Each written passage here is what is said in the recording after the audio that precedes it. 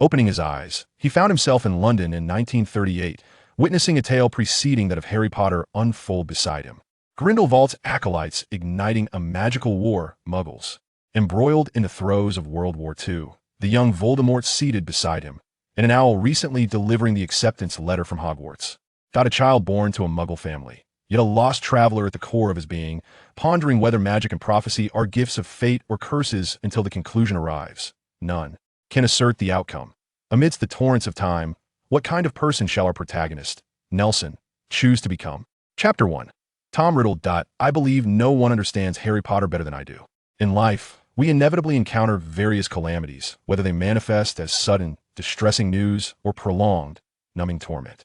On August 4th, having just finished watching Harry Potter and the Sorcerer's Stone, Chun Yang emerged from the cinema, engaging his friends with fervor, yet we must maintain our spirited resolve. This is not merely an anticipation for a brighter future, but a stance of unyielding defiance. Though we dwell in the gutters, we must still gaze towards the heavens. His friend, ice cream stick in mouth, stared blankly at him, nodding as if he had encountered some profound aphorism. But how do we rise from the gutters? For instance, I believe I could be a hero. Suddenly, he dashed into the street, his friend's astonished eyes reflecting a scene of chaos. A truck laden with steel pipes swerved violently towards the roadside, the driver's visage a mask of terror, tires screeching against asphalt, sending plumes of dust into the air, while a stunned child stood in the middle of the road, clutching a wand bestowed by the cinema, and his ordinarily unremarkable friend, shedding his backpack, sprinted towards the child. Our protagonist embraced the child and bolted towards the other side of the road, but in his haste, he lost his balance. The truck, having braked abruptly, collided fiercely with the trailer ahead. Striking the two of them, he shielded the child in his arms, absorbing the blow, and was sent hurtling towards the roadside. Moments later, his friend rushed over, anxiety etched on his face, finding him staring vacantly at the sky, the last hue of blue lingering in his vision.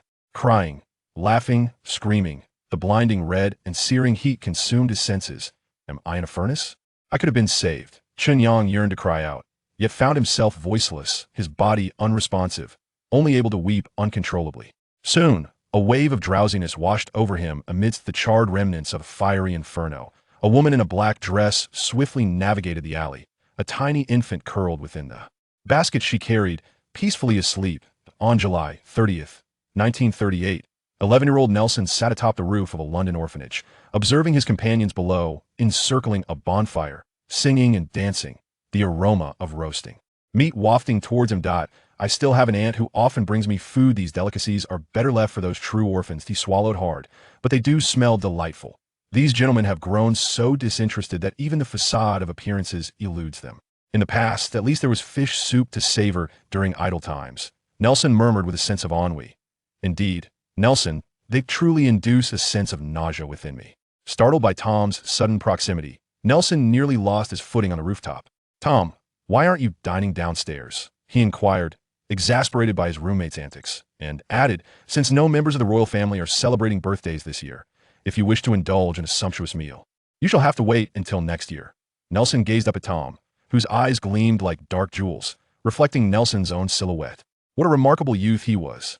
Draped in soft, golden locks, Tom possessed a tall, statuesque frame radiating health.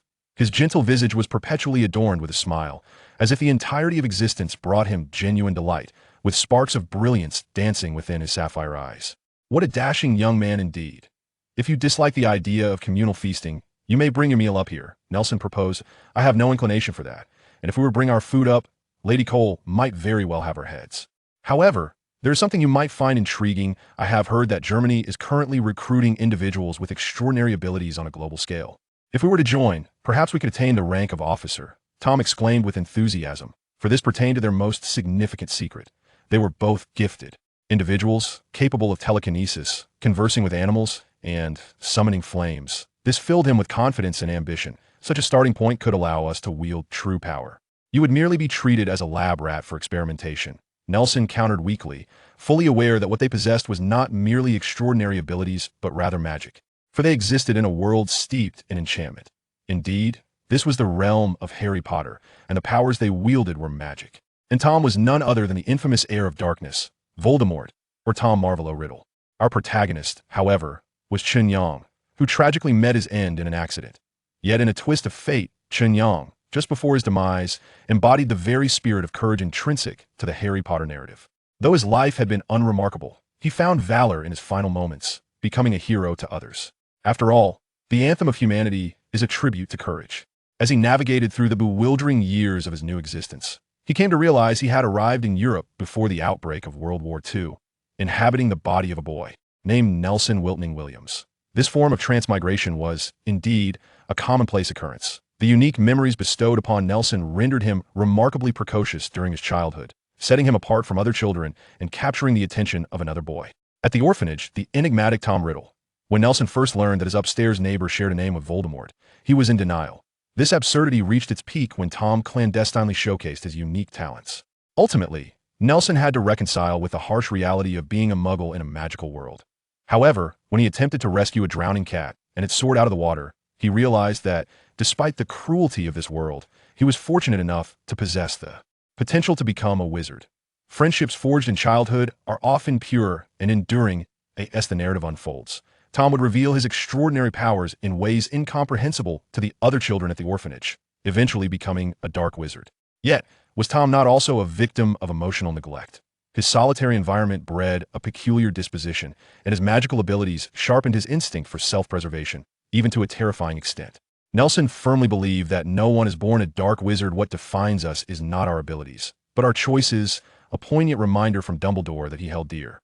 Tom soon became an inseparable confidant for Nelson. Even the mightiest Dark Lord, in his youth, would not yearn for solitude. His Death Eaters, though his servants, were referred to as family. Nelson frequently recited uplifting quotes to Tom, leaving the young boy in a state of perplexity. Tom, in turn, often shared his aspirations with Nelson, such as becoming a noble, becoming an officer, or becoming the Prime Minister. Although Nelson found solace in the absence of ambitions like becoming the Dark Lord, he remained vigilant, sensing an innate ambition in Tom's pursuit of power and strength, a tendency that intensified as his dreams grew, perhaps only restrained by Tom's ignorance of the existence of magic. Why do you wish to become an officer? It entails rigorous training and warfare, exposed to the elements. Nelson attempted to dissuade Tom from his aspirations of becoming a warmonger. Our talents are inherently suited to seize what the mediocre occupy, Tom argued passionately with his youthful bravado. Those inept individuals hold high positions yet achieve nothing, and it disgusts me. That sounds villainous. Why not aspire to be a hero, like Superman? Nelson countered. Superman? What is that? Tom inquired, intrigued that it's a comic that just came out last month, an American superhero. I'll fetch you a copy of Action Comics in a moment. Where did you acquire American comics? Tom asked, curious. Have you not noticed? There seem to be more Americans around lately. That moment. As the two sat atop the roof discussing comics and aspirations, an unexpected visitor arrived at the orphanage. He possessed chestnut-colored hair and a beard, donned a finely tailored crimson velvet suit, and despite his handsome features and lively gait, a hint of melancholy lingered about him. In his right hand, he held a wand. He was Albus Dumbledore. Albus Dumbledore rapped gently on the door of the orphanage, nodding in acknowledgement to the young lady who opened it. For him, good afternoon. I have an appointment with Mrs. Cole. I believe she is the matron here. Stepping back from the entrance, Dumbledore glanced up at the roof and noticed two young boys observing him. He winked at them and offered a warm smile. Upon seeing Dumbledore, Nelson realized that the wheels of history were beginning to turn, rather, that the broom of history was taking flight. A gentleman like myself ought to be heading to Gryffindor, or perhaps Ravenclaw. He mused contentedly. Tom, however, scoffed dismissively. What kind of taste does this man possess? The color of his suit makes me feel nauseous. Chapter 2. Albus Dumbledore strode purposefully into the orphanage, his tall and distinguished figure standing in stark contrast to the malnourished children around him. Amidst the cheerful laughter of the children playing around a bonfire, he seemed more suited to the stark surroundings of the barren yard and the stern, ancient building than to their joyful exuberance. Upon entering the foyer, he encountered Mrs. Cole, her face etched with anxiety, as she used a handkerchief to clean the soot-stained face of a little girl, admonishing her, with chickenpox and a dirty face, you must wash properly, or you shall bear scars. Turning her gaze towards the entrance, she was taken aback to see Dumbledore, her eyes widening in surprise as she finally beheld his face. Good afternoon, Dumbledore greeted her, extending his right hand. I am Albus Dumbledore, the one who wrote to you. You graciously invited me here today. You are indeed a respectable lady, he remarked, scanning the room before turning back to Mrs. Cole with sincerity. She offered him an awkward smile and gestured for him to take a seat in a rickety chair while she settled across the table. Mrs. Cole, I have come primarily regarding Tom Riddle and Nelson Williams, Dumbledore stated directly. Their affairs? Mrs. Cole replied, still somewhat puzzled. Her eyes flickered to the man's purple suit, and she anxiously inquired, "Are you planning to adopt them?" "No, I am a teacher," Dumbledore clarified. "I wish to invite them to attend our school." "Your school? What kind of institution is it? What interest do you have in those two?" "We believe they possess certain qualities that we highly value," Dumbledore explained.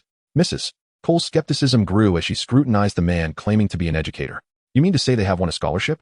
But to my knowledge, they have never applied to any school. Indeed, their names have been recorded in our files since birth.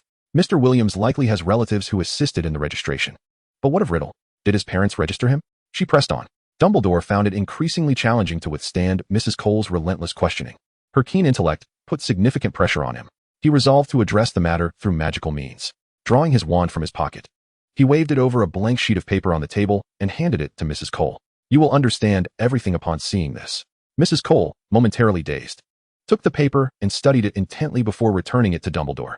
"There are no issues with the procedure," she nodded. "Do you enjoy gin? It would be delightful to share a glass." Dumbledore smiled in agreement. Mrs. Cole poured 2 glasses, clinking hers with Dumbledore's before downing her drink in one go. Smacking her lips, she initiated the conversation. "I apologize, Mr. Dumbledore. How wonderful it is that you wish to offer that child Tom a future. We have always been quite concerned about his prospects." Dumbledore raised his glass, encouraging her to continue. "Tom, poor Tom, has not been dealt a fair hand. But which child here can claim to have been fortunate? Tom and I arrived here nearly simultaneously. I distinctly recall that it was the first New Year I spent in this place. On the eve of the New Year, a heavy snowfall blanketed the ground, and a heavily pregnant young woman came here in distress. Such occurrences are not uncommon for us." Yet she pulled out the handkerchief I had previously used to wipe a little girl's face and dabbed at the corners of her eyes. I could empathize. Dumbledore's expression was one of profound solemnity. "I had endured similar experiences." "You possess a remarkably sensitive nature," he noted. Mrs. Cole continued. "She collapsed on the steps, and we assisted her into the house. Within an hour, she gave birth to Tom, and shortly thereafter, she passed away." "Did she leave any final words?" Dumbledore inquired, intrigued. "What about the child's father?" "She expressed a wish for her child to resemble his father. To be candid, I believe her sentiment was justified. Her own appearance was rather unremarkable, yet Tom's looks should favor his father. You shall see for yourself when you meet him. He is quite handsome." She poured herself another half glass of wine and downed it. Then she named the child Tom Marvolo Riddle, Tom after his father, Marvolo after her own father, and Riddle is the family name. "Tom is a rather ordinary name, while Marvolo is somewhat peculiar," she remarked. "We subsequently named the child according to her wishes. Yet no one bearing the names Tom, Marvolo, or the surname Riddle ever came to seek him. It was as if he were destined to be utterly alone since birth, growing up solely in the orphanage." Mrs. Cole appeared to be under the influence of the wine. Her cheeks flushed, and we were all quite concerned. "Generally speaking, such children are prone to psychological issues, and he has always exhibited a certain eccentricity, from infancy to the present day. In this day and age, as an educator, you must be aware that our orphanage lacks the budget for a psychologist." "Indeed," Dumbledore nodded thoughtfully. Curiosity piqued as he asked, "You mentioned, generally speaking? What peculiarities do you refer to?" "Well," she hesitated, "I am uncertain whether the staff have developed a habit of attributing their oversights to the children. But there have been numerous odd incidents. For instance, when Martha was injured, we bandaged her, but the next day, upon the removal of the bandage, I discovered there was no injury at all, almost as if it were a prank. Oh, and Martha lives next door to Nelson. Once, the two of them were playing chess in Tom's room when the window exploded. Do you understand? It detonated, and Tom had to move to the hall." Mrs. Cole animatedly recounted the events. "On another occasion, I witnessed a cat leap from the water to the shore before Nelson, as if it were a water bird." After sharing so much, Dumbledore noted, "You have scarcely mentioned Mr. Williams. Might you elaborate on him?" Mrs. Cole raised her gaze to meet Dumbledore's. "Nelson was supposed to be adopted by his aunt. However, as you know, our government has specific policies regarding war orphans. His uncle is a journalist who frequently travels, and his aunt lacks a stable job, thus the adoption paperwork has yet to be finalized. He often expresses a desire to reside with his friends, and occasionally, he stays at his aunt's home. Today is Sunday. Generally, after attending the service, he would come to the orphanage to lend a hand. Our caregivers hold him in great affection. There is not a soul who could dislike him." "War orphans?" Dumbledore murmured softly, the names Tom Marvolo and Nelson Wilterning surfacing in his mind. "You are indeed certain about bringing them to your school, correct?" "I am resolute. Tom certainly ought to embrace a new environment and forge new friendships. Other children are hesitant to engage with him. He will thrive in the new school. One can only hope. You must be eager to meet them in person, I presume." Mrs. Cole rose from her seat. "That would be splendid," Dumbledore replied, rising as well. Mrs. Cole led him toward the office door.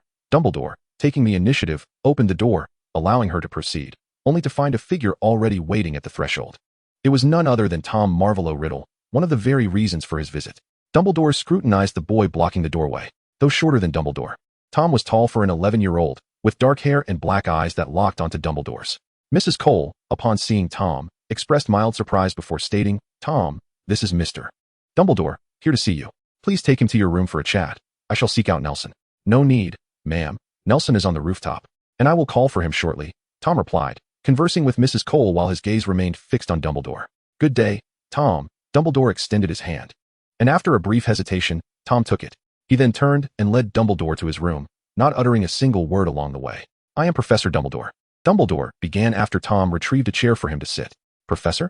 Tom inquired, a peculiar expression gracing his face. "Why would a professor seek me out? I am not yet of university age." He sounded somewhat wary. "I work at a school called Hogwarts, and I am here to extend an invitation for you to attend my school, your new school." Tom regarded him silently, prompting Dumbledore to continue.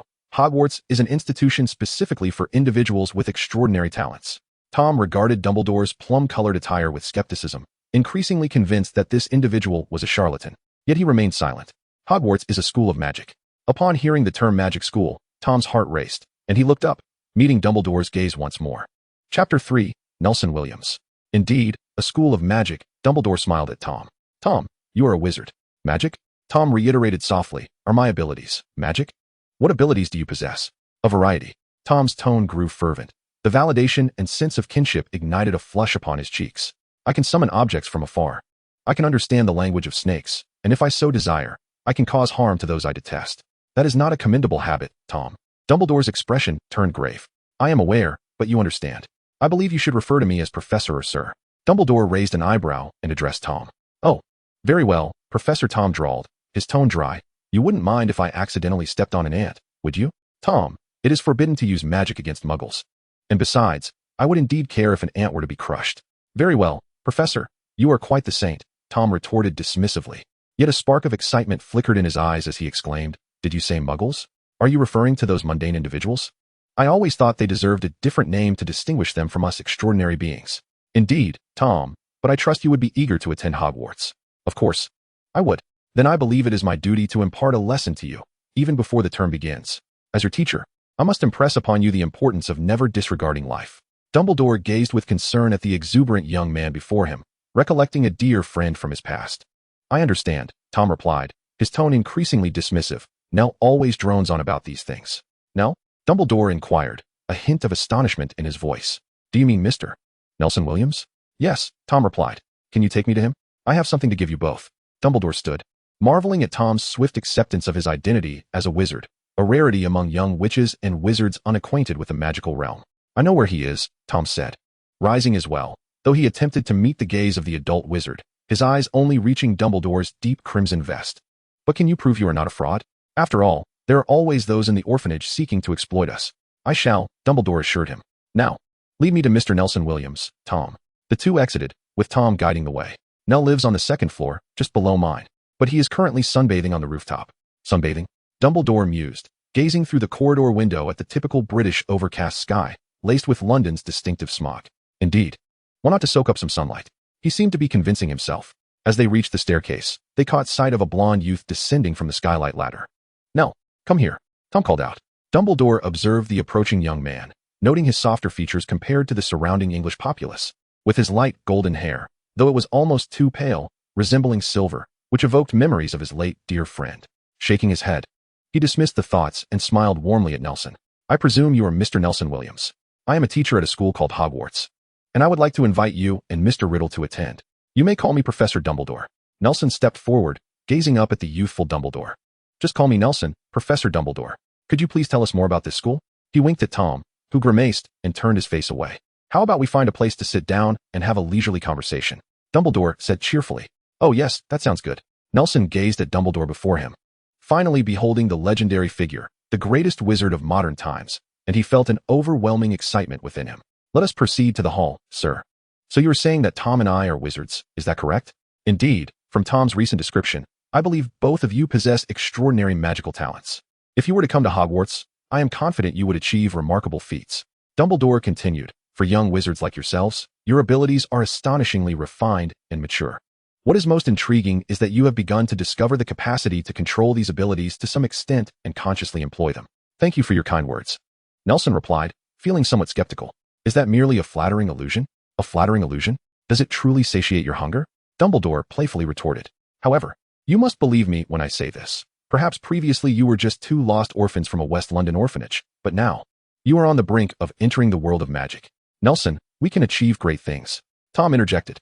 Indeed, the world of magic. It is simply unbelievable. Nelson leaned back in his chair, gazing out the window, his thoughts drifting far away as he marveled at the notion of a magical world. However, we lack funds. Tom promptly pointed out the most pressing issue, glancing at Dumbledore's face, and quickly added, Professor, that is not a concern, Dumbledore replied, producing 2 leather pouches from his pocket. Hogwarts has a special fund to assist students who are temporarily short on funds. I have brought that money with me today. Tom accepted the pouch, extracting a gleaming gold galleon, examining it closely. So where shall we go to purchase our books and necessary items, Professor? To Diagon Alley, Dumbledore replied. I have brought your acceptance letters, which contain the list of required books and school supplies. I can assist you in procuring everything you need. He then produced 2 scrolls of parchment from his pocket. Will you accompany us? Tom inquired, looking up. Of course, after all. Dumbledore momentarily faltered before handing the scrolls to Tom and providing detailed directions from the orphanage to the leaky cauldron. You will certainly see it. But the surrounding muggles will not. He added, inquire about the pub's owner. His name is the same as yours.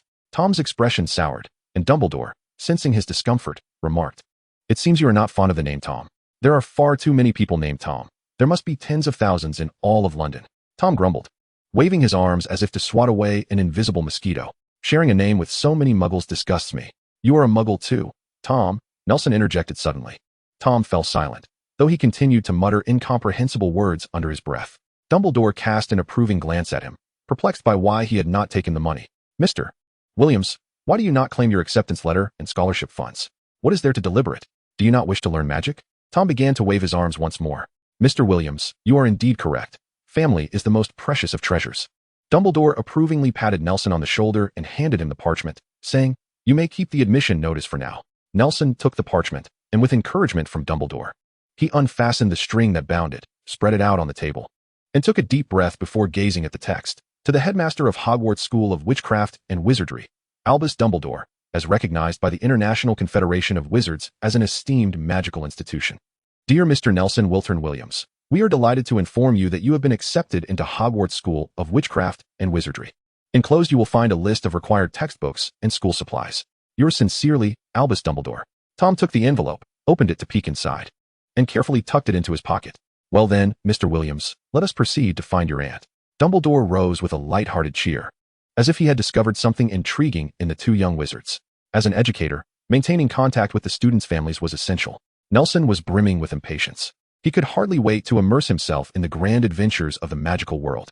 However, he needed to bid a brief farewell to his family first. He stood up, opened the door, and gestured for Dumbledore to go ahead. Thank you. Dumbledore stepped out to bid farewell to Mrs. Cole. Tom tightly clutched his coin purse as well as Nelson's, following closely behind as they exited the orphanage. Chapter 4. Bellatrix Nicolaus. The group emerged from the orphanage, navigating the grimy streets of London. They crossed 2 blocks to arrive at a street even more dilapidated than the usual ones in London, an unnamed avenue in the outskirts of the West End. Here, 2 rows of old, standardized 2-story houses stood silently by the roadside, distinct from the prevalent style found throughout London, characterized by steep, tall gabled roofs and slender windows arranged in a grid, exuding a strong French influence. If kept tidy, this could have been a neighborhood that offered a pleasing living experience. Scattered about were disheveled men conversing in French, while weary women hurried past. As Nelson and his companions approached from around the corner, some residents acknowledged Nelson with nods, though many others regarded Dumbledore with wary eyes. They arrived at a house that, in contrast to its neighbor's squalor, appeared considerably more refined. The windows and doors had been meticulously cleaned, and the lawn was relatively well kept. There stood a mailbox brimming with letters, inscribed with the surname of the male occupant, Nicolaus. Nelson stepped forward, pressed the doorbell, its metallic chime ringing out in the whispering street, creating a moment of starkness. Soon, a slender woman clad in a black dress with an apron emerged, crossing the lawn to open the door for them. Upon seeing Nelson, she smiled with surprise. Nelson, aren't you supposed to be at church today? She stepped forward and bent down to embrace Nelson, then noticed Tom standing nearby. Tom, you're here too. I've prepared a stew today. We'll be able to enjoy it shortly. She bent down to hug Tom, who seemed somewhat awkward. stiffly returning her embrace before turning his face away, appearing a bit shy. Straightening up, she looked at the unfamiliar man standing behind the two children. Good day to you. You must be Nelson's aunt. I am Albus Dumbledore. Dumbledore placed his right hand over his heart and slightly bowed. I am an educator here to invite Mr. Williams and his friend Mr. Riddle to attend our school, seeking your guidance as a relative. Ah, very well. Please, come in. She ushered the three men into the house. I am Bellatrix Lestrange. As you can see, I am Nelson's aunt. Nelson is the son of my sister, Elizabeth. Good day, Mrs. Lestrange. Dumbledore bowed once more. You mentioned you are here to invite Nelson to study? Bella gestured for the three to sit in the living room, poured tea into 4 delicate cups, and exclaimed, "Oh, I apologize." While pouring tea for Dumbledore, some spilled onto the table. She turned to the kitchen to fetch a cloth, her voice drifting back. May I inquire what kind of school this is? Not at all, madam. Dumbledore lifted his teacup and took a sip. For the 3rd time today, I am pleased to introduce my school, Hogwarts, which is a... Suddenly, the cloth in Bella's hand fell to the floor as she stood agape, staring at Dumbledore. Realizing her lapse in composure, she quickly covered her astonished mouth with her right hand, slowly bending down with her left to retrieve the cloth, her gaze never leaving Dumbledore. Nelson and Tom sat beside her, sensing the tense atmosphere and feeling somewhat restless. Mrs. Lestrange, it seems you possess some knowledge of Hogwarts? Dumbledore, too, appeared taken aback. He felt as though his day had been filled with surprises, discovering 2 exceptionally gifted young wizards in an orphanage, and this non-magical lady seemed aware of the magical world. He composed himself, stating, I am sorry, I meant to say it appears you. There's no need to trouble yourself. Dumbledore withdrew his wand from the pocket of his suit, waved it toward the table, and instantly the tea stains vanished. He then stood and walked toward Bella, his teacup and hers floating behind him, leisurely following, occasionally clinking together. Bella directed Nelson and Tom to enjoy their tea in the living room while leading Dumbledore toward her study. Your aunt might be a witch. As soon as they left, Tom excitedly commented. Impossible. She has never used magic, Nelson firmly denied. Who knows? Tom replied, flaunting his newly acquired vocabulary. Dumbledore told me that wizards are not permitted to use magic in front of muggles, so she may have never revealed it to you. Especially since she might not be certain if you would become a wizard. Tom proudly added, muggles are just those ordinary folks. This thought prompted Nelson to lean against the sofa's cushion, contemplating this possibility. It can be confirmed that there is magic on your mother's side. I just don't know about the rest. Tom began to ponder his own lineage, reflecting that his mother could not possibly possess magical abilities. Otherwise, she would not have met such a tragic end. Perhaps Nelson recalled the bloody love story of Malapagant. It must certainly be his father, Tom mused, speaking as if analyzing for Nelson, yet also engaging in a soliloquy. They say my father shares my name, Tom Riddle, once I commence my schooling. I shall seek out anyone bearing that name. With narrowed eyes, Tom reclined on another cushion of the sofa, much like Nelson, and began to dream of his magical existence. Meanwhile, Nelson's thoughts seemed to drift elsewhere. He was filled with curiosity about his biological parents, yet his aunt had merely informed him he was a war orphan, urging him to cherish peace, never revealing his heritage. Astute as he was, Nelson understood the futility of probing too deeply. Thus he typically restrained his urge to inquire. However, the recent meeting between Dumbledore and his aunt rekindled his curiosity, and he resolved to mirror Tom's actions. Tom, what kind of magic do you think we will learn? He asked, directing his question to Tom, who lay beside him. I don't know, but I imagine magic must be all-powerful, young Tom Riddle replied, his dark eyes gleaming with excitement. I believe magic can help us acquire strength, gain honor, seize power, and prolong life.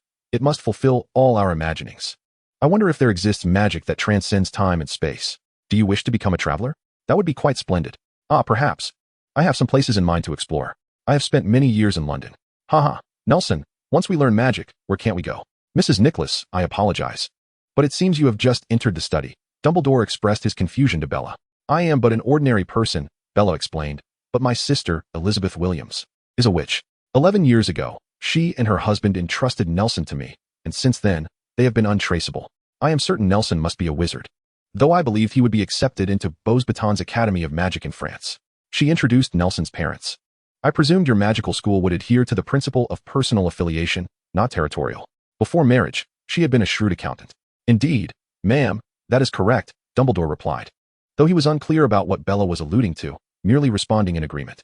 So, Mr. Nelson Wiltning Williams is the child of Elizabeth Williams and Melgon Wiltning? He had just heard a familiar name. Indeed, that is my sister and brother-in-law's name. Do you know them? She grasped Dumbledore's sleeve tightly, her voice sharp and rapid, before suddenly lowering her tone, as if filled with both anticipation and trepidation. Releasing her hold on Dumbledore, she swallowed the latter half of her sentence. I am sorry. Miss Williams, Dumbledore said, lowering his head, his voice heavy with sorrow. Your sister and brother-in-law perished in battle 11 years ago. They were both esteemed individuals. Dumbledore gazed at Bella with a twinge of guilt, acutely aware of the couple's exceptional talent during their time at Beauxbatons. The calamity stemmed from an attack orchestrated by his old friend in Paris in 1927, and he recognized that the blame lay squarely upon his own shoulders. To alleviate further suffering, he realized he must find a way to bring this all to an end. Chapter 5. The Wand Shop in Diagon Alley. If you were fortunate enough to inhabit the world of magic, what would be the first item you sought to acquire? Nelson stood before the last row of bookshelves in Flourish and Blots, where an immense structure filled an entire wall, brimming with tomes. He had nearly selected the textbooks required for himself and Tom in their first year, and now he pondered thoughtfully in front of the shelf. The innermost shelf was thickly coated in dust, unlike the others that overflowed with volumes stacked upon the floor and reaching the ceiling. Here resided neglected historical books, some untouched for years, devoid of enchantment, their narratives relegated to the past. For most wizards, even the most valuable tome here would scarcely compare to a recent edition of the Daily Prophet. Nelson's ability to lavishly procure expensive first editions was thanks to a box that Aunt Bella had retrieved from the basement the previous day as Dumbledore departed. She produced a key from the box, saying, "Professor Dumbledore, this key belonged to my sister and brother-in-law. It may pertain to their estate. I'm uncertain of its origin, but I hope it proves beneficial for these two unfortunate children in the wizarding community." Bella, a delicate yet resilient woman, settled her nephew and gazed upon her sister's belongings, finally succumbing to the urge to discreetly wipe away her tears. "Let me see," Dumbledore remarked as he took the key. "Ah, this is a vault key. Judging by the address, it should lead to Gringotts in France." He elucidated, Gringotts is a magical bank run by goblins, with branches worldwide. Traveling directly there from London is rather inconvenient, but one can make a withdrawal at Gringotts in Diagon Alley first. He handed the key to Nelson. "Excuse me, but I must inquire," Bella interjected, "given the passage of time, will this bank still honor our family's wealth?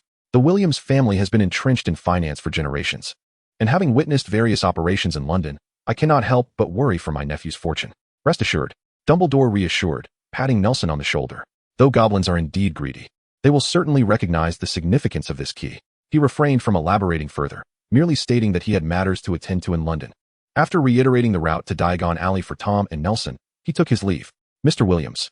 A clerk from Flourish and Blots approached Nelson in a rush. "The books you ordered are packed and will be delivered shortly, but we are still short 2 copies of Adalbert Waffling's Magical Theory, due to the influx of new students at Hogwarts. Our stock is somewhat depleted. Would it be possible for us to send those directly to Hogwarts after we restock?" He spoke in rapid succession, making it impossible for him to disregard the significance of the matter at hand. The formidable spellbooks were hidden within the studies of various pureblood families, while their usual merchandise consisted solely of textbooks for the new school year, along with some everyday charm books and leisure reading. It was rare to encounter such an affluent customer. "I noticed that the address you provided seems to be a Muggle neighborhood in London. Would you prefer to use an owl or the London way?" Nelson furrowed his brow. "However, we intend to preview our lessons during the holiday, and we cannot afford to be without this textbook." The shop assistant, observing the pile of books that Nelson had selected, feared that he might jeopardize this transaction. Thus, he quickly devised a plan and said, "Sir, how about this? Our store also accepts some secondhand books. Why don't we start by giving you 2 secondhand ones? You may find them acceptable to peruse. Although the editions are older and the pages worn, the content remains unchanged." Noticing Nelson's disdainful expression, he hurriedly added, "These too are complimentary. No charge. Once we restock, I will send you the latest editions immediately." Seeing Nelson's furrowed brow relax, he continued, "Our bookstore will also gift you 2 sets of self-inking, leak-proof quills as a token of appreciation for your passion for books and knowledge." Feeling flattered, Nelson pointed to the stack of history books he had just selected and instructed the shop assistant, "Wrap these up as well." "Nelson, are you there?" A voice called from the entrance of the bookstore. It was Tom, whose voice, though loud, was deliberately restrained so as not to disturb the patrons selecting their books. "Please wrap these books and send them along with the bill. I will ensure the payment reaches you," Nelson said hastily as he made his way to the door. As he passed the first-grade textbook shelf, he nearly tripped over a little girl who was crouched down, examining the books on the bottom shelf. He steadied himself against the shelf and turned to look at the girl he had almost stepped on. She wore glasses that obscured half of her face. Her cheeks dotted with a few freckles, her complexion pale, and she had a slight baby fat. At that moment, she gazed at Nelson with a look of panic, trembling and unable to utter a word. "Are you all right? I apologize for nearly stepping on you," Nelson said, extending his hand to help her up. "Metal, where have you been?" A woman's voice called out, causing the girl to suddenly grasp the bookshelf, stand up, take 2 steps back, and dash away. Nelson watched his outstretched hand in amusement before turning to head toward the bookstore entrance to find Tom. Why are you taking so long? Tom said impatiently as soon as Nelson arrived. The esteemed Mr. Riddle has already procured our robes, cauldrons, protective gear, and all necessary supplies for our studies. His indifference lasted less than a second before he began to take credit for the arrangements. So, we only need to purchase wands now. Nelson did not respond, instead scanning the surroundings for Ollivander's wand shop. I've already inquired, just around the corner ahead, Tom continued, eager to boast. Additionally, we need a pet. I truly cannot comprehend why students are required to bring pets to school. Is it to prevent them from feeling too lonely? Looking at the list, toads, owls, cats, sticky, squeaky, or furry little creatures make my skin crawl.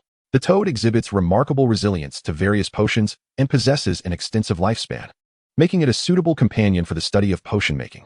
The owl serves as a reliable messenger, while the cat, being the most common spiritual creature, may enhance one's understanding of divination through frequent interactions.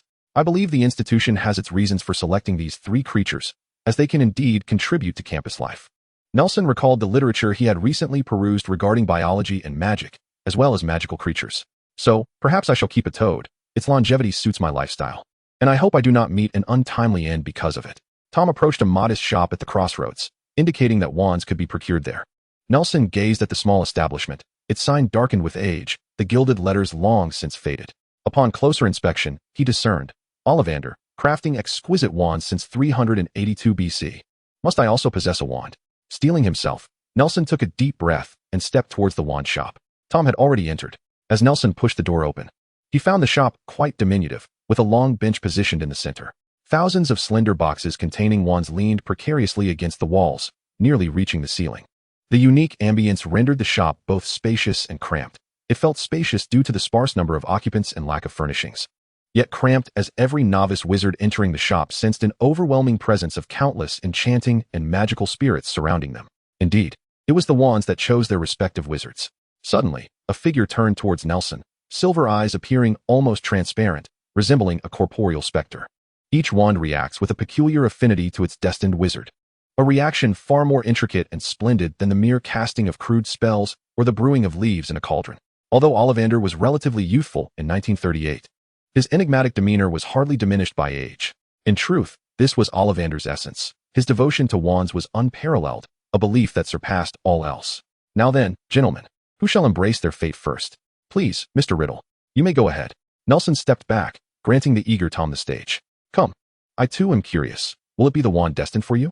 He mused internally. Mr. Riddle, is it? Ollivander elongated the syllables of Tom's name with his ethereal voice. Which hand do you favor? My right. Even the precocious Tom appeared somewhat apprehensive in the face of such a pivotal moment. Very well, Mr. Riddle. Ollivander produced a silver measuring tape from an unseen pocket, its markings worn and closely resembling the color of his eyes. Extend your arm, like this. He measured Tom from shoulder to fingertip, assessing his forearm, upper arm, height, wingspan, waist, and even head circumference. Nelson observed that although Ollivander grasped the tape measure in his hand, he did not seem to exert force in controlling it. The tape danced as if it possessed a life of its own. Noticing Nelson's gaze, Ollivander began to explain. This tape measure has accompanied our family since the founding of Ollivander's wand shop in 382 BC.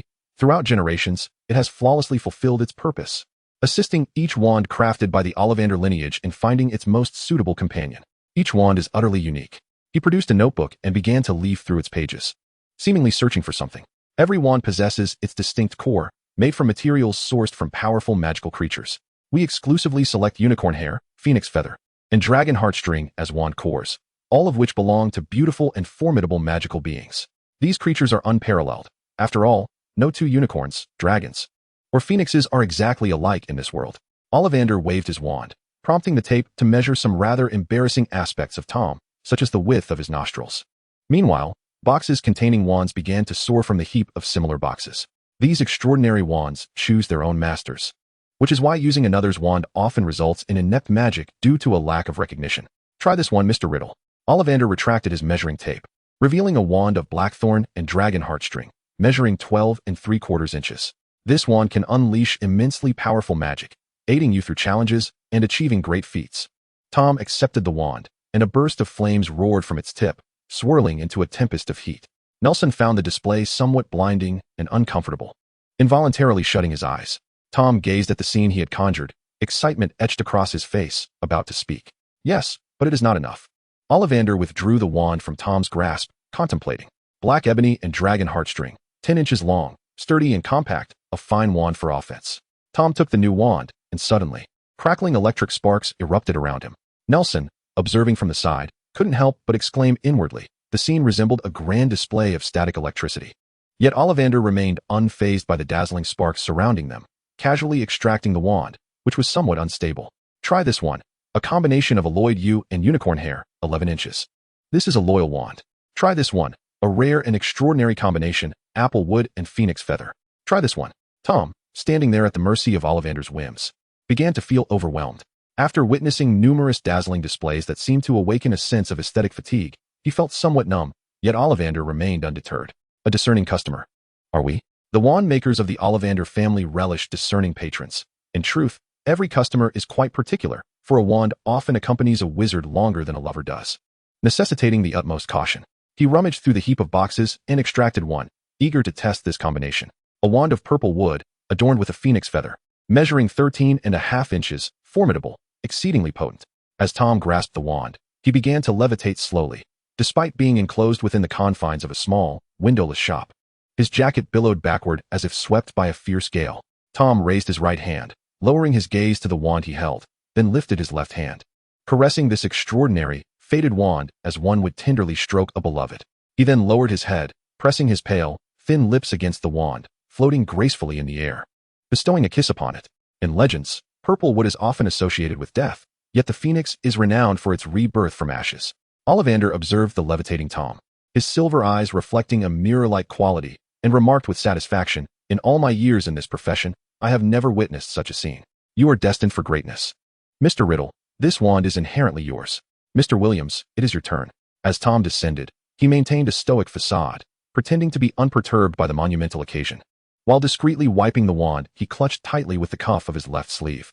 Hearing Ollivander's call, Nelson suppressed his own trepidation and stepped forward for the examination. "Which hand do you typically use?" "The right, sir." With the benefit of previous experience, Nelson complied exceptionally well, and the measurement concluded swiftly. Soon after, a dozen boxes containing wands soared through the air, landing before Ollivander. "Let us begin with this one. Birch wood, phoenix feather, 13.5 inches, beautiful and sacred." Nelson took the wand, yet nothing seemed to occur. This. Just as he was about to break the silence, he suddenly felt a chill at his ankles. Looking down, he observed mist permeating the shop, soon coalescing into crystalline droplets upon the floor.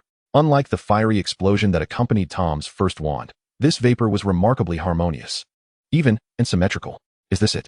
Nelson pondered the peculiar phenomenon when Ollivander swiftly snatched the wand from him. No, we must try this one. Willow wood, unicorn hair. 14 inches, exceedingly flexible, an excellent wand for advanced magical techniques." Nelson took the wand, and the mist within the room thickened, resembling dense fog to the point of making breathing difficult. Just as he was about to speak, Ollivander quickly seized this wand as well. Curiously, upon relinquishing the wand, the mist in the shop did not dissipate immediately as it had after Tom's display. Instead, it lingered for a while, dissipating gradually like genuine fog. Observing the haze within the shop, Ollivander stood contemplatively before the array of wands.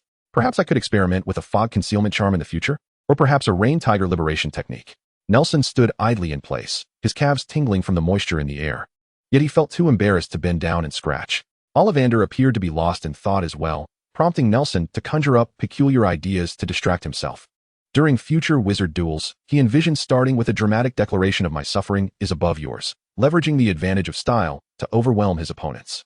Suddenly, Ollivander clapped his hands, interrupting Nelson's daydreaming. "You must have grown up in London. Let us try these wands," he declared, presenting a collection of wands for Nelson to test one by one.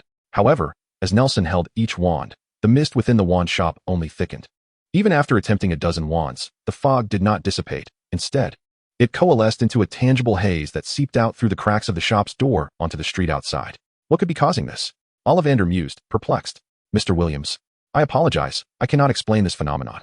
He continued, "This should not be a source of distress for our customers. I must find the one that suits you." Shortly thereafter, Ollivander emerged with a stack of boxes. "I believe we should adopt a different approach. Though we are enveloped in mist, we must not confine our minds within it. These wands may initially seem unrelated to your characteristics." Ollivander paused his analysis, his silvery eyes widening in astonishment as he observed a slender black wand soaring from the pile and landing in Nelson's grasp. "It appears there is indeed a significant connection to your traits." As Nelson raised the wand, the mist swirling within the shop surged towards it. while the hem of his short coat danced with the surrounding gusts. Unlike Tom, who seemed to be surrounded by a whirlwind while suspended in midair, the wand shop truly erupted with a tempest in that moment. The wand, crafted from resilient black walnut, was remarkably sturdy and resistant to bending, while the dragon heartstring core lent it formidable strength. A beautiful wand, 14 inches long, it was a perfect embodiment of elegance and precision. Mr. Nelson, you possess a unique gift. I urge you to explore it fully. However, before doing so, you must frequently inquire within your own heart, Ollivander articulated, performing his role as a competent narrator. As he spoke his final words, the wand in Nelson's hand absorbed all the mist, and then tranquility returned. Tom watched his friend in the process of selecting a wand, seemingly drawing comparisons in his mind, and suddenly broke into a smile. Too bad you can't fly, he remarked, his expression easily readable. I apologize, Mr. Ollivander. No matter, came the reply. With a gentle wave of the wand, the chair returned to its original state. Ollivander smiled, his bright silver eyes glimmering as he gazed at the two of them. The wands in my shop are like my children. They have found their perfect partners, and I am the happiest person. Tom and Nelson exchanged smiles, each cradling their wands. However, Ollivander added, Mr. Riddle, your wand requires a payment of 7 galleons, while Mr. Williams, you owe 7 galleons and 13 sickles. Chapter 7. The journey begins. The intellect of these wizards truly repulses me. After departing from Ollivander's wand shop, Tom resumed his daily vexations. Why is it that 1 galleon can be exchanged for 17 sickles, or over 400 nuts? They possess 10 fingers, and their arithmetic is undoubtedly decimal. I cannot fathom it. Perhaps the beings that initially ruled the magical realm had 17 fingers and 29 toes. Nelson too struggled to conceive of such bizarre creatures. I used to deride Chamber as a fool. Yet now I believe he would be entirely qualified to serve as the Minister of Magic's treasurer. In fact, his grandmother could fulfill that role as well. Tom mercilessly criticized the financial system under the Ministry of Magic, and the pet shop lay just ahead. Honestly, do you not find it rather foolish to carry a toad? That is a toad, yet I suppose one could acquire an owl or something similar. Upon entering the pet shop, the attendant was a balding, somewhat portly 30-year-old man with blonde hair. Noticing the two young boys clad in Muggle attire, he promptly returned to his seat. The two little rascals spotted a mouse in the corner. That snowy owl costs 40 galleons, so be careful not to damage it. What sort of attitude is this? Tom exclaimed, never having endured such indignity. He brandished his wand at the attendant, who scoffed disdainfully, laughing, how extraordinary. I am being threatened by a Muggle-born brat with a wand. He then retrieved his own wand from beneath the counter, aiming it at Tom and Nelson, contemptuously shooing them away. Get out. Tom appeared ready to argue, but Nelson, sensing the precariousness of their situation, understood that two 11-year-olds, newly equipped with wands, stood no chance against an adult wizard. He pulled Tom from the shop. What nonsense. Tom spat on the ground, having lost all semblance of his previous decorum. He told me to get out, and he called me a Muggle-born? What is a Muggle-born? Muggle-born is a derogatory term used by pureblood wizards to insult those of Muggle descent, a vile epithet that would never escape the lips of a refined wizard. Suddenly, a calm male voice resonated behind them. Nelson turned to see Professor Dumbledore. Professor Dumbledore. He quickly greeted, and upon hearing this, Tom turned around, suppressing his emotions to acknowledge Dumbledore as well. Tom, Nelson, come along. I shall treat you to ice cream, Dumbledore said, placing an arm around each of their shoulders and leading them away. I have a favor to ask of you. They proceeded to Sheldon's ice cream parlor, where Mr. Sheldon Foskett's ice cream is the most delectable in England. Dumbledore smiled and winked at the boys. A delightful cold treat could help them forget all unpleasant matters. They arrived at a bustling ice cream shop, where only one empty table remained outside. Dumbledore led them to sit there. Sheldon, 3 raspberry sundaes, please. He greeted the shop owner. Once seated, Sheldon soon brought forth their desserts. Dumbledore quickly finished his, while Nelson daintily poked at his sundae with a spoon. Tom sat at the table, watching his sundae slowly melt, his expression grave. The joy he had felt from acquiring his beloved wand seemed to evaporate entirely. Nelson, could you kindly deliver this letter to Professor Slughorn on the first day of school? Dumbledore handed a letter to Nelson. I may not be able to arrive on time due to certain matters, but if I do make it, simply return the letter to me. Nelson nodded, and Dumbledore then patted Tom's shoulder firmly. Your lineage does not define your destiny, Tom. Your potential is boundless.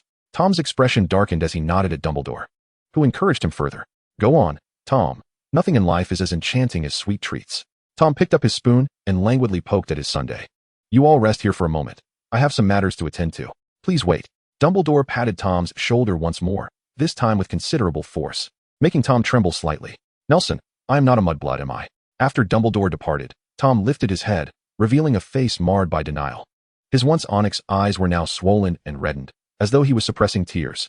Yet, it seemed he possessed no tear ducts to shed them. His wide eyes grew even redder. Yes, Tom. Nelson hesitated momentarily, uncertain if he should reveal the tale of the Gaunt family. He understood Tom desperately needed uplifting news. But how could he explain his knowledge of Tom's family history? Yes, Tom, you are not. Hearing his friend's hesitant response, Tom pondered silently, murmuring a soft, That was so faint Nelson barely caught it. Tom buried his head once again against his chest, quietly consuming his sundae, leaving Nelson at a loss as to how to console this exceedingly proud, yet delicate youth. I just saw you with Professor Dumbledore. Are you new students at Hogwarts? An untimely voice interrupted. Nelson looked up to see a robust boy with a black crew cut and deep gray eyes. I am Alpheus Black, a new student at Hogwarts. He held a birdcage containing a pristine white snowy owl, speaking with excitement. Al, I told you not to run off. A slightly older girl chased after Walburga, apologizing. I'm sorry, this is my brother. He's a bit mischievous. I truly apologize for the disturbance. Not at all. Nelson glanced beside him, observing the indifferent Tom, who seemed to have regained his composure, sporting a cool demeanor as he regarded the birdcage with interest. It's quite all right, Nelson echoed. May I ask, can we sit here? Shelton's ice cream parlor has no extra seats available, Alpheus's sister remarked, her gaze fixed on Tom. I am certain I will be sorted into Slytherin, Alpheus mumbled, his mouth full of shaved ice. My entire family is Slytherin, 8 generations of Slytherins. If I do not get into Slytherin, my mother might remove my name from the family tree. What are you talking about? Walburga shot an apologetic glance at her younger brother, who was rambling incoherently. Her name was Walburga Black, the elder sister of Alpheus, a third-year student at Slytherin. They hailed from the ancient pureblood lineage of the Black family. I wish I could be in Ravenclaw, Alpheus mused, waving a hand at Walburga to indicate that all was well. I've heard it gathers the most brilliant witches and wizards from across Britain. Humph, you'd be better off in Slytherin. The Ravenclaws are merely a bunch of bookworms in the library, Walburga retorted, continuing to pinch her brother while instilling Slytherin values into Nelson. Suddenly, she turned to Tom. Riddle. You are exceptional. You will surely be chosen for Slytherin. Me? Tom replied, listlessly toying with his spoon. A muggle born like me is hardly worthy of studying alongside noble purebloods in Slytherin. Ah, Walburga gasped, dropping her spoon in shock. After a moment of stammering, she blurted out, You are so talented, so incredibly handsome. You cannot be muggle born. What is so great about Slytherin? Alpheus interjected. Tom, you should go to Gryffindor. That is the finest house at Hogwarts. Alpheus, what are you doing? He received yet another reprimand from his sister. Tom resumed fiddling with his spoon, his expression darkening. How delightful. I step away for a moment, and you found new friends. A vibrant voice interjected, belonging to Dumbledore, who entered carrying 2 cages. Here are your welcome gifts for the new term. Professor Dumbledore was greeted warmly by the 4. Hello, Nelson, this is for you. Dumbledore handed the cage from his left hand to Nelson, revealing a British shorthair with a comically small mustache, its patterned face resembling a question mark. Nelson burst into laughter upon seeing the kitten. I shall call you question mark. Tom, this is for you. Tom looked up to find a vividly colored owl within the cage, adorned with striking stripes and patterns, exuding an air of elegance. It was a rare species known as the barred owl, known for its somewhat irritable temperament, yet capable of delivering messages over great distances with unwavering accuracy. Dumbledore placed the cage into Tom's arms and ruffled his hair. How does raspberry sundae taste? It's quite good, though a tad sour, Professor, Tom replied, his expression serious as he addressed Dumbledore. Ha ha. Dumbledore laughed heartily, prompting the others to join in. Eventually, Tom clutched the cage tightly, revealing a faint smile. Nelson, you haven't cast that spell of yours, have you? Tom glanced skeptically out the window at the thick fog outside. I haven't. And besides, I told you, that was not magic. Nelson retorted weakly. Alpheus, under his sister's firm grip, eagerly urged Tom to recount what had transpired at Ollivander's wand shop. At this moment, they had boarded the train bound for Hogwarts. Throughout the entirety of August, Nelson and Tom had resided in Aunt Bella's home, sequestered in their rooms to practice magic. After a month of diligent study, they had every reason to believe that they would shine brilliantly in the forthcoming life at Hogwarts. As the Magical Express, filled with laughter and joy from their compartment, distanced itself from London, the gates of the magical world finally opened wide before them. Chapter 8. The Sorting. First-year students, gather here. Follow me. A stout man shouted from the end of the platform, holding aloft a glowing wand. A throng of young witches and wizards jostled and hurriedly descended from the train. Nelson, Tom, and Alpha, clad in neatly pressed wizard robes, strolled leisurely behind the crowd.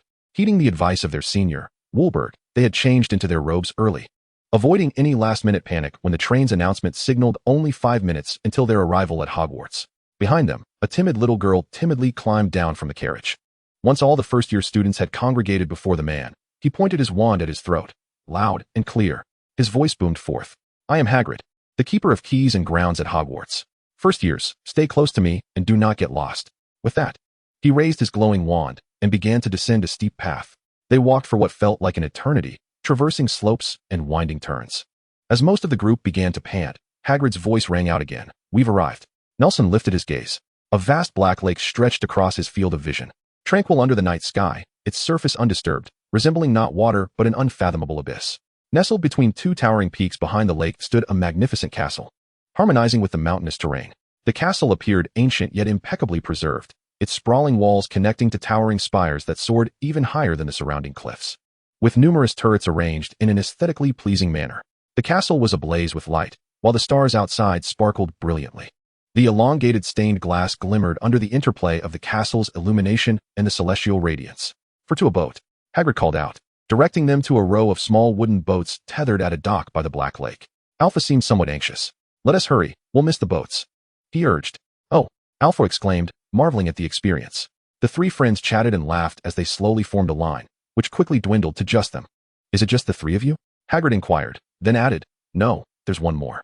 He gestured behind them, calling out, "Hurry up, we're waiting for you." Nelson and his friends turned in surprise. How stealthily had someone approached without their notice? They beheld a girl with long hair running slowly toward the lakeshore. She possessed thick, golden brown hair, wore glasses that obscured half of her face, and had fair skin with a hint of baby fat, dotted with a few delicate freckles.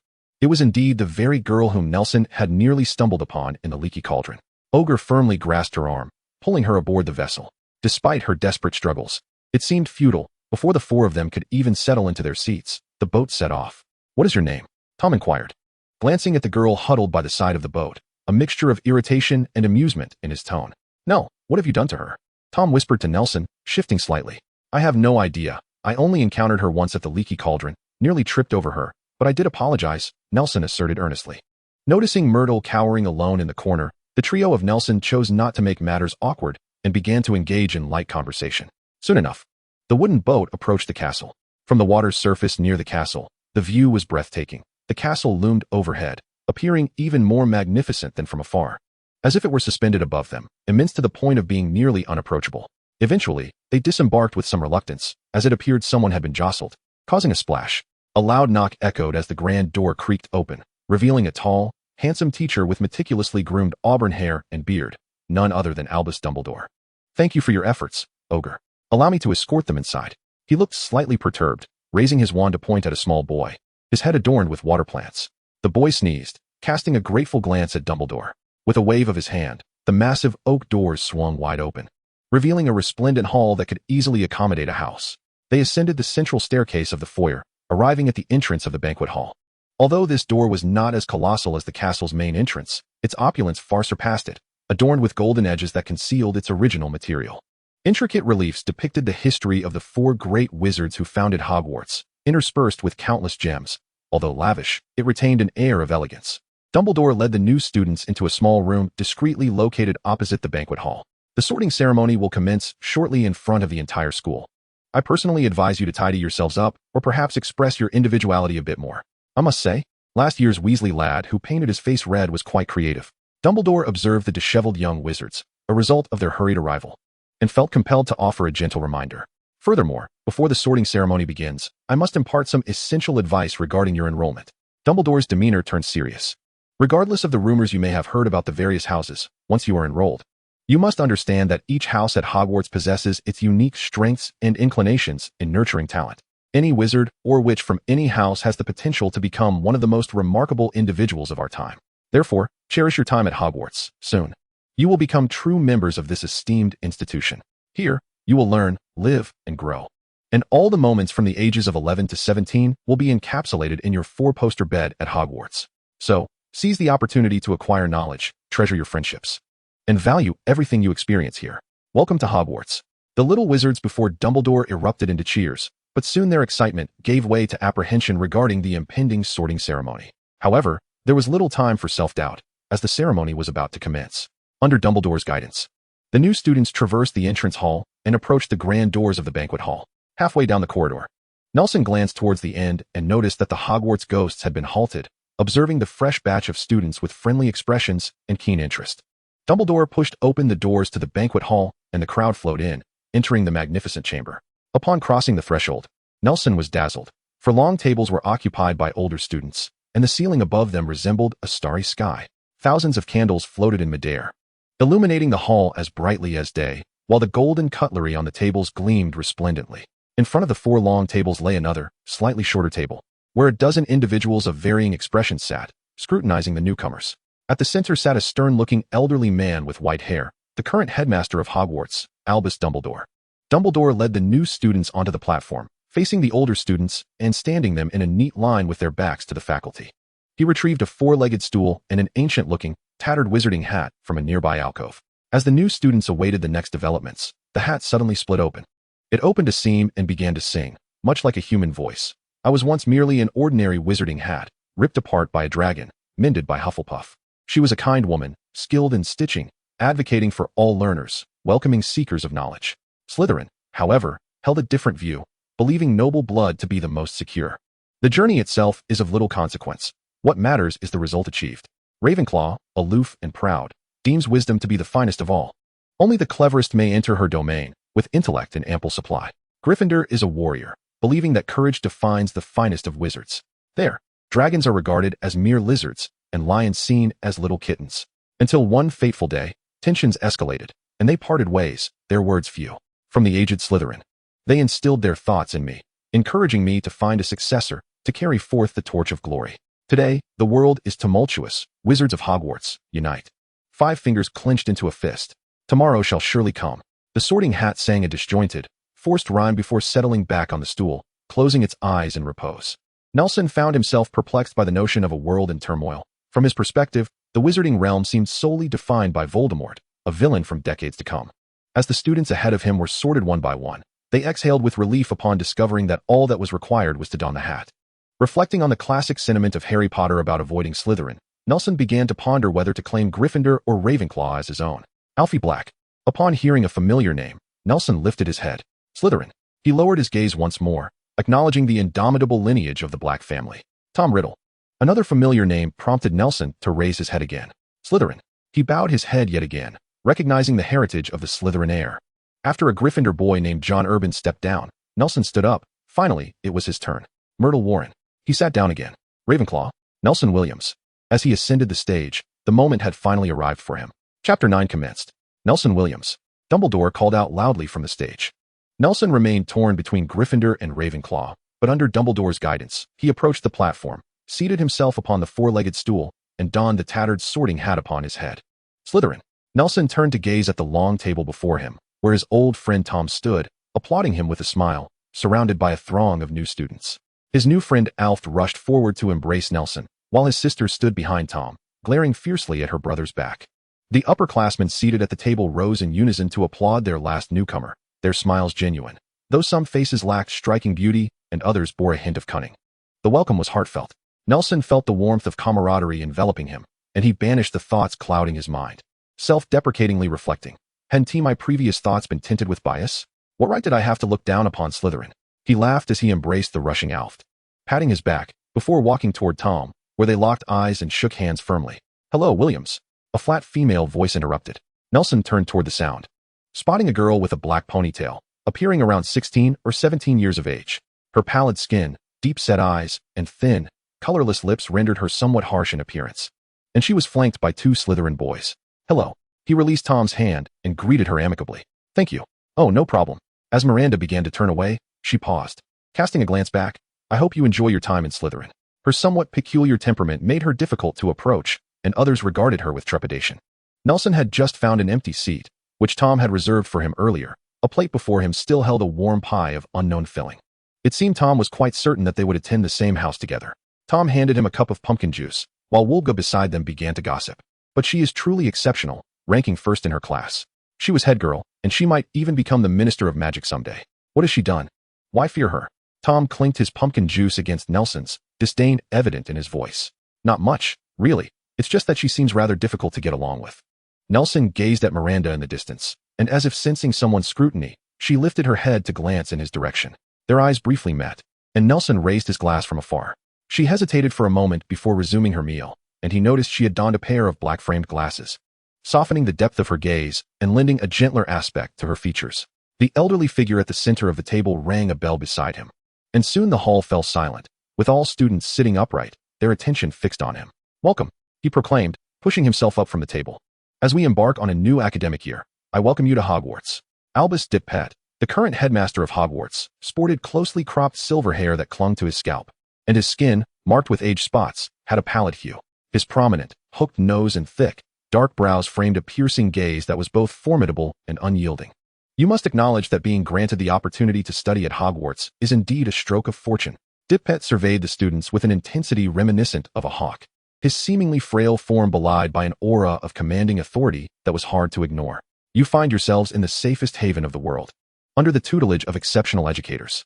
You need not risk your lives like Aurors battling the most notorious dark wizards of our time, nor endure the hardships of poverty and hunger in the shadows of the wizarding world. These are the privileges bestowed upon you by Hogwarts." He then produced a sheet of paper, commencing the reading of school regulations. "Given the current peculiar circumstances within the wizarding community, to safeguard you from the perils of dark magic, Hogsmeade will only be accessible to students in their 4th year and above. First and second years are strictly prohibited from approaching the Forbidden Forest. Any violation of these rules will bear consequences. Furthermore, casting spells in the hallways is forbidden." The students, drowsy from the lengthy discourse, remained motionless. "No, I've learned that the individual beside Dumbledore is our head of house, Professor Slughorn, who teaches potions," Tom whispered to Nelson, glancing at the headmaster. "Professor Slughorn. I expected him to be quite rotund. Why is that? By the way, Dumbledore teaches transfiguration. I thought he would be formidable, perhaps the defense against the dark arts instructor. Additionally, the Quidditch pitch will open 2 weeks after the term begins. Teams wishing to reserve the pitch should submit their application forms to their respective head of houses for signature, after which they will be presented to the heads of the student council." The headmaster's voice echoed, stirring restlessness among the students. "Lastly, I implore you to adhere strictly to the school regulations. A list of prohibited items is posted outside Mr. Hogg's office. Any infraction will result in severe punishment." With that, he concluded the reading of the regulations, and with Dumbledore's assistance, he resumed his seat. The students in the hall erupted into a tumultuous cheer. Nelson observed as the table before him suddenly filled to the brim with an array of sumptuous dishes, and the surrounding individuals began to devour their meals with fervor. After much deliberation, he selected a plate of sausages and pies, placing it before him. Before long, the headmaster appeared to grow somewhat weary, leaning on his cane as he departed from the banquet hall. It was as though a switch had been flipped. The hall suddenly erupted into lively chatter, with students eagerly engaging in conversation and teachers exchanging pleasantries. Nelson noticed several furtive, silvery figures emerging from the corners of the hall, peering toward the crowd. They were the phantoms that haunted the castle, a timid band of spirits. Observing the curious expressions on Nelson and Tom's faces, Walburga began to explain that they were not permitted to interact with the students. "No, the one over there, drenched in blood, used to be one of our seniors." In awe of the unfamiliar sights within the magical school, Nelson and Tom marveled, while Alf had already begun to contemplate which school rule he would contravene the following day. As the banquet approached its conclusion, the long table lay strewn with remnants of the feast. Nelson had gleaned a comprehensive understanding of the castle from Walburga, while Tom found himself at the center of attention, surrounded by a throng of first-year and second-year students, undeniably the focal point of the evening's revelry. "Can you hear me?" Dumbledore's resonant voice rang out. "I trust everyone has had their fill. It is now time for the school song." He produced his wand and gently tapped the top of his head, causing a long golden ribbon to unfurl from the wand and rise into the starry sky above, forming a series of words. "Sing in your most favored tone. Do not concern yourselves with others," Dumbledore proclaimed, as everyone stood to gaze at the lyrics hovering above. Tom, looking decidedly reluctant, seemed poised to take advantage of the moment. "Ready, sing. Hogwarts, Hogwarts, Hogwarts, Hogwarts, grant us knowledge, whether we be balding elders or children with scraped knees. Our minds are open to intriguing wonders, for they are currently empty, filled with air, dead flies, and trifles. Bestow upon us valuable wisdom. Restore to us what we have forgotten. Just give your all, and the rest we shall manage ourselves. We shall strive to learn until we turn to dust." In the dark, Tom suddenly called out Nelson's name. "What is it?" They were lying in their dormitory after the banquet had concluded, each house prefect leading the first years to their respective common rooms. They arrived at a stone wall on one side of the castle, entering a narrow, low basement from which the Black Lake was visible through the glass. The prefect assigned them to their dormitory, and Nelson, Tom, and 3 other first years, Ellen Ibwa, Dwight Parkinson, and George Carlo, were allocated to the same room. Chapter 10, The Letter from Uncle. The next morning, Nelson intercepted Dumbledore at the entrance of the dining hall. He produced an envelope from his robes. "Professor Dumbledore, this is the letter you entrusted to me during the holidays." "Thank you, Mr. Williams." Dumbledore accepted the envelope and tucked it into the sleeve of his wizarding robe, preparing to enter the dining hall. Professor Dumbledore, Nelson hesitated. Is there, in fact, nothing in this envelope? Haha. Dumbledore gently patted Nelson on the shoulder, opting not to answer directly. Come, be mindful not to miss the delectable feast. He took the lead towards the dining hall, and Nelson quickly followed suit, finding a seat beside Tom to commence their breakfast. I'm not going. I plan to visit the library after class, Nelson replied, shaking his head in refusal. He adhered to his commendable study habits, fully aware that books serve as the ladder to human advancement. Very well, Tom said dryly. What on earth? A large gray owl suddenly dropped a package into his lap. There's no stock of magical theory during the holidays. Why has it landed in my possession? Tom exclaimed, staring at the squished tomato in his hand, preparing to toss it onto Nelson's plate. I left our names on it. Perhaps because your initials come first? Nelson remarked as he spotted an owl circling overhead. He reached out, and a newspaper fluttered into his grasp. You can discard that old book from the holidays. No need. It's the Daily Prophet. Let me see. Dumbledore has been awarded again, and Wizenagamore is considering inviting him to be a permanent member of the committee, celebrating the 850th anniversary of the Daily Prophet. It seems the British Ministry of Magic is thriving indeed. These media outlets are truly revolting, Tom remarked, having already speared a fourth small tomato. Nelson promptly slid his plate closer. I assumed you were aware. Given that you read their daily, you ought to stay informed, as it aids our adaptation to this world. Recently, dark wizards in Europe have grown increasingly rampant, even beginning assaults in Wales. You know, the Muggles are quite anxious as well. Yes, war is imminent. Oh, is that so? Chamberlain, this is inconsequential. What does it matter to us? The primary concern is the dark wizards. You know, he is truly formidable, Grindelwald. Tom boasted animatedly. Upon hearing that name, the surroundings fell eerily silent, with several individuals casting curious glances at the pair. Nelson recognized the name and finally comprehended that not only was the Muggle world shrouded in the clouds of war, but a terrifying iron curtain loomed over the wizarding realm as well. Lord Grindelwald and his followers. What does it matter to us? Hogwarts is the safest place in the world, Nelson asserted loudly, prompting the surrounding noise to swiftly return. Indeed, however, I believe. Tom was preparing to elaborate when suddenly, what was this? An envelope floated down from above, drifting until it landed atop Tom's head. He seized the envelope and, upon glancing at the name, irritably tossed it onto Nelson's table. Your letter. Nelson took the letter, which bore two neatly written lines. Hogwarts School of Witchcraft and Wizardry, Mr. Nelson Wiltern Williams Jonas Niklaus. Dear Nelson, as your uncle, I truly have not fulfilled my obligations as an elder. Most of my time over the years has been spent away, without properly accompanying you and your aunt. However, it is gratifying to see that despite this, you have grown into an exceptional child, one of whom I am immensely proud. Gnarl. The tales of our predecessors should not weigh upon you. Instead, strive to become the person you aspire to be. I am about to embark on my journey to Poland, so I shall be brief. Should you wish to communicate, do not hesitate to write to me. I recall that the wizard's owl can locate me. Gnarl, with October approaching, remember to don an extra layer. With love, your Uncle Jonas. September 1st, 1938. Is not your birthday within those days as well? Nelson composed himself, turning his face to offer Tom a plate of cherry tomatoes. Shall we share? By the way, do you only consume tomatoes in the morning? This one is particularly delightful. Tom poked another one. Welcome to Slytherin. The image of Horace Slughorn diverged greatly from Nelson's memory of a walrus-like, portly figure. Slytherin's inaugural lesson was taught by their head of house in potions, devoid of any students from other houses. The professor stood at the podium, flanked by 3 cauldrons, each perched over a flame and covered with lids. Potions is an ancient, enigmatic, and extraordinary discipline. Professor Slughorn spoke with a soothing tone that seemed imbued with magic, captivating each Slytherin student's imagination. Unlike charms, most potions do not require the waving of wands or the casting of spells during their creation, leading many to question their legitimacy as true magic. However, potions possess innumerable and unimaginable effects, yet they demand their creators to possess extraordinary knowledge, a calm mind, and unwavering patience. Potions necessitate a considerable investment of time, energy, and resources, yet even with these sacrifices, the door remains firmly closed to the untalented. The immense cost brings forth the greatness of potions. They can amplify your strength, amass wealth, brew glory, and even conquer death. Enthralling words emanated from the podium, his voice rising and falling melodically, prompting many freshmen to aspire to become masters of potions. Nelson observed that as Professor Slughorn concluded, Tom straightened in his seat, a glimmer of red flashing in his dark eyes. Is this magic? How vividly expressive. Nelson mused. Who among you can identify the contents of these 3 cauldrons to my right? A correct answer shall earn a reward. This posed a challenge for the little snakes nearby.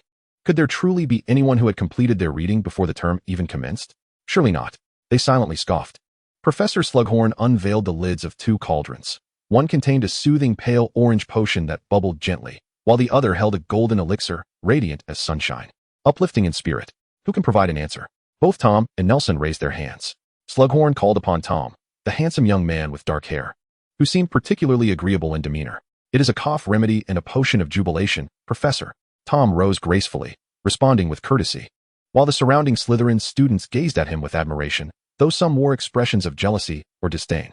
Indeed, Slughorn perused the roster in his hands and remarked, Tom Riddle, you are truly an exceptional student. As a reward, I shall add 10 points to Slytherin, my own house. Tom bowed slightly and took his seat. His classmates hurriedly flipped through their books, when suddenly a petite girl with short hair raised her hand to inquire, what is in the third cauldron? An excellent question. Slughorn replied, unfazed by the interruption. He consulted the roster once more, Jessica Ollivander. Ah, this potion is quite a surprise. I hope all of you will diligently prepare for it after class, as those who can identify it in next week's lesson will earn a special reward. Chapter 11, Letters and Night Wandering. Dear Uncle Jonas, I hope this letter finds you well. Czechia is truly a wonderful place. I have long wished to travel to Prague, but Mrs. Cole refused to assist me with obtaining a passport. I fail to understand the necessity of a passport in these times. Poland is also a delightful destination. My new roommate's cousin resides in Finland. He is a Muggle, a term wizards use to describe those without magic, and a basketball player who just participated in the recent Berlin Olympics. I hear he stands an impressive 2 meters tall, playing as a center. Could you perhaps bring me a piece of amber from Poland? It need not be too large. I have heard from our headmaster that ancient magical creatures may be found within amber. It has been over a month since I arrived at Hogwarts, and both Tom and I have been faring quite well. At the very least, the food is far superior to what we had at Mrs. Cole's. Speaking of meals, Tom has placed a large box of chocolates in his wardrobe, intended for the children at the orphanage. He is usually quite shy about such matters, and if I mention it to him, he would surely wonder why Lord Riddle would leave chocolates for them. Those filthy little fools disgust me. Could you assist him in delivering the chocolates to the orphanage? Fridays after potions class are free of lessons, which I suspect is designated for homework and club activities. Monday mornings consist of charms and herbology. The charms professor is the head of Ravenclaw House, a stern woman who teaches a plethora of practical spells. Some are simple household charms that save us time on mundane tasks like chopping vegetables, cleaning, and washing dishes, while others are rather extraordinary, such as the levitation charm and the unlocking charm, which is somewhat violent, as it leaves a dent in the door. I wonder why the school teaches such a spell. Do wizards often forget their keys? The herbology instructor, a humorous and affable old fellow, is the head of Hufflepuff House. He always encourages us to study diligently so that we may inherit his knowledge, allowing him to retire early. I have encountered numerous fascinating magical plants, and I have also discovered that many common plants possess magical properties. I feel I shall soon become as knowledgeable and well-versed as you. On Tuesday afternoons, there is history of magic. As you know, I have always held a keen interest in history. However, for the past month, my fascination has been directed towards our instructor, Professor Binns. He is a ghost, and it is said that many years ago, on the day of his demise, the elderly Professor Binns forgot to take his body to class. Since that fateful day, he has existed as a specter, although he is somewhat forgetful regarding mundane matters. His recollection of history remains remarkably vivid. He embodies a living tome of historical knowledge. Unlike other Hogwarts ghosts, he is permitted to interact with students, being a truly esteemed historian and educator. On Wednesday and Thursday mornings, I attend Transfiguration classes, which happen to be my favorite and most adept subject. Transfiguration allows one object to transform into another, and at advanced levels, one can even change oneself. I am the first freshman capable of transforming a matchstick into a needle. Professor Dumbledore, the head of Gryffindor and the one responsible for admissions, mentioned he would introduce me to a remarkable upperclassman, a proud pupil of his and the captain of the Gryffindor Quidditch team, a sport that combines the thrill of aerial basketball with the enchantment of flying broomsticks. Immensely popular in the wizarding world, I eagerly anticipate learning some esoteric knowledge from her. That evening, I have a class in astrology, a discipline somewhat akin to divination. Madame Charms, who forbids us from addressing her as professor, claiming it disrupts her celestial connection, possesses a rather eccentric demeanor. Nevertheless, I hold a unique interpretation of astrology. Eagerly, I look forward to my holiday in the Czech Republic. October 8th, 1938. I wonder if my uncle will comprehend what I have penned. Fortunately, he is not a Dursley, or I would be devoid of anyone to correspond with. Nelson reclines in a chair within the Slytherin common room, beside a roaring fireplace that warms one side of his body. He gazes towards the large floor-to-ceiling window where thick iron chains, glowing with an eerie green hue, dangle from the ceiling alongside the stone pillars. Outside lies the tranquil Black Lake. Nelson retrieves a package from beneath the table next to his chair, transforming a nearly disintegrated quill into a candle, which he ignites with a fire spell, as he fumbles with the wax seal he recently purchased online. Suddenly, the heavy wooden door slams against the frame, shattering the atmosphere Nelson had so painstakingly cultivated. "Nell, you absolutely must join us tonight. Tomorrow is Sunday. And there's no need to be so studious." Tom, accompanied by his 3 roommates, bursts into the common room, balancing 2 boxes of cherry tomatoes in one hand and delicately wielding a golden fork in the other. He sets a box on the table, stating, "I noticed you skipped dinner today, so I brought you something to eat." "Thank you," Nelson replies, internally scoffing at the tomatoes. "Are you not concerned that offering me a box of negative-calorie food will leave me starving?" This marks the inaugural official gathering of our freshman assistants group, taking place tonight in the Transfiguration classroom on the 4th floor, a locale I have visited several times, which is spacious and perfect for nocturnal gatherings. Tom leisurely continues, "We have united many friends. I have already informed the Hufflepuff students that they will have the house elves in the castle prepare us a delightful feast. This is Alfred, who appears to be thoroughly enjoying himself. Today, I discovered yet another secret passage leading out from the common room. We can make our escape tonight. The Freshmen's Mutual Aid Society? Are you contemplating an independent venture from the student council?" Nelson sealed the envelope, looking up at Tom in confusion. Then turning to Alfred with a puzzled expression. "Did you not boast last week about having uncovered all the secret passages in Hogwarts?" "No. This is merely a gathering for mutual support," Tom explained dryly, his face betraying a desire for autonomy.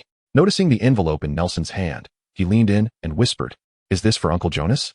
"It is. I've written it." Tom's keen eyes reflected his resistance to the crumbling facade of his persona and his dread of social oblivion. Nelson swiftly changed the subject, chuckling, "I shall convey the esteemed greetings of the great riddle." Impressive. The nearby Slytherin freshmen all gave a thumbs up. No free spirit could resist the allure of secret passages. "Nelson, we must also inform Ravenclaw," Tom directed his roommates who were trailing behind, leaving his fork on the table as he bid farewell to Nelson. "See you tonight." Alfred went off to change as well.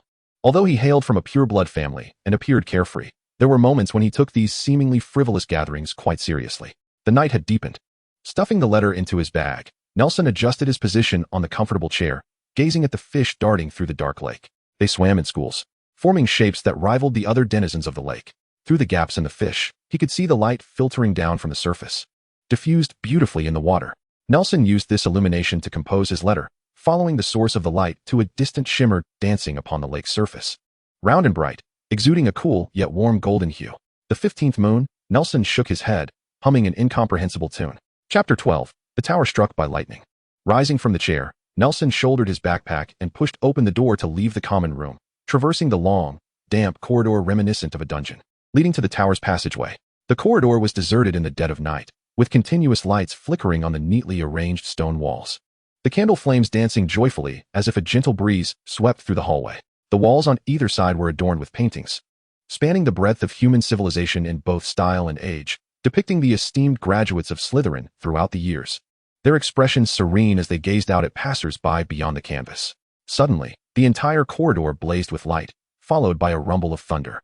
Outside, the sky was shrouded in dark clouds, fierce winds howling, and occasional flashes of lightning illuminated the heavens in a vivid crimson, starkly contrasting with the tranquil castle interior, evoking a sense of an impending storm. Another bolt of lightning struck, and a pale face flickered in the distance at the end of the corridor. Nelson had never witnessed such a spectacle. He regretted not having accompanied Tom. He tucked his hands into the sleeves of his school robe, gripping his wand tightly. Although he was almost entirely ignorant of the potent spells contained within his first-year textbooks, this simple act of grasping seemed to provide him with a solid sense of reassurance and calm.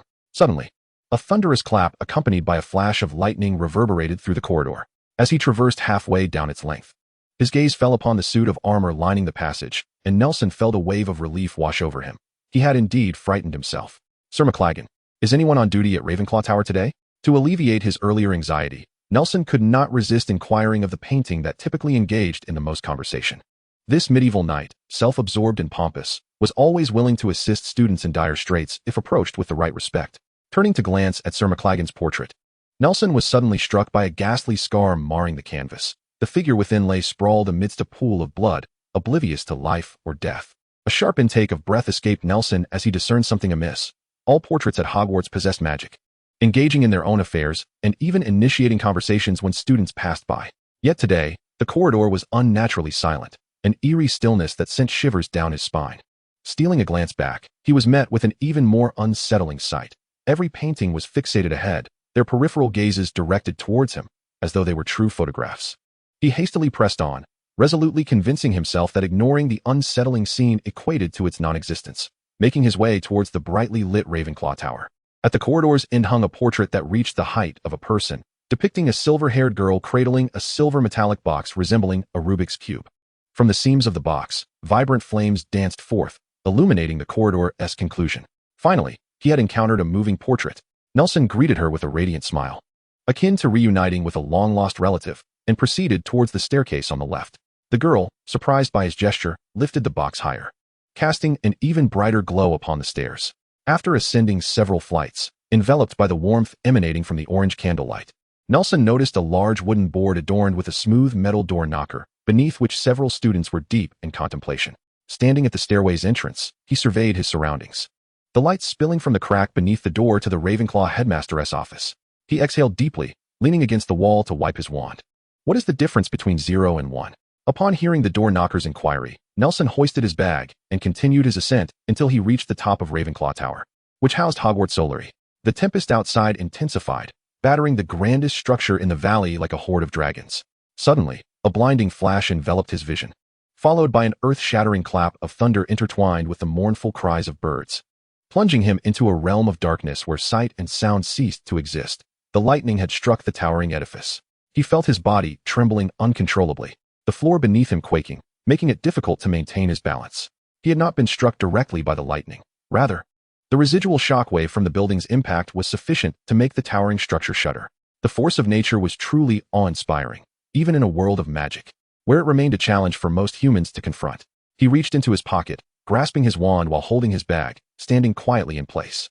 After a brief moment, Nelson regained his sight and hearing, disregarding the buzzing in his ears as he surveyed the Olary. Almost all the owls were cowering in their cages, trembling, with a few even lying flat. He wondered if they were related to thunderbirds. Picking up one that lay at his feet, he placed it on a nearby shelf. It too was a raptor, capable of summoning thunder like that which had just occurred, truly elevated beyond comprehension. Struggling to find a single owl among the listless bunch that still seemed lively, he rolled up the letter for Uncle Jonas and tucked it into the message pouch on its leg, requesting that it deliver the letter once the skies cleared. Nelson retrieved a cherry tomato to feed it, gently patting its wings before slinging his bag over his shoulder and descending the stairs. What is the difference between 0 and 1? The door knocker incessantly repeated its previous query, and more Ravenclaws had gathered at the entrance. Perhaps they were one attacking and the other defending? He passed by the knocker, turning his head to utter a remark, yet his feet did not cease their movement.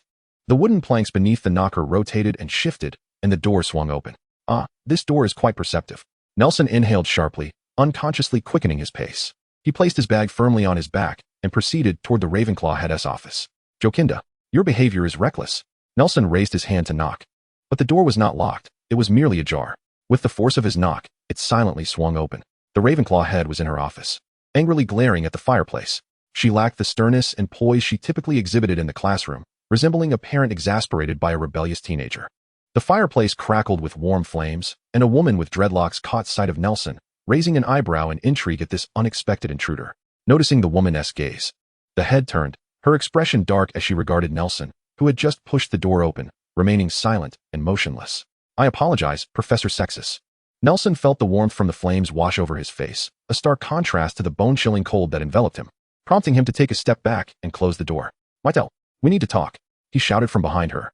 I am truly sorry about that incident, but Mr. Williams, what do you intend to do to my student? Nelson turned to see Professor Sexus's unfriendly countenance. I apologize, Professor, about earlier. It was merely an application of flu powder. I am asking what you are doing here, Mr. Williams, Professor Sexus interrupted, seemingly unwilling to revisit the previous topic. Professor, I came to the Olary to find a Hogwarts owl to send a letter. I do not have my own owl. Nelson hastily elucidated, as I was coming from Slytherin. I discovered Sir McLaggen depicted in a painting that had been torn. He appeared to be injured as well. I sensed that something might be amiss. So I came to inform you. Just then, Professor Sykes interrupted Nelson, clearly disinterested in discussing the matter of the door. You did well to report the situation to the teacher, she remarked. She set down her cup and fixed her gaze upon Nelson. It seems that your assignment for last week's curse class bears a striking resemblance to Mr. Blake's work. I understand, Professor, Nelson quickly conceded. I will resubmit the assignment at my earliest convenience. No, Professor Sykes rose, her eyes still on Nelson. Your work contains second-year content. I shall not unjustly penalize those eager to learn. I merely wish to set a precedent. If you wish to assist your friend, you ought to help him grasp the spells taught in class rather than allowing him to copy your assignment. Leaning back in her chair, she placed her right hand on her desk. Hogwarts has been educating students for over 9 centuries, and countless individuals have walked through these halls, each remarkably talented. You are not merely appeasing the teacher, you are only deceiving yourselves. With a casual lift of her left hand, the door opened. Thank you, Professor. Nelson bowed slightly and exited the office, closing the door behind him. Chapter 13. Tom S. gathering. Nelson, where have you been? We've been waiting for you. Nelson found the impeccably dressed Tom at the door of the Transfiguration classroom. Tom wore a brand new robe adorned with a deep emerald tie. The silver tie clip peeking out from the collar, his hair meticulously styled and gleaming. Even his eyebrows had been artfully groomed. He looked splendid. I went to the tower to send a letter, but Professor Sykes caught me on the way, Nelson replied, raising his hands in resignation. Use my owl. Just set it on the windowsill. Tom extended his hand, assisting Nelson in adjusting his robe. Glancing at the bag Nelson was carrying with a frown as he reached for it. Next time, use yours, Nelson thought, realizing his bag was empty, and he removed it, handing it to Tom. By the way, aren't you going to give your owl a name? Everett, take this, Tom called to a blond boy, handing him the bag while smoothing the creases on Nelson's shoulder. An owl is simply an owl. What is the issue? Where has your cat gone? I don't know. It only comes to me when it's hungry. I haven't seen it in nearly a week. I feel it might think I'm a fool. Nelson stretched as he walked into the classroom with Tom. Inside, the room was chaotic, crammed with first-year students. Particularly a large number from Slytherin, most of whom seemed to have become Tom's admirers during the past month. The sight of so many newcomers breaking school rules to wander at night left Nelson quite astonished. The desks were arranged in a circle, adorned with various drinks and pastries. I feel the same. Tom adjusted his attire and walked toward the center of the circle. Classmates. Tom stepped into the center of the round table, clapping his hands to draw the attention of the new students in the classroom, who quickly settled into silence. Fellow classmates, brothers and sisters, he exclaimed, gracefully waving his hand in salute. I felt incredibly fortunate and honored to gather here tonight with all of you.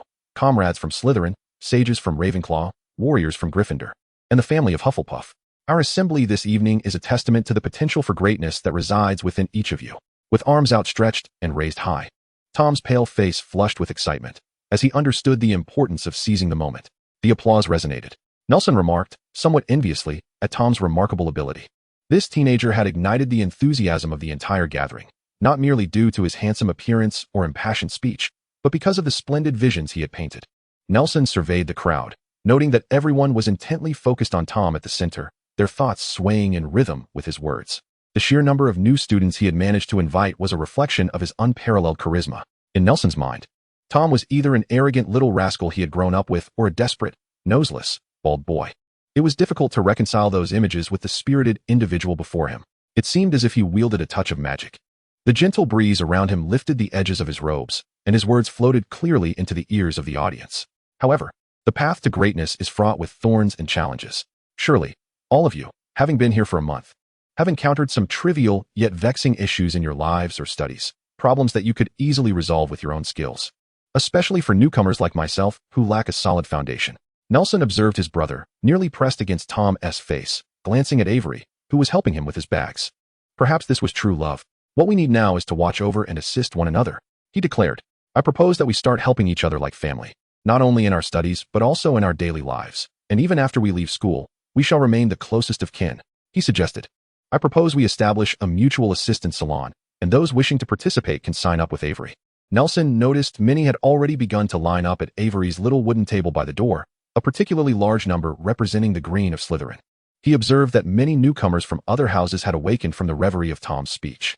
How did I perform just now? Tom asked, leaning over to Nelson, who was seated nearby, and took a swig from a bottle of pumpkin juice in front of him. Yuck, this tastes terrible. You did well, very charming. I suspect quite a few will fall for you tonight. And you don't even know who I am, Tom said, lifting his chin and staring at Nelson through his nostrils. Are you in? Help a bunch of fools with their homework or something. He lowered his voice for the latter part of his statement. It's not that I won't help you, Tom, Nelson replied, but I ran into Professor Sykes today, and she warned me not to let Alpha copy my homework again. All right, Tom said, rising to take his leave, bustling off to engage with his new student organization. Meow, with a piercing roar. Nelson collapsed onto the cat he had not seen for a week, and soon the two were engaged in a fierce struggle that lasted deep into the night. The following morning, the dining hall was noticeably less populated than on weekdays, suggesting that many had indulged in a leisurely slumber. Strangely, a number of first-year students appeared remarkably fatigued, yawning incessantly. Professor Slughorn, the head of Slytherin House, took a seat at the long table, and curiously, he too exhibited signs of exhaustion, occasionally stifling a yawn beneath his dark circles. He allowed the other students to leave before the table was soon left with only the first-year Slytherins, exchanging perplexed glances. How peculiar. Slughorn stood up and approached the head of the table, feigning surprise as he addressed the students. I cannot believe you are all here. Do you have any idea what transpired? He pointed to Mr. Carlo, Nelson's roommate. Can you enlighten us about the curious events of last night? I'm not sure. Professor, George Carlo replied, lowering his head. I have no idea what happened, but an apology should suffice. It appeared that none of them were privy to the details. Professor Slughorn observed the bewildered faces before him and continued. Last night, someone infiltrated the castle and vandalized a painting at the entrance of the Slytherin common room. Professor Sykes discovered the situation and summoned a few reachable faculty members. We exerted considerable effort to establish formidable protective enchantments around the Slytherin dormitory, particularly at the entrance of the first-year quarters. However, there was no further development, and we were preparing to awaken several students to inquire about the situation. As the first-year dormitory was closest to the common room entrance, we intended to rouse a few first-year students. And do you know what happened next? Professor Slughorn's previously lackluster demeanor suddenly brightened as he called upon another student. Parkinson, pray tell, what transpired? Dwight Parkinson reacted similarly to George. A collective violation of school rules, Slughorn declared, his voice laden with indignation as he gestured towards the 4 hourglasses behind the staff table. Look at Slytherin's hourglass. It is barely half full. I had no choice but to deduct 10 points from each first-year student in my house last night. In my teaching career, I have never encountered such a situation. I nearly wished to penalize myself. Now, can anyone explain what happened? Slughorn fell silent, and an unexpected hush enveloped the dining hall. Nelson felt movement beside him. He turned to glance at Tom, who raised an eyebrow in response to Slughorn, signaling for restraint. Tom then stood abruptly. I apologize, Professor. Tom began. Oh, Tom, what is this? Slughorn regarded this promising student, who had already secured points for Slytherin with his outstanding performance in the first lesson and had answered advanced questions in the second week, earning a special reward, a small vial of Felix Felicis. Slughorn appeared perplexed. To nearly all the teachers, Tom was a model student, adhering to school rules, respecting authority, and excelling academically. Could it be that he orchestrated the nocturnal escapade? I apologize, Professor. Tom reiterated that the fault did not lie with his classmates. It was he who had organized the night excursion. Professor Slughorn was taken aback, feeling somewhat overwhelmed. Yet his favoritism towards the proud pupil made him realize that questioning Tom publicly was inappropriate. He thus suggested, come with me to my office. As they approached the door, Slughorn turned back to add, everyone write an explanation. Once the two departed, the dining hall erupted into a cacophony, with students expressing increased admiration and concern for Tom. Soon, the remaining Slytherin students vacated the long table in small clusters, voicing their respect and worry for Tom. Fear not, Professor Slughorn holds Tom in high regard, and besides, nothing has truly gone awry, has it? Nelson rose, placing his cutlery into a small box he carried, offering reassurance.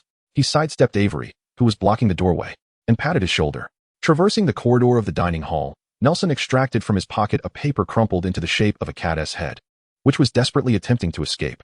He seized the struggling note and entered an adjacent unlocked classroom, pressing it onto a desk with his left hand. Quickly bind, Nelson declared, retrieving his wand from another pocket.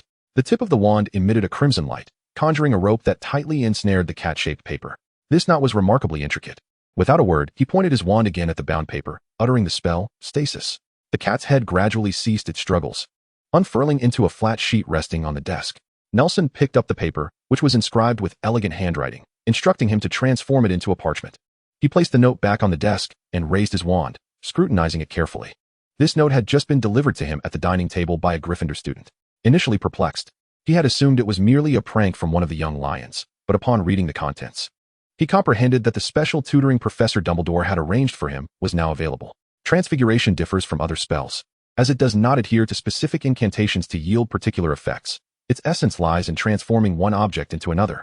The complexity of the transformation dictates the level of magical power required from the caster. For instance, a first-year student might learn to transfigure a matchstick into a needle.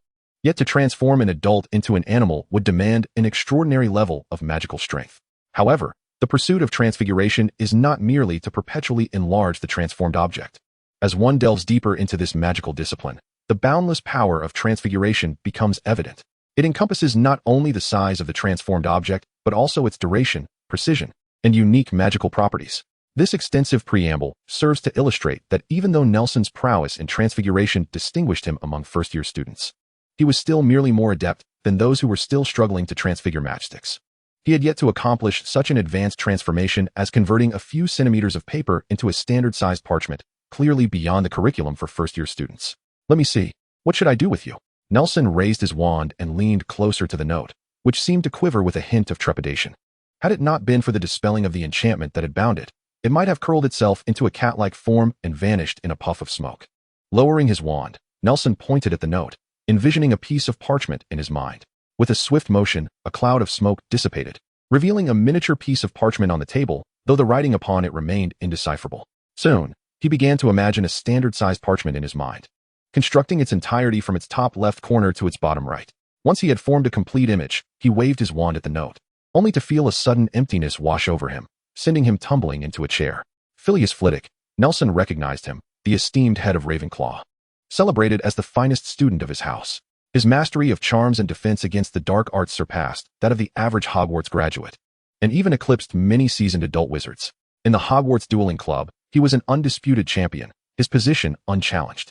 It was said that during Flitwick's first year, the Sorting Hat deliberated for several minutes between Ravenclaw and Gryffindor before ultimately placing him in Ravenclaw, while the other contender found her place in Gryffindor, Minerva McGonagall. Just call me Phileas, Nelson. Flitwick approached Nelson, struggling slightly as he climbed onto a chair, standing at only 1.7 meters.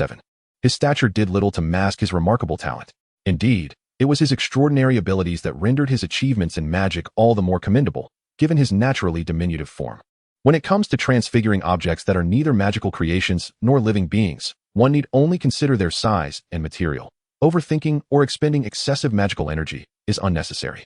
Flitwick directed his wand at the lectern, for the target of transfiguration is also an ordinary object found in nature.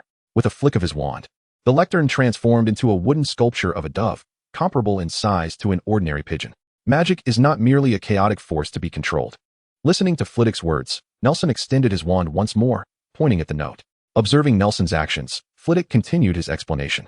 Often, as long as one guides the magic appropriately and accomplishes the primary task, the magic will assist in completing the trivial, less significant details. To transfigure a piece of parchment, one need only focus on its material and size. There is no need to construct it inch by inch, for it remains simply a commonplace piece of parchment. However, when the object of transformation is a magical item, a living being, or even a magical creature, one must invest more thought and effort.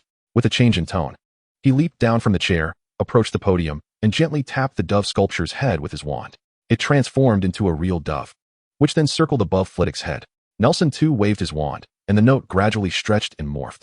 Thus, transfiguration sometimes lacks the rigidity characteristic of other spells. Phileas stood beneath the pigeon with a hint of pride, just as Nelson was about to offer his compliments. Seizing the moment, the pigeon flew out through the open classroom door. Oh, the lectern has flown away. Phileas picked up the rope that Nelson had conjured with a binding spell and tossed it onto the lectern. This rope was created by your spell, and even though it is merely a rope, I must exert considerable effort to alter its form. My magical energy is somewhat depleted, so at times like this, one must confront choices. What is the ultimate outcome of our transfiguration? What is its most vital aspect? Phileas gestured with his wand toward the rope. I am now going to transform it into a lectern. The essence of a lectern lies in its functionality. Thus, it requires the appropriate shape, size, and sturdiness. The lectern gradually took shape atop the table, indistinguishable from the one that had just flown away. Thank you, Phileas, Nelson expressed sincerely, picking up the parchment that had been successfully transformed. You're welcome. Phileas nodded at the parchment in Nelson's hand. I may not excel in transfiguration, but I can see that you possess considerable talent in this area. Even with instruction, I completed my first transformation of this nature only in my second year. Phileas approached the door, casting a proud glance at Nelson, who appeared to have undergone a revelation. A bit bashfully, he gestured. I have seen your assignment in Professor Sextus's office, and I believe you should consider joining Ravenclaw, don't you think? If you have any insights or questions regarding spell work, feel free to seek me out for discussion. Once you reach your second year, you will also be eligible to join the dueling club at school. Upon reaching the edge of the Black Lake, Nelson spotted a tabby cat, adorned with eye-like patterns around its eyes, perched atop a smooth tree stump over 1 meter high. Leaning against the stump was a broomstick, while a variety of cats congregated beneath, as if in conference. Nelson noticed his own British Shorthair, marked with a question mark on its face, crouched beneath the stump, incessantly leaping to reach the top, only to slide back down repeatedly. He regarded it with disdainful eyes, akin to those reserved for a fool. The tabby cat atop the stump possessed an extraordinary awareness, mirroring Nelson's expression as it gazed at the question mark. Nelson Williams, 10 o'clock in the morning, I await you at the tree stump by the Black Lake. Minerva McGonagall. Nelson extracted the parchment, confirming its contents. Greetings, Senior. Nelson approached the stump and addressed the tabby cat. As he approached, the group of cats beneath the stump scattered, except for the question mark, which shot him a disgruntled glare for interrupting its game. The tabby had noticed Nelson long before. The moment he spoke, it leaped gracefully from the stump. With a slight distortion of air and sunlight, a robe-clad girl landed nimbly beside Nelson. Nelson scrutinized the girl, who in turn observed him. She stood firmly on the ground, offering a slight nod. Though Minerva McGonagall possessed a petite stature, she held her head high, meeting Nelson's gaze with unwavering confidence. Her school robe, devoid of any superfluous embellishments, draped over her frame with a certain crispness. Around her neck hung an antiquated silver cross necklace, worn smooth by time, while her golden hair cascaded down her back, flowing gently in the breeze like ripples across the surface of a dark lake. Good day, Nelson. I see you are punctual, she stated, her tone firm. Chapter 15, Minerva McGonagall. You may call me Minerva, she continued, lifting her chin slightly and offering a challenging look. Are you prepared, Nelson? With a nod. Nelson sensed that McGonagall was a proud, stern, and somewhat difficult individual to engage with. To be honest, I have no desire to tutor Slytherin. Their approach to competitive sports lacks integrity. Apart from that one, Pritchard, who excels at gobstones, the others seem inclined to cheat even at wizard's chess, which is rather excessive in their relentless pursuit of victory. They fail to recognize that such triumphs are in stark contrast to the honor they so fervently espouse. As she circled around him, scrutinizing him keenly, Nelson raised an eyebrow, feeling somewhat irked by her blunt introduction. It painted McGonagall as a rather sharp-tongued woman, and he was not particularly fond of being appraised from head to toe. Yet, she appeared oblivious to his discomfort. She shifted her discourse, conceding that such a belief in inevitable victory was indeed applicable to transfiguration and was crucial during the practice of the art. A wavering resolve could easily lead to magical mishaps, resulting in clumsy spells or even accidents. I often pride myself on being favored by Ravenclaw, and thus, I understand that the actions of an individual should not be generalized to the whole, nor should the essence of the whole be hastily employed to define a single person. McGonagall's amber eyes locked onto Nelson's, as she spoke with an air of conviction before diverting her gaze. Producing her wand, she gently tapped the wooden post where he had been standing, causing strips of bark to fall away. Fair treatment for all unknowns is a lesson I grasped in my second year, and I hope you will too, Nelson. Transforming it into whatever you wish is commendable. Producing parchment would suffice. However, let me witness your transfiguration. As Nelson drew his wand, McGonagall's eyes widened slightly at its 14-inch length. You shall grow quite tall, Nelson, she remarked. Under the scrutiny of McGonagall's piercing gaze, Nelson felt a prickling unease. He cautiously waved his wand, envisioning a lectern in his mind. His wrist remained steady, though his movements lacked the necessary finesse, and he exerted too much force in his wand work. Ah, walnut wood, McGonagall noted, pointing her wand at another piece of bark underfoot. It wobbled and floated to her hand, transforming into a small notebook mid-flight. Dragonheart string, Nelson interjected, observing as the small piece of bark he had pointed at began to stretch and twist, morphing into a wooden lectern, darkened by age. He contemplated the shifting patterns and hues of the bark as it underwent its transformation. He strained to envision the dimensions of a lectern, the bark gradually filling out and elongating in accordance with the image of a desk that unfolded in his mind. Ah, the heartstrings of a dragon. She scribbled something in her small notebook, transforming a piece of bark into, yes, a desk, a lectern. She observed as a classroom desk took form by the edge of the Black Lake, ultimately standing upon the grass. Approaching it, she tapped the lectern with her hand. The material was satisfactory. As she tapped, she wrote, then reached into the drawer, pulling out her hand moments later, still retaining some of the rough texture of bark. Though it was quite acceptable, she tucked the notebook into her pocket and walked towards Nelson. Today, our focus will primarily be on correcting some of your erroneous spellcasting movements and habits. With a flourish of her wand, the scattered pieces of bark on the ground soared before them, aligning neatly on the grass at their feet. Now, attempt this motion alongside me. Your execution of the movement is flawed. When performing transfiguration, one's posture should be relaxed and mind concentrated to achieve efficient and precise transformations. As the sun ascended to its zenith, McGonagall's guidance neared its conclusion. Nelson had adeptly mastered the transformation of non-living entities devoid of magical properties, irrespective of size, material, or shape. He had become proficient in this foundational transfiguration, his incantation movements succinct and effective, yielding results that met expectations. Typically, individuals embarking on the study of transfiguration require extensive preparation and practice. However, you are different. You possess an innate understanding, grasping concepts with remarkable speed, McGonagall praised, seemingly harboring a profound bias against Slytherin, adding, you bear no resemblance to a Slytherin at all. Must a person's life be determined by a mere hat, Professor McGonagall? Nelson could no longer contain himself. He sheathed his wand and met McGonagall's gaze. I too am uncertain why I was sorted into Slytherin. But does being in Slytherin mean I must resort to deceit? Silence enveloped them. McGonagall merely extracted her notebook, lowering her head to inscribe words. At that moment, the sun blazed at its peak. Even the most sun-deprived of the English would refrain from venturing outdoors. Only a few students meandered along the banks of the Black Lake, distanced from one another. Beneath this vast, enclosed sky, the only sounds were the lapping waves of the lake and the rustling of McGonagall's pen against the paper, rendering the air awkward. Nelson began to ponder what to say. I apologize, Nelson. McGonagall broke the stillness. She interrupted herself, pausing for a moment before continuing. A hat indeed cannot dictate our lives. She tore a sheet filled with writing from her notebook and handed it to Nelson. The books I have listed here are essential for your reading. Some are textbooks you will require in the future, while others are not. Most can be borrowed from the library, though a few may necessitate seeking assistance from the leaky cauldron or the private collection of a teacher. As for the books on the reverse side, do make an effort to peruse them if you can find them. In truth, the magic I detest the most is divination. I find it merely a charade. Nothing can dictate the events that have yet to transpire, she repeated to herself, as if attempting to persuade her own mind. Nothing can determine what has not yet occurred. Nothing can dictate the events that have yet to unfold. She emphasized her words, seemingly having succeeded in convincing herself. Nelson, you must diligently study the reading list I have provided. I will communicate the subsequent classes to you just as I have today. McGonagall stated with a serious tone.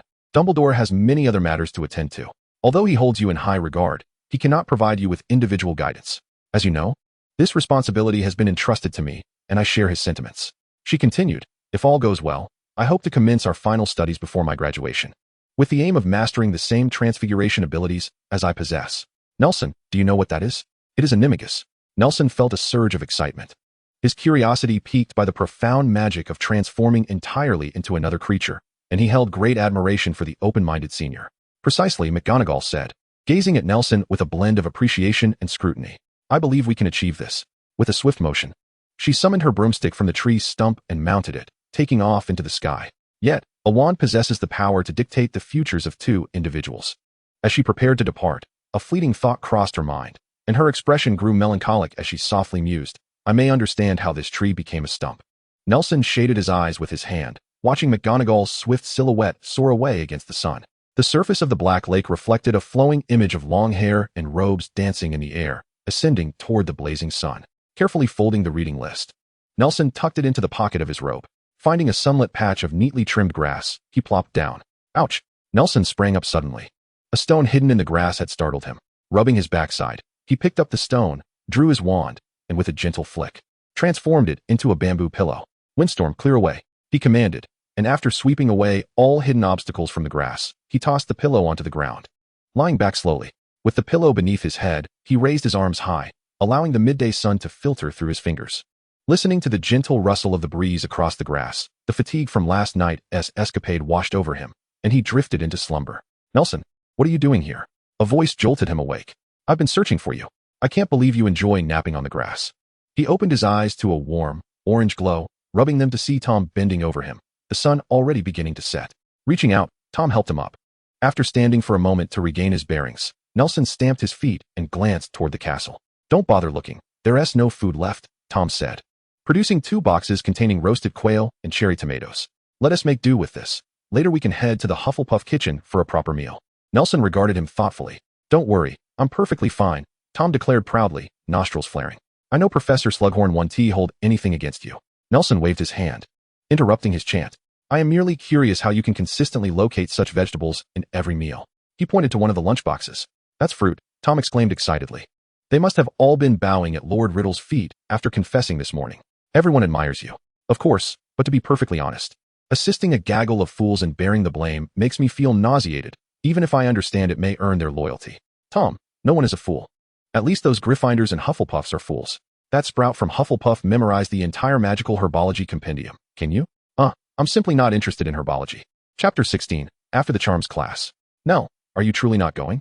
This week, Robinson is set to share the Lestrange family's treasured secrets. It is rumored to be a powerful summoning spell. Departing from the Charms classroom, the two swiftly traversed the corridor, while a few first-year Slytherins lingered far behind. Just exiting their classroom. Are you Nelson Williams? A boy suddenly appeared before them, presenting a note. You certainly prefer learning with the upperclassmen, Tom remarked sarcastically from the side. Indeed, Nelson has mastered apparition. Just a moment ago, he was sharing laughter with Tom in the common room, and the next moment, he had teleported to the edge of the Black Lake. A voice from behind, belonging to Alfred, chimed in, equally sour. He won't even let me copy his homework. I feel utterly abandoned.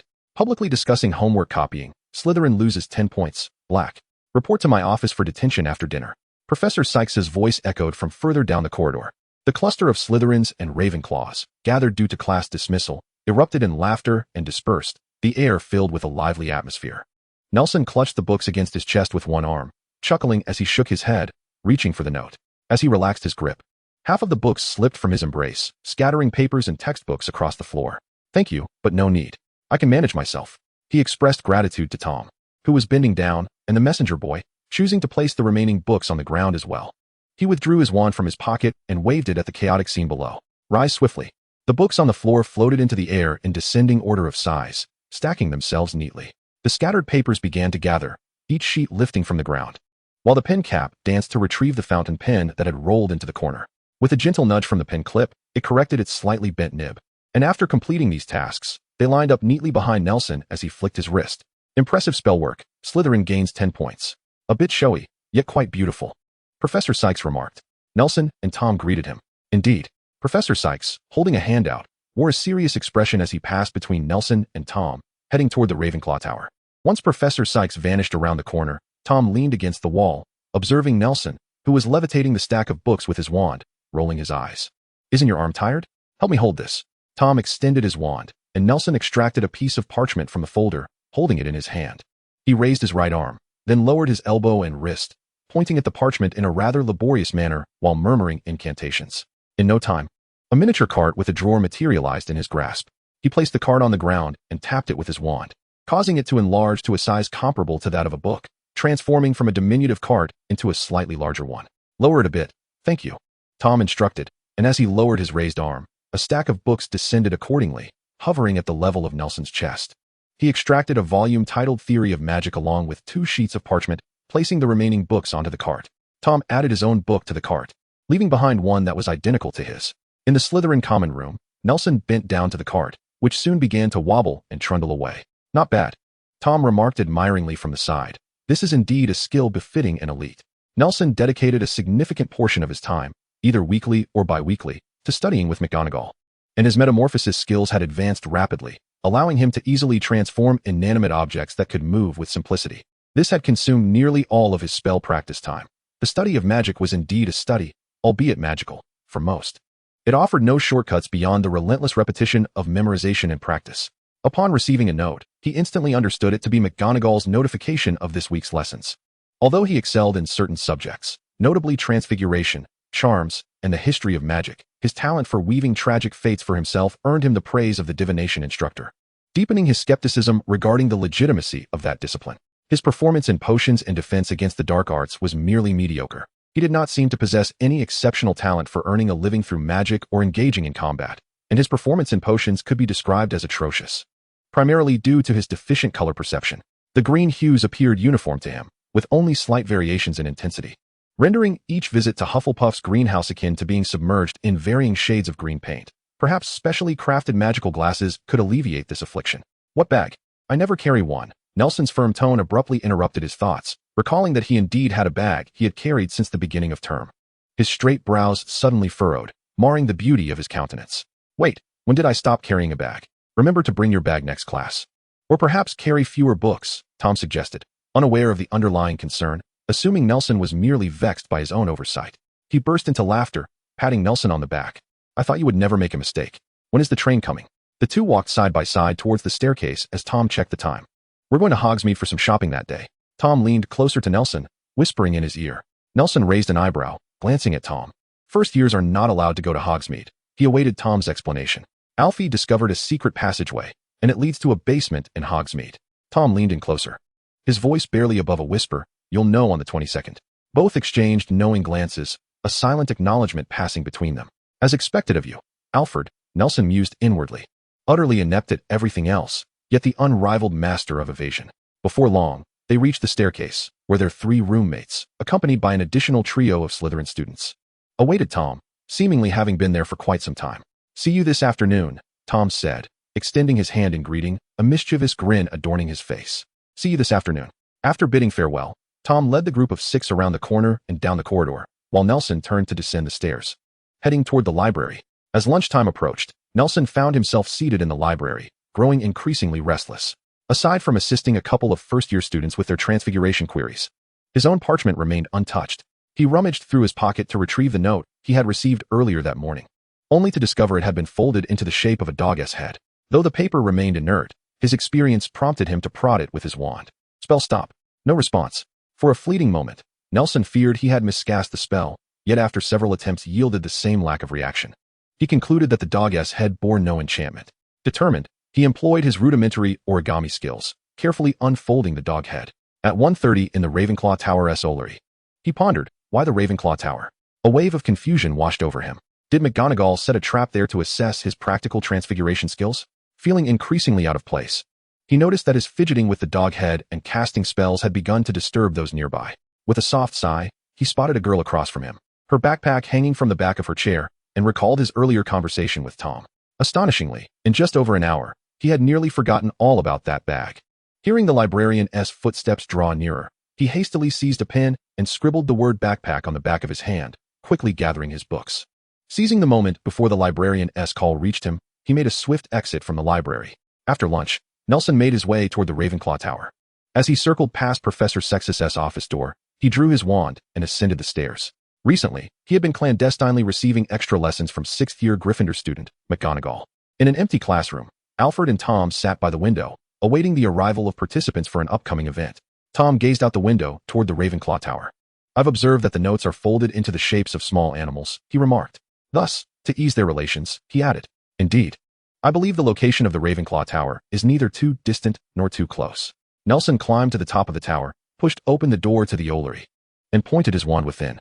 Once his eyes adjusted to the darkness of the room, he spotted a girl seated at a table, her wand directed at him. In a flash, Nelson recalled Tom's expression when they parted ways. Myrtle, it's not what you think. Chapter 17, Myrtles. Mytel, the situation is not as you perceive. Nelson retreated to the door, leaning against it, attempting to turn the doorknob with a backward motion, only to discover that it would not yield. Outside, the sun shone brilliantly, while within the room, scarcely a trace remained of the owls, with only a few dozing on the shelves. He recalled the last time he had been here. On that fateful night. Nelson Wiltning Williams spoke slowly, his tone measured. Mytel did not meet his gaze, but softly murmured his name, appearing lost in a reverie, as if in a dream. Listen to me, he said, slightly raising his hands to his shoulders, indicating his lack of malice. Nelson, in resignation, let his hands drop by his sides, observing Myrtle's intentions. Since that day before the school year commenced when he nearly stumbled over her at the Lehuan bookstore, she seemed to have developed a psychological shadow of fear towards him. He had longed to inquire about her biases against him, yet she persistently refrained from offering him the opportunity for dialogue. Have you always believed I feared you? Mytel inquired. Nelson remained silent, standing still, the atmosphere perplexing him. He could not discern the motives behind Myrtle's cryptic demeanor. Noting his silence, Mytel slowly continued, her tone more dreamlike. Indeed, I did fear you. But it hardly approached the level of terror. Fear and dread are distinct feelings. Fear keeps me at a distance, while dread compels me to resist closeness. I fear dark magic, I fear death, I fear that which could strip away all I possess. Yet, I fear the unknown, and thus, initially, I was afraid of you. You ought to fear everything, Nelson retorted, unable to contain himself. No, it is not the same. Mytel gently shook her head. Those are merely strangers. You, Nelson, are different. You are an incongruous individual, unlike any stranger I have encountered. Incongruous? Nelson furrowed his brow, pondering whether he had been seen limping at some point, and whether Mytel happened to suffer from severe obsessive-compulsive tendencies. It is not as you think. She seemed to perceive his thoughts. Coordination is not merely a matter of surface appearance. I can see many things that others cannot, as if by magic, akin to prophecy. For instance, she appeared momentarily at a loss for words. Ah, colors, she exclaimed, slapping her forehead, jumping down from the table. Colors, for example, Professor Dumbledore's color is red. Professor Sex's is blue. Your friend Tom Riddle is a vast expanse of black interspersed with red, while your color is discordant. She approached Nelson, reiterating, your color is discordant. I wager you may not even be aware of your own hue. Nelson gazed at Mytel as she drew near, finding her mannerisms eccentric and unsettling. Unable to resist the urge to step back, only to be halted by the doorknob pressing against his waist. I have never encountered such a discordant color. Thus, I was initially very afraid of you. Later, Professor Sex instructed us to never harbor fear of the unknown, for if we do, it shall forever remain unknown. And that fear will persist endlessly. She approached Nelson and came to a halt before him, suddenly breaking into a radiant smile as she extended her right hand. I find this charade quite amusing. You see, you've already begun to fear me, Nelson. Nelson gazed at Maytel with uncertainty. The girl before him bore little resemblance to the Maytel he had envisioned. He instinctively reached behind him to feel for the doorknob, while his right hand stealthily searched his pocket for his wand. Regarding the incident where you stepped on my foot, I have forgiven you. Maytel seized his right wrist and raised it, clasping it with her right hand. Nelson, do you know the language of flowers that corresponds to my name? As they walked side by side down the corridor, Maytel abruptly quickened her pace, turning to face him while walking backward. Maytel? Nelson was somewhat bewildered. Despite his fondness for her, he found her comparing herself to a delicate flower in their first conversation rather absurd. I mean, my name, Myrtle, is also the name of a flower, she clarified. What is it? A cluster of purple blossoms exuding a sweet fragrance? Nelson suddenly stopped. And as Maytel turned to see what was behind her, finding nothing, she spun back around. He recalled a ghost that would float in a restroom decades later, perpetually weeping, yearning for someone to share the solitude of the toilet with. He struggled to conceal the compassion that threatened to surface on his face. No, it is strange, mysterious, Maytel explained, noticing his ignorance. You see, my behavior today has been rather peculiar, and that frightens you. Yet I feel my life is too simple and monotonous. I am merely an ordinary person, devoid of any mystery. As Maytel spoke, they arrived at the entrance to the Ravenclaw common room, her tone tinged with a hint of grievance. Therefore, I think it may be because I am too commonplace that people do not take a liking to me. That is not the case. A familiar voice and words echoed from behind, and he realized he had walked up to Professor Sexus. Professor Sexus, Nelson stood at attention reflexively. I truly haven't done anything. Professor Sexus walked past him. As he watched Professor Sexus depart, he leaned against the banister, twirling his wand in his left hand while his right thumb gently traced the words he had inscribed at noon on his left hand, gazing towards the Ravenclaw common room. I must alter them. My life is a gift bestowed by fate, yet it can also shatter the confines of the giver's prison. Since I have arrived here, there ought to be some change. He lowered his head, rubbing his dry eyes. Nelson, do you fancy any girl from Ravenclaw? Why is it always you? He silently grumbled, turning to explain, No, Dwight, it's just. Seeking wisdom from those more knowledgeable is a form of wisdom in itself. Nelson found the young man's banter somewhat irritating yet oddly enjoyable, and he shrugged at Dwight before descending the stairs. Nelson, no need for thanks. In the afternoon herbology class, Alfred was squeezing the pus from a Godric's ball bulb onto Nelson's collar, his face alight with the mischief of a successful prank. Alfred, you engage in such antics. Nelson shifted slightly away from Alfred, methodically donning his dragonhide gloves. What transpired in the end? Alfred urged, excitement prompting him to crouch. Interrupting Nelson's discourse, Nelson noticed Tom, seated nearby, peeling away the clumps of earth stuck to the gorgodon, also pricking up his ears. Alfred, did you not consider that I might encounter Professor Sexus? Seizing the moment while Tom was distracted, Nelson splattered him with a face full of pus. And what of it? Alfred replied nonchalantly, resuming his spray of gorgodon-esque pus. Meddling with herbs, Slytherin loses 5 points. Before Alfred could fully process the remark, he heard Nelson's voice trail off. His expression fell completely. His crouched feet seemed to numb, causing him to plop onto the ground, landing amidst the remnants of roots discarded by his classmates, coating himself in slime. Observing his comical appearance and the pained expression reminiscent of a war criminal, Tom finally succumbed to laughter, losing control of his own strength, sending another spray of pus onto Alfred's face. Yet again meddling with herbs, Slytherin loses 10 points. The commotion drew the attention of surrounding classmates, who, perplexed by the ruckus, turned to witness the despondent Alfred sprawled on the ground, erupting into a chorus of laughter, filling the greenhouse with mirth. The classroom buzzed with noise. Both Slytherin and Hufflepuff lost 10 points. The voice of the Hufflepuff head drowned amidst the laughter. Chapter 18, Dumbledore's Commission. Strange, as the holidays approach. Where has our headmaster vanished to? During dinner, at the Slytherin table, Tom, with a leaf of lettuce clenched in his mouth, gazed at the vacant seat among the faculty. Puzzled. I don't know. I heard he has been preoccupied over the past few years, liaising with the Wisengamot to eradicate dark wizards. As Walburga handed Tom a plate of cherry tomatoes, she simultaneously tugged her brother's ear, lifting him from his seat, and hissed into Alfred's ear. If I find out any teacher has been contacted due to your letter to Mother, rumor has it that Headmaster Dipet has a family member who was seduced by Grindelwald, abandoning their position in the Ministry of Magic to become a terrorist. He vowed to cleanse his own ranks, having only shown his face at school during the start and end of the term last year. Nelson, removing the Slytherin crest splattered with beef stew, delicately wiped it with a napkin while sharing the latest gossip. I overheard the librarian telling OG that Dumbledore has been responsible for school affairs in recent years. He polished the crest, pinning it to his chest, glancing at the worn copy of Magical Theory beside Tom. Why are you still using that secondhand book? Aren't you concerned that the previous owner was a slacker, and you might misinterpret their notes? It's fine. I'm not devoid of discernment. Nevertheless, Dumbledore is indeed impressive. Merely attending his Transfiguration class is a testament to that. Given the current tumultuous circumstances, his discretion in remaining low profile may be strategic. At least Hogwarts is the safest place right now. Observing the exuberance of Alpha, Nelson darkly interjected, "Is the transcription prepared for Professor Sextus this evening?" Alpha's expression immediately fell, swiftly whisked away by his sister. "If only I possessed Dumbledore's prowess, I would vanquish Grindelwald, making a name for myself by afternoon." Although Tom had never witnessed Dumbledore wielding magic beyond the classroom's transfiguration lessons, he harbored a blind trust, even fear, for the wizard who had opened the doors to the magical realm for him. He forcefully speared a cherry tomato, waving the fork as if it were a wand, his voice suddenly soaring. For one destined for greatness, even stepping stones must be extraordinary. A figure like Grindelwald is truly worthy of my ambition. You can certainly achieve that. Amidst the flattery from his fellow Slytherins, Nelson furrowed his brow. Surely, such a magnificent wizard as Dumbledore will take action, he remarked. With great power comes great responsibility. You always seem to have a penchant for aphorisms, Nelson. Just then, he felt a warm hand resting on his right shoulder, and upon glancing back, he saw Dumbledore, smiling through his crescent-shaped spectacles, looking at him. Professor Dumbledore. As the head of Gryffindor approached the Slytherin table, the little snakes ceased their clamor and greeted him in unison. Tom raised his gaze to meet Dumbledore's face, who turned to greet him with a smile. Tom mumbled a response, awkwardly turning his face away. "Good evening, Professor Dumbledore. Mr. Williams, might you visit my office after dinner? I have a matter to discuss with you," Dumbledore whispered to Nelson, who felt the warmth of the broad hand on his shoulder. "Of course, Professor," he nodded. "I hope I haven't interrupted your dinner." Dumbledore clapped his hands and departed from the long table, after which the students erupted into chatter once more. "Nelson," Tom grasped Nelson's forearm, concern evident in his voice. "Are you all right?" "Of course, Tom," Nelson reassured, patting Tom's hand with his other. "I am not Alpha.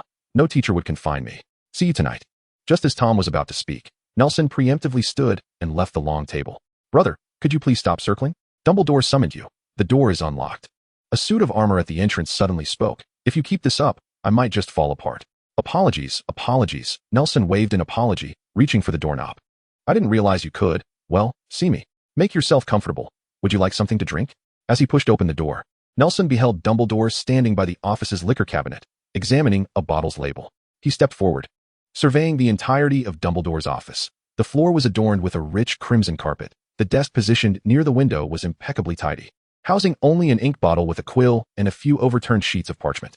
In the corner lay a bird's nest resembling a pen holder, beneath which rested a pile of ashes. Beside the table, several chairs adorned with deep crimson velvet cushions are arranged, while in the corner, two rich purple knitted sofas flank a small coffee table. The walls on either side are completely enveloped by enormous wooden bookshelves, meticulously organized and filled with tomes of varying sizes, leaving a few conspicuously empty spaces. Directly facing the door, the wall features two grand arched windows. Intriguingly, one reveals the picturesque scenery of Hogwarts, while the opposite window seemingly overlooks a long-abandoned house, its interior shrouded in a dull gray ambience. Inside, a table and stools lie toppled on the floor, the windows riddled with holes, and the beams and walls marred by scorch marks, all cloaked in a thick layer of dust. The walls surrounding the windows unveil the original stone brick structure, adorned with a haphazard array of photographs, curiously showcasing only Dumbledore smiling at the edge of the frame, while the others appear to have departed for some unknown reason. In the center of the wall, opposite the windows, a magnificent fireplace commands attention, embellished with ornate reliefs that seem to narrate tales of wizarding lore. To the right of the fireplace stands an aged cabinet, seemingly relocated from another place, housing an assortment of trinkets and a few fine bottles of wine. Adjacent to the fireplace is a door, and nestled between the door and the fireplace is a rack holding a broken pot. Surely, Dumbledore wouldn't press my head into the pensive, Nelson thought anxiously, sidestepping a couple of paces away from the basin. "No, thank you. I've had quite enough lemonade. Please sit." "Nelson, you seem to recognize what that is," Dumbledore remarked as he approached the two sofas, his gaze unwavering from Nelson, yet fully aware of his actions. "No, I merely noted its antiquity. It appears to be an artifact," Nelson retorted, moving towards the sofa beside Dumbledore. "Huh. Every chair in Hogwarts is an antique," Dumbledore chuckled lightly, offering a reassuring pat on Nelson's shoulder as he gently guided him to sit, then settled onto the other sofa. "He arrives in London on the 26th. I hope you can meet him in Diagon Alley and inform him how to catch the Hogwarts Express from King's Cross," Dumbledore stated, placing his cup down. "He has been away from London for quite some time, and the changes may leave him feeling disoriented. Understood, Professor, Nelson replied, setting his cup down and nodding. Is that all? A flicker of doubt regarding the substitute teacher's intellect crossed his mind. After all, it seems somewhat ludicrous for an adult to require guidance navigating a city. Additionally, Dumbledore continued, rising to retrieve a small package from the bookshelf behind him, placing it on the coffee table and lowering his voice. If a man with chestnut hair arrives, please ensure he receives this. If not, simply leave it with you. Professor. Such an important task. Nelson gazed at the small package on the table, perplexed by Dumbledore's profound trust in him. Minerva often speaks highly of you. I believe you are a trustworthy individual. Dumbledore paused, blinking thoughtfully before continuing. I also have faith in Melgan's offspring. And I trust that those who proclaim with great power comes great responsibility are worthy of that belief. This matter holds great significance. May I place my trust in you? Dumbledore extended his right hand, his gaze intense as it bore into him. I am not even acquainted with Melgan, and it would be more prudent for you to trust Peter Parker. Nelson felt a surge of anxiety, mentally berating himself as he locked eyes with Dumbledore.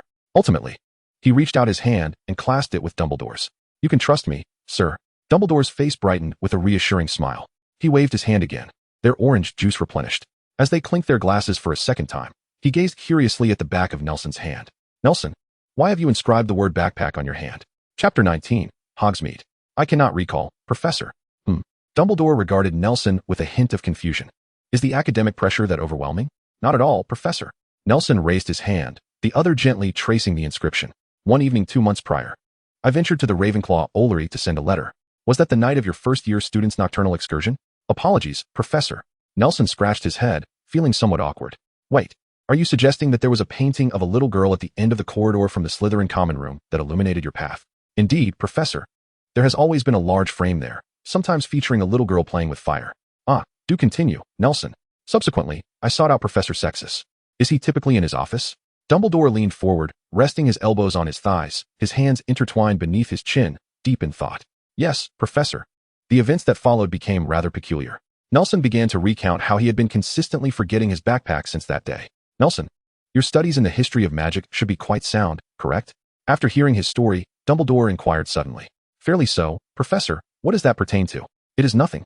I surmise the issue does not lie with your memory, but rather with something contained within your bag. Dumbledore mused, his expression contemplative. What transpired that night? Nothing of consequence. Should you uncover anything, please inform me. I am unable to discern anything at present. Dumbledore rose from the sofa and approached his desk. Very well, Professor Restwell. Do refrain from nocturnal escapades tonight. He gestured for Nelson to take his leave, smiling as he retrieved a bag of honey cookies from his desk drawer. I have long dreamed of opening a confectionery in Hogsmeade specializing in honey products. Enjoy them on your way. Good night, Professor. Nelson accepted the cookies, stowing a small parcel from the coffee table into his pocket before departing the office. Is everything all right, Nal? Tom sat upon his bed, casting a spell over a piece of parchment.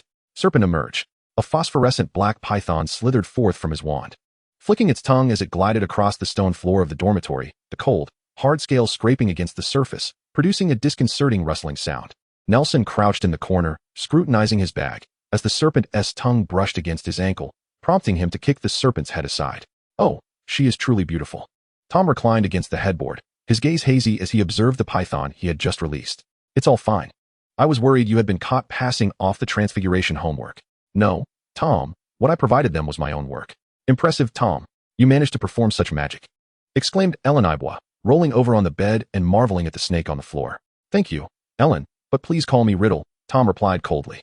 Apologies, Riddle, stammered Ellen, while the other two roommates, hearing the commotion, sat up to witness the snake, carelessly kicked aside by Nelson, and gasped in astonishment. Your discordant voices suddenly interrupted, and turning to his roommates, Nelson inquired, Did anyone touch my bag? The bag was empty. At the cafeteria on Thursday noon, after lunch, Nelson and his companions conversed at the long table. Alfie, why are you still sitting here after finishing your meal? Just digesting. Alfie replied with an awkward smile directed at his sister. If I find you, Walburga glared suspiciously at her troublesome brother. We have an event shortly. The holiday is approaching. Tom interjected, coming to Alfie's rescue. Very well, Tom, but you must keep an eye on him. Walburga's expression shifted instantly. Are you really not coming to visit us during the holiday? Our home is also in London. We can make it happen. Let us depart, he declared authoritatively. Standing at the head of the long table, his demeanor transformed. Just ahead, Alfie tiptoed down the corridor. It is daytime. Walking through the corridor does not violate school rules. Why are you being so sneaky? Tom inquired, frowning at the dozen first-year Slytherins trailing behind him. feeling uncomfortable under the suspicious glances of passing students. Apologies, apologies. It's a habit, Alfie chuckled, straightening up, but soon resumed his furtive behavior. Continuing along the third-floor corridor, they halted before the statue of the one-eyed witch. This is the spot. The group dispersed, leaving space for Alfie to perform. He approached the statue, his hand reaching around the witch's hunched back, feeling about. Could you refrain from that? It's rather distasteful, Tom remarked, taking a step back, his distaste mirrored by those around him. The mechanism behind this statue is a bit challenging to find, Alfie defended himself. Then how did you discover it in the first place? Nelson could not contain his curiosity. Alfie muttered some unintelligible phrases and then suddenly exclaimed in delight. It's opened. With a series of clicks reminiscent of a Cybertronian transformation, the witch's back split open, revealing a dimly lit secret passage. At the end of the passage lay a wooden board. Pushing it aside, they emerged into the basement of a poorly patronized pub. Welcome, gentlemen, to Hogsmeade, Alfie proclaimed, striking an ostentatious pose while performing a wizard's bow. Neglected by the crowd, Alpha had no choice but to remain awkwardly in place as patrons hastily slipped through the back door of the bar, their robes jingling with the clanking of gold galleons. They were eager to rush to Hogsmeade and experience its allure. Above Hogsmeade, heavy clouds loomed, and a faint mist floated over the village. Yet this did little to dampen the excitement of the first-time visitors. We shall convene here at 4 this afternoon, Tom instructed, standing amidst the restless throng, which, despite their agitation, obediently held their ground. Well then, I shall see you then. The crowd dispersed in small groups. Gnarl, I intend to purchase some wizarding specialties. Would you care to join me? Tom inquired, glancing back at the stationary Nelson. I prefer to explore a bit first. Let us meet at the 2 Broomsticks in an hour, shall we? Nelson had done his homework. Very well, Tom shrugged, turning towards the bustling commercial street. Nelson wandered aimlessly through the narrow alleys of Hogsmeade, the mist growing denser around him, the humidity making him somewhat uncomfortable. He pulled his wand from his pocket and held it in hand. Waterproof and moisture-resistant. Nelson tapped his sleeve, yet the clammy sensation persisted.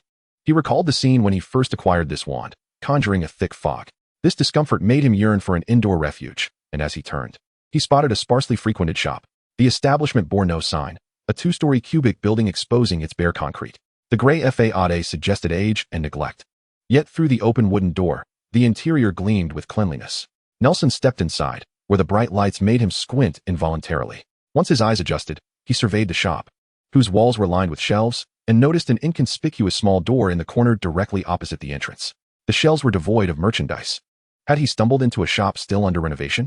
Nelson contemplated leaving. Dear customer, what might you be seeking? A deep voice unexpectedly resonated behind him. Nelson gripped his wand tightly and turned to face the source. The individual lacked hair, their features strikingly refined, rendering it difficult to discern their gender. However, the voice suggested a man.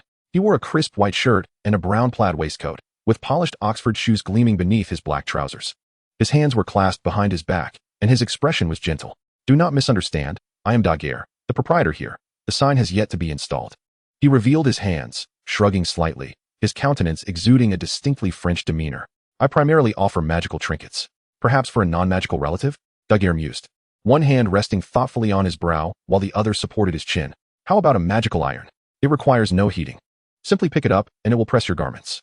With that, he produced an iron from the empty shelf by the entrance. A touch of magic, he added, observing Nelson's astonished expression as he began to elaborate. Ah, this is quite delightful, but there is a laundromat next to our home. Smile? He suddenly raised his camera and captured a snapshot of Nelson, exclaiming, Look, how charming. He slipped a photograph into Nelson's hand.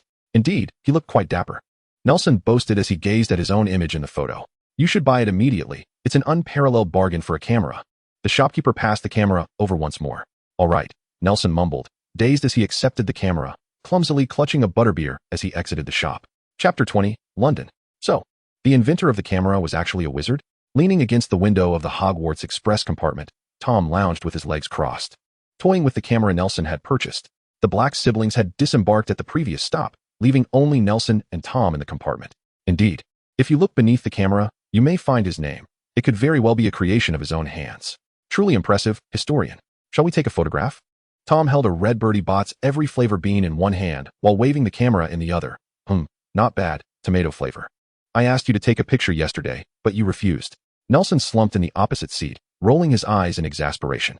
Last night, to lure his pet into its cage, he had wrestled with his stubborn British shorthair named ? Who was now comfortably purring atop his head.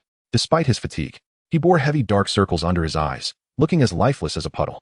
Wasn't it too crowded yesterday? It felt rather embarrassing in front of so many people. Tom, with a cheeky grin, retorted as he stood and moved to sit beside Nelson, pulling his arm. Come on. This camera that requires no developing is incredibly convenient. As a wisp of smoke slowly billowed from the camera, Tom held the emerging photograph, declaring, not bad, quite handsome. Let me see. Nelson looked up at the picture. His beaming smile stood out in the black and white photograph, with the little cat making a funny face at the camera. Tom, with his arm around Nelson's shoulder, wore an equally radiant smile. This camera even has a beauty filter. Noticing Nelson's lack of response, Tom turned to him and remarked. As question marks slid down from Nelson's head, the two engaged in another fierce scuffle. I've always suspected that when you ride a broomstick, you might emit exhaust fumes. After their playful tussle, Tom stood by the window, fogging up the glass as the train traversed through the thick mist. Such is the weather in London, particularly in recent years, with factories polluting daily. However, I find it rather stylish to fly amidst a haze, Tom mused, retrieving his wand. After a moment's contemplation, he began to levitate slowly, the rustling of his wizarding robes swirling with a cloud of black smoke. He turned midair, proudly lifting his chin towards Nelson. What do you think? Quite impressive, wouldn't you agree? In 10 minutes, we shall arrive at King's Cross Station. Please prepare, the train's announcement echoed repeatedly. Observing Tom floating effortlessly through the magic without any props, Nelson marveled. That is quite remarkable. However, I believe leaving a rainbow trail while flying would be even cooler. Like a fairy. Is your uncle at home today? Navigating the streets of London while pulling his suitcase, Tom inquired. We will reach Aunt Bella's house in just 2 more blocks. How revolting. Tom nearly stepped into a puddle of murky water with his polished shoes. The current state of London was marred by filth and disorder. Residents carelessly discarded refuse and sewage onto the streets, where beggars, ruffians, and thieves roamed freely, alongside hurried passers-by from distant lands. The chimneys of suburban factories belched thick black smoke, casting a dreary pall over a city already dubbed the Fog City. As they disembarked, the two changed into Muggle attire within the confines of their compartment. Nelson donned an oversized black and white striped wool sweater, complemented by sturdy work jeans and brown leather dress boots. His beige trench coat boasted 4 large pockets, and a gray wool scarf was casually draped around his neck, cascading down to his waist. In contrast, Tom was attired more formally, enveloped in a sleek black suit with a deep green and silver tie pin reflecting a subtle glimmer at his collar. He grasped a suitcase in one hand while the other held a cage, draped in black cloth, containing Nelson's cat, who perched atop Tom's head, seemingly indifferent to her owner. Throughout their months at school, both had grown considerably, and pedestrians unabashedly scrutinized the well-dressed youths, with some vagrants even displaying insidious grins. As they passed an alleyway, a small boy, wearing a tattered newsboy cap, collided with Nelson. Excuse me, sir, he stammered, retreating while pressing down his cap, quickly turning to flee. How intriguing, Nelson mused, watching the boy's retreating figure, whistling softly as he slipped his hands into the pockets of his trench coat. Tom smirked, releasing the suitcase and casually shaking his arm as his wand slid from his sleeve into his grasp. It's magic, he remarked. Nelson squinted, noticing the boy disappearing through the orphanage's back entrance. Remarkable. Just as we depart, such a character emerges from the orphanage. It's merely a wallet. I scarcely possess a few pounds. Gallons are packed away in the suitcase, Nelson shrugged. The nuns at the church certainly wouldn't pick up a child. They might at most collect a few gentlemen willing to donate. It truly disgusts me, yet expecting everyone to embody the virtues of Mrs. Cole is unrealistic. Tom replied with a disdainful twist of his lips. She is indeed a good person. Perhaps we should assist Mrs. Cole in educating that lad. She insists that one should rather starve than steal. Well, we must visit the orphanage in a few days anyway. Huh. I wonder if he has had the chance to enjoy the chocolates left for everyone by Brother Tom? Nelson chuckled mischievously. Tom's face flushed crimson as he hastened toward Aunt Bella's house, gripping the suitcase tightly. Wait, Brother Tom. I wish to have some chocolate too, Nelson called out, chasing after Tom, who quickened his pace as if wishing to summon a broomstick and soar away. Before long, they stood at the entrance of Aunt Bella's abode. Nelson inhaled deeply, stepped forward, and rang the doorbell. Nelson, have you been abandoned too? In the biting cold wind, Tom, who had stood at the door for half an hour, wrapped his coat tightly around himself, burying his hands into the warmth of the belly of the little cat, sharing a moment of sympathetic resonance with Nelson. Perhaps it is so, Tom. Nelson fastened the large buttons of his trench coat and tightened his scarf, resembling a sculpture with an anti-war theme. What brings 2 handsome gentlemen here? 2 large hands landed on Nelson and Tom's shoulders, prompting them to slowly turn their heads. It was Uncle Jonas and Aunt Bella. Nelson stammered a greeting against the cold wind, while Tom, with a stiff expression, nodded in acknowledgement, feigning indifference to the chill. However, the sudden cold war elicited a chuckle from Jonas and Bella behind him. We brought you some delightful treats. Bella raised her hand, showcasing the ingredients she held. Come inside. I'll prepare a grand Christmas feast for you. Jonas produced a key to unlock the door, and as Nelson and Tom entered, They rushed to the sofa near the fireplace, embracing the cushions. Jonas emerged from the kitchen with a bottle of fruit wine and 4 glasses, clinking them onto the coffee table, while Bella playfully engaged with the little cat, declaring, "Isn't it adorable?" The cat appeared quite affectionate towards Bella, rubbing its chin against her hand and emitting a soothing purr. "This fruit wine was sent by relatives from my hometown. It has a low alcohol content, so you may indulge a little." Jonas filled the 4 glasses with the rosy-hued wine, and a sweet, fermented aroma wafted through the living room. "I'll head to the kitchen. You all chat for now." Bella retrieved a bamboo basket from beside the fireplace, selecting a square cushion from the sofa to place inside the basket. Gently, she lifted the British short hair by the nape and placed it in the basket, where it curled up and quickly fell silent. She then added some water to Tom's owl cage, opening the door. "Tom, this bird seems splendid. Can it eat corn?" "Quite splendid," Jonas replied, settling onto the sofa, crossing his legs and taking a sip from his glass. "The gifts I brought for you are in the basement. You can check them out later." "Thank you, Uncle." Tom now behaved as if he were the well-mannered child of someone else, not even reaching for the wine glass. "Uncle Jonas, how is Poland?" Nelson inquired, fiddling with his glass. "Not well. I fear war is imminent. The people there are fervent, and there are homeless folks everywhere." Jonas replied, a worried expression crossing his face. "Once you go out to school, I can't keep an eye on you, but do refrain from wandering too far." "Jonas, come help me chop the vegetables." Bella's voice echoed from the kitchen. "Why not check out the gifts in the basement?" Jonas stood up, supporting himself on the sofa as he walked towards the kitchen. "You'll love them." Chapter 21, A Simple Family Feast. "Nelson, this looks quite expensive." Tom sat on Nelson's bed, cradling an open box adorned with a note bearing his name. In his hand, he toyed with a black gemstone, squinting one eye as he held it up to the sunlight, using his thumb and forefinger to draw it closer. Under the radiant beams, the black gem shimmered with a brilliant crimson hue. Upon closer inspection, it appeared as though a rose-red liquid flowed gently within, casting an enchanting array of colors throughout the room. This was a type of amber, known as yamber. Jonas's voice drifted in from the doorway, where he leaned against the frame, sunlight illuminating his features, deepening the contours of his face. The German man, with his gray hair and thick mustache, resembled a black and white photograph amidst the striking play of light and shadow. Amber is a specialty of Poland. Although relatively precious, it held little value this year, merely a rarity. "Consider this your birthday gift, Tom," Jonas said with a wide grin. "You could turn it into a ring or some small trinket. I believe this color would suit you splendidly." "Thank you, Uncle Jonas," Tom replied, his cheeks flushing, unsure whether it was the sun's warmth or his own embarrassment. "Come on, lads, it's time to head downstairs for dinner," Jonas announced, entering the room and affectionately ruffling Nelson's tousled, light golden hair. "Ah, much better now." Nelson turned to glance at his reflection in the wardrobe mirror, his hair resembling that of a disheveled golden-haired youth from David Bowie's The Man Who Fell to Earth, the sunlight casting an orange-red glow upon him. The small piece of amber hanging around his neck matched perfectly, and he squinted slightly, a wry smile tugging at the corners of his mouth. Rising to his feet, he dusted off the non-existent dirt from his backside and linked arms with Tom as they descended the stairs. "Once I secure a permanent position in London with the newspaper, I will meet the requirements to adopt you both," Jonas said, while ladling mushroom soup into a small bowl at the dining table, the creamy broth steaming gently. He placed the first filled bowl in front of Bella and then took a second for himself. "Honestly, I believe that during these extraordinary times, we should consider relaxing certain policies. Today at the market, half the street was filled with young scoundrels just like you two." "Jonas," Bella shot him an exasperated glance. "Adopt us?" Tom asked, accepting the bowl of soup Jonas had served him, his tone dry and seemingly devoid of emotion. Yet, Nelson noticed the flush creeping from Tom's pale face to his neck, and he suspected it would soon engulf his entire back. With a chuckle, Nelson observed Tom's neck turn a vivid shade of red, burying his face in his bowl.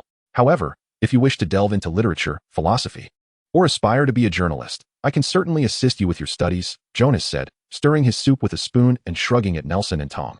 "But now that you have become magicians, I can only indulge in fantasy novels to imagine your journey." "Oh, is that so?" Jonas raised an eyebrow in astonishment. "Over the years, as I traversed various places, I have come across numerous enchanting legends of magic. It is quite remarkable to ponder that these tales may indeed hold a semblance of truth." After a moment of contemplation, he realized that upon hearing of your acceptance into the School of Magic, he should have reacted sooner. Nevertheless, this institution seems to possess a commendable educational standard. I had always presumed that wizards, once endowed with magic, would neglect the importance of the humanities. Narl excels in the history of magic, earning praise from Professor Dumbledore for his extensive knowledge. Tom, filled with pride, chimed in, as if he were the one mastering the history of magic. Jonas looked up and ruffled Nelson's freshly combed hair, remarking, "Ah, it appears much more agreeable now." Most of the class appeared to be dozing off. He placed a generous bowl of stew and steak upon the table, with no subjects pertaining to language or society in sight, not even arithmetic or geography. He and Bella took their seats, each serving themselves dishes and bread. It is said that upperclassmen delve into ancient magical texts and arithmetic divination, although I suspect these may merely be extensions of pure magical studies. Bon appetit, everyone, Bella declared, lifting her knife and fork as their modest family feast commenced. Divination? Do you utilize tarot cards? Bella inquired curiously while slicing her steak, as women seem particularly drawn to matters of divination and testing. In our first-year divination class, we merely babble nonsense over a cup of tea leaves or a glass sphere sitting on a moldy pillow, attempting to predict our demise for the following week. Nelson mumbled through a mouthful of broccoli. Some prophecies are indeed quite accurate, especially for those with a certain sensitivity to such matters, Tom defended their divination class. Despite his own mediocre skills in the practice, yet he held a strong belief in its validity. Historically, some prophetic masters have accurately foretold significant events, but I feel we should regard them as mere references rather than succumbing to superstition. For wizards, what truly offers reliability is not fate, but their wands. Nelson swallowed a piece of bread, adding, however, if I were to encounter a genuine prophet, I would still be inclined to seek a reading. Your perspective is quite valid. Jonas expounded. There is indeed one in my hometown of Trier. All right, just eat your meal, Bella playfully admonished, tapping Jonas's hand with her spoon. Fair enough. Perhaps these matters are not suitable for them, Jonas conceded, then shifted his position to retrieve a leather-bound notebook from beneath a sofa cushion. This I acquired during my interviews in Poland from a rather renowned enchantress.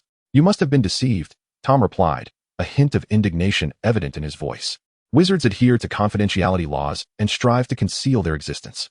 Those who proclaim themselves as wizards are often charlatans, and besides, she referred to herself as an enchantress, not a witch. Nelson swiftly perused the pamphlet, discerning that it appeared to elucidate a comprehensive system of magical techniques.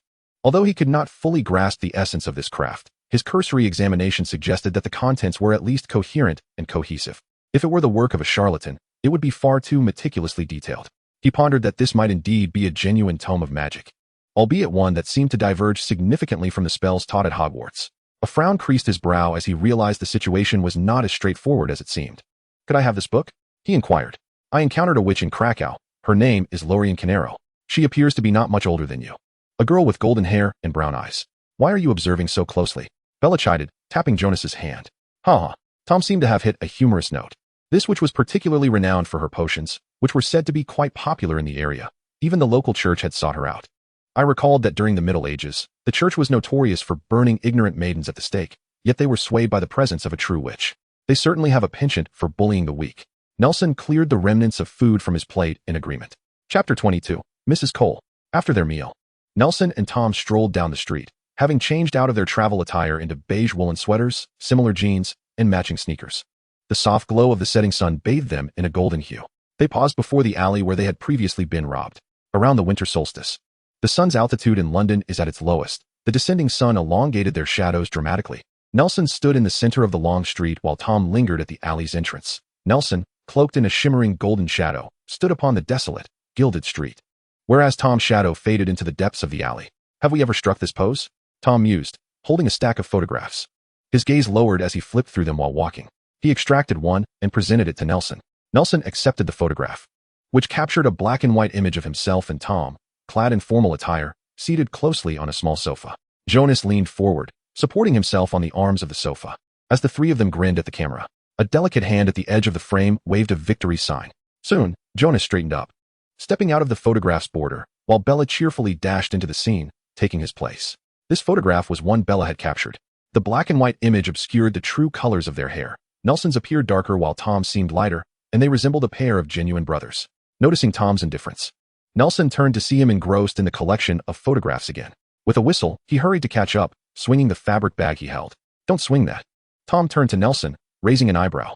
Thus, one walked ahead while the other pursued, and they soon arrived at the entrance of a dilapidated orphanage in London's West End. Gazing at the iron gate, its paint flaking away to reveal patches of rust, Nelson and Tom paused. Through the gaps in the gate, it was the first time he meticulously examined the place of his upbringing, in stark contrast to the cheerful stack of papers in Tom's hands. The scene in this small courtyard resembled a monochrome photograph. Found him, Nelson remarked with a playful nudge to Tom's ribs. Gentlemen, upon seeing the two, a gaunt old man emerged from the gatehouse. He glanced at the small door in the large iron gate, which was ajar, and questioned, "How did you?"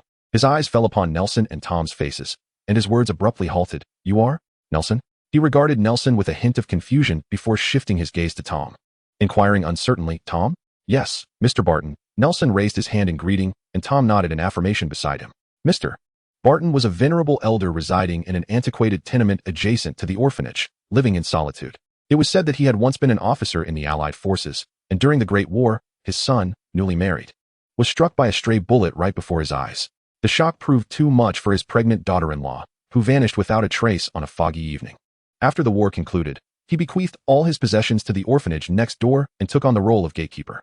Though he had a temper and a penchant for coarse language, he treated each child as if they were his own grandchild, drawing upon his meager resources to assist those bereft of family. Occasionally, the busy Mrs. Cole would entrust him with the care of the children. Yet he never spoke of his wartime experiences.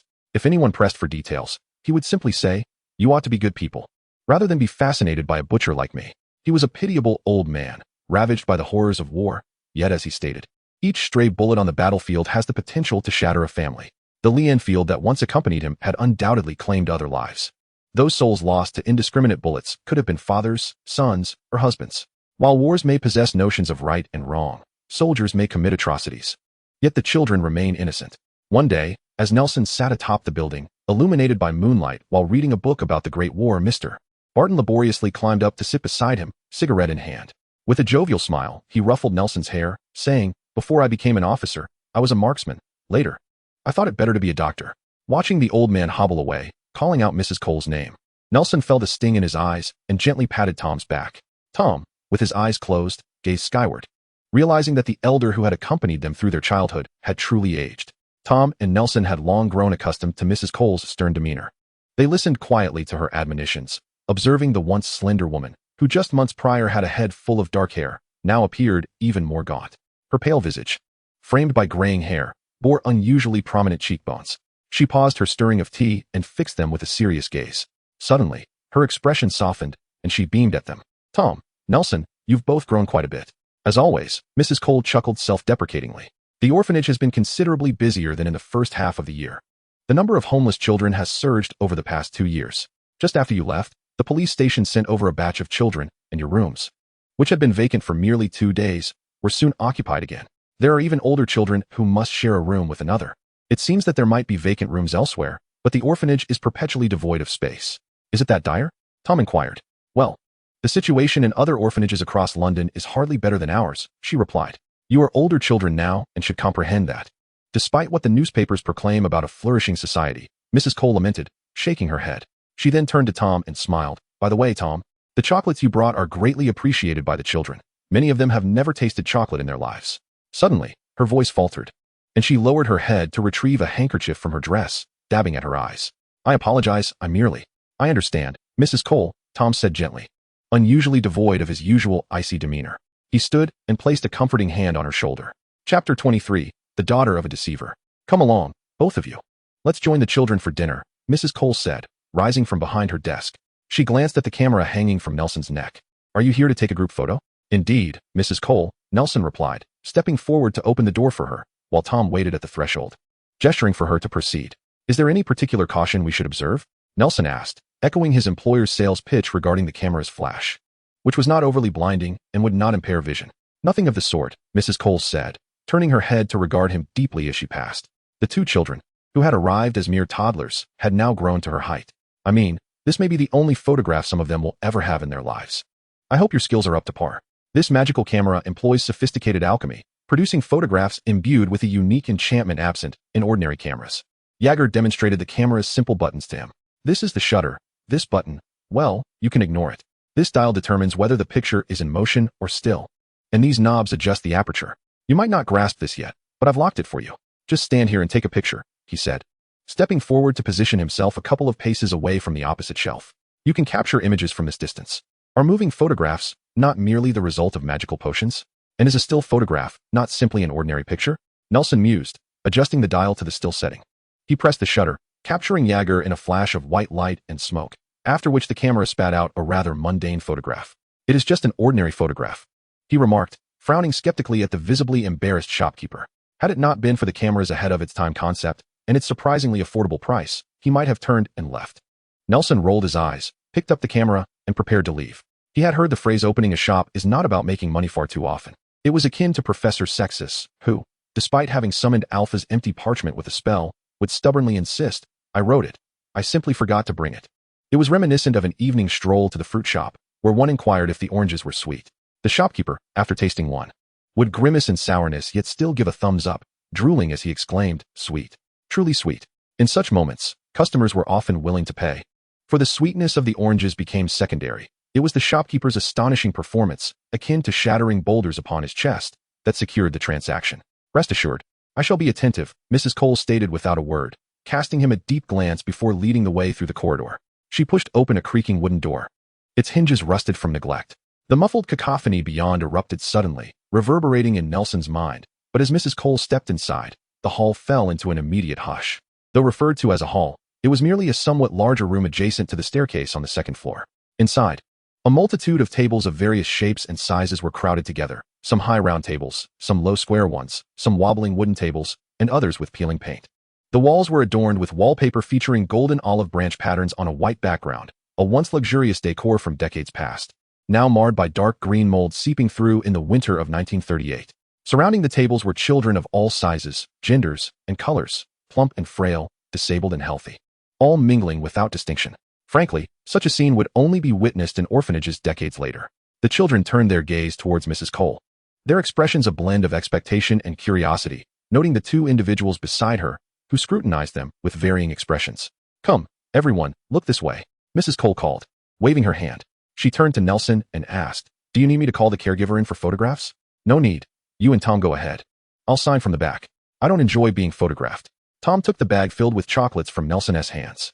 Mrs. Cole smiled wryly, shaking her head as she positioned herself at the end of the tables. "Look at the camera, now smile." Nelson pressed the shutter. Mrs. Cole patted the shoulders of the two and turned to arrange dinner for the evening. They approached a few familiar faces at their table. Once seated, Tom fiddled with the bag he had taken from Nelson, his expression darkening. Although he was not worldly, he sensed the stiffness and distance in the movements of those who had once shared a table with him. It had been mere months since leaving the orphanage, yet it felt as if they belonged to two entirely different worlds. No, they had indeed become denizens of two disparate realms. "Nelson Williams, I know you." As Nelson sat opposite a newsboy cap that slowly lifted, he recognized it as belonging to the very pickpocket who had stolen his wallet in the alley. He emitted a soft whistle, and a small bee struggled to escape from the thief's pocket. "Ah, hello, Nelson," she said, somewhat bewilderingly, daring to greet him. "I'm Christian Juval, the one who moved into your room afterwards." "Is Christian a girl?" Nelson scrutinized her closely. Beneath the newsboy cap lay unkempt black curls framing a pale face marked by heavy dark circles. A scar, the length of a thumb, sliced through her left cheek beneath the eye. Though she appeared haughty, she avoided making eye contact, tilting her face to the side and glancing at the forehead of the person across from her. "Enough," Tom interjected, interrupting Christian's speech. He tossed the cloth bag onto the table with a loud thud and stood up abruptly, knocking over the chair behind him. "We don't want to dine with a thief." "I apologize," Nelson whispered an apology to his dining companions before rising to pursue Tom. The surrounding patrons remained largely indifferent, observing the unfolding farce. "Do you think I wanted to steal?" Christian's head hung low, but upon raising it again, she seemed somewhat hysterical. Nelson noticed a crack forming on the teacup beside her, and the air began to stir. He placed his hand in front of Tom, turning to shake his head. He had already written to Dumbledore upon returning home to inform him of the discovery of the young witch. Such matters were best left to professionals. "We mustn't provoke her," he whispered to Tom. A young witch without magical education, especially one of Muggle descent, could easily become a mute due to emotional distress. Tom nodded in understanding, falling silent. "Stealing is wrong." Nelson stepped forward, locking eyes with Christian. "I know stealing is wrong, but I am the daughter of a con artist. I was born to steal. Wasn't he I?" Her tone softened, yet her words grew more fervent. A blonde girl beside her tugged at her sleeve, seemingly attempting to restrain her. Nelson recognized her as Martha, who had once lived next door. "You know, here, people like you are considered freaks." Christian disregarded Martha's caution, lowering her head and speaking in a monotone. "You're tired. I'll come find you tomorrow, and we can talk then." Nelson abruptly uttered a peculiar remark, and to his surprise, she complied, sinking into her seat and resting her head on the table. "Hurry up. I still need to write an explanation to the Ministry of Magic." He turned to catch up with Tom, who was nearing the door, speaking in hushed tones. "Nelson." As Nelson and Tom traversed the iron gate, they observed the camera in their hands trembling while producing a constant clicking sound, as if this group photograph would require an excessive amount of paper and ink. Hearing his name, Nelson turned, raising an eyebrow in astonishment towards the darkness of the courtyard. He glanced at the small building, finding no one by the window. Assuming it was someone's prank, He was about to leave when he suddenly spotted a figure in a gray dress, panting and emerging from the thick darkness of the courtyard. Martha rushed out. The originally slender girl, who resembled a fragile sprout, shouted behind the two. However, she soon found herself gasping for breath, leaning on her knees due to exhaustion. "Nelson, it was you who saved me, wasn't it?" She straightened up, locking her gaze onto Nelson's eyes. Though her face and hair appeared gaunt and dull from malnutrition, her eyes shone with an unusual brilliance, deep and transparent like the midnight sky, as if reflecting everything before her. She took a step closer, still staring intently at Nelson, who found himself unable to meet her gaze and retreated a couple of steps. "They say you're a freak," Martha pressed on, "but I know you are a good person." "I don't know what you're talking about," Nelson mumbled, crossing through the iron gate, fleeing the orphanage. Chapter 24, Christmas Gift. Coo coo coo. Faint sunlight filtered through the clouds. The morning mist and curtains brushing against Nelson's face as he struggled to sit up, the blanket sliding from his abdomen to the floor. He glanced toward the windowsill. Where the window was ajar, the heavy curtains fluttering occasionally. The foggy sunlight was never direct, making it difficult to discern the time of day from the sun's position. He tentatively deduced it must be morning. Reaching for the glass of water on his bedside table, the icy sensation prompted him to quickly pull it away from his lips. Thanks to it, he finally emerged from his dazed state, pouring the cold water into the flower pot on the windowsill. Cradling the glass, he felt the warmth gradually seep into his palm, and after taking a sip of hot water, he was fully awake. Suddenly, he felt a heaviness in his head and a burning pain on his face, prompting him to glance at the mirror on the wardrobe door, where he noticed several small, red claw marks on his left cheek. In a swift motion, Nelson reached up to grab Tom's rather displeased-looking owl.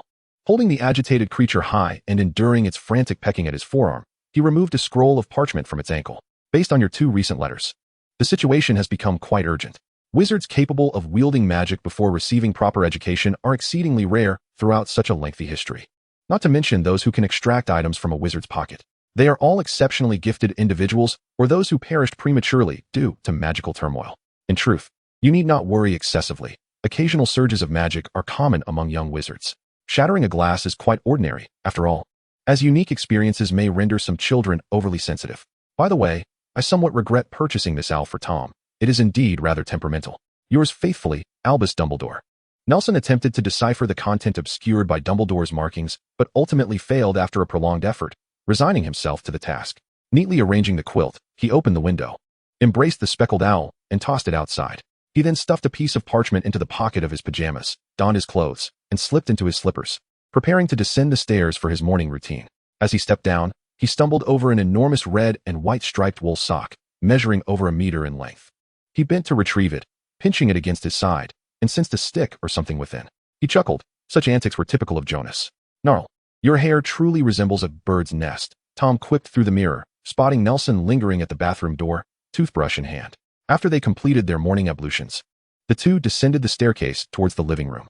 "The automatic refill fountain pen is simply marvelous," Jonas exclaimed from the sofa, lifting his gaze from the newspaper to reveal a dazzling smile. "Do you like your Christmas gift?"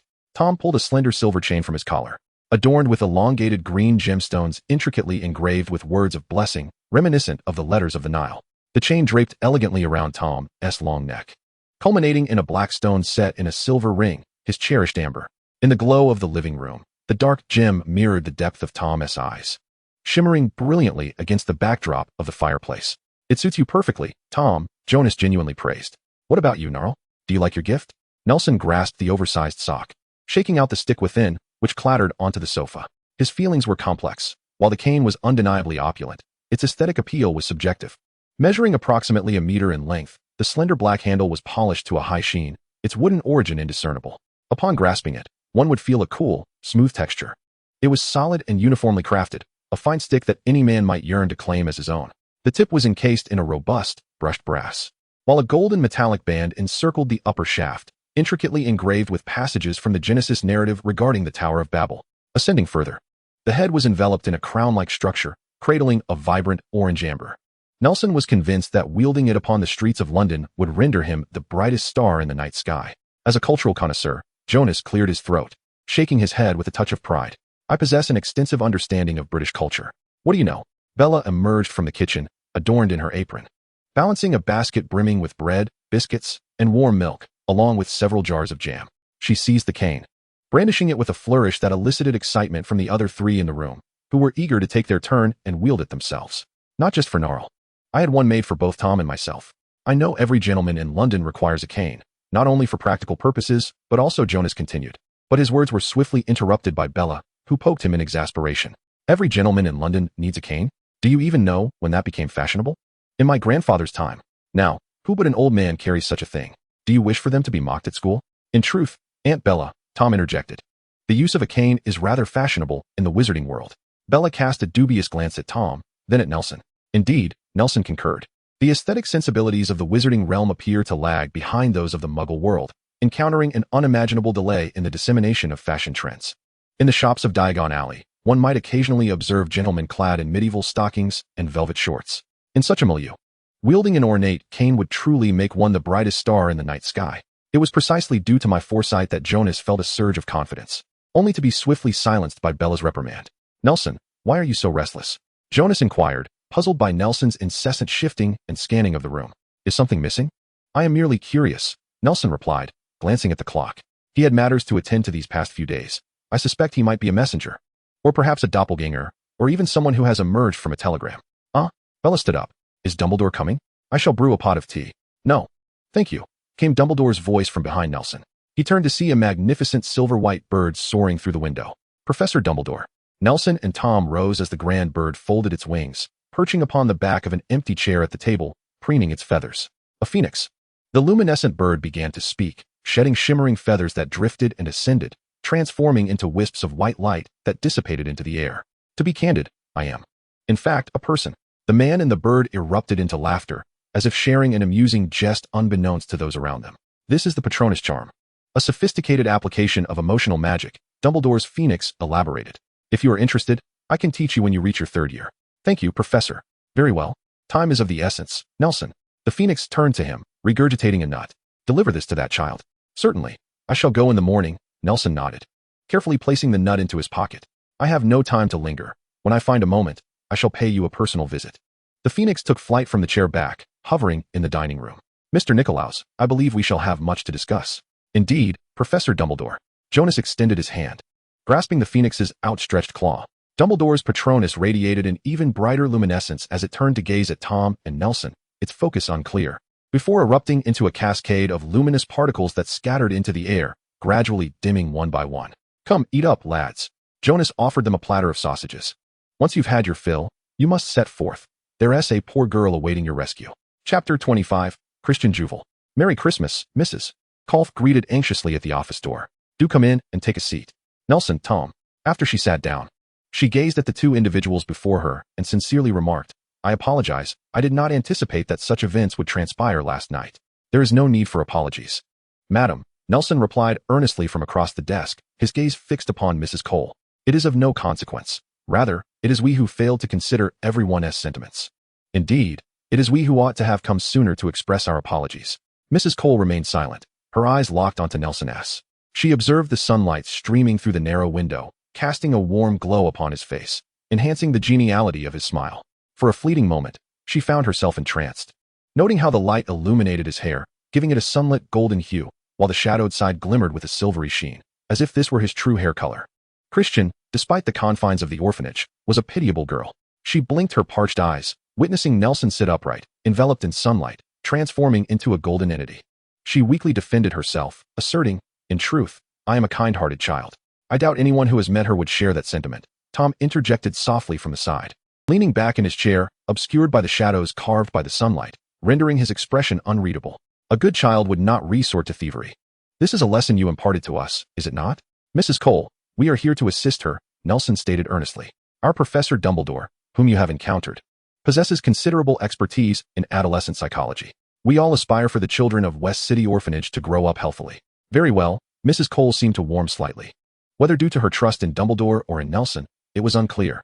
She managed a faint smile and rose to her feet. The child is rather sensitive. I shall lead you to her. No need. The scene was reminiscent of when Dumbledore had come to find Tom. As the office door swung open, a figure adorned with a newsboy cap stood outside, her sooty face tilted defiantly, nose wrinkled in disdain, boldly locking eyes with the foremost Nelson.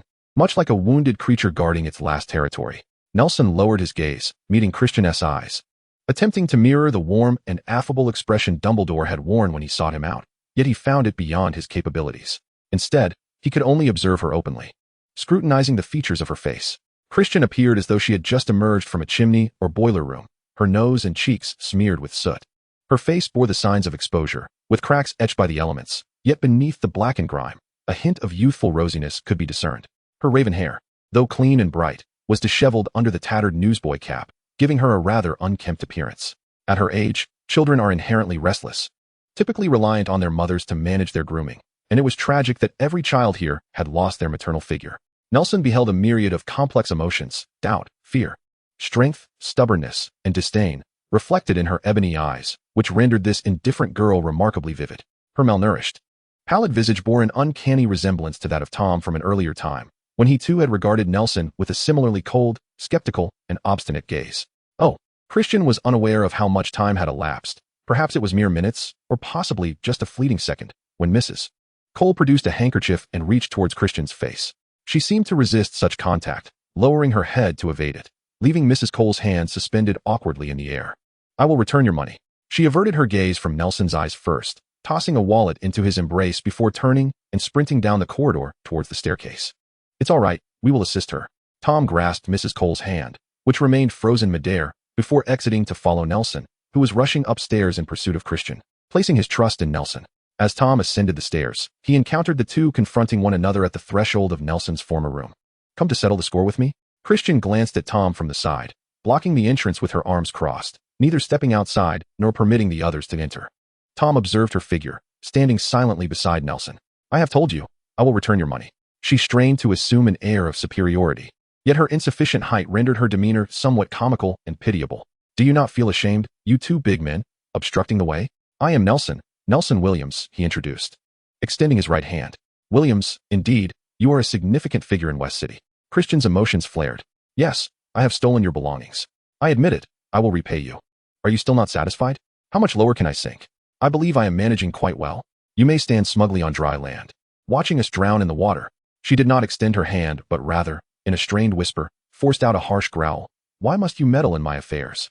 Christian recalled the front-page news from the Times that her uncle had read during breakfast, which reported, police captured decade-long child trafficking gang. Connecting it to Mrs. Cole's mention of children sent from the police station, he began to deduce the girl's origins. Even in a modern society he was well acquainted with, such abhorrent crimes persisted unabated. A casually purchased wallet and a few pounds and pennies were inconsequential to a wizard. Rather, it was the girl's haunting gaze that evoked a deeper sense of compassion. Do not look at me with such a revolting gaze, akin to those loathsome priests in churches. I am a thief. She became somewhat hysterical, unable to restrain her emotions any longer, slapping Nelson's hand away and loudly exclaiming, Your eyes are as disgusting as those of a patron gazing at a prostitute in the red light district. The flickering light above, dim and lacking power, cast shadows on the ground that danced between great and small. Tom sensed a distinct difference in the girl's words compared to those of the other children in the orphanage. She seemed to possess a profound understanding of the world. It was as if she truly existed in the murky gutters of the once glorious British Empire, a place where the sun seldom shone. Or perhaps she had once called it home. Why should you help me? What gives you the right to look at me that way? What allows you to sit by the hearth in clean clothes and read? Why do you believe your promise to help me holds any weight?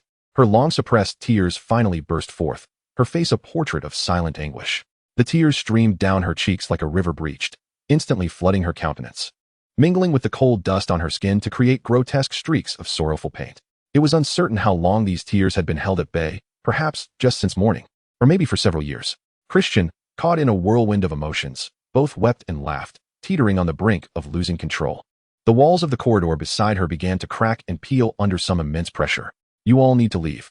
Get away from me. Christian's eyes widened, her voice dropping to a hollow, piercing tone as she weakly shouted, Run. I can't control it anymore. Nelson drew his wand, poised to cast a spell on the girl before him, but Tom, who had remained silent until now, stepped forward to intercede. He was not merely a bystander. He was fueled by emotion. With a calm demeanor, Tom approached Christian, looking down at her without a hint of condescension. I've stolen before, he confessed. You are not a freak. With a swift motion, Tom shook his arms, expertly brandishing his wand. He advanced a step, prompting Christian to retreat. We did not come seeking some worthless purse. You and I are kindred spirits. He raised his wand, deftly drawing an arc in the air, and from his left hand materialized a brand new newsboy cap, identical to the one perched atop the girl's head. You possess magical abilities, Christian Javert. You are a wizard. Christian ceased her retreat, raising her tear-streaked face to look at Tom, her eyes reflecting a blend of hope and trepidation. Tom gently tapped the top of her head with his wand, and the tattered newsboy cap disintegrated into a plume of black smoke, dissipating rapidly. He placed the new hat atop her head, adjusting it with a frown before sidestepping her to enter the room, skillfully pulling a chair from beneath the table. Christian turned to observe Tom, who appeared as if he were entering his own home. The disturbances in the corridor subsided, and the pitiful walls no longer had to fear losing their sanctuary. "Aren't you going to invite us in?" Tom finally spoke, still wearing a frown. Chapter 26, The Orphan of the Fog City. "Make yourselves comfortable," Tom said, seating himself backward on the wooden chair, resting his chin on the backrest. Leaning forward as the chair creaked beneath him, the legs scraping against the floor with an excruciating sound. "Let us sit down and converse properly." Nelson followed closely behind Christian as they entered the room, casually shutting the door, with the resounding thud of the door closing. The room and corridor seemed to be separated into two distinct worlds, entirely severed from the outside. In this relatively enclosed environment, Christian appeared to embody the essence of a young girl, her unease palpable. I felt it might be somewhat impolite to sit on the bed and gaze at Tom, who occupied the only chair in the room, and at Nelson, who leaned against the windowsill. Christian, unsure of where to settle, offered an awkward smile, reminiscent of a bashful guest visiting for the first time, seemingly at a loss for what to do. "Oh, my apologies." Tom raised an eyebrow. "You may not know this, but this was once Gnarl's room." He glanced at Nelson, seemingly indifferent. "I wonder if I've just breached confidentiality." "It's quite all right," Nelson replied, pulling out his wand that he had just stashed in his pocket, pointing it at an old umbrella resting against the corner of the table.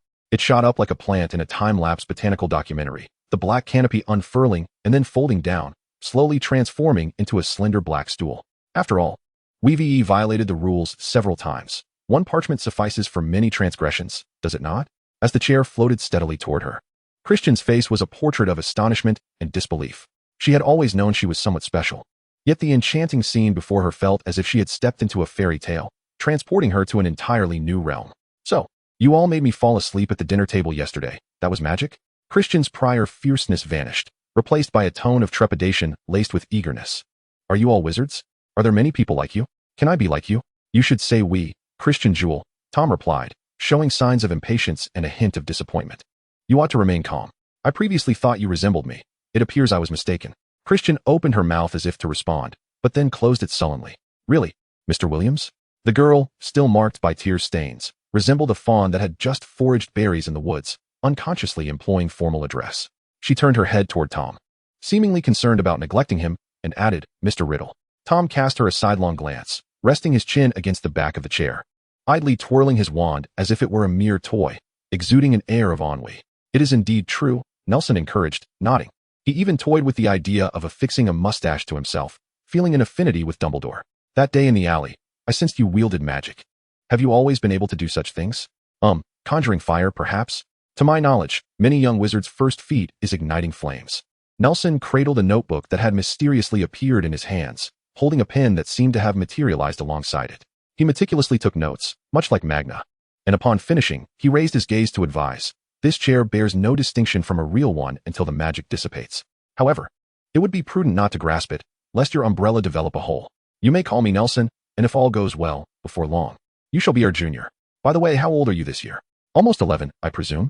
"Apologies, William Nelson, I am uncertain," Christian replied, her hands tucked into her sleeves, her gaze dimming, causing her dark eyes to lose their luster. After a moment of contemplation, she spoke in a subdued tone. "I believe I shall turn 11 next year." With a flick of his wand towards Christian's face, he gently shook his wrist to the right twice. Instantly, the grime on the girl's face vanished as if she had just washed it. Even the strands of hair that hung down to obscure her forehead and eyes were carefully tucked behind her ears. Tom turned towards Nelson, mumbling, "I can hardly bear to look at such pitiful creatures." Christian felt a sudden breeze caress her face, bewildered by what had transpired. She gazed at Tom's wand and the back of his head, reaching to touch her cheek. Her fingers brushed against her now clean and smooth complexion, and with a broad smile that revealed her back molars, she cheerfully called out to Tom, "Thank you, Tom." Tom appeared unperturbed. However, Nelson, leaning against the window, distinctly observed a smile curling at the corners of his mouth, just as he was about to utter something to ease Tom's discomfort. He caught a glimpse of Tom's expression, which conveyed a warning. "Dare to speak out of turn, and I shall not spare you." In that moment, Nelson, who had maintained a Dumbledore-like benevolent smile, could no longer contain himself and burst into hearty laughter. This sight caused Tom's face to flush with indignation, resembling a humiliated bride. "Forgive me," Christian said, noticing Nelson's expression and Tom's turned back, realizing her request was rather abrupt. She quickly apologized, lowering her head again. I truly did not know it was so significant. She raised her gaze to find Tom's wand. Its luxurious and enigmatic hue glimmering, indicating the care its owner took in maintaining it. Tom pinched the wand in the middle with 2 fingers, extending his arm to present it to Christian. His head turned away, still exhibiting an unwillingness to face her directly. No. It's not necessary, she insisted, shaking her head as she averted her eyes. Tom's derisive snort interrupted her protests, prompting her to lift her head once more. She found Tom leaning against the back of the chair, facing her with an expression of disdain, as if to say, "Why the fuss?" "Thank you," she said softly, meeting Tom's eyes as she extended her hands to receive the wand. Cradling it in her left palm, she hesitated to reach for it with her right hand. After glancing at her own palm, she hurriedly rubbed it against her clothing until her hand grew warm, before slowly extending her fingers towards the wand, gently caressing its surface. After a brief moment, Tom took hold of his wand, glanced at it without bothering to clean it, and slipped it into his sleeve. Observing his actions, Christian displayed a look of palpable relief, his previously rigid posture relaxing. "May we converse about you?" Nelson ventured, watching Tom turn his face away toward the window. His voice tinged with resignation. I really have nothing of significance to share," Christian stammered, beginning to weave the narrative of his life. Chapter 27. The Strix. I do not even have a name. The hardened, spiny shell that enveloped Christian had entirely shattered, and as tears streamed down his face, he recounted his tale. It seemed that only in the presence of these 2 individuals, whom he had known for but a few days, could he find solace, like a quail that had barely escaped from a vulture's nest, struggling through treacherous terrain, dragging its damp, ruffled feathers towards the embrace of 2 larger birds, lamenting the tempests and serpentine threats encountered along the way. "Do not pity me," Christian declared, lifting his defiant little face to meet Nelson's shifting expression. "Everyone must endure suffering. I have merely faced mine earlier than most, and there are many who are far worse off than I. You have a way with words that resonates with me," Tom remarked, spinning in his chair to face Christian with a tone of approval. A flush of color graced Christian's pale skin, making him increasingly resemble Tom. Lowering his gaze, seemingly at a loss for words, he continued his story. "At first, I believed myself to be a freak. Later, I thought I might possess some extraordinary ability. I heard that Germany is recruiting such individuals. Are they seeking wizards to form a legion? Perhaps they wish to deceive some wizards into coming for dissection and experimentation," Nelson interjected from the windowsill. "Even if it is true, they could be vampires, werewolves, giants, or other magical beings." "What? Are vampires real?" Christian exclaimed, taken aback and somewhat frightened, for vampires had long been invoked to frighten children into sleeping soundly. It was unclear how many times today he had worn such an expression. "Haha." Nelson and Tom exchanged glances, chuckling as they said, "You are a witch, Christian, akin to those in books who ride broomsticks and brew potions. If witches can leap from the pages, then surely those creatures can too. Moreover, those monsters are hardly to be feared," Tom added dismissively. "They can barely articulate, let alone cast spells." "Indeed," Christian nodded, reassured, continuing, "I have always feared that my uniqueness would be discovered by others. You know, those traffickers are not benevolent. To be frank, we are here precisely for that reason. We saw you using magic in the alley, and last night, you were quite agitated." Nelson extracted a solitary nut from his pocket and, with a serious demeanor, remarked that certain young wizards, if subjected to a stifling environment for an extended period, might deliberately suppress their magical abilities out of fear of their own powers. Should this condition persist, one might find themselves gradually eroded by it, leading to a state of mind that transforms into a silent, destructive magical entity known as a murmurer. However, there is no need for concern. We have been able to ascertain that you are, for the most part, safe. Observing the fear etched on Christian's face, her eyes widened, as this seemed to be the most difficult revelation for her to accept this evening. Nelson added reassuringly that she could indeed control her magic, as evidenced by the events that transpired in the corridor, whereas a murmurer is utterly uncontrollable. Although the fear in her eyes slightly diminished, anxiety lingered persistently. "Rest assured, Professor Dumbledore is an expert in this field and will make time to see you," Nelson comforted her, adding that at the very least, she had not transformed into a swirling mass of black mist floating in the air. Nelson appeared somewhat inept at providing solace, sensing Christian's escalating anxiety. "What is there to fear?" Tom interjected impatiently. "If you were truly a murmurer, Nelson would have already tossed that nut at your forehead, and you wouldn't be here engaging in such lengthy discourse." His brusque words seemed to instill a greater sense of trust in Christian, alleviating her agitation considerably. "Moreover, you have been rescued. There are no ruffians or scoundrels in the vicinity, so there is nothing to dread," Tom declared emphatically. "Indeed." Christian lifted her face and managed a small, tentative response. At this juncture, Tom expressed his curiosity. "With the kidnappers apprehended, why do you still resort to thievery? Theft is an immoral act." His voice carried a hint of anger. "I doubt Mrs. Cole would allow you to go hungry, even if she were starving herself.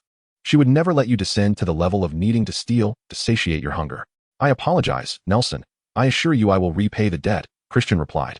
Her legs tightly pressed together as she awkwardly perched on the chair, hands clasped firmly over her knees, head bowed as she quietly questioned.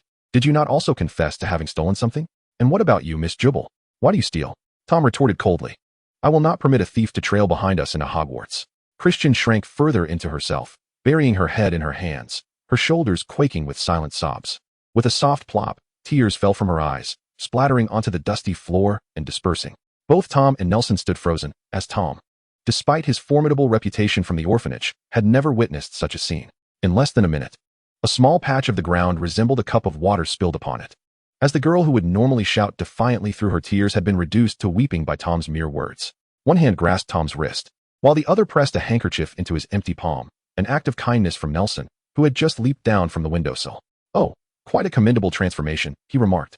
Tom gazed at the neatly folded handkerchief in his hand, its white fabric adorned with intricate green lace, and at each corner, a small snake embroidered in gold thread, each displaying a unique expression. Here, wipe your tears, he said, extending the handkerchief toward Christian, his voice unexpectedly gentle. I do not blame you, in truth. Muggle currency holds no value for us. However, the act of thievery is utterly reprehensible. I fear there may still be human traffickers lurking about, coercing you to steal for them. If that is the case, I will ensure they are apprehended. Christian raised her head, one hand covering her face while the other accepted the handkerchief, only to bury her face in her arms again. I came here with others who were rescued from traffickers, she sobbed, her words punctuated by gasps. They all know I have been a thief. I wanted to buy some sweets for them, to play with them, but I have no money. Everything will be all right, Tom reassured her softly, patting her back in a manner reminiscent of a mother-esque comfort. It's all in the past now. Next year, you will be able to join us at Hogwarts. The girl collapsed into Tom's embrace, hiding her face and weeping in a heart-wrenching manner that Nelson had never witnessed before. Didn't you give her your wand? Nelson remarked, twirling his own wand like a carefree boy playing with a stick. Great. Now I have to write 2 parchments of explanation today. What can I do about it? I simply cannot bear to see her in such distress. You don't truly believe I have a soft heart, do you? Tom maintained a stern facade, concealing any sign of compassion. Really? You can't be serious. Before departing, Christian clung to Tom's arm, her eyes wide with concern as she learned that the hat atop her head was merely a transformation that would fade away today. Reluctantly, Tom had to assist Nelson in reinforcing the charm. Despite their mutual lack of interest in transfiguration, Tom indifferent to the subject, much like Nelson's mediocre performance in potions. Christian, having heard that the newsboy cap would last only a year, was filled with joy as she grasped Tom's arm, promising to seek his help each year until Nelson mastered the permanent transformation charm. Could you refrain from imitating Dumbledore's expression? It's rather off-putting, Tom said, waving his hand dismissively, as if shooing away a fly. I find that expression quite endearing, Nelson countered, standing before Tom with a grin reminiscent of Dumbledore. On the sofa at home, Nelson was recounting Christian's story to his uncle, while his aunt, preparing lunch, soon joined them on the couch, leaning against her husband as she wiped her tears. What is going on? Nelson heard Tom's voice rising in anger from upstairs. Do not use foul language, Tom. Jonas, alerted by the commotion, ascended the stairs. What is happening? Jonas's voice echoed from above. Jonas, do not curse in front of the children. Their aunt shouted in response. Nelson and aunt hurried upstairs, where they encountered 2 figures standing at the threshold of Tom's room. Upon closer inspection, they noticed that Tom's window was wide open, revealing a damp, twisted mark stretching from the windowsill to the edge, while Tom's once proud owl cage lay in ruins, a mere twisted piece of scrap iron, with a few blood-stained feathers clinging to it. I haven't even named him yet, Tom muttered, standing at the door in a daze. I haven't even learned how to spell owl. Came Nelson's voice. Chapter 28. The Snake Hunt. It shouldn't be here, Jonas remarked, surveying the room before stepping forward to close the window. What? Bella inquired, her eyes widening in confusion as she beheld the gruesome scene. She shut her eyes tightly, tracing a cross over her chest, and turned her head aside to glimpse Nelson, wand drawn and tense, and Tom, his face a mask of sorrow and anger, eyes reddened. This should be a reptile. Jonas knelt on one knee, supporting himself on the floor to examine the marks closely, gesturing in the air to illustrate the width of the wet traces. Indeed, it appeared to be a snake. It must be a python. Rising, he furrowed his brow while lifting the cage. I encountered pythons during my interviews in Brazil. They utilize their immense bodies to constrict their prey before swallowing them whole, much like this cage's fate. Yet, the pythons I have seen were not this. He gazed at the marks on Tom's floor, pondering his words. Thick. Thick. Nelson raised an eyebrow in astonishment, a bead of cold sweat forming at his temple. Could it be a monster snake? It must be at least this thick. Jonas gestured with his hands, illustrating a circle larger than a basketball, then spread his arms wide. Realizing he struggled to convey the length of the python, he surrendered, opening his hands. "I will buy you another one as a Christmas gift," Nelson said, raising his wand while wrapping his other arm around Tom's shoulder, pulling him close. "An owl, right? I'll get you one just like it." "Not the same one." Tom trembled slightly, despite his previous indifference towards the owl gifted by Dumbledore, which he had always referred to as merely an owl. This feisty little creature had been his steadfast companion, even pecking at his hand while delivering messages, but it had always ensured the timely arrival of every letter and parcel. He patted Nelson's hand on his shoulder, silently entering the room to retrieve the deformed cage from Jonas's hands. "Tom," Jonas observed him with concern. "I'm fine," Tom replied, heading toward the fallen stand that had once held the cage, passing by a beautifully wrapped gift. With a swift kick, he sent it flying aside, the sound of shattering glass resonating as whatever lay within the box seemed utterly destroyed. Nelson felt something beneath his feet and looked down to find the elusive question mark, which had vanished upon waking, now crouched at his feet, licking its paws and nuzzling against his pant leg. Let him be alone for a while. Jonas concealed the door to Tom's room, wrapping his arms around Nelson and Bella as they turned to leave. Nelson bent down to pick up the question mark, which this time was silent, lying quietly in his embrace, gently licking his palm before curling up and remaining still. The three of them descended the stairs in silence, only to be met with a heart-wrenching, inhuman howl from behind. Nell, Nelson, and Jonas settled onto the sofa, while Bella stood behind Jonas, supporting his shoulders with a worried expression as she gazed up the stairs. Jonas rested his hands on his knees, interlocking his fingers beneath his chin, and spoke with a serious tone, noting the rarity of pythons in England, particularly one of such size. As Jonas looked at him, he pondered the implications. If a python were to roam through a residential area, the municipal authorities would surely capture it. Yet, it managed to enter their home. Though they lived in the suburbs, they were not in the remote outskirts. "What do you mean?" Nelson inquired. "I don't understand magic," Jonas replied, tapping his temple. "But I suspect this is no ordinary python. Do you understand, Nell?" A prolonged silence enveloped the living room, interrupted by the sound of a door opening and footsteps from upstairs. Moments later, Tom descended the stairs slowly, appearing no different than usual. Upon seeing the three concerned faces below, Tom raised his hands in a placating gesture, assuring them, "It's all right, just an owl." After dinner, Nelson sat at his desk, staring blankly at an open box with a satin ribbon, still affected by the earlier events involving the owl. "I've come to some realizations," Tom said as he pushed open the door, noticing Nelson's vacant expression.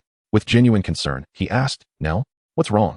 The boy, having just experienced the tragedy of losing a pet, found himself in the position of comforting his friend. "No, Nell, I don't want an owl anymore." Tom Riddle's face showed no trace of the previous anger or fear. It seemed that the misfortune of a pet left no mark on his heart.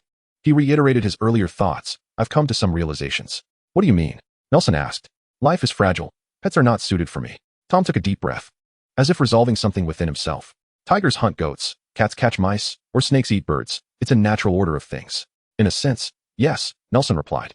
"We cannot allow our preferences to sustain the existence of the weak."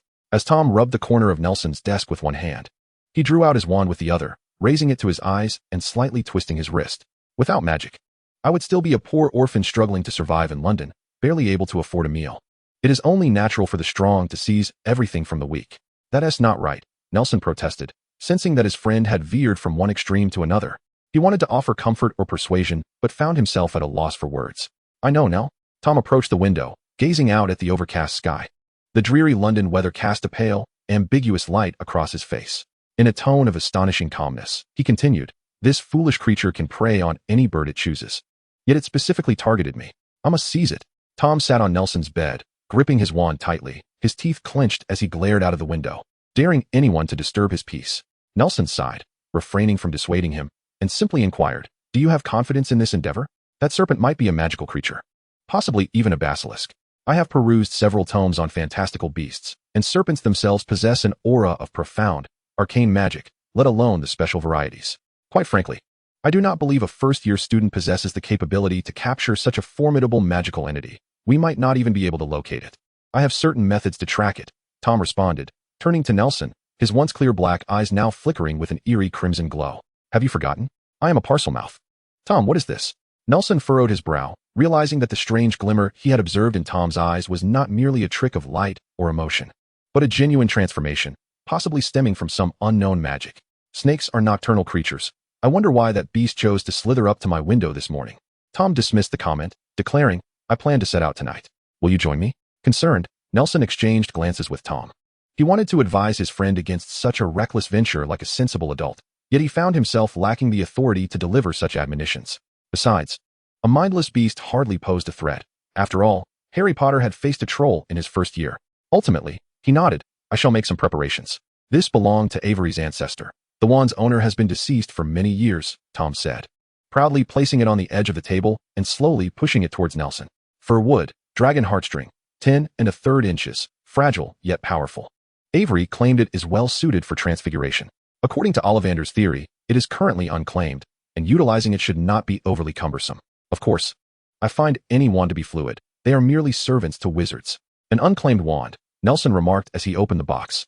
Indeed, but I still prefer my own wand, even if it is but a humble tool, akin to a pet. Tom gazed intently at the blackthorn branch in his hand, captivated by its tale. What a beautiful story. Brother wizards crafting wands from brother dragons, passing them down to another pair of siblings. Truly so, Nelson replied, transforming a ribbon he had just unwrapped into a ruler with his firwood wand.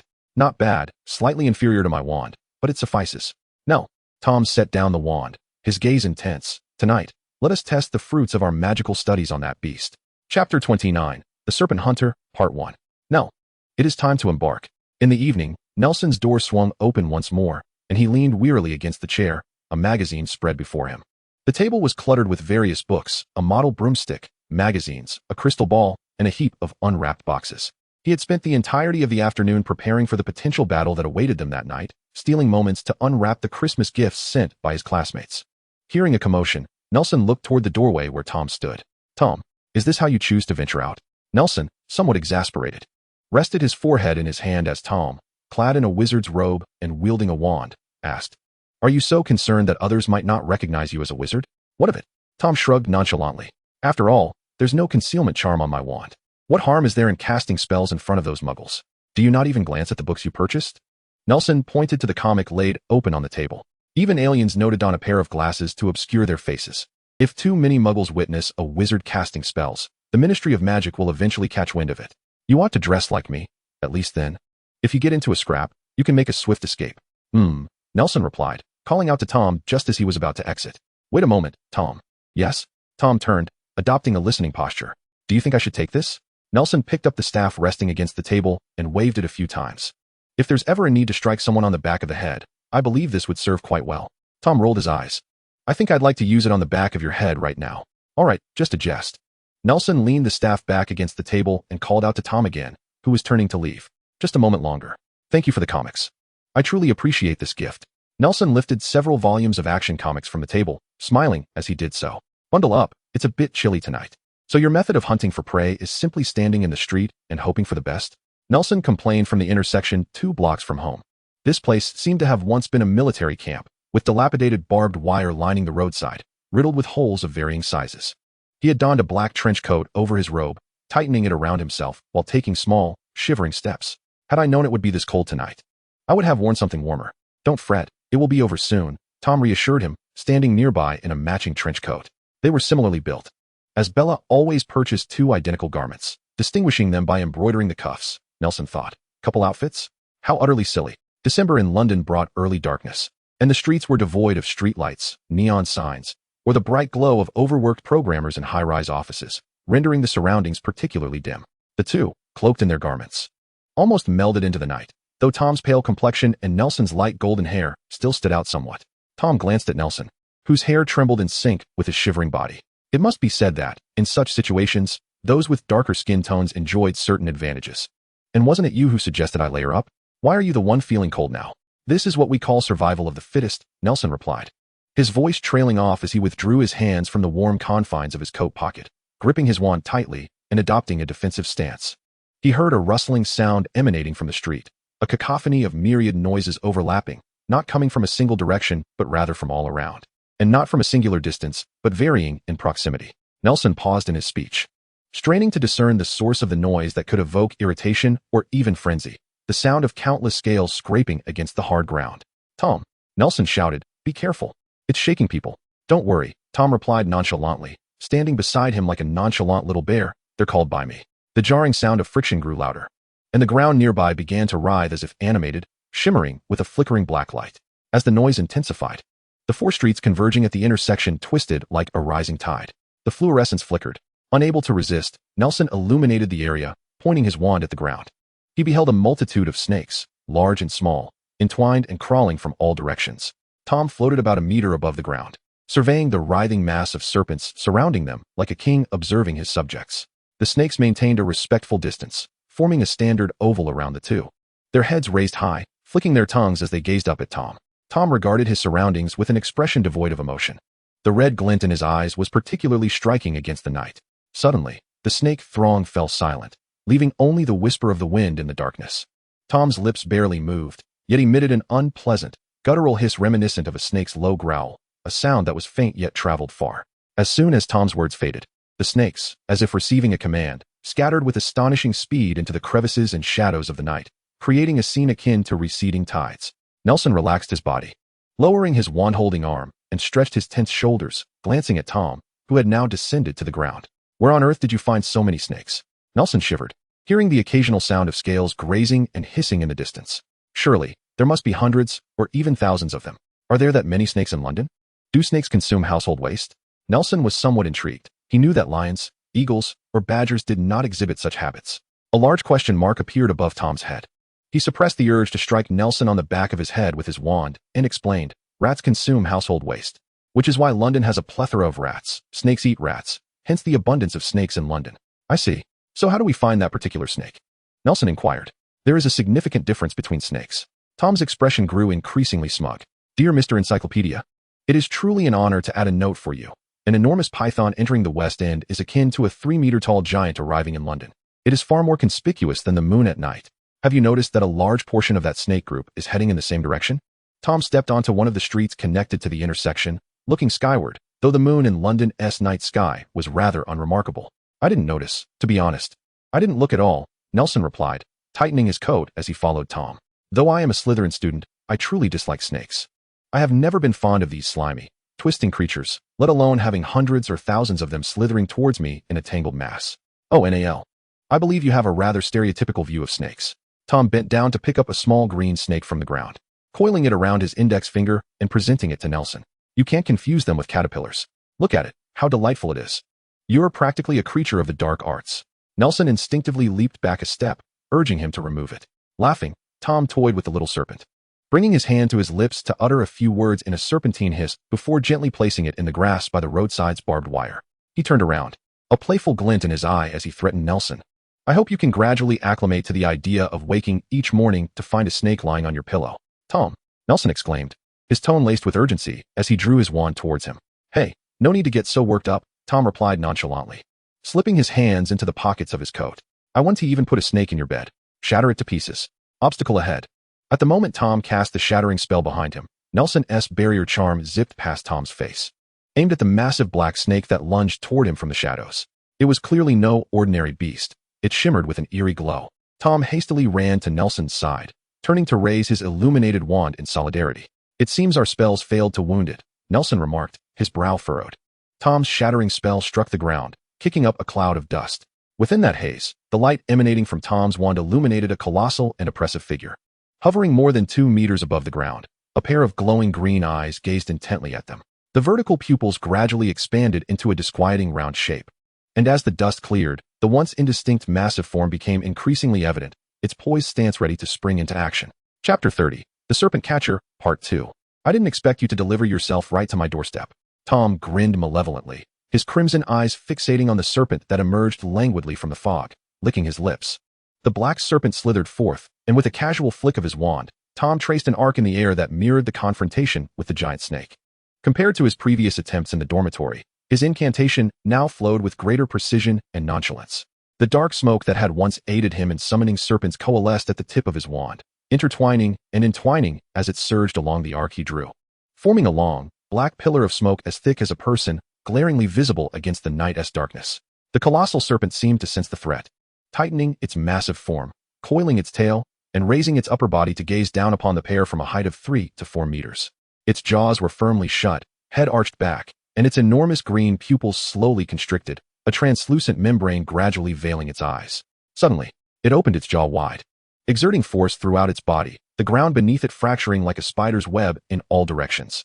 A tremendous power surged from beneath the feet of the two individuals. However, This was merely the initial exertion of its coiled lower body, akin to a tightly compressed spring suddenly releasing its restraint. The immense potential energy propelled the serpent's head forward with a voracious intent, the distance between its jaws far exceeding the typical limits of a snake escape. Though snakes do not possess vocal cords, Nelson distinctly felt he heard a roar. It was only after the massive maw of the serpent lunged toward them that he caught a dizzying whiff of a putrid stench, accompanied by the sound of the serpent slicing through the night air with a swift rustling. Its movements were so rapid that the sound and scent struggled to keep pace. Armored protection. Obstacles abound, Nelson exclaimed, brandishing his wand like a fisherman battling tumultuous waves. He frantically waved his wand, creating barrier after barrier. The serpent's downward thrust appeared initially unimpeded, the air filled with the resounding thuds of impact. Nelson leaned forward, his feet gripping the ground, continuously reinforcing his barriers. At last, as the serpent's colossal mouth approached, his final barrier spell took form. With a sickening thud, the serpent's momentum was finally hindered. Frustrated by the relentless barriers conjured by Nelson, it crashed against his last line of defense. The serpent's head jerked upward, tilting to one side, while the force of the collision sent a shockwave toward Nelson, ruffling his collar and hair. He grit his teeth against the discomfort of the ringing in his ears and shouted, "Tom, are you all right?" "All right, go," Tom commanded, ceasing his sweeping motion with the wand and pointing forcefully ahead. Tear it apart. The black mist coalesced into a serpentine form around him, resembling not a true serpent, but rather an undulating spirit. It lifted its head defiantly and lunged at the advancing serpent, akin to a mighty dragon, sinking its fangs into the neck of the enormous beast, which was still reeling to the side. The serpent recoiled in pain, thrashing its tail against the massive form of the black mist. The two colossal creatures became entangled, crashing against the ground, kicking up a cloud of dust even greater than before, enveloping both serpents entirely. Nelson pulled Tom back slowly, observing the situation within the swirling dust. It seemed the ground had been shattered by the battle of these titanic beings, and all they could hear were the incessant sounds of sharp teeth scraping against scales and the deep thuds of their clashes, uncertain of who held the upper hand. "Quickly, take to the skies." Nelson brandished his wand, pointing towards the scattered fragments on the ground that Tom had shattered with the shattering spell. They rose steadily from the earth, hovering at a height of one person above the ground, swirling around the two like floating artillery from a science fiction novel, accelerating as they formed a ring reminiscent of Saturn's rings. With a flick of his wand, Nelson directed a finger towards the resounding clouds of dust. The hardened clumps of earth, trampled into solidity, lined up like a serpent and surged towards the haze. A cacophony of heavy impacts echoed through the air, and suddenly, silence enveloped the dust. Who emerged victorious? The two onlookers exchanged bewildered glances. Bang, bang. Soon, the dust began to thin, and the sounds within grew sparse, ultimately fading into silence. Who had triumphed? Nelson summoned a pile of stones strewn across the ground, bending down to lightly tap the earth with his wand. The two had retreated to a relatively safe distance, and with his movements, sharp, glistening spines began to emerge from the ground, shimmering with a chilling light. "I sense my serpent still lurks nearby." Tom's hand trembled around his wand as he scrutinized the spines on the ground, gently kicking the nearest one. "Iron. Can you truly achieve such extensive transformation?" "Just a mere trick," Nelson replied, seemingly modest yet self-aggrandizing. In truth, they were merely the original earth material. Just a layer of skin. I manipulated the material, maintaining similar strength while saving time and effort. Tom pondered. "Should we venture closer? I feel my serpent is still alive, though that creature may be dead." "Do not approach." Nelson extended an arm to deter him. "Let the dust settle first." The two stood still, awaiting the dissipating haze, which quickly settled as the battle within had ceased. When the dust finally cleared, they were on high alert. Raising their wands nervously towards the scene unveiled beneath the haze, a colossal serpent tightly coiling the black mist. It lifted its head, and to their astonishment, they perceived mockery in the cold-blooded creature's visage. Its scales glided over the dark vapor, restraining its struggles, gradually tightening around its own form, playing with its prey in the manner most favored by a jungle python. A deep pit marked the road where the two had clashed, seemingly penetrating the surface and accessing the sewer several meters below. As the serpent constricted more tightly, the black mist could no longer withstand the pressure, bursting with a sound, reverting to the original black smoke, helplessly scattering in all directions. It fixed its gaze on the two diminutive mammals observing from the sidelines, slithering over the field of spines, slowly closing in on them. "Is this the level of your black snake emerging from its lair?" Nelson remarked, eyeing the massive serpent that, despite its belly scraping against the ground and becoming bloodied, pressed forward towards them. He kept his mouth busy while his hands were equally industrious, transforming scattered stones into pronged projectiles aimed at the great serpent, not seeking to pierce its scales, but rather to pin it in place. "Hold it down for me here." "Certainly, there is more to come." Tom raised his wand like a conductor, directing it towards the swirling black smoke that stubbornly reformed upon the ground. As long as a single fragment remained, it would not perish. In an instant, Nelson elevated both hands high, completing the final transformation of the ground beneath him. The once flat surface, now bristling with spikes, rose dramatically on either side, detaching from the roadbed and rolling up like a carpet towards the great serpent. As the sharp points pierced the neck of the black mist, the ground tightly coiled around the serpent, akin to a pancake enveloping its filling, with the protruding spikes thrusting into the creature's body from all directions.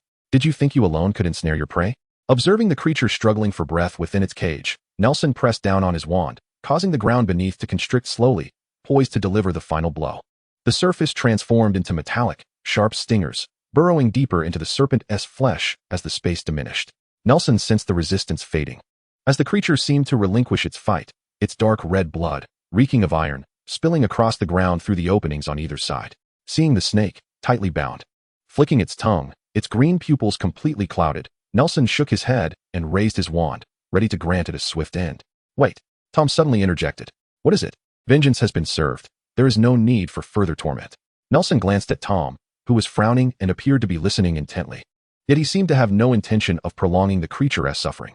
He lowered his wand, and the cage ceased its constriction. As he too noticed a faint hissing sound in the air. What is happening? What did it say? Nelson asked, puzzled. Was the serpent begging for mercy? No, Tom exclaimed. His brow slick with sweat, his expression grave and frantic. Just then, the serpent regained its strength, ignoring the sharp spikes embedded deep within its body. With a powerful thrust of its skull, it broke through the stones and spikes barring its path, bursting forth from the cage, bloodied and fleeing, leaving a conspicuous trail of crimson upon the ground. It was a person. We almost killed a human, Tom exclaimed hurriedly, chasing after the direction in which the serpent had escaped, shouting in a serpentine tongue. Yet, the blood trail vanished before the gaping pit they had just created. Chapter 31. The Snake Hunter's Tale, 3. Hiss. What a foul odor. Nelson and Tom stood before the massive pit formed by the battle of the two great serpents, leaning in to peer inside. The pit connected to London's vast underground sewer system, where a stream of foul-smelling wastewater flowed through the drainage channels of the subterranean works, with splatters of watermarks adorning the walls on either side. It seems he slipped away through here, Tom said, covering his mouth and nose with his hand. His voice muffled. Should we pursue? Nelson pulled a handkerchief from his pocket, tying it around his face. After a moment's thought, he produced a piece of paper, tapped it with his wand, and handed Tom a white cotton mask. Thank you. Tom quickly accepted the mask, donning it over his face. It's revolting. While it's not impossible to descend and pursue, I believe it is unnecessary. Nelson retreated a couple of steps, distancing himself from the edge of the pit, which had now become a foul mire. Desperate foes should not be pursued, he mused, but I believe we are faced with a pressing dilemma. What is it? Came the query. What shall we do about this pit? The two men fell into a contemplative silence, gazing at the ground that appeared to have been ravaged by artillery after the fierce battle, and at the yawning chasm before them, which seemed insurmountable even with a running leap. Nelson, Tom interjected. Yes? I recall that the Ministry of Magic has a department known as the Department of Magical Accidents and Catastrophes, does it not? Matters such as this should fall within their jurisdiction. Indeed, Tom affirmed, they are primarily tasked with managing significant incidents and disasters resulting from magic. Typically, the Magical Incident Response Team arrives at the scene within an hour of an occurrence. I see, Nelson replied. Tom bent down, scrutinizing the deep pit beneath his feet. He waved his hand toward the side, and a long serpent, adorned with intertwining red and black patterns, slithered up from beside Nelson's foot onto his hand. Ignoring Nelson, who was startled and nearly stumbled into the pit, Tom cradled the serpent's head to his lips, murmuring a few words in Parseltongue before casting it aside. Before long, snakes of various sizes began to emerge from the shadows lining the street, plunging into the foul ditch with splashes akin to dumplings being dropped into boiling water. What did you say to it? Nelson inquired, maintaining a precarious stance to avoid the slimy, slippery creatures beneath him, his curiosity piqued. Did you instruct them to perform a diving act? Look at that grass snake. It entered the water without even a ripple. If I were a judge, I would award it a perfect score. We cannot let that creature escape, even if it has plunged into the cesspool. Tom stood up, patting Nelson on the shoulder and steadying him as he nearly lost his balance. Will the Magical Incident Response Team repair the road? Yes. They are quite adept at such tasks. A single individual could rectify this minor situation in mere seconds. Then why send an entire team? Tom and Nelson, in unison, began to stroll towards the street's edge, moving as casually as two individuals out for a midnight walk. I do not know, but if you continue at this pace, they may very well dispatch another squad of horrors. Here they come, Tom exclaimed, bending down to tighten his shoelaces before jogging to catch up. Upon turning the corner, the pair slowed their pace, meandering homeward. Just after they had traversed 2 blocks, Several figures cloaked in black robes materialized on the street where the battle had recently unfolded. Staff members from the Department of Magical Accidents and Catastrophes had arrived. Is that a person? Is that snake a person? Nelson pondered, seated on a toppled mailbox some 300 meters from home, gazing up at Tom, who was pacing back and forth. That cannot possibly be a person. Indeed, it is truly a person. It spoke to me directly. Tom insisted. Could it not be deceiving you to elicit sympathy? Nelson countered. If I were Jewish, I would rise each morning and proclaim in German 30 times that I am a noble and pure Aryan. Long live the great Germanic nation. It is unmistakably a snake. Nelson asserted, locking eyes with Tom, sensing the boy had been misled. It may be a rather clever serpent, yet consider its manner of combat. Its diet. It is no different from an ordinary snake. Think of your turtle dove. Tom, the little owl, weakly countered that he used to be a human, but now he had transformed into a snake. The damage caused by a failed transfiguration ranks among the most severe of all spells, even mentioned in myths and legends, including the unfortunate beings who are half man, half beast, such as centaurs and werewolves. Without the assistance of a highly skilled wizard in the art of transformation, one would have no choice but to be sent to St. Mungo's Hospital for Magical Maladies and Injuries for treatment. The methods employed at St. Mungo's for patients suffering from transfiguration mishaps are often rather rudimentary. They simply place the patient in bed, feed them delicacies daily, and then pray that the patient's magical prowess is not profound enough to achieve a permanent transformation. No, it cannot be. Tom was about to speak when Nelson refuted his own words, stating that if it were a transfiguration, he should have retained human traits. He should not resemble a snake in essence. This snake appeared, both inwardly and outwardly, to be wholly serpentine in nature. Nelson, it might not necessarily be a case of transfiguration. What else could it be? Nelson pondered seriously. Although he maintained that it was indeed a snake, he could not deny that this topic piqued his curiosity. He believed it could deepen his understanding of transfiguration. If he could master the art of transformation better, Professor McGonagall would cease her relentless mockery upon their return to school. No, let us head to that pit over there. Nelson rose from the postbox, and a letter, its paper yellowed with age, slid out from the peeling green mailbox. We can discuss it on the way. Apologies. He picked up the letter once more, scrutinizing the address and postmark, incredulous that it had traveled from the First World War to the Second. He then deposited it into the intact postbox across the street. What are you thinking? Nelson shot him a glance. I'm not like you, rushing into fights with a wand in hand. This afternoon, I perused the Ministry of Magic's white paper. Do you even possess such a book? Tom queried. Thus, it would be better for us to take the initiative and seek them out for information. This way, we need to find a defense attorney to represent us at Wisingamot. Nelson waggled his finger and extended his hand towards Tom. Hand me your wand. Tom, with a look of sudden realization, passed his wand to him. Nelson took the wand and placed it alongside his own fur wand into the dilapidated post box at their feet. Worry not. Observing Tom's anxious expression, Nelson reached into the collar of his coat and retrieved another wand. His own, crafted from black walnut, with a dragon heartstring core, measuring 14 inches, long and straight. Didn't you bring your own wand? Nelson looked at Tom with astonishment, who appeared utterly bewildered. Did you not expect me to bring a spare when you sent me your wand? Tom shook his head, his expression akin to someone newly acquainted with the individual before him. I always thought you were a paragon of virtue, Nelson. Am I not?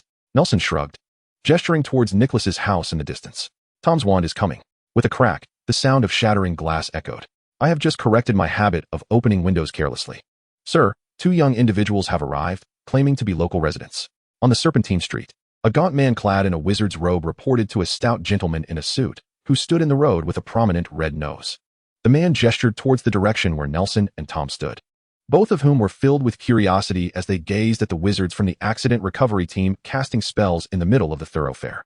The portly gentleman, slightly balding at a young age, had a few stubborn tufts of brown hair combed to the left over his thinning crown, reminiscent of the Emperor's new clothes concealing a Mediterranean baldness. He donned a summer suit jacket over his silk shirt despite the frigid weather, an uncommon choice among muggles, perhaps explaining his incessant coughing. Summon them here, he instructed. All right, no need for such detail. He shivered, summoning an underling to remove his wizard's robe. What's the matter? Sir? Nelson inquired with genuine concern, his curiosity piqued as he observed the bustling wizards. We were engaged in a wizard's chess match when we suddenly heard commotion here. What has transpired? Is it serious? Chapter 32. A diligent but sparse-haired official of the Ministry of Magic. As you can see, a battle has unfolded here. The stout man stammered as he donned the robe he had just shed, sending his subordinate away. It's quite chilly wearing Muggle clothing. Your dedication is commendable. Officials like yourself are indeed a rarity, Tom remarked with a slight bow and a warm smile. Haha. I just happened to have some free time today and couldn't help but worry about them. The gentleman chuckled, appearing pleased by Tom's praise. He then inquired of the two, Are you the only wizards present? To my knowledge, yes, Tom replied earnestly, as if he had been asked an exceedingly important question. There is a 10-year-old girl at the West City Orphanage who is a budding witch, but she won't be able to enroll until next year. Other than that, there should be no adult wizards around. Well, that presents a challenge. The stout man furrowed his brow, scrutinizing the scene of activity in the street. He waved to summon the previously dispatched subordinate, whispering a few words to the trembling man before turning back to Tom and Nelson, who was now peering curiously towards the commotion. You should refrain from approaching. It is still uncertain whether there is any danger present. Danger? Tom was all too aware of the lack of peril. Other than a potential assault on their olfactory senses, there was little threat, as the previously gathered serpents had all dispersed. I apologize, sir, but may I inquire further? After all, our guardians lack any magical abilities. Come, let us draw nearer. You need not worry if you are with me. He grasped Tom's arm with one hand, while pulling in the seemingly entranced Nelson with the other, guiding them closer to the animated wizards. Look there, beneath that upheaved patch of soil, a large pool of blood lies. Do you see it? Ha. There's no need for fear. Such scenes will become quite familiar to you in the future. Noticing Nelson glance away, the stout man assumed he was merely frightened.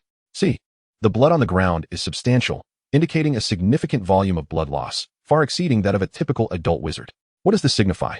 Indeed, it is immense. And not just ordinarily so. The stout man approvingly patted Tom on the shoulder, then lowered his arm to point at a large indentation at his feet. Look here, he said. There's a 1-meter wide imprint on the ground, and the soil's hue is distinct from that of its surroundings. Hence, we deduce that this must have been caused by an enormous magical creature, perhaps a dragon or something else, for the evidence here is too chaotic and damaged. We can only ascertain its size. You are truly well informed, Tom remarked, disregarding Nelson, who stood behind him rolling his eyes. He spoke with a tone of deep reverence, exceedingly sincere. In truth, while Tom could be harshly honest in the presence of Nelson, no one he had met at school would fail to commend him for his exceptional academic performance, elegant demeanor, and humble reliability. Many teachers shared this sentiment and were eager to answer his questions, even imparting knowledge not found within textbooks. At least, most of them were. Tom continued, I understand now. It was indeed a colossal magical creature that caused all of this. Precisely, the stout man nodded comfortably. The majority of magical disasters are instigated by magical creatures, and it seems this instance is no exception. However, the situation here is considerably more intricate than what we typically encounter. The two followed his lead towards the curled-up patch of earth, from whose edges blood dripped ominously, creating a grotesque scene. Observe here, he said. This ground was altered by magic. Look at those sharp spikes within. Oh heavens! The stout man halted the two, extending his wand toward a scattered broken spike. As young wizards, you must not approach any closer. The broken spike could fly at you. Do not attempt to touch it. He held the spike aloft with his wand, the sharp point hovering and slowly rotating at its tip, glinting coldly in the moonlight. After showcasing it to the two, he waved his wand, and the spike soared away, embedding itself deep into the soil. Did you see that? The broken end appears to be ordinary stone, yet the exterior is remarkably tough and sharp metal. I am uncertain what magic this entails. I suspect it might involve transfiguration, which requires profound mastery to achieve. But do not lose heart. You are merely first-year students. In due time, you shall attain such skills. Nelson and Tom bowed their heads, looking as though they had been disheartened. The stout man, unaware of their thoughts, could only offer words of encouragement. Look at that clump of earth resembling a cabbage. It is filled with such spikes. It appears that the wounded magical creature met its end there before fleeing. Generally, magical creatures would not fashion such a contraption to ensnare themselves, especially given the numerous signs of conflict and spells in the vicinity.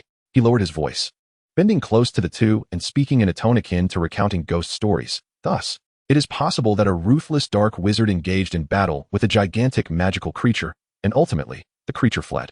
Therefore, you must remain vigilant. At that moment, his frostbitten subordinate approached and whispered a few words, each syllable trembling with the chill. Straightening up, he shrugged at Tom and Nelson, his hands raised in a gesture of helplessness, an expression of contrition adorning his face as he said, I am afraid, gentlemen, that according to regulations, I must inspect your wands.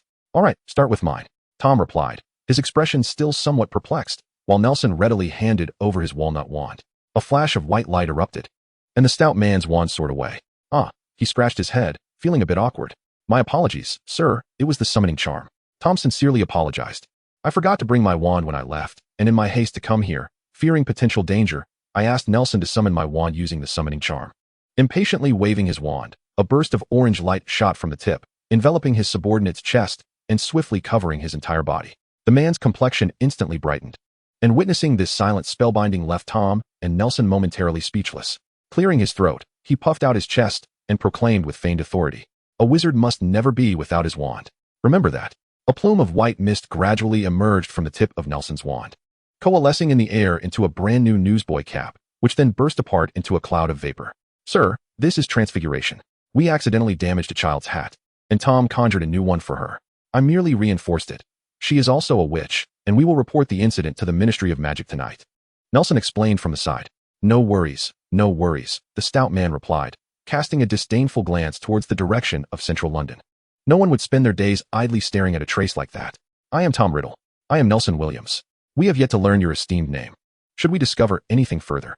Oh, I am Dorian Weasley, head of the Department for Magical Accidents and Catastrophes, specifically overseeing the reverse of incidental magical events.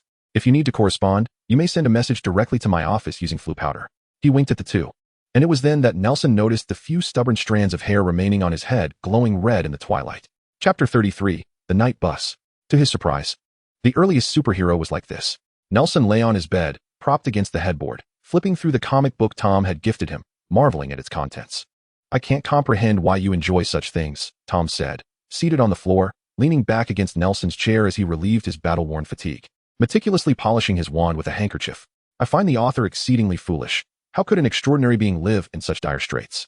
"Because of the baseline, Tom." Nelson reclined against the wall, covering his face with the magazine.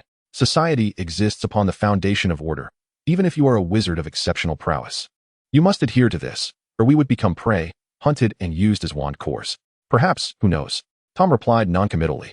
"Don't you often say that survival of the fittest applies? That is not my assertion, it is Darwin's. Moreover, Darwinism applies solely to the natural world." "Enough, enough," Tom interjected dismissively, waving his hand as he interrupted Nelson's words. "Why do I get the impression that you always perceive me as a nefarious villain, endlessly attempting to reform me?" "Not at all," Nelson replied, lowering the magazine and gazing at Tom, who was diligently polishing his wand for the second time. "I merely enjoy imparting wisdom." "Indeed, that's true," Tom chuckled, teasingly remarking, "You know, in Slytherin, those fools who can scarcely manage their homework refer to you as the Dark Lord. Since you invariably don a grim expression while lecturing them on the occasions they seek your assistance, more pedantic than Professor Binns. Yet I did ultimately lend them my work, did I not? Except for charms, that was simply impossible after Professor Sexes caught me. Yes, you did lend them your work. Hence they now refer to you as the Great Dark Lord." "I never anticipated that I would be the first to receive such a title," Nelson mused, somewhat exasperated. "I suppose I should have assigned them more homework. From now on, they can manage it themselves."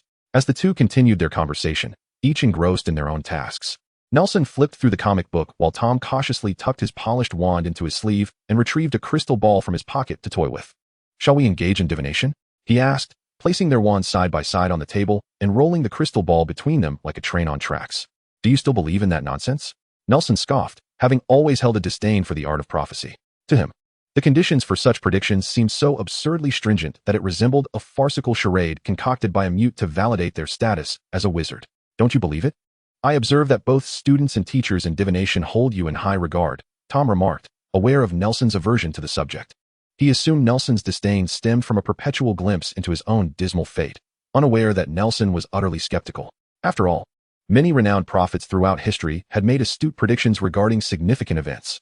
"Indeed," Nelson replied, languidly collapsing onto the bed. "How remarkable. With billions of people in the world, if each utters a nonsensical prediction, surely two will strike upon something true." He leapt off the bed, donned his slippers, and approached Tom's crystal ball.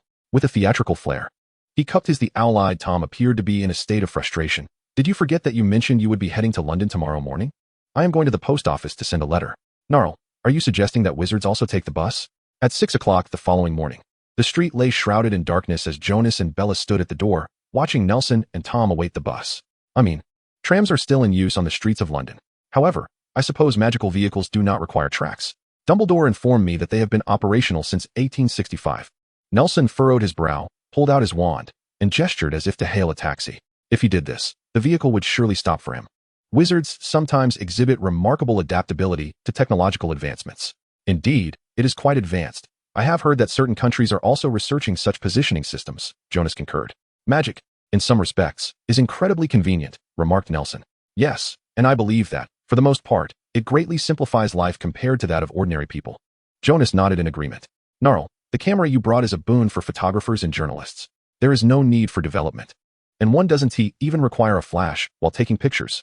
Although, At times, there might be a hint of ink smudge. Oh, by the way, the photographs you took at the orphanage the day before yesterday were developed this morning. They turned out splendidly, and I am tempted to use them in the newspaper. You might need to discuss this with Mrs. Cole. I certainly will. Honestly, that photograph is truly remarkable. Jonas wrapped his arm around Nelson's shoulders, saying, if you were not a wizard, I would insist on nurturing you into a journalist. Today, I shall take you on a tour. Jonas turned to Bella with a sense of earnestness, as though she were the one preventing him from exploring the streets. Suddenly, a flash of white light streaked across the street. He rubbed his eyes, exclaiming, wow, is this the magical bus? A tall, 3-story, vividly purple bus materialized before them, its headlights ablaze, and in golden letters emblazoned on the front windshield was the title Night Bus.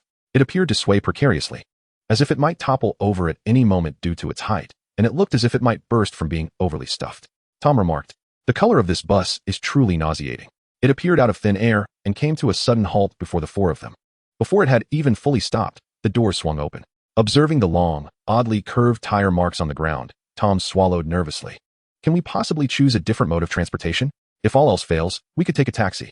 Fear not, sir, exclaimed a young man with thick, round glasses and brown hair, who leaped from the still-moving bus, momentarily losing his balance due to inertia, but managing to avoid a tumble. He steadied himself, tipped his hat, and said, gentlemen, and this lovely lady, welcome aboard the night bus. This service is designed for witches and wizards in distress. Simply extend your wand and step aboard, and we shall transport you to your desired destination. My name is Ernie Prang, and I shall be your conductor this evening. What excellent service! Jonas exclaimed in admiration. Thank you for the compliment, sir. I must say, your glasses are quite stylish. Ernplan beamed with a wide grin, his teeth glinting with a dazzling brightness. Where are you headed? He inquired. Anywhere on land. We can take you there? Jonas asked curiously, what about America? Certainly, Ernplan replied. Though the fare and time will be a bit more. We need to hitch a ride, Tom said as he maneuvered past Bella, seizing Nelson and pulling him towards the vehicle. See you in the evening, Aunt Bella, Uncle Jonas. The two bid farewell as they boarded. Gentlemen, please take a seat here. Ernplan welcomed them to 2 window-side seats on the upper level and inquired, may I ask your destination? Diagon Alley, Nelson replied, feeling a bit drowsy and beginning to close his eyes. The fare to Diagon Alley from this point was 13 silver sickles, and for an additional 3 sickles, one could enjoy a cup of hot cocoa. If they added yet another sickles, reaching a total of 1 galleon, they would also receive a pair of woolen socks and a discount ticket worth 2 sickles. We would like the cocoa, thank you, Nelson said, handing over 2 galleons. Very well, would you like us to warm your socks by the boiler? Ernplan asked. I believe the happiest moment each morning is slipping into a pair of warm woolen socks. Nelson gazed earnestly at the enthusiastic ticket seller, hoping to discern whether he was jesting or sincere, but the thick glasses obscured any clear expression. Eventually, he resigned, no, thank you. All right, please wait a moment for your 2 cups of hot cocoa. He hummed a tune as he headed downstairs. Hold on, Ern. Don't you think you'll incur losses every time you hand out these coupons? A raspy voice called from the back row. Sir, this is economics. The ticket seller replied, his expression hidden behind his glasses. However, Nelson sensed a smile behind those lenses. Clearing his throat, he said solemnly, indeed, we are at a loss. To the extent that we can only survive on the bus each day. Chapter 34, A Return to Diagon Alley. Nell, wake up. A blurred voice jolted Nelson from his slumber. Since the moment they had settled into their seats, the enchanted bus had launched into a jarring, swift journey. Nelson rested his forehead against the window, sipping his hot cocoa, miraculously managing not to spill any despite the rapid movement. He watched the scenery blur by in a dizzying carousel of streets, bright windows flashing past, while mailboxes and lampposts darted out of the way, and pedestrians regarded the bus's chaotic charge with indifference. This swaying motion not only stirred irritation, but could also leave sensitive souls feeling dizzy and drowsy. Nelson opened his eyes, rubbing them to alleviate the swelling, and turned to see Tom sitting upright beside him, holding 2 cups. Thank you, he said weakly, straightening up again and leaning back against the seat, gazing out the window as dawn began to break. Where are we now? I'm not sure. It's too fast to see clearly, but the ticket seller mentioned we were nearing our destination, Tom replied, raising his left cup. Your cocoa. You seem quite thirsty. Would you like a sip? It's still warm. Ah, yes, please. Nelson finally felt parched, reaching for the cup and bringing it to his lips. It appeared that Tom had held it up for quite some time after he had fallen asleep. I apologize for dozing off. I appreciate your effort in holding the cup. Not long after, Tom raised his own cup for a toast. Look, it's still warm. Nelson took generous sips of the cocoa, realizing that his thirst was likely due to the sugary beverage he had consumed before slumber. At that moment, it felt akin to drinking poison to quench his thirst. Gazing at the empty bottom of the cup, he leaned his head against the car window. It seemed today was yet another foggy day. He looked towards the distant, pale sky, where the morning sun struggled to penetrate the gloom enveloping the city. Regardless of the time, it appeared perpetually twilight here, making it difficult for him to discern whether the haze lingering in the streets was fog or smog. Was there ever a day that differed? Tom wholeheartedly agreed. Sir, would you like some water? A young ticket collector suddenly materialized before them, wielding a wand-like stick with 2 glasses of water balanced on it. Water is complimentary, but for a single sickle, you can acquire an automatic toothbrush and a towel for freshening up at the back of the bus. We should arrive at Diagon Alley in about 10 minutes. Drink your water and wash your face. You can get ready to disembark. All right. Nelson glanced at Tom, shrugged, and handed over the empty cup along with 2 silver coins. This money is quite easy to earn. Once they disembarked, Tom stomped his feet on the ground, and the two appeared remarkably invigorated. Thankfully, it's all part of the service industry. Nelson surveyed his surroundings to avoid detection by Muggles. The night bus could not stop directly in front of the leaky cauldron during the day, so they took a long detour and halted at the true entrance to Diagon Alley. I used to circle around the street where the leaky cauldron is located. There is no way such an alley could fit there, let alone the adjacent Nocturne Alley. I suspect that as we passed through the wall of the leaky cauldron, we underwent a process akin to touching a key or traversing a flu network. Perhaps, but what does that matter to us? Indeed. In stark contrast to the solemnity and tension often found on the streets of London, Diagon Alley bustled with an array of peculiar wizards and an eclectic mix of shops. The commonality among them was their intriguing nature. Even the most mundane items appeared fascinating in such an enchanting environment.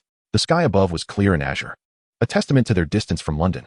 Across the alley, a neighborhood of wizards clad in robes suggested a wizarding community. A few elderly gentlemen, dressed in sports attire and what seemed to be stockings from the Napoleonic era, jogged along the street. As they passed the two, they turned to offer a rather intimidating glare. Hey, you lads, what are you standing around for? Get moving. Otherwise, when you reach my age, you'll surely regret it. What were they? Tom asked, bewildered after the old men had jogged past. What were they wearing? What were they doing? Nelson endeavored to dispel the recent imagery from his mind.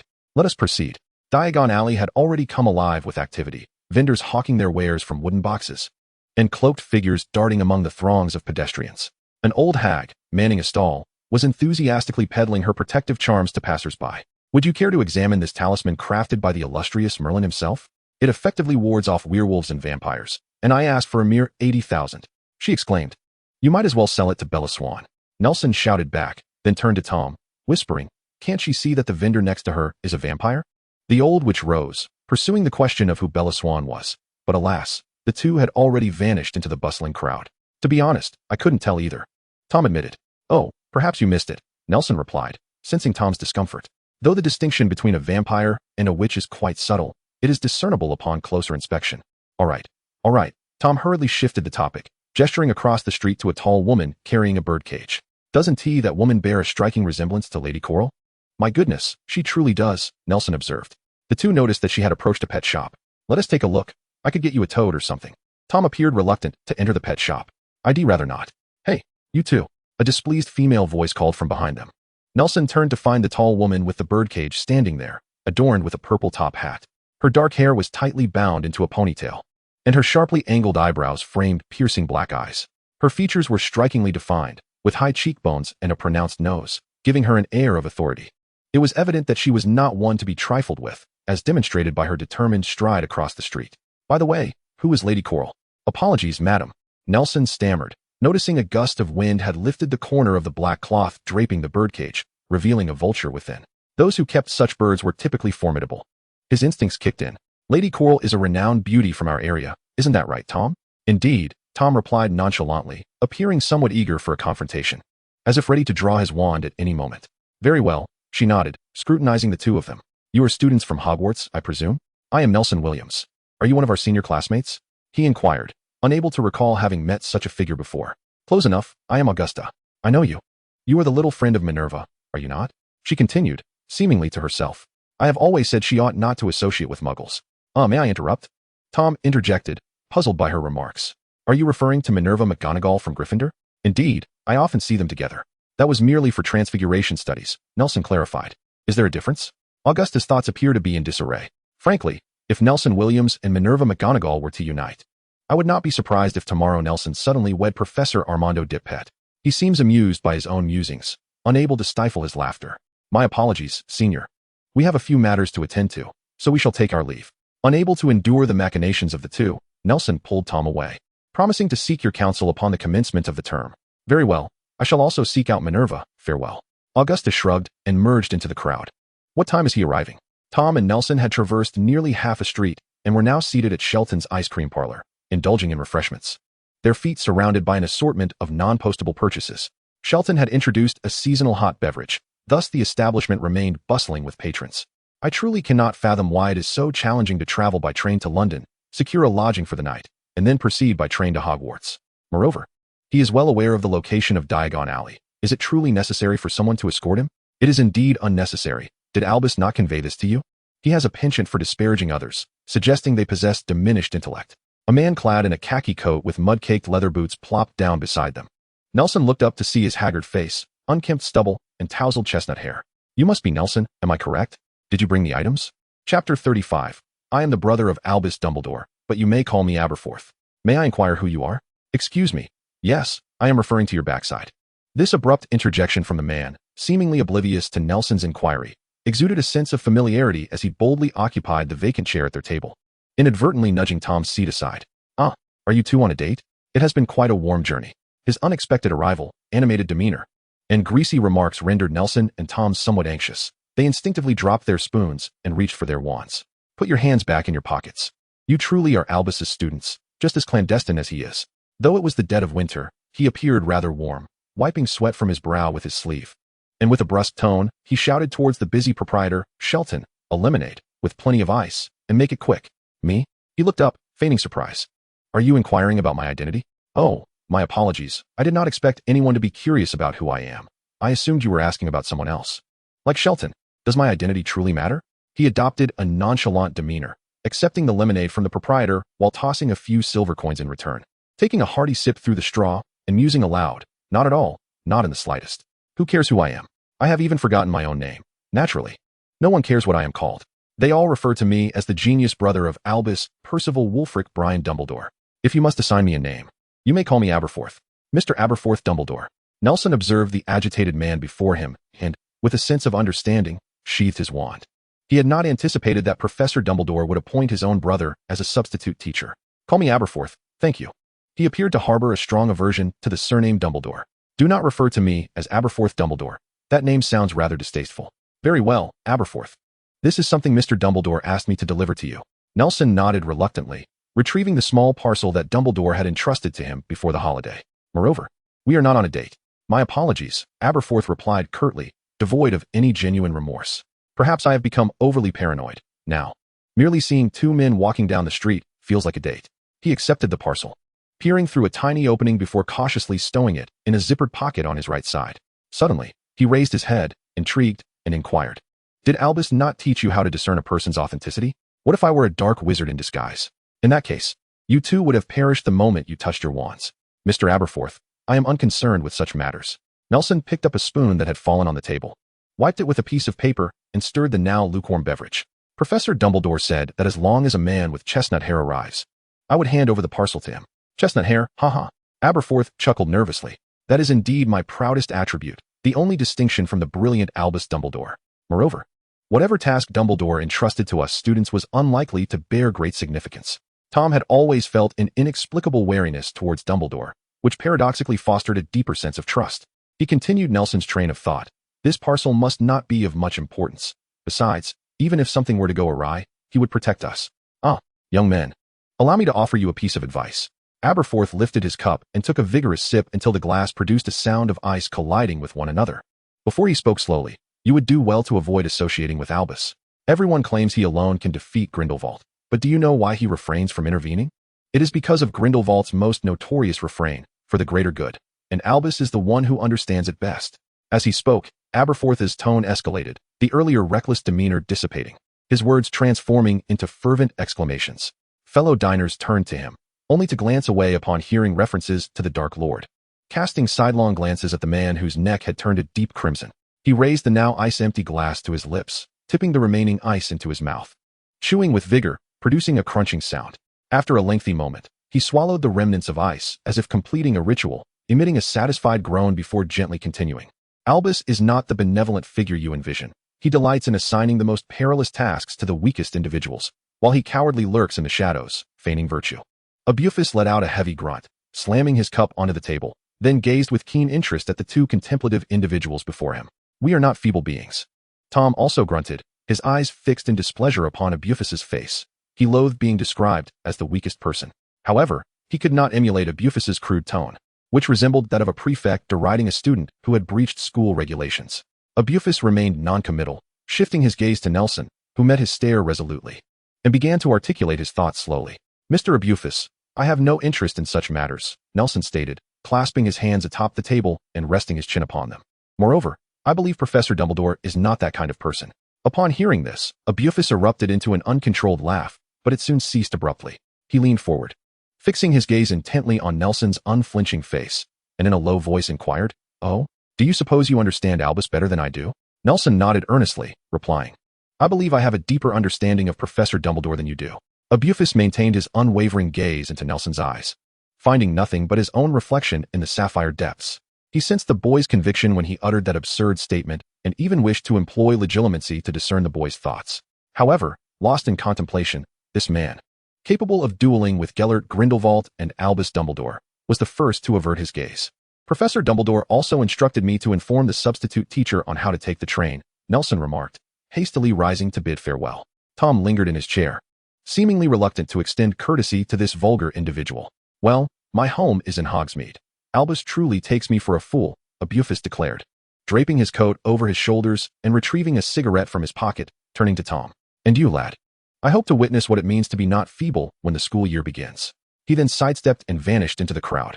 "He's quite the character, isn't he?" Sheldon suddenly whispered into Nelson's ear as he came to collect Bufus's cup. Startled, Nelson turned to see the shopkeeper and promptly reached into his pocket to settle the bill. "He covered your expenses and even left a little extra," Sheldon said, extending a hand filled with a few coins, lamenting, "Once, I aspired to be a wizard like that. In truth, I was once that kind of wizard until I consider the rest as a tip. Thank you." Soon, Nelson and Tom exited the ice cream shop.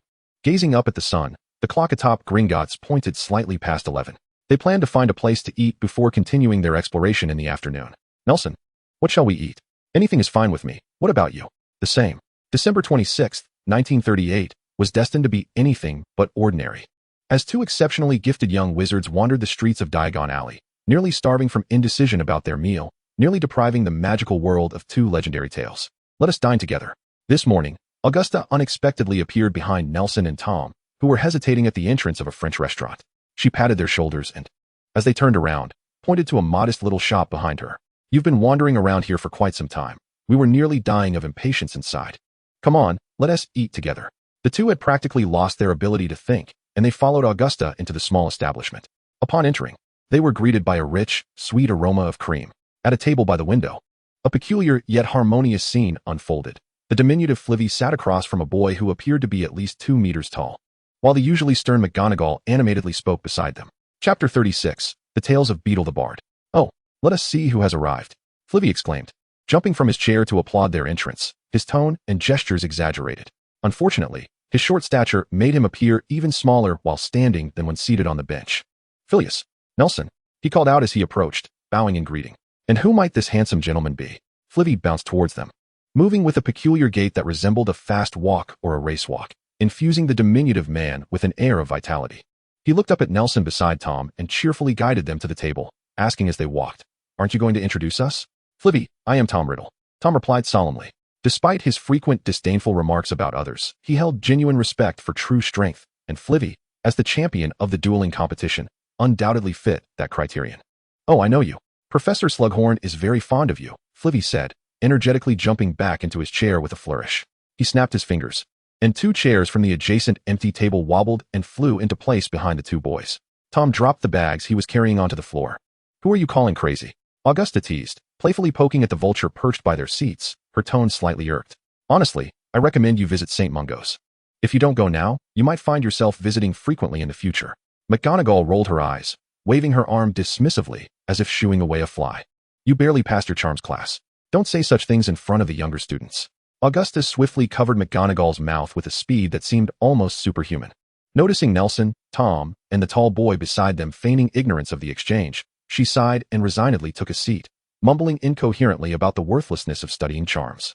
"Augusta, you cannot say that. Flivvy is an expert in charms. You cannot dismiss a subject simply because you struggle with it. Hello, Are you also a student at Hogwarts? Sensing the atmosphere around him growing tense, Nelson hastily extended his right hand towards the bewildered young man beside him. Towering at over 2 meters, perhaps even 3. The lad struggled to nestle himself into the petite chair of the dining hall, creating a rather comical spectacle. This absurdity intensified as he and Flitwick, who sat nearby, came into view. The boy sported long hair and a patched coat, albeit one that was impeccably clean. His round face was adorned with a similarly round, bulbous nose, exuding an air of innocence and affability. Upon noticing Nelson's outstretched hand, he appeared momentarily flustered, quickly wiping his broad right hand across his clothing before sheepishly smiling at Nelson. He picked up a napkin from the table and vigorously rubbed his hands, nervously stammering, Yes, I'm Hagrid.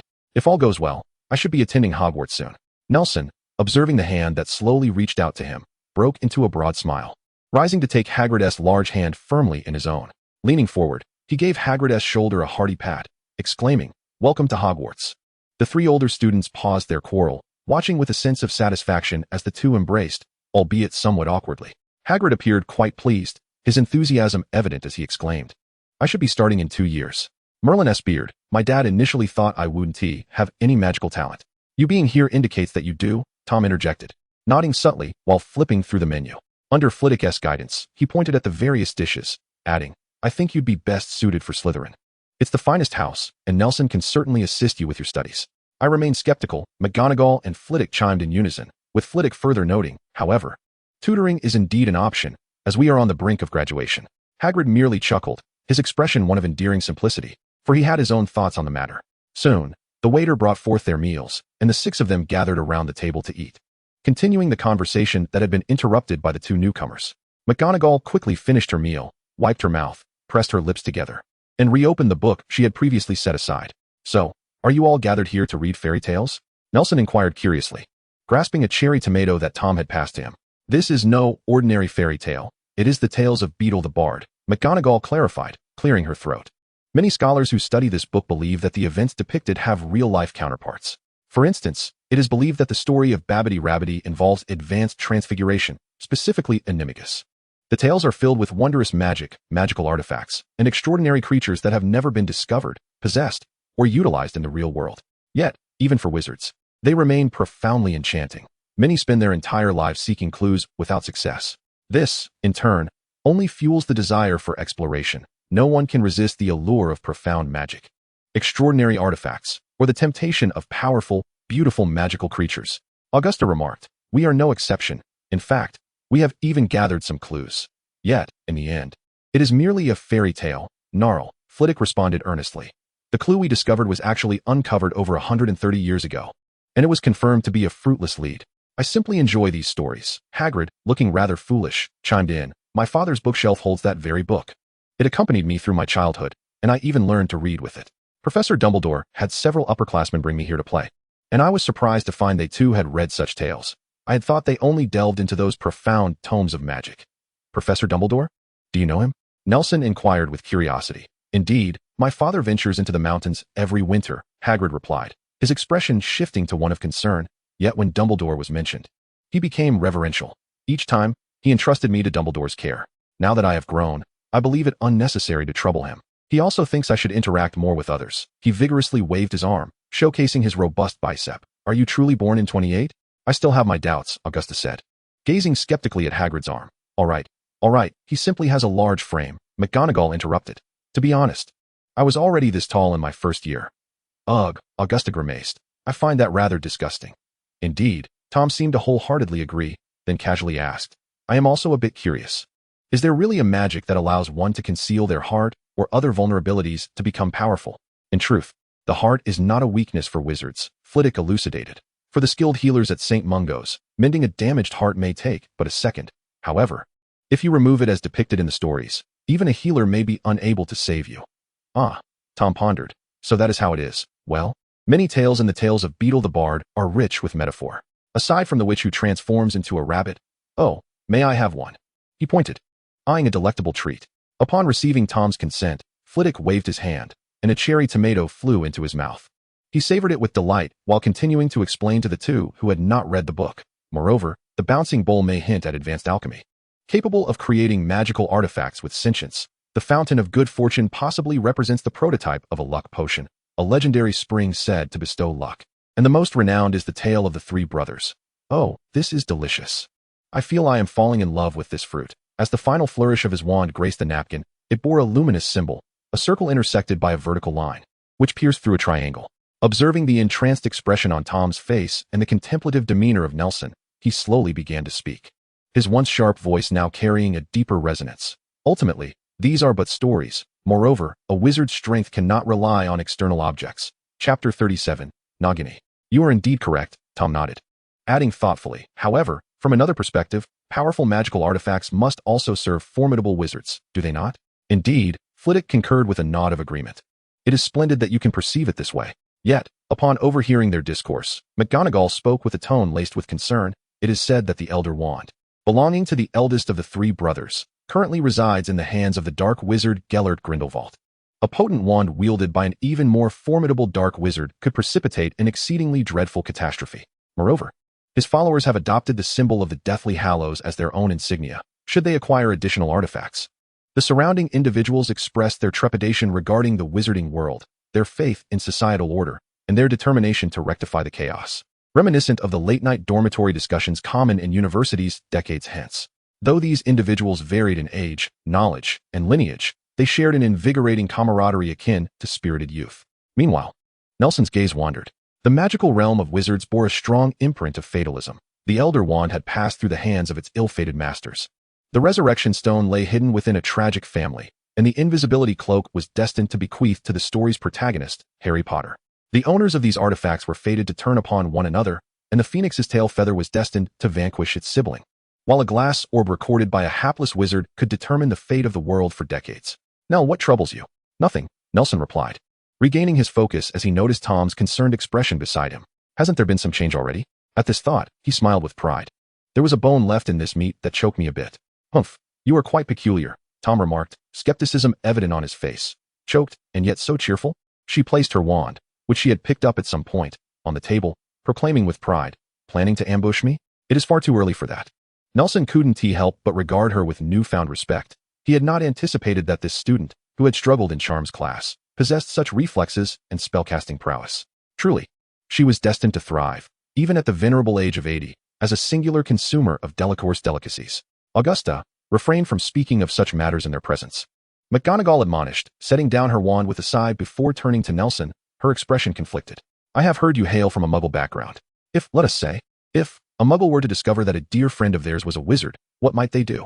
Nelson hesitated, pondering for a moment before carefully articulating. They might consider adopting their friend's child?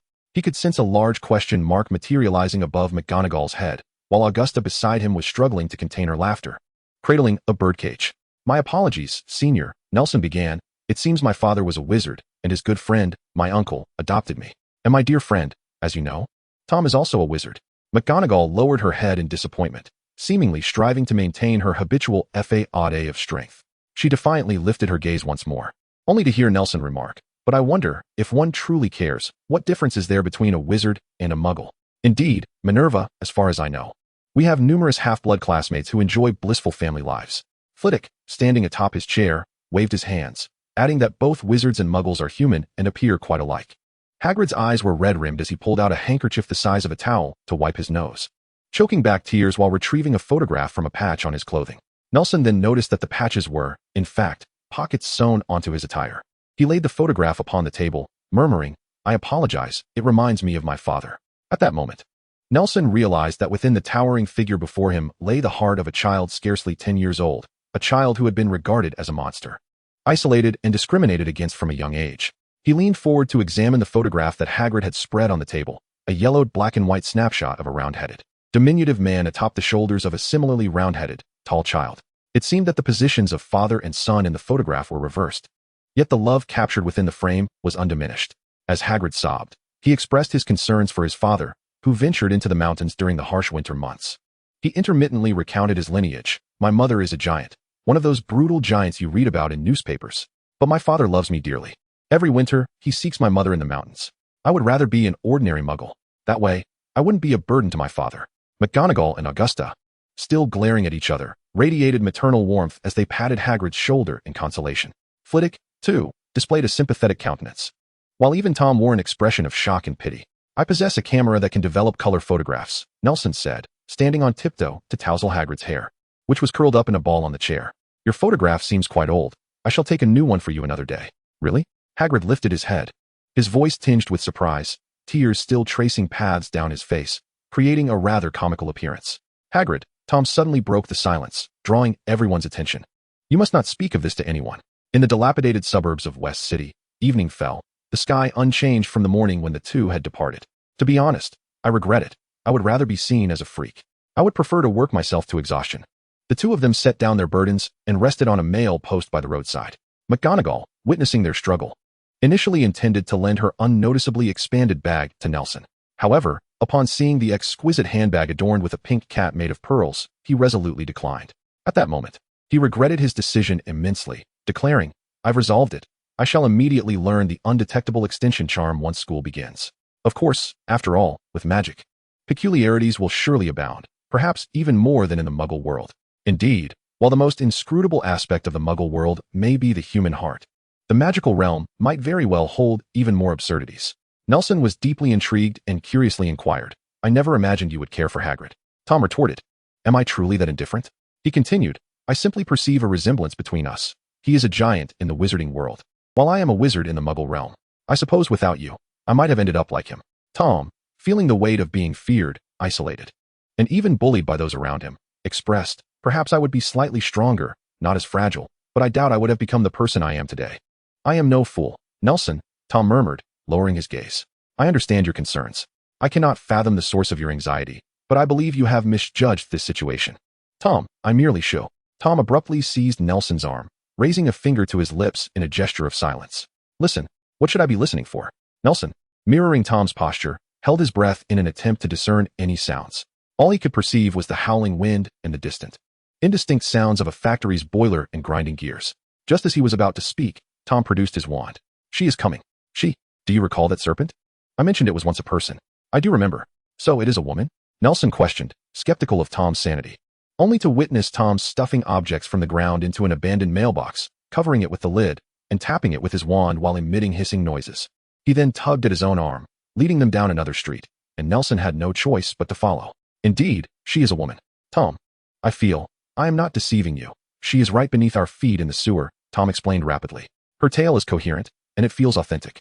She was once human but fell victim to an irreversible dark curse, one that fuses a person's soul with that of a beast, ultimately transforming them into an animal. A blood curse? This serpent is a blood curse beast? Nelson recalled the perilous legends of a circus he had seen in sensational tabloids. Precisely. Her name is Nagini. Chapter 38, The Pursuit. We are nearing our destination. It lies just ahead. The two quickened their pace towards a location even further west than the outskirts of the city, where the foot traffic and houses had dwindled significantly. The surrounding haze had thinned to the point of being nearly imperceptible, revealing a landscape under a sparse moonlit sky as time progressed. Tom, do you think one can learn Parseltongue? Nelson inquired while running, his curiosity piqued by this language he could not hear. I believe that if it is merely a matter of uttering a few sentences, it should be relatively straightforward. Tom panted, contemplating. However, learning Parseltongue is unlike acquiring a conventional foreign language. The typical language acquisition begins with listening, followed by simple communication, and then evolves into complex sentences. Parseltongue, conversely, is rather the opposite, yet I suspect that truly understanding or even communicating might require considerable effort. Oh, Nelson replied, somewhat disheartened.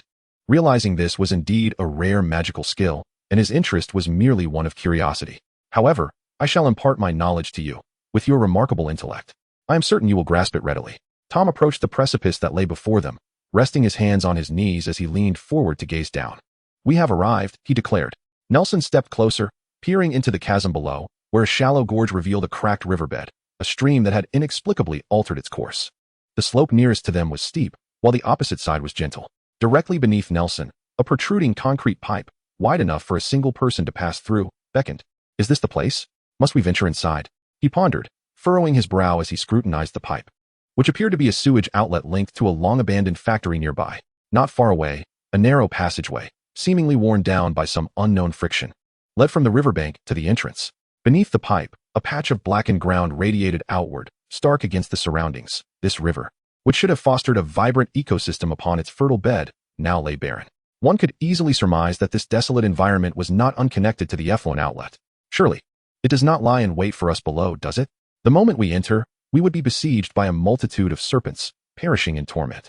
What are you babbling about? Tom shot him a glance, then leapt down. The other snakes will heed only my command, and she is already injured. That remains to be seen.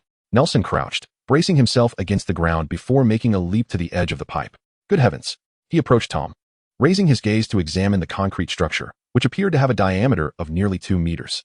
Gravity had compacted layers of settled dust and soil into a flat pathway. The surface was dry enough for two to walk side by side. A faint musty odor wafted from within, hinting at the dampness that awaited them. The interior of the pipe was shrouded in darkness, devouring the light that attempted to penetrate its depths, resembling a gaping maw. Waterproof and damp-proof, Nelson murmured as he bent down, using his wand to prod at his shoes before tightening his laces. Tom mimicked his actions in preparation. Just as Nelson was about to step into the pipe, Tom halted him with a firm grip. Fluorescence flickers, he announced, taking the lead as he raised his wand to enter the pipe. Nelson chuckled softly and followed suit. It appeared to have been abandoned for quite some time. Nelson extended a finger to wipe away a thick layer of dust from the pipe's wall, resorting to his wand to conjure clean water to wash his finger. Ugh, let us hope there's no poison. He acknowledged that it might be a psychological effect. Yet he truly felt an itch in his fingertip, seeking to alleviate the palpable tension that enveloped them in silence. He mused that while some toxins might pose little threat to snakes, they could be lethal to humans. From afar, Nelson observed bats flitting about in the shadows, while numerous luminescent insects clung to the walls, casting a warm orange glow throughout the cavernous space. The disparity between the life below and that on the surface was stark, and as he attempted to compare them with known biological references, a wave of pessimism washed over him. They seemed vastly different from ordinary creatures, perhaps even magical beings. They appeared harmless, reminiscent of pixies or flower fairies, he reassured himself. Having acclimated to the light within the cavern, the two extinguished the glow of their wands, revealing a narrow passage resembling a covered bridge that led to a flat platform at the heart of the hollow. Upon this platform stood a massive stone pillar, upon which coiled a gigantic black serpent, its head raised as it flicked its tongue in their direction, its green pupils reflecting a chilling light. Soon, various creatures fluttering in the air dispersed away from the bridge. Nelson tentatively placed a foot down, dislodging a flurry of debris. This was likely remnants from the previous pipeline, devoid of any foundational steel reinforcements. Nelson remarked to Tom that traversing this structure could result in a fatal fall. Humph. Tom shot a sidelong glare at the colossal serpent that met his gaze at the center of the cavern, then turned to Nelson, instructing, "You stay here for now. If everything appears safe, I will call you over." Without waiting for Nelson's reply, he raised his hands slightly at his sides, summoning a thin wisp of black mist that began to take shape from where he gripped his wand, gradually elongating into a serpentine form that slithered up Tom's arm. At times, it lifted its head, mimicking a hissing gesture towards the distant python. Nelson noted the flicker of a distinctly human-like fear in the serpent's green eyes. Tom chuckled disdainfully, grasping the serpentine black mist on his arm before crushing it in his grip. The black vapor twisted and swelled, soon enveloping Tom's lower half. As a tempest arose in the tranquil subterranean cavern, lifting him into the air, he then leaped toward the black python, a trail of elegantly curling black mist following in his wake. Flying does look rather splendid, Nelson murmured to himself, his heart yearning. As he watched Tom land gracefully before the serpent, the black mist unraveled beneath him, coalescing into a formidable serpent that stood defiantly against the python. Tom's lips moved slightly, as if uttering words. Before long, Tom, with a fierce expression, raised his wand toward the python, the standoff lingering for a moment. As the great serpent behind Nelson grew impatient, the black python slid down from its perch, lowering its head to rest before Tom, closing its large eyes. The black mist serpent behind Tom dissipated with a sudden sound, though Nelson was uncertain if it truly made a noise. He merely sensed that such a vanishing act ought to be accompanied by a sound akin to a pop. Tom placed his hand upon the massive serpent's head, turning to reveal a triumphant smile, and waved his other arm at Nelson, exclaiming, "You can come over now. Do you need me to come get you?" Nelson drew his wand, brushing off the dirt that clung to it, and stepped onto the pristine bridge before him. Coincidentally, the bridge's transformation matched the rhythm of his footsteps, creating the illusion that with each step he took, the crumbling remnants underfoot were shamed into renewing themselves. Tom, observing his friend approaching with a nonchalant demeanor, lowered his hand that held the wand and stepped forward to greet him. In that moment, he was indifferent to the manner in which others arrived. Whether it be by bridge building or soaring through the air, it was difficult to ascertain a standard of comparison. His only sentiment was one of regret. Regret that there were no spectators to applaud the magical prowess of two prodigies, no audience to herald the scene that seemed almost miraculous. Chapter 39. Return to school. How do you say hello in Parseltongue? Hiss. And goodbye? Hiss. Is there any difference? Listen closely, practice saying it yourself. Hiss, hiss, hiss. Nal? Why do you insult me? Did I not say hello? Very well. I believe we shall postpone our Parseltongue lessons for another opportunity. What do you think? Agreed. On a winter's night, Nelson and Tom traversed from the starry suburbs toward the shadowed city, seemingly unchanged from their arrival. Yet beneath their feet, a large black serpent followed them through the pipes below.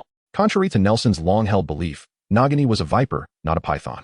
Her preference for suffocating her prey rather than employing fangs was not due to a lack of venom. On the contrary, her poison was exceedingly potent. She chose constriction over ambush as a deliberate attempt to distance herself from the serpent's instincts. Yet deep within her soul, she still regarded herself as human. Tragically, the blood curse had siphoned her magic to its zenith, leaving her irrevocably transformed into a serpent. It matters not. Nal is adept in transfiguration, and he will assist you in regaining your normal form. On the hollow platform below ground, Tom gently caressed Nagini's massive head resting on the ground, speaking softly. He felt an unusual sense of empathy toward this extraordinary serpent. When the time comes, you shall owe me an owl. She is so lonely, Nelson mused. As a human, she surely felt disdain for devouring the putrid carcasses of her kin with venomous fangs. Perhaps she had grown accustomed to a solitary existence. As a person, she could see and hear, but could not speak. Countless voices filled her heart, yet she could not express them.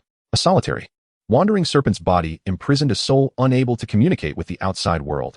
This was a cruel fate. In such moments, a human fluent in Parseltongue might be the only beacon of light in her dark existence. I will find a way. Even if I cannot, Dumbledore surely can. Nelson instinctively reached out to gently stroke Nagini's head. Her skull was hard and angular, yet her scales were cold and smooth. Wizards possessed the ability of animagus. It should not be overly difficult for a serpent to transform into a human. Upon hearing Dumbledore's name, Nagini opened her eyes, her entire serpentine form trembling slightly. Do you know Dumbledore? Then you must be aware of his mastery in transfiguration, Nelson said optimistically, reassured that it was not a significant problem. As Tom conversed with Nagini, he regaled Nelson with her story, seemingly having forgotten about the barred owl. Hiss! Nelson inhaled sharply, realizing that he had been cursed. Did that mean his closest companion remained a silent observer? Yet why do you remain silent? He felt he had spoken out of turn, for as soon as the words left his lips, an eerie stillness enveloped the cavern. My apologies, Aunt Bella. Tom sincerely expressed regret, explaining that they could have returned home before midnight, but the silent endeavor of opening the abandoned mailbox, which concealed their shopping spoils, drained too much of their energy. We shall certainly inform you in advance next time. In truth, the vampire Nelson, upon noticing Bella's glare, obediently sealed his lips. Come in, she gestured irritably. The items you purchased arrived much earlier than you did. I do not prohibit your outings, but safety must be prioritized. Your mother has only one son, and it is quite chilly outside. Tom. Bella turned to catch Tom winking at Nelson and erupted in fury once more. You too. Tom lowered his head and followed Bella into the house, finding warmth in the chastisement that enveloped him. Eager to assist, Tom rushed forward as Nelson set down the numerous bags and ascended the stairs. Upon entering Jonas's room, a thick haze enveloped the air, causing Nelson to cough. Through the swirling smoke, he discerned Jonas seated at his desk, draped in an old plaid overcoat, diligently writing. Upon noticing the door ajar, Jonas stubbed out his cigarette in the ashtray and squinted towards the intruder. My apologies, uncle. Not at all, Jonas replied. I was even more playful in my youth. I once explored abandoned mines in the Ruhr area with neighborhood children for 2 days. He removed his gold-rimmed glasses from the bridge of his nose, massaging his temples, his face etched with fatigue. Have a seat while I finish this draft. Rather than taking a seat, Nelson approached Jonas from behind, offering a firm shoulder rub. Oh, that feels wonderful. When was the last time you helped me with this? Jonas leaned back in his chair, relaxing his shoulder muscles. Ha ha. Jonas laughed heartily but soon choked on his own mirth, prompting Nelson to gently pat his back.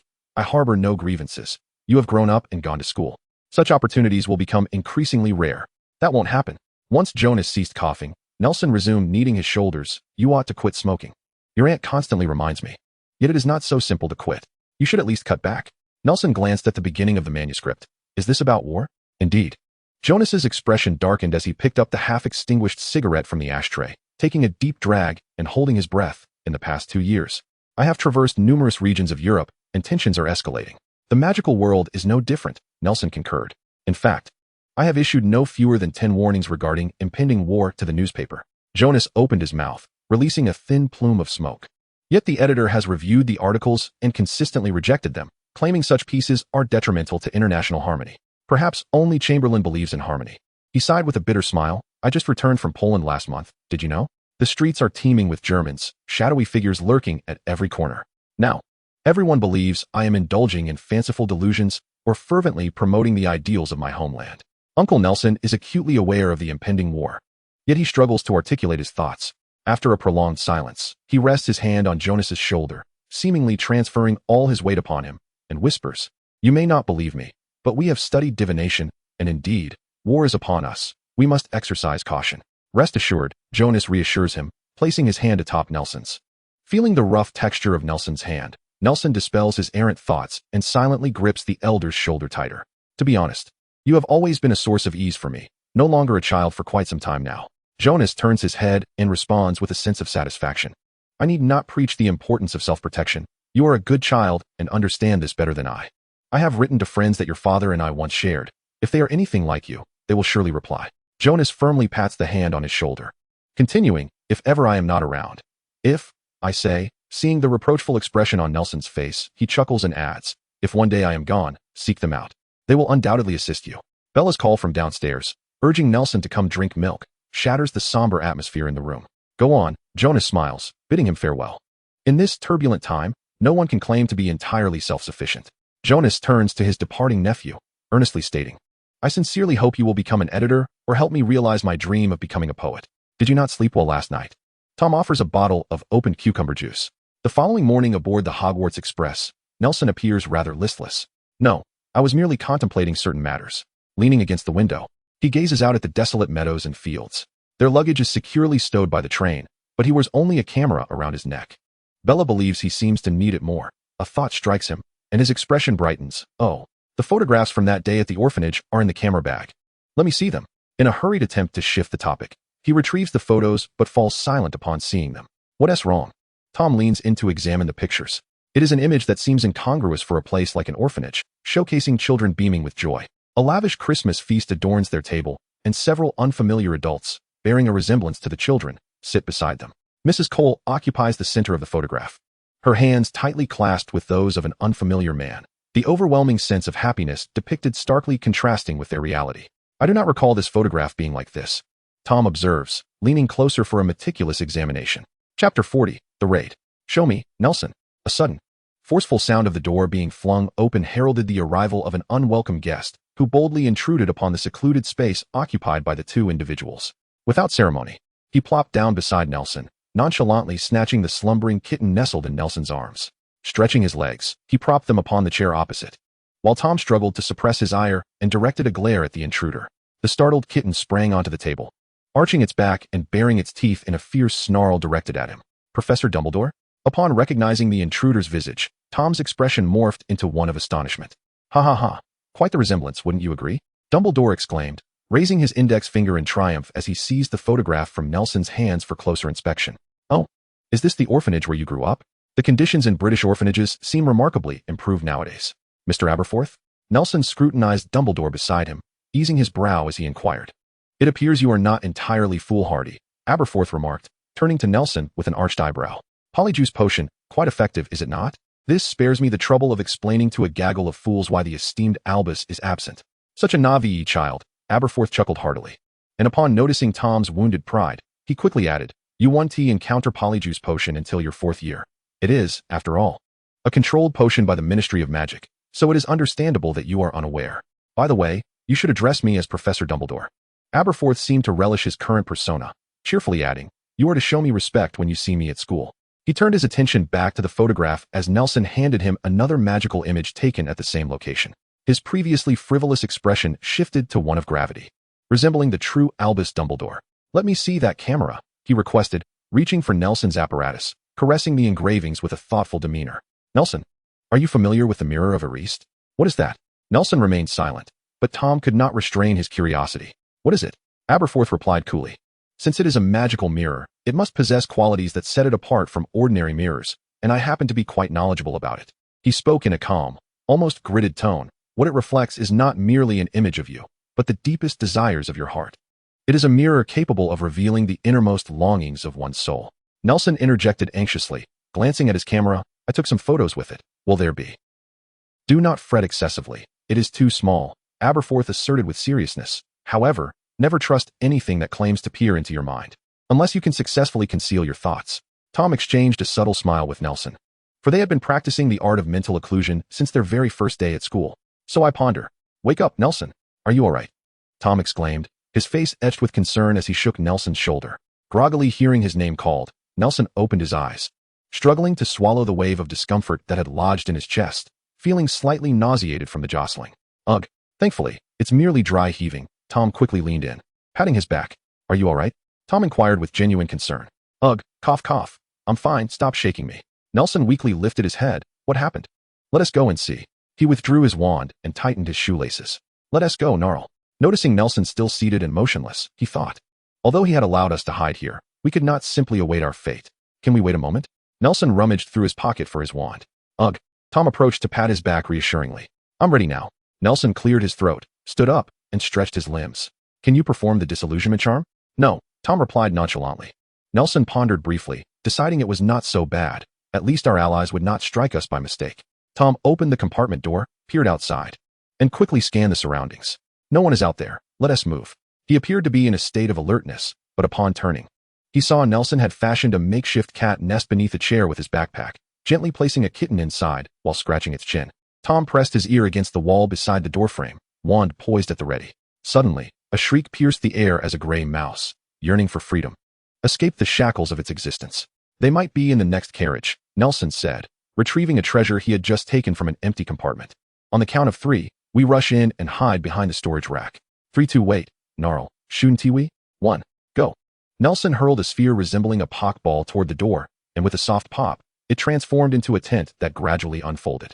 It turned out to be a portable tent. It was unclear why its owner had brought it to Hogwarts.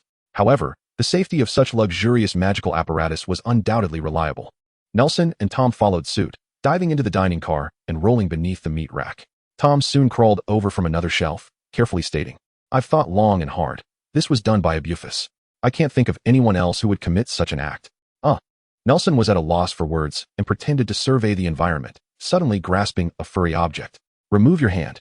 A Bufus's voice echoed beside him. It was a goat, which Nelson had assumed was part of the dining car as provisions. Riddle, you will have plenty of assignments in the coming semester, I assure you. The goat sluggishly emerged from beneath the meat rack, revealing a pale-faced man with dark hair seated beneath it. Realizing that his boastfulness had not alleviated the tension but rather thickened the awkward atmosphere, a Bufus fell silent.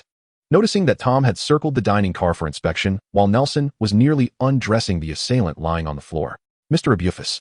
Nelson crouched beside the attacker, his expression grim as he lifted a necklace, its golden chain adorned with an exquisitely crafted ornament featuring a vertical line piercing through a triangle. Look at this. Indeed, it was he who had done it. I, Bufus, caught sight of the pendant and immediately began to curse vehemently. After a while, exhausted from my tirade, I shook my head and explained, this is Grindelwald's emblem. It appears this individual is one of his subordinates. This is no ordinary assault. You must hide in the back. Tom grasped Nelson's arm, shaking his head in disbelief, and Nelson could only respond with a wry smile and a nod. Very well, I shall refrain from further idle chatter. Bufus declared, his demeanor taking on an air of decisive authority.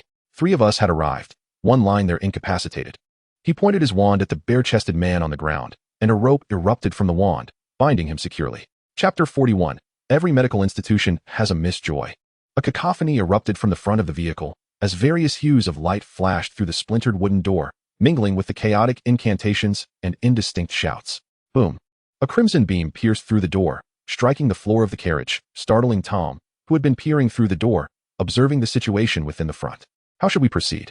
Tom turned to Nelson, who was rummaging through his pockets. Hey, you ought to be asking me, Bufus grumbled, reaching behind his back as if retrieving a finely crafted spinning top from his posterior. This was no child's play. It was a genuine battle. You should take refuge behind an adult wizard and consult someone like me, who has aced 12 exams. All right, Mr. 12, what should we do now? Nelson responded wearily, sliding the just extracted spyglass through the crack in the door while rubbing his chest. First, we must ascertain the situation inside. Bufus nodded. The spyglass was a sensible choice. However, in such chaos, it could cloud your judgment. There were at least 6 wizards in the front, 2 of that man's accomplices, 1 teacher, and 3 students. If we rashly charged in, we would undoubtedly be torn to shreds by at least 6 spells. I might fare well, but you could struggle to cast even a decent shield charm. Protego. Nelson still appeared feeble, leaning against the wall. As the shouts from the front grew quieter, he urged, Mr. Bufus, if we don't enter soon, the fight will be over. Bufus shrugged, picking up the small spinning top in his hand. So we need this. What is it? Tom inquired, curiosity piqued, as he stood a distance away from the door. A flashbang, Bufus replied, a peculiar smile forming at the corners of his mouth. To incapacitate them. Are you awake? Nelson opened his eyes to find two blinding suns before him, swiftly closing them again as he prepared to speak. However, he discovered his lips and throat parched, rendering him nearly voiceless. He attempted to sit up, only to realize he could not muster the strength. The operation was a success. You are now a girl. Ignoring the incessant chatter in his ears, Nelson lay quietly in bed, waiting for the double vision before him to coalesce. Only then did he discern the glaring chandelier overhead, the pristine white walls, the floor, and the hospital bed. It became evident that he was, in fact, lying in a hospital. A cup of water was perfectly delivered to his lips, complete with a straw. Nelson grasped the straw and took a hearty sip. The temperature was just right, even slightly sweet. What does the elixir of life taste like? A voice chimed in nearby. Your rib is fractured. And the doctor mentioned it will take approximately 35 minutes to heal. Until then, you should remain lying down. Before Nelson could utter a retort, darkness enveloped him, and he fell into a deep slumber. Just before drifting off, he vaguely heard a sharp female voice exclaim, Professor Dumbledore, you cannot administer sleeping pills to students. When he was roused again by the cacophony surrounding him, it was already dusk. Upon waking, he was greeted by a warm orange glow. The bed had been gently shaken, and a small table was thoughtfully set up beside him, adorned with a large bowl filled with soup and a covered plate. Struggling slightly, he lifted his hand to rub his eyes. Oh, Nelson has awakened. Please serve him the soup. All right. Do you think he will place his assignments in his bag? Ask him once he finishes. When he opened his eyes again, a small bowl of soup awaited him on the table, the cover removed to reveal a silver platter filled with sausages and fried eggs. No, I truly did not expect this. Nelson turned to see Tom, lying in the adjacent bed, gesticulating animatedly through the crowd surrounding their beds. I genuinely did not foresee that he would resort to such underhanded tactics to ambush two students. Neither did I. Nelson cast a glance at the glistening sausages on the table, devoid of appetite, and leaned back against his pillow, closing his eyes. What happened in the end? I do not know. The crowd parted to create a corridor wide enough for sound and vision to traverse. He sounded rather perplexed. I woke up here and have no idea what the final outcome was, but I am certain he must have knocked out the most people. Blake, are you going to copy your homework right in front of me? Professor Dumbledore. Sweep the trophy display room after dinner tomorrow. Yes, Professor Dumbledore. As the door closed, silence fell over the room. Professor Dumbledore, if you need anything, just call my name. Thank you, Joy. Once the sound of high heels faded into the distance, Nelson noticed Dumbledore standing between his and Tom's beds, smiling warmly at him. Professor Dumbledore? He gazed at the red-haired man before him, slightly bewildered. It was the quintessential Dumbledore smile, leaving him uncertain of the person's identity. Nelson, your powers of observation remain somewhat lacking. The newcomer said cheerfully, feeling better? Miss Joy's bone essence has received accolades from Wisingamot. I used it during my school days. Mr. Aberforth? Nelson recognized the visitor. Why did you ambush us? Tom interjected, snatching his wand from the bedside and pointing it at Aberforth. Are you in league with them? Not at all. Aberforth casually produced his wand and waved it, causing Tom's wand to fly into his grasp. Oh, it seems you cherish it. We have one. Those three have already gone to Azkaban for a visit. But why do you ambush us? Tom still felt perplexed. He did not perceive the two as burdens. I know you are not a feeble individual, Tom. On the contrary, most adult wizards are akin to cowards when compared to you. He blinked. But surely you do not believe I would allow my students to tread into perilous territory, do you? Surely not, surely not. Very well, Tom replied dryly. Though he still believed that the injuries he would sustain from combat would not be more severe than a well-placed stunning spell. Nevertheless, he felt a flicker of emotion. Yet he remained obstinate. Aren't there still 3 students in the carriage? Do you wish to compare yourself with them? Aberforth scoffed, observing Tom's defiance. He added, I am not suggesting you are incapable. It is simply that your exposure to magic has been brief, whereas they are on the brink of graduation. One can only imagine the remarkable alumni they will become for Hogwarts. Is it Minerva and Phileas? Nelson pondered, recalling the exceptional students he knew. Perhaps, but I cannot recall their names. He plucked a sizzling sausage from Nelson's plate and chewed thoughtfully. Among them is the head girl of Hogwarts, along with 2 prefects, one the champion of the dueling tournament, the other Albus's prized pupil, who has received the annual award for today's transfiguration. Tom fell silent, instead nodding in agreement.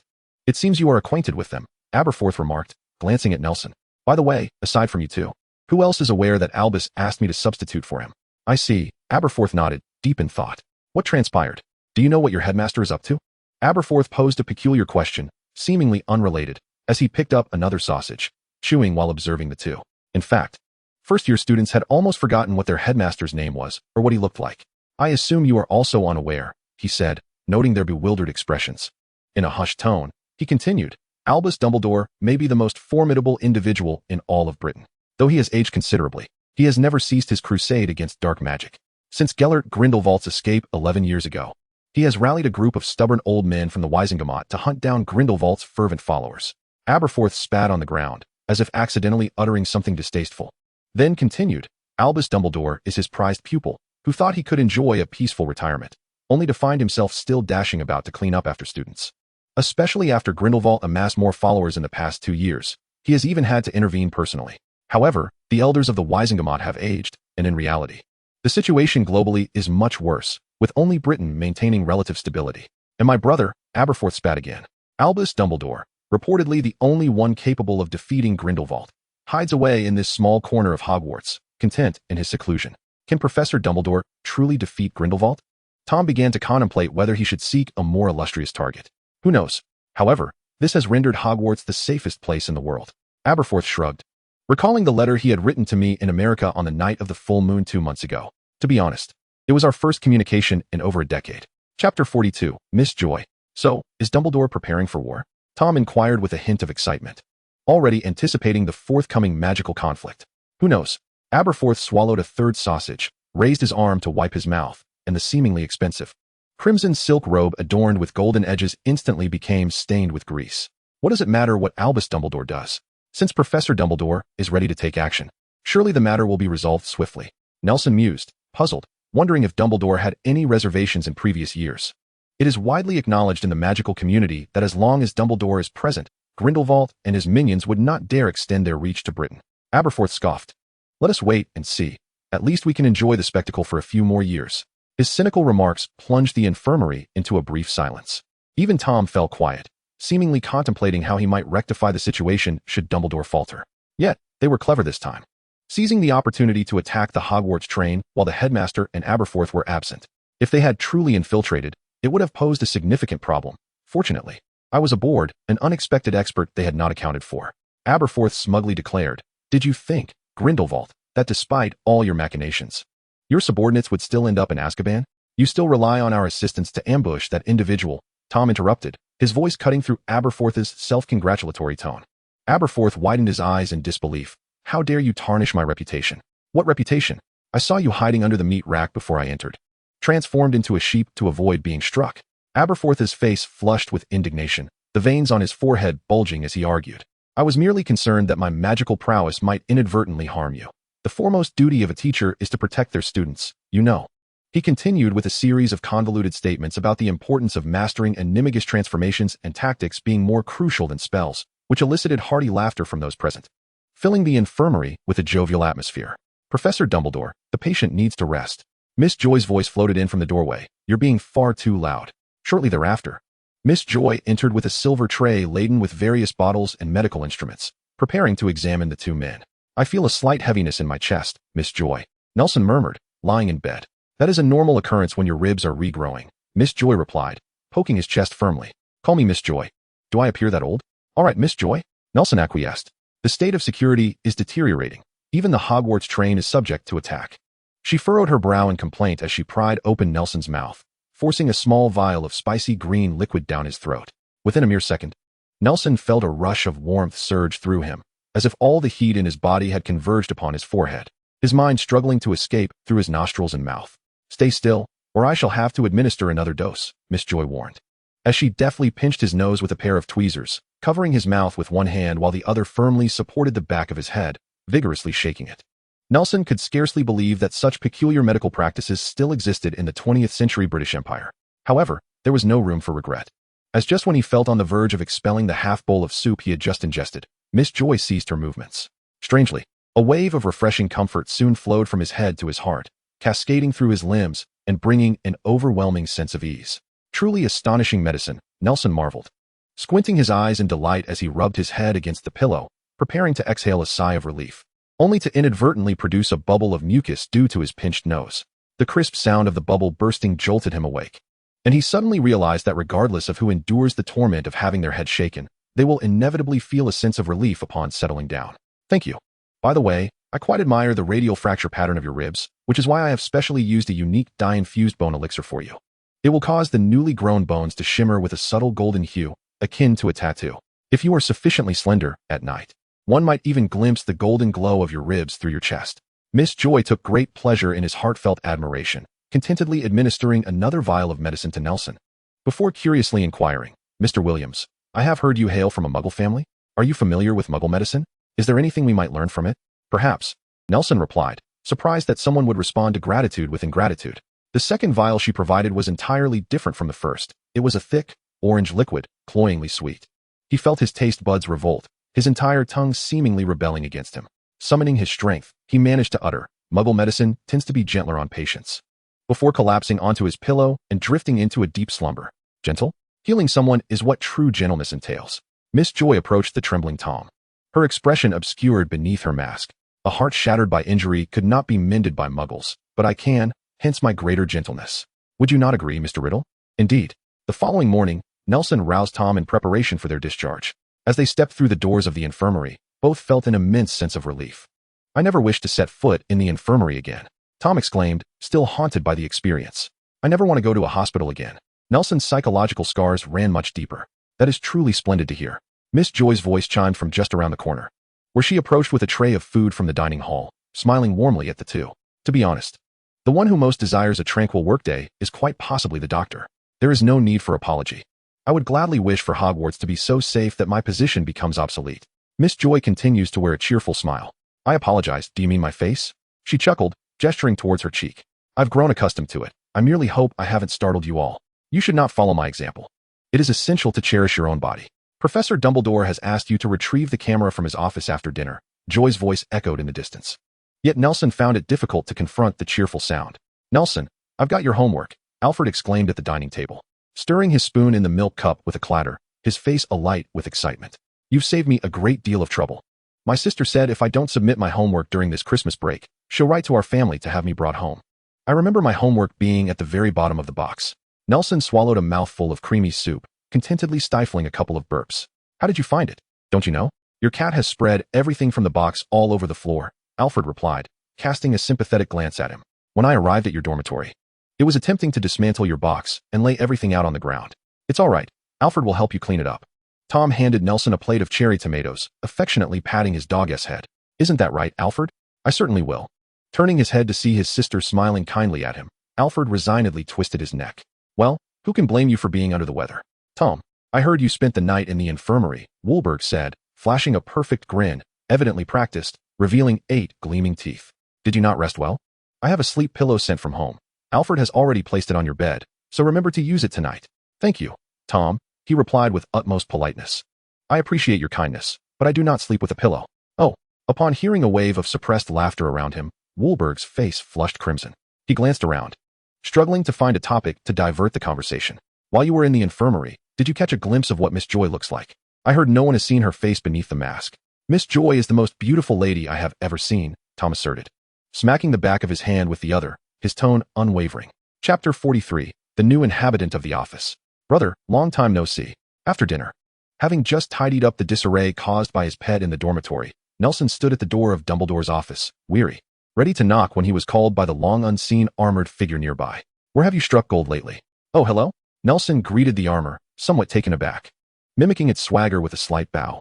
"Still the same, neither high nor low, but you, my friend, remain as splendid as ever." "Excuse me," the armor nodded. Nelson drew his wand and pointed it at the armor. "Clean up. Thank you so much. I've been eager to take a shower, but I was afraid of frightening the students," the armor continued, emitting a laugh reminiscent of clanging bells. It bent down to open the grand door to Dumbledore's office. "Go on in. Dumbledore has been waiting for you for quite some time. With a brother around, you needn't even say the password anymore." "Thank you." Nelson nodded slightly, bowing in gratitude as he entered the office, a deep concern for Hogwarts security lingering in his mind. He stepped into Dumbledore's office, now belonging to Aberforth, and found Aberforth reclining on the high-backed velvet sofa behind the desk, his muddy marten boots carelessly propped on the crystal inkpot. The sun had yet to set, casting a warm glow through the window that revealed a glimpse of the Hogwarts campus, illuminating the relatively modest office and rendering the features of the still young man indistinct due to the backlight. "You've arrived, Nelson," Aberforth remarked. Nelson surveyed the office he had visited once before. It appeared largely unchanged since his last visit a week prior. Perhaps Aberforth preferred to maintain the decor as it was, or perhaps the brothers simply shared similar tastes. However, Nelson keenly sensed a subtle difference in the atmosphere. This office, compared to the emptiness he had felt during Dumbledore's tenure, seemed less desolate. He couldn't help but notice that the painting depicting a drab house now included an additional figure. It would indeed be odd not to notice a new presence in an otherwise monotonous scene. "Oh, it appears you know my sister?" Aberforth straightened up, glancing back momentarily before fixing his gaze on Nelson. As he did so, the sunlight that had been cast over him illuminated his face, revealing striking similarities to the girl in the painting behind him. "Your sister?" "Indeed," Aberforth replied. Nelson nodded, his eyes filled with sincerity as he regarded Ariana.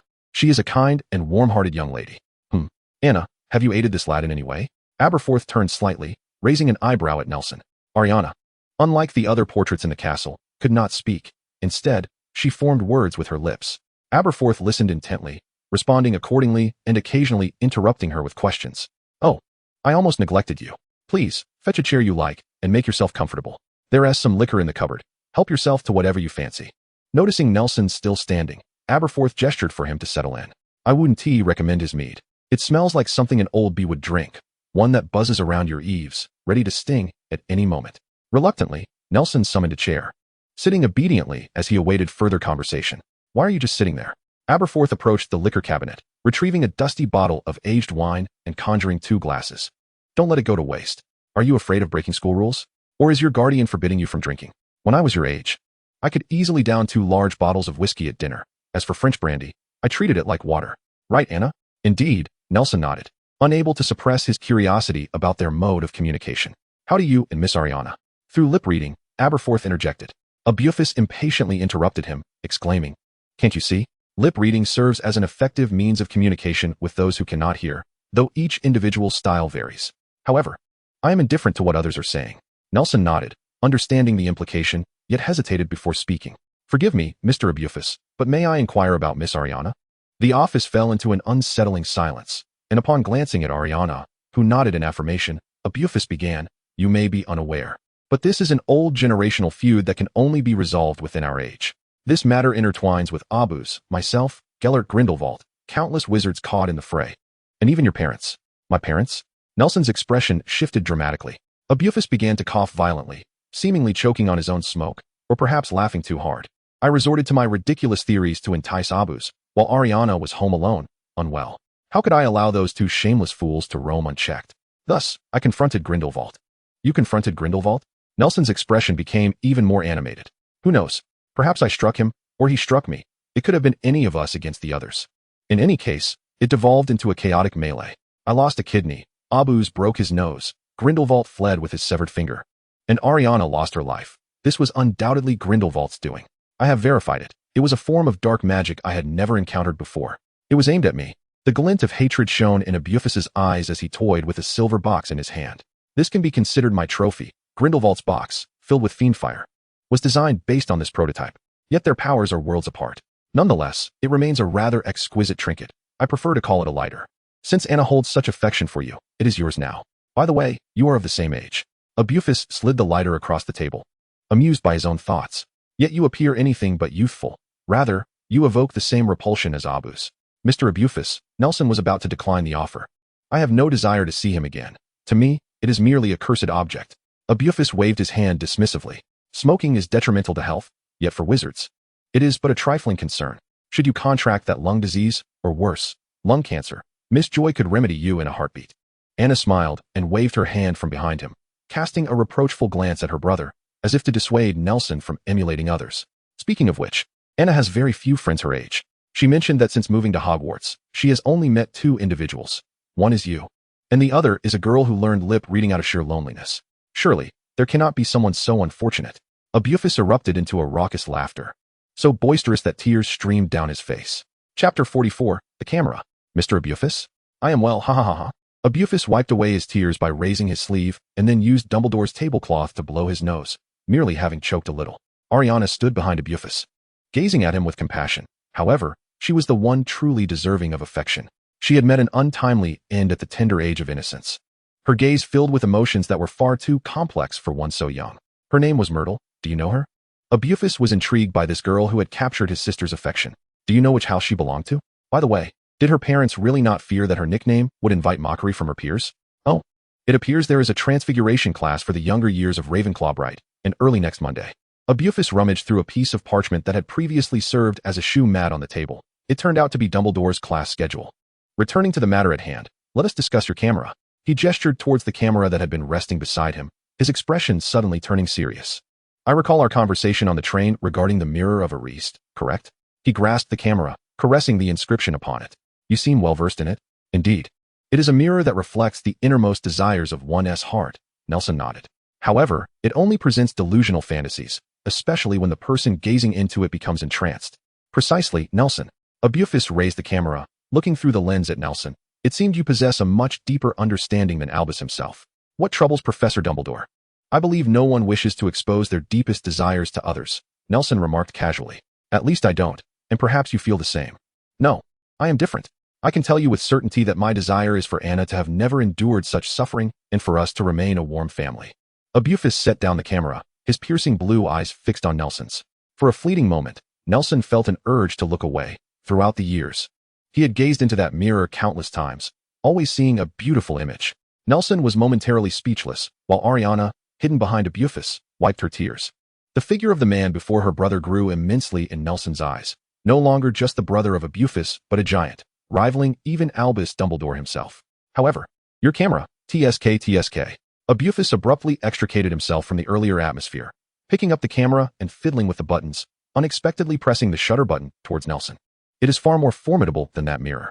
The bright flash momentarily blinded Nelson, causing him to squint as he raised a hand to shield his face. Feeling something gently bump against his stomach. When the blinding light faded, he found himself seated before two Bufuses, two Arianas, and the ghostly remnants of objects filling the office. Nelson blinked vigorously, discovering the camera had been tossed into his lap. Albus extended his wand, and a slender wisp of silvery mist emanated from its tip, drifting towards the camera nestled in Nelson's arms. The internal gears of the camera seemed to accelerate, emitting sharp and hurried sounds, as a photograph was gradually expelled. Its back facing upwards, still exhaling warmth. It felt less like the development of film and more akin to the output of a printer. Safeguard your photograph. Do not gaze upon it just yet. Be wary of any surveillance Albus may have left in his office. Albus nonchalantly surveyed the ceiling and bookshelf, as if intending to greet an imaginary brother. Noticing the playful expression on Nelson's face, he hastily added, I do not wish to incite any discord between you and your mentor. In truth, I have engaged in such antics myself during my time at Hogwarts. Nelson stowed the photograph carefully into his shirt pocket, only to have his attention drawn upward by a crumpled piece of paper that struck Albus mid-sentence. Your camera possesses the ability to capture the desires within the lens, Albus whispered, casting a glance at the tightly shut window behind him. He leaned forward, sliding a photograph across the table towards Nelson, and murmured, by merely pressing the shutter, it can unveil the innermost thoughts of the subject, laying them bare upon the photograph. Nelson lowered his gaze to discover that the image Albus had pushed towards him was indeed the one he had taken at the orphanage. Observe the adults in the photograph. Albus directed Nelson's attention. The women in the center are likely staff members of the orphanage. Now, take a good look at the surrounding adults. All are impeccably dressed. Have you noticed how strikingly similar their clothing and even their appearances are? Nelson nodded, recognizing the peculiarities. The cheerful assembly in the photograph was encircled by gentlemen who bore an uncanny resemblance to one another, from height and attire to facial features, creating an unsettling scene. At first, I presumed they were the children's parents, Albus continued, but then it dawned on me. Given that it is an orphanage, these children have likely never encountered their parents. It is plausible that not long ago, a gentleman resembling this description visited, perhaps a benefactor or a government official responsible for procurement. They inherently yearn for a paternal figure to fill the void within their hearts, thus fabricating an image of such a father. Nelson held the photograph, becoming entranced as he envisioned the earnest and diligent Mrs. Cole adorned in a pink dress, the helper from South Wales, unexpectedly donning the attire of a diplomat. The boisterous little ones nestled in their parents' embrace, even Martha from next door dressed in a resplendent and avant-garde gown, sporting gold-rimmed glasses and clutching a measuring tape. The sight of this harmonious tableau elicited an involuntary chuckle from Nelson. That is a fade, Nelson, Albus interjected, unable to contain his words. I am aware, sir. Nelson replied, lifting his gaze, a smile still dancing upon his lips. Yet their aspirations for a beautiful life are genuine, are they not? Indeed, Mr. Albus, I comprehend that. Nelson placed the photograph on the table, pointing to an individual as he spoke. Madame Cole, the superintendent of the orphanage, has dedicated her life to homeless children. Even as she nears retirement, she remains unmarried. Yet I know her greatest pleasure lies in reading romance novels. Then there's Miss Amanda, who came to London last year in search of employment. Despite her struggles with spoken English, she diligently practices every day, seeking guidance from various individuals, including the children at the orphanage. She harbors a dream of becoming a diplomat, and these children, though they may never reunite with their parents, that does not preclude them from becoming dignified parents themselves, and their offspring need not remain in the orphanage if they and society strive together. Abufus fell silent, feeling somewhat amused by his earlier concerns. He lightly struck his forehead with his fist, shook his head, and flashed a satisfied smile at Nelson, remarking, honestly, even without an official position, you have afforded me the rewarding experience of being a mentor. Since you grasp the essence, I shall be succinct, Abufus continued. Taking the camera and placing it on the table, he tapped his wand along its edge, and the prototype materialized. The alchemical intricacies of this camera rival that of the Eris mirror. I recommend you consult a wizard proficient in alchemy to examine it. Magical artifacts that can peer into the soul are invariably perilous. As he advised Nelson, he continued to touch various corners of the camera with his wand. With a click, he smiled, having discovered something. As the lacquer and embellishments restored themselves, an inscription emerged. People always hope for a better life, yet their desires gradually render them grotesque. How cynical, Abufus remarked, clicking his tongue. Suddenly, a helmeted figure emerged from the fireplace, bellowing like a specter. Brother, someone has arrived. It's time for your potion. Spotting Nelson, who had his back turned, it greeted him boisterously. Next time, we must share a drink. Just sit there. We shall converse later. Now fully resembling Dumbledore, Abufus raised a small vial towards Nelson, insisting, you must consume only the beverages you carry. One cannot guarantee that someone hasn't tea poisoned what you are offered. This will be the first lesson I impart to you. Chapter 45. Abufus, are you certain I am not merely your scapegoat? Albus, we truly need to have a serious conversation. Despite the thick carpets lining the corridors and office, the sound of high heels striking the floor was exceptionally loud, and the suppressed fury of a high-pitched female voice resonated even more powerfully. We must talk. Why do you keep avoiding me? The office door swung open violently as a lady stormed in, her tone brimming with indignation. Nelson recognized the voice and, upon glimpsing the person, instinctively bowed his head in a textbook-perfect wizardess salute, greeting her respectfully. Standing there, he glanced at Abufus, feeling as though his presence was a grave mistake. Oh right, Nelson. Professor Sykes lowered her gaze and noticed Nelson still standing there. She furrowed her brow, contemplated for a moment, then raised her arm to slide off a segment of silver chain that had been wrapped around her index finger. She instructed Nelson to extend his hand, placing it gently in his palm. Your performance in the curse class has been commendable. I have reviewed your midterm paper, and this is a reward for a diligent student. A Christmas gift of sorts. Professor Sykes endeavored to regard Nelson with a fond expression, yet the menacing aura she had exuded upon entering was impossible to conceal. Nelson could distinctly discern the unspoken words etched upon her face. Why are you still here? Finally, her gaze shifted towards Aberforth, who was seated behind the desk, composed and seemingly oblivious to the unfolding drama, now resembling an older brother more than ever. Ah, hello? Aberforth beamed, revealing a set of gleaming white teeth, reminiscent of a child who had undergone unsuccessful treatment at St. Mungo's. He raised his arm in a feeble wave. What brings you here? Please, have a seat. Would you care for something to drink? Albus, I must say, you excel at feigning ignorance, she remarked, her tone having calmed as she stood beside Nelson, arms crossed. Have a seat? Where do you suggest I sit? On the floor? Professor Sykes, you may take this chair, Nelson offered, shrinking in stature as he attempted to appear smaller, shuffling his feet to create space for her. I shall not intrude further. I have matters to attend to, so I will take my leave. Wait, Nelson. Our business is not yet concluded. Aberforth finally displayed a semblance of normalcy, narrowing his eyes to halt Nelson's departure. In that moment, they shared an exchange of glances that transcended ordinary comprehension. What do you intend to do? Are you planning to flee? I do not wish to wade through this murky water. I am merely a child. I am entirely unaware of what Albus has done. That woman is as mad as a hatter. Believe me, the moment you step out, she will pounce upon me. But how is this any of my concern? Mr. Aberforth, you have no justification for subjecting an innocent bystander to such inexplicable torment. Who knows if you and Albus have conspired to ensnare me, lying in wait right here. I truly do not know what is happening. All I understand is that if I do not leave now, I may soon face corporal punishment from the faculty. Farewell, Mr. Aberforth. I wish you all the best. Wait, at least tell me what is occurring. Nelson blinked, unilaterally severing the conversation.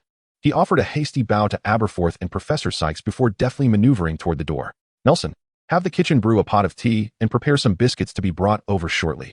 Aberforth called out just a second before Nelson closed the door. The kitchen is across from the Hufflepuff common room. And do bring them yourself. Ah yes.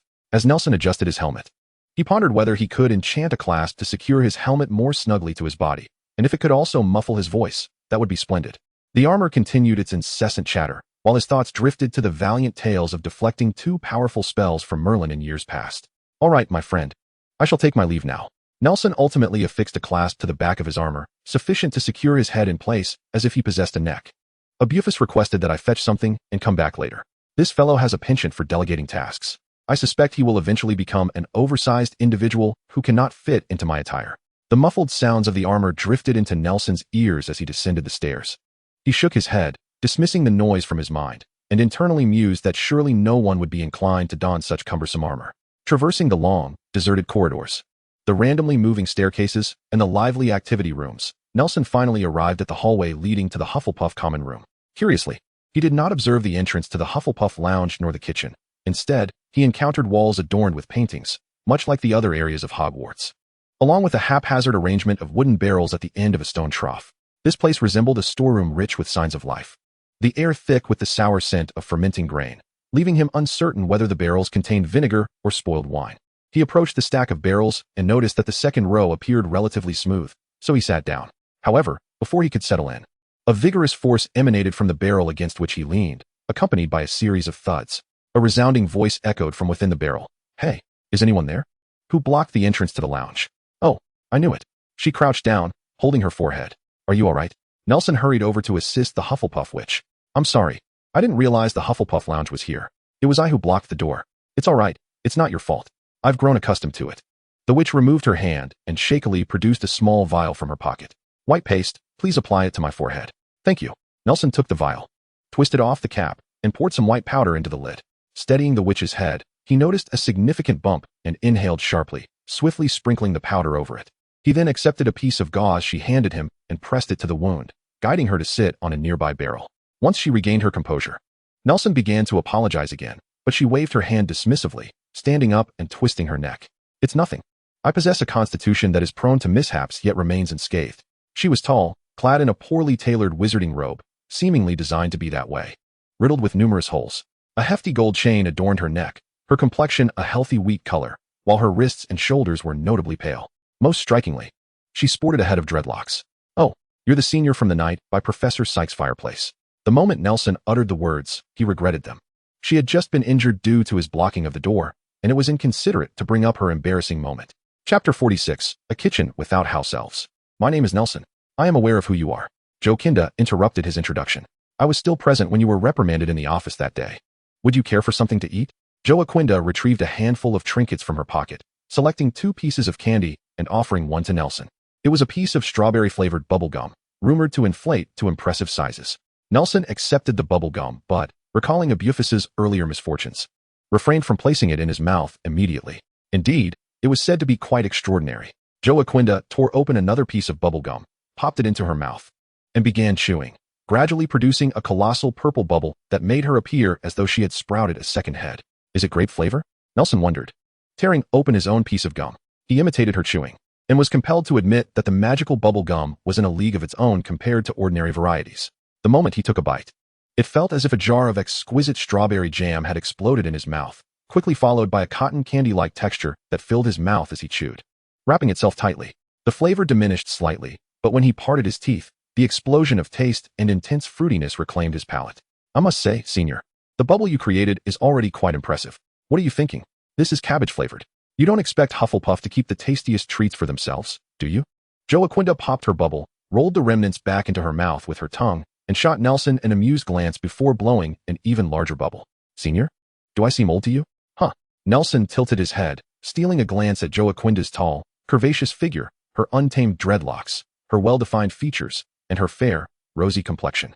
The pink bubble she had just blown burst against his face, leaving him momentarily bewildered. "Are you, perhaps in the same year as me?" "No. I'm in 7th grade.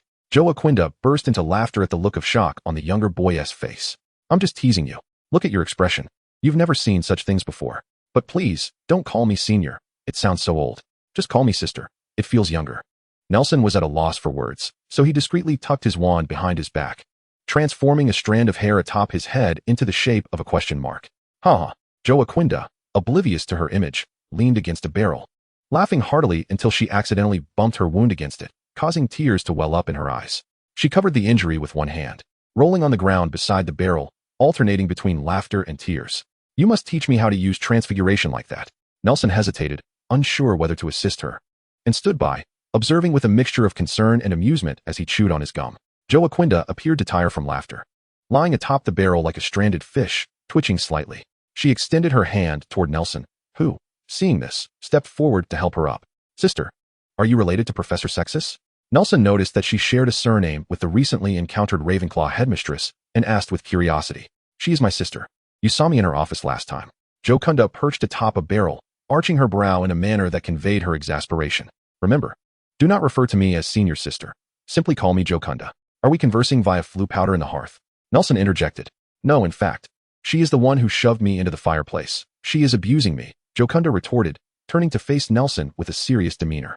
With a sincere tone, she asked, could you assist me in drafting an anonymous report to the ministry?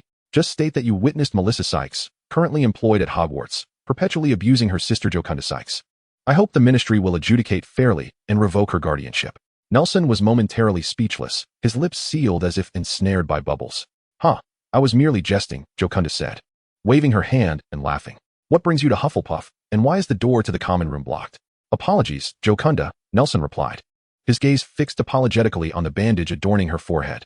I was seeking the kitchen. I heard Hogwarts kitchen is located here. After a series of intricate gestures involving pinching an apple's nose and shaking hands with a milk jug, a still life painting elevated to reveal a massive doorway wide enough for two to pass through. What a bother. I must ensure to disable the mechanism of this painting before graduation, Nelson observed as the apple within the painting tumbled off the table, hiding beneath the tablecloth. Come on in, Jocunda called from the kitchen, seemingly having stuffed something into her mouth. Did you not have dinner? She mumbled. I already ate. I was hoping to brew some tea, Nelson responded, jumping into the kitchen. Contrary to his expectations of a bustling scene filled with house elves diligently at work, he found instead a cozy room reminiscent of a miniature common room. The space, approximately 23 square meters, was constructed of large yellow bricks, with a roaring fire crackling in the hearth. Although the room was compact, it featured a lofty arched ceiling, adorned with a chandelier filled with candles.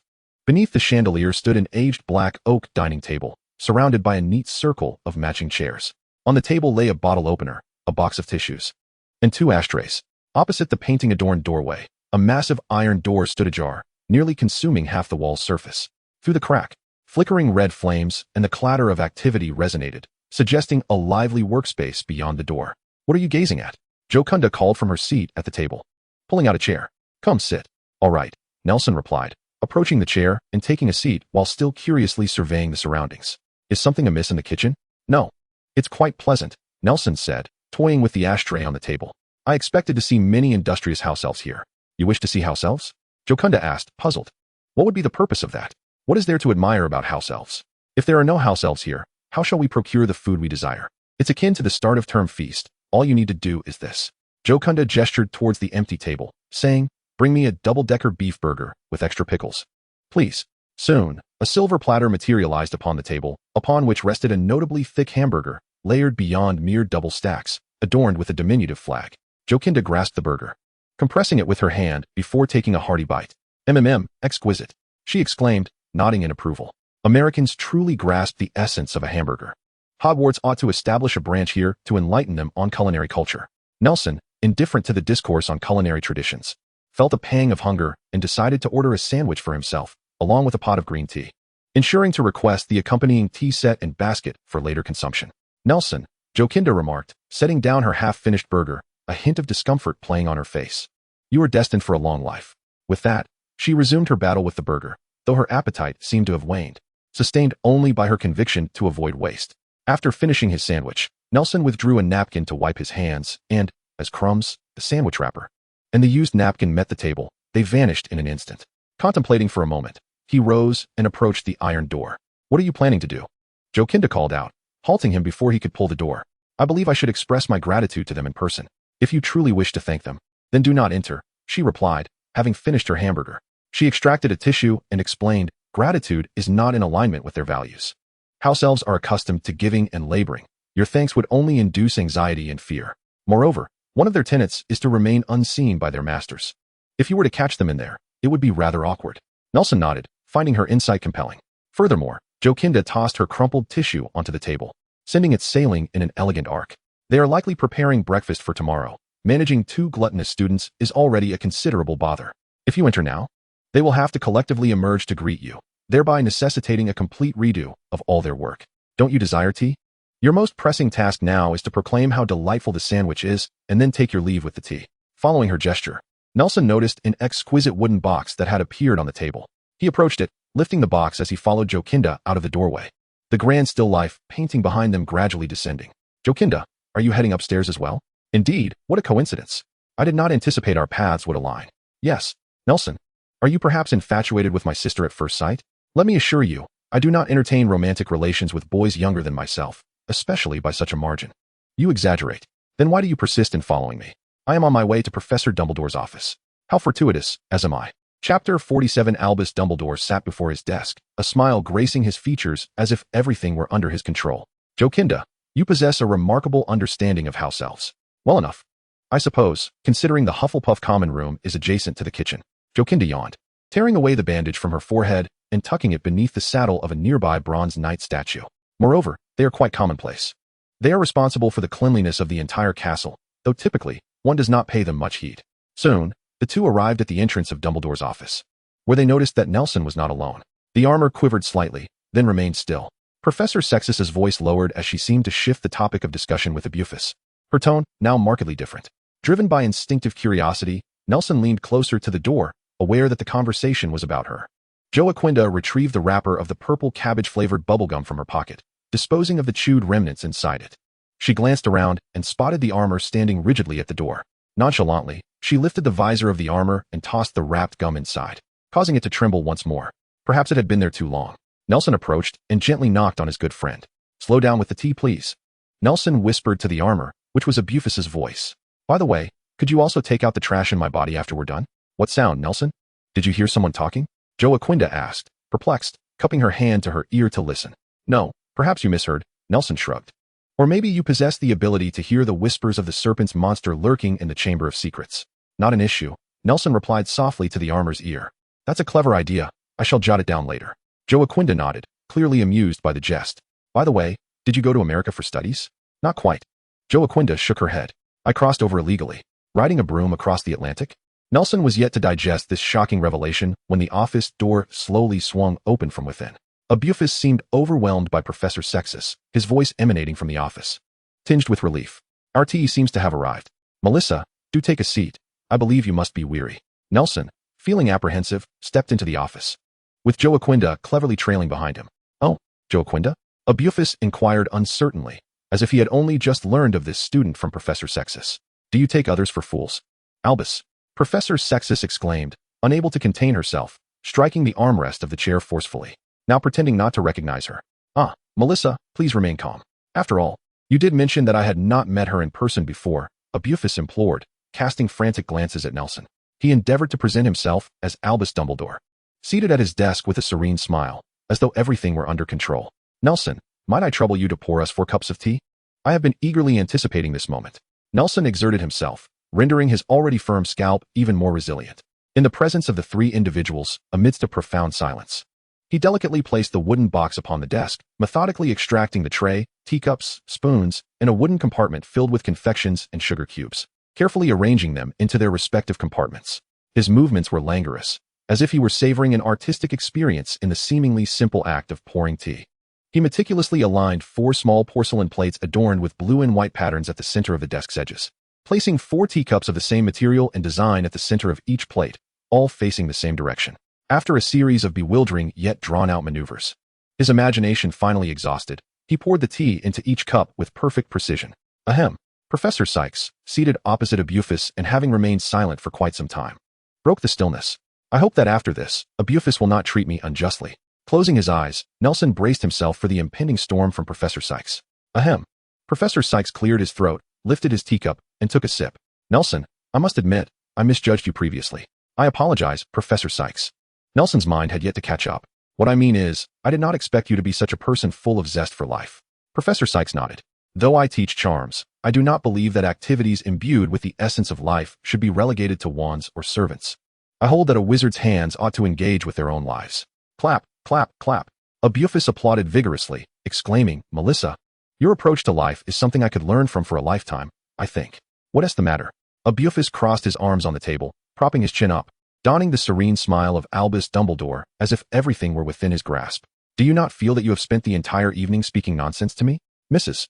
Sykes's brows furrowed, her expression reminiscent of a Muggle school's headmaster scrutinizing a long-standing delinquent, casting doubt upon whether Sykes had cast a forgetting charm upon himself. All right. Bufus hastily waved his hands in surrender. He then turned to the disinterested Jokinda, who had already consumed 2 cups of tea, and spoke earnestly. Jokinda Sykes. The information provided by Professor Sykes seems to diverge somewhat from my understanding. I hope to glean your perspective. Very well. Jokinda set down her teacup, leaning back in her chair, meeting Dumbledore's gaze. Considering your position as a member of the Wisingamot, in the summer of 1935, when you were in your 5th year, you rode a broomstick across the Atlantic, clandestinely entering the east coast of America controlled by Grindelwald, did you not? I did indeed soar over the Atlantic on a broomstick. However, I was only in my 4th year at that time. The latter half of your statement is of little consequence. For the other side of the Atlantic is simply America, is it not? One must admit, that was quite a feat. Bufus gently curved his left hand on the table, while his right hand softly tapped the back of his left hand, gazing at Dumbledore's face with an incongruous intensity that felt oddly fitting, as if Dumbledore were destined to applaud in such moments. Thank you. Jokinda nodded, her cheeks slightly flushed. I had that very thought. I am enamored with flying. At that time, I heard of a wizard preparing to challenge the Atlantic on a broomstick for the first time, yet he had been preparing for quite a while, accompanied by a team ready for any rescue. Well, I have heard of it. In fact, that team comprised many genuine stowaways. Bufus nodded, urging her to continue. Professor Albus Sextus exclaimed in exasperation, this matter has been reported by numerous newspapers, with a 2-page feature in the Daily Prophet, making it clearer than she herself knows. Why are you oblivious to it? Dumbledore. Jokinda's hands twisted anxiously beneath the table as she glanced at Professor Sextus, who was fervently defending her. Her gaze filled with complex emotions, apology, trust, fear, and even a hint of distaste. She raised her head with a glimmer of hope and spoke. Will I be expelled or even deported? No. Bufus shook his head, stating that only the board has the authority to expel students, and besides, they did not expel you back then. How could they possibly bring it up now? Nelson noticed the flicker of hope in Jokinda's eyes extinguish. She seemed almost willing to be expelled or even deported. But you are indeed revisiting the past. Professor Sextus interjected. You are investigating a student who was only in 4th grade at that time. Albus, I know your heart is tied to the magical world, making you hesitant to relax even slightly, but she is merely. Nelson felt a pang of betrayal from Bufus. He was on the verge of successfully sneaking away when he was abruptly exposed, thwarting his efforts. I believe she is a kind, adventurous, and captivating individual. Jokinda bowed her head, a smile breaking across her face. Well, Bufus lowered his head, pondering for a moment before raising it again to ask, then why did you land precisely at the gathering place of Gellert Grindelwald and his followers? Chapter 48, Passing Notes. Nelson. In potions class. Alfred poked Nelson's back from the rear desk, tossing a crumpled piece of paper onto his desk, which bounced off his hand and landed in Tom's cauldron. Did you stay up all night just to think of this? Nelson turned his head, staring speechlessly at Alfred, who bore heavy dark circles beneath his eyes, and whispered. It must be said, gossiping is truly a human instinct. Alfred leaned forward, excitedly declaring, yes, do you know, Professor Dumbledore has. Blake. Slughorn squeezed between the two with his beer belly, wrapping Alfred's forehead with the back of his hand, suggesting that you seem to think a piece of paper would enhance the effectiveness of hiccup potion. Am I right? Apologies, Professor Slughorn. I merely possess more experience in Alfred's apologies than anyone. He immediately rose, bowing his head, executing the entire routine of admitting fault, apologizing, justifying, and pleading for forgiveness with effortless grace. No, you need not apologize. Slughorn adjusted his belly, causing the flesh on his face to quiver. He cast a glance at Alvider's heavy dark circles, furrowing his brow as he retrieved a small glass vial filled with golden elixir from his robe. He uncorked the bottle and dripped a few drops onto Alvider's forehead before turning to Nelson, extending his hand and raising his voice. Come, Williams, hand it over. Let us all partake in Mr. Blake's nocturnal labor. Upon hearing this, Tom, who had been bowing his head, could not help but twitch his shoulders, his entire body trembling with suppressed laughter. He fought against the impulse to burst into laughter, instead collapsing onto the table in silent mirth. After a moment, the now composed Tom exchanged glances with Nelson, then turned abruptly, elbowing the cauldron to the ground. The live frog he had just placed inside leapt 5 feet high, landing on Ravenclaw's table and promptly adhering itself to Dwight's face. It then crouched and leaped onto Myrtle's head, commencing a wild dash around the classroom. Witnessing such a spirited pursuit of freedom, the frogs within the cauldron could no longer contain their restlessness and began to jump about. Tom, how clumsy you are. Next time, do ensure to select a docile frog, Slughorn chided gently, rubbing Tom's head with his empty hand in a fatherly tone, as if he had just been bested by a frog. In the moment he turned away, he noticed Nelson attempting to stow his wand in the drawer. He inquired with irritation, "What are you doing, Williams?" "Oh, Professor, my wand is quite lengthy," Nelson replied, extracting his wand from the desk cavity to showcase to Slughorn. "It measures a full 14 inches and is somewhat cumbersome when seated, so I tucked it away." "Ah, well, it is indeed quite long," Slughorn acknowledged with a nod. Recognizing the rarity of such an elongated wand, he then extended his hand. "You may pass me the paper ball now. Let us all broaden our horizons." The classroom soon filled with raucous jeers. Noticing that Nelson readily handed over the paper ball, Alvidar slumped despondently against his chair, staring blankly at the ceiling in disillusionment. Despite having tantalized his classmates' curiosity, he suddenly fell silent, crumpling the note once more and tossing it onto Alvidar's desk with a huff. "Though this is indeed significant, one must still pay attention during class. Alvidar, your mother entrusted me with your care, and I do not wish to see you become an unlearned individual." Alvidar sat vacantly in his seat, seemingly envisioning a dismal fate of being dismissed by Dumbledore and Professor Sextus, subsequently having his name scorched from the family tree by his mother's cigarette. "Alvidar."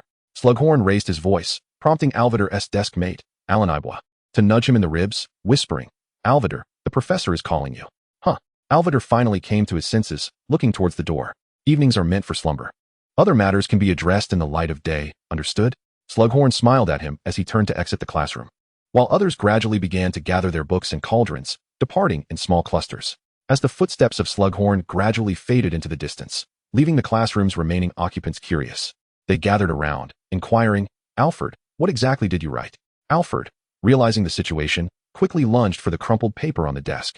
However, Aiden Eber was quicker, snatching the paper and tossing it into the crowd, followed by a voice reading aloud, "Nelson, I believe Professor Slughorn is exceedingly kind to us.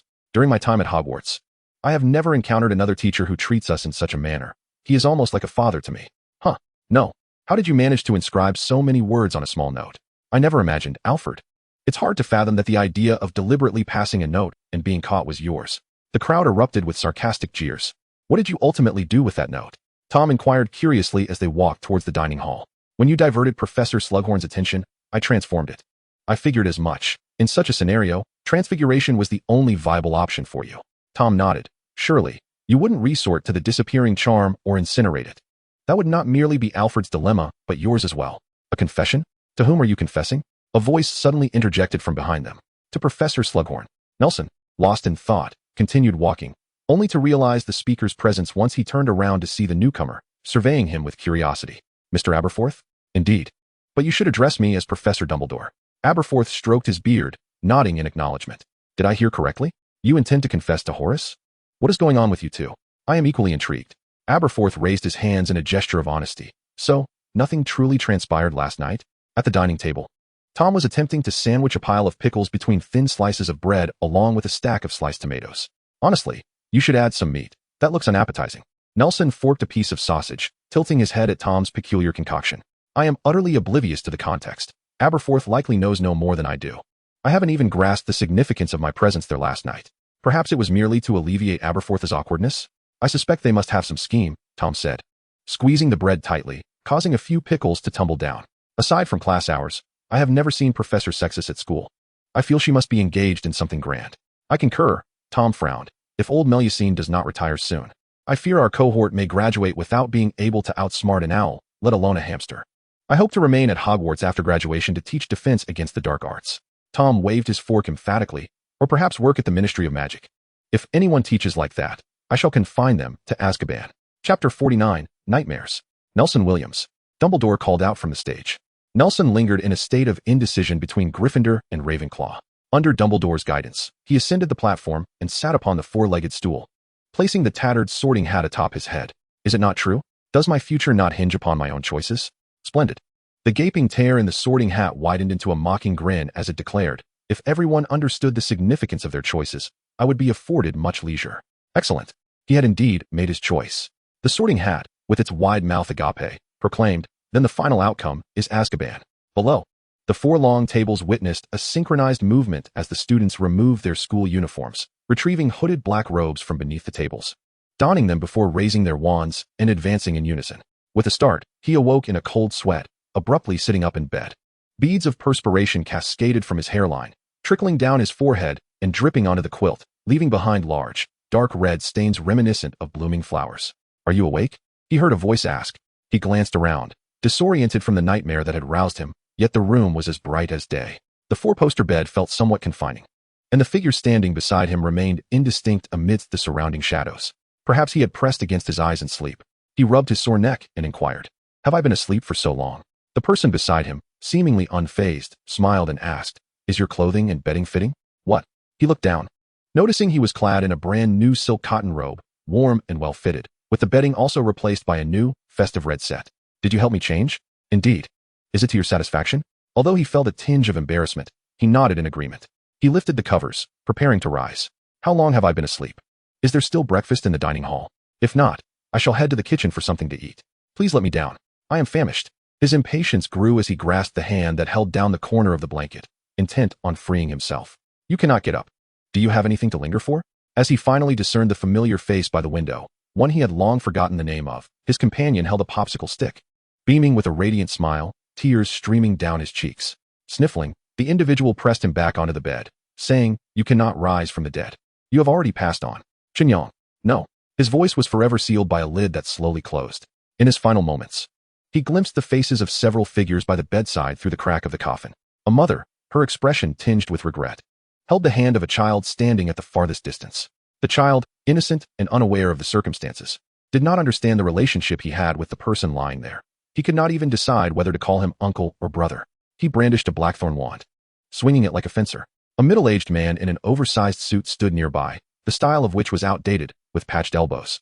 He wore leather sleeves and had a haggard appearance, gripping a pair of work gloves while mumbling what seemed to be an apology. Closer to the coffin, some people knelt on the ground, some silent as statues, while others wept inconsolably, their only commonality perhaps being their inability to remember names or discern faces. "No, I am not dead," Nelson shouted, jolting awake from his slumber, his muscles tense and trembling uncontrollably. His hands clawed upwards, akin to a drowning person grasping for floating seaweed above. "Nelson, what's wrong?" Tom leaped from his bed and rushed to Nelson's side, gripping his shoulders tightly. "What happened? Did you have a nightmare?" "Tom." Upon seeing Tom beside him, Nelson felt a measure of calm wash over him. He gasped for breath, nodding with lingering dread. "Yes. It seems I have endured several nightmares in succession, each awakening leading to yet another." It's all right, Tom reassured him, patting his back. He reached for Nelson's water cup on the bedside table, filled with water that had cooled from the previous night. Nelson accepted the cup and took a sip, just as a knocking sound resonated from the door. "I'll answer it." Tom set down the cup, donned his slippers, and approached the door. The other two roommates, awakened by the commotion, turned on the lights and rubbed their eyes as they got out of bed. "Alfred, what brings you here at this hour?" Tom, still half asleep, unlocked the door upon realizing it was Alfred calling. However, Alfred disregarded him entirely, bursting through the door the moment it clicked open, brandishing a newspaper as he rushed towards Nelson's window, followed by a throng of Slytherin students, older students, and others from different houses. "Nels, I can't believe you're a prophet," he exclaimed excitedly, waving the newspaper. "What prophet?" Nelson, still groggy, failed to respond, while Tom, still bleary-eyed, inquired, "What prophecy did he make? Don't you remember, Tom?" "Last Christmas break," Alfred shouted, his voice echoing throughout the tower as if only the stones were oblivious to his exclamations. "Last Christmas, you wrote to witness the wager between you and Nelson. You've forgotten, haven't you?" He pulled a crumpled letter from his pocket and unfolded it, reading aloud. Nelson said, "By the start of the next academic year, Germany will invade Poland, triggering a global war involving Muggles.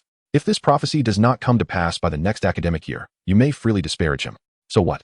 Did a war break out?" Tom scoffed. "You came here in the middle of the night just to fulfill a wager and slander him? You have already reached the 2nd grade. Can't you exhibit a bit more maturity?" "Of course not."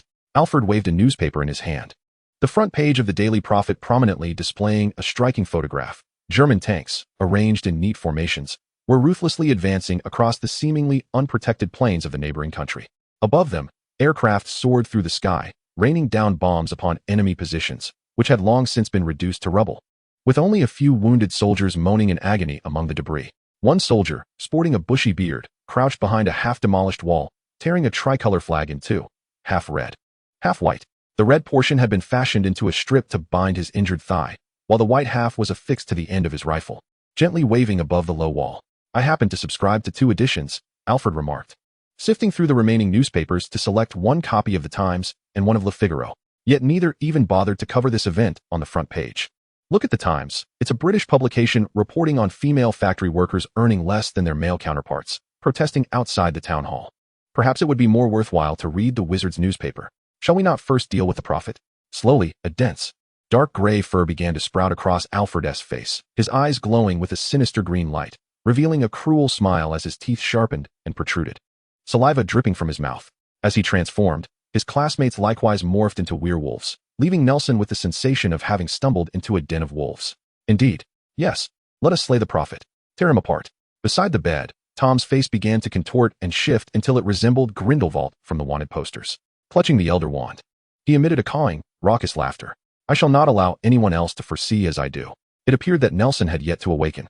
He lay back on the bed, allowing the werewolves to gnaw upon him. Chapter 50. The Prophet on the train. Nelson, I never expected you to be a prophet. On the returning school train, Alfred enthusiastically pushed open the compartment door, rousing Nelson, who had been dozing against the window. Why do you look so listless? Today marks the first day of the new term. You should be elated. Alfred appeared exuberant as he plopped down beside Nelson, spreading the newspaper across the small table. Am I still dreaming? Nelson rubbed his forehead, blinking his somewhat swollen eyes as he glanced at the encroaching Alfred before turning his head towards the window. What are you plotting this time? Are you planning to deal with the prophet again? What are you rambling about? Have you lost your wits in your sleep? Alfred moved closer, making room for his sister to join them, then looked over at Tom. What is wrong with him? He seems awfully unenergetic. I don't know. Perhaps he's adjusting to the time difference. Tom closed the book he had been reading and set it on Christian's lap beside him. I envy you. You always seem so full of energy. There's no need to glance at the report card. I trust that under my guidance, your grades will be nothing short of exceptional. Jonas helped Tom and Nelson remove their overcoats, chuckling nonchalantly. Honestly, if you fail, that would truly surprise me. What are you saying? When have you ever taught them? Can you even cast spells? Bella playfully flicked her husband's forehead and addressed the two. The report cards have long been sent home. After Jonas reviewed the grades, he was so elated that he couldn't sleep for 2 days. He even made a special trip to the West City orphanage to invite Mrs. Cole to dinner. When she refused, he insisted on lingering outside her office daily. A girl with long hair descended the stairs, her flowing black locks cascading down to her waist, and her dark eyes sparkled with intelligence. Could this be magic? Christian mused, twirling a lock of hair around his pinky. Nelson blinked, uncertain if it was her inexplicable fondness for Tom that caused her resemblance to him. A version of Tom Riddle, adorned with long hair, a dress, and softer features. The dissonance quickly faded. It was merely a haunting illusion. Though I cannot cast spells, I can care for witches, Jonas remarked, enveloping Bella's hand in his own. I've heard you say that Chris is a little witch and is starting school this year. Mrs. Cole mentioned she adores you both. So I thought I might bring her home for a few days to show her the books on Nelson's shelf. Christian descended the stairs, devoid of the initial wildness and sharpness she had displayed upon their first meeting. She smiled and nodded at the two. Hello, Tom brother, Nelson brother. Nelson leaned forward, ruffling her hair, while Tom, stiff as a statue, could no longer endure their gazes. Reluctantly, he reached out and gently tapped her bangs, offering a semblance of greeting. Look at her now, resembling a proper English lady. This is the fruit of my good tutelage, Jonas declared proudly, kissing Bella's hand lightly, causing her cheeks to flush as she playfully swatted his back. He raised one hand to shield himself while wrapping the other around Bella's waist. Flashing a bright smile at Nelson and Tom, you needn't pack your trunks, just take them as they are. This summer, the 5 of us shall vacation in Czechia. How could that be? How can you refer to yourself as middle-aged? Nelson grasped the handle of the suitcase tightly, beaming with a grin that revealed 8 gleaming teeth. Though you are my aunt, you hardly seem much older than me. Do not let them learn anything improper. Bella resumed her playful swatting at Jonas's back, lamenting. Let them be all smooth-talking. The cruise ship set sail from the port of London, puffing steam as it ventured into the North Sea, traversing the Baltic before landing in Poland, then continuing overland to Czechia. Although the United Kingdom is a European nation, it remains distanced from the continental shelf. The tumultuous winds swirling across the European mainland seem to struggle to cross the English Channel and reach this place. Only by delving into the heart of the continent can one truly sense the palpable tension that pervades the skies above Europe. In this particular journey, Poland is enveloped in an unusual air of exuberance and optimism. Their military has even established a presence deep within the Czech Republic, flaunting their might over the Czech populace under the guise of safeguarding Polish tourists traveling to Prague, while in reality, they have occupied vast territories of their neighboring country. Uncle, have they truly deployed over 100 armored divisions equipped with German machinery? On the train to Prague, Nelson observed the Polish soldiers around him, who were drinking and boasting, appearing to lack any semblance of combat readiness. He lowered his voice to inquire, they are not at all what I had envisioned. It seems only the Polish believe the news printed in their newspapers. Jonas rested his head on Bella's shoulder. sipping from a small metal bottle of vodka sold on the train. If they indeed have 100 armored divisions, their surprise attack should not have been aimed at the Czechs. They ought to simultaneously occupy both Germany and the Soviet Union. Surely, there cannot be so many Polish soldiers in Prague. Christian in the back row asked anxiously. I hope not, replied Tom, squinting as he surveyed the drunken crowd around them. What kind of holiday are we having? They are truly repugnant. But does it matter? Regardless of who occupies the Czech Republic, what concern is it of ours as tourists? Indeed, if you ask me, Poland will be next. Let us not forget, you made a prediction last year. So, Nelson, do you really possess the gift of prophecy?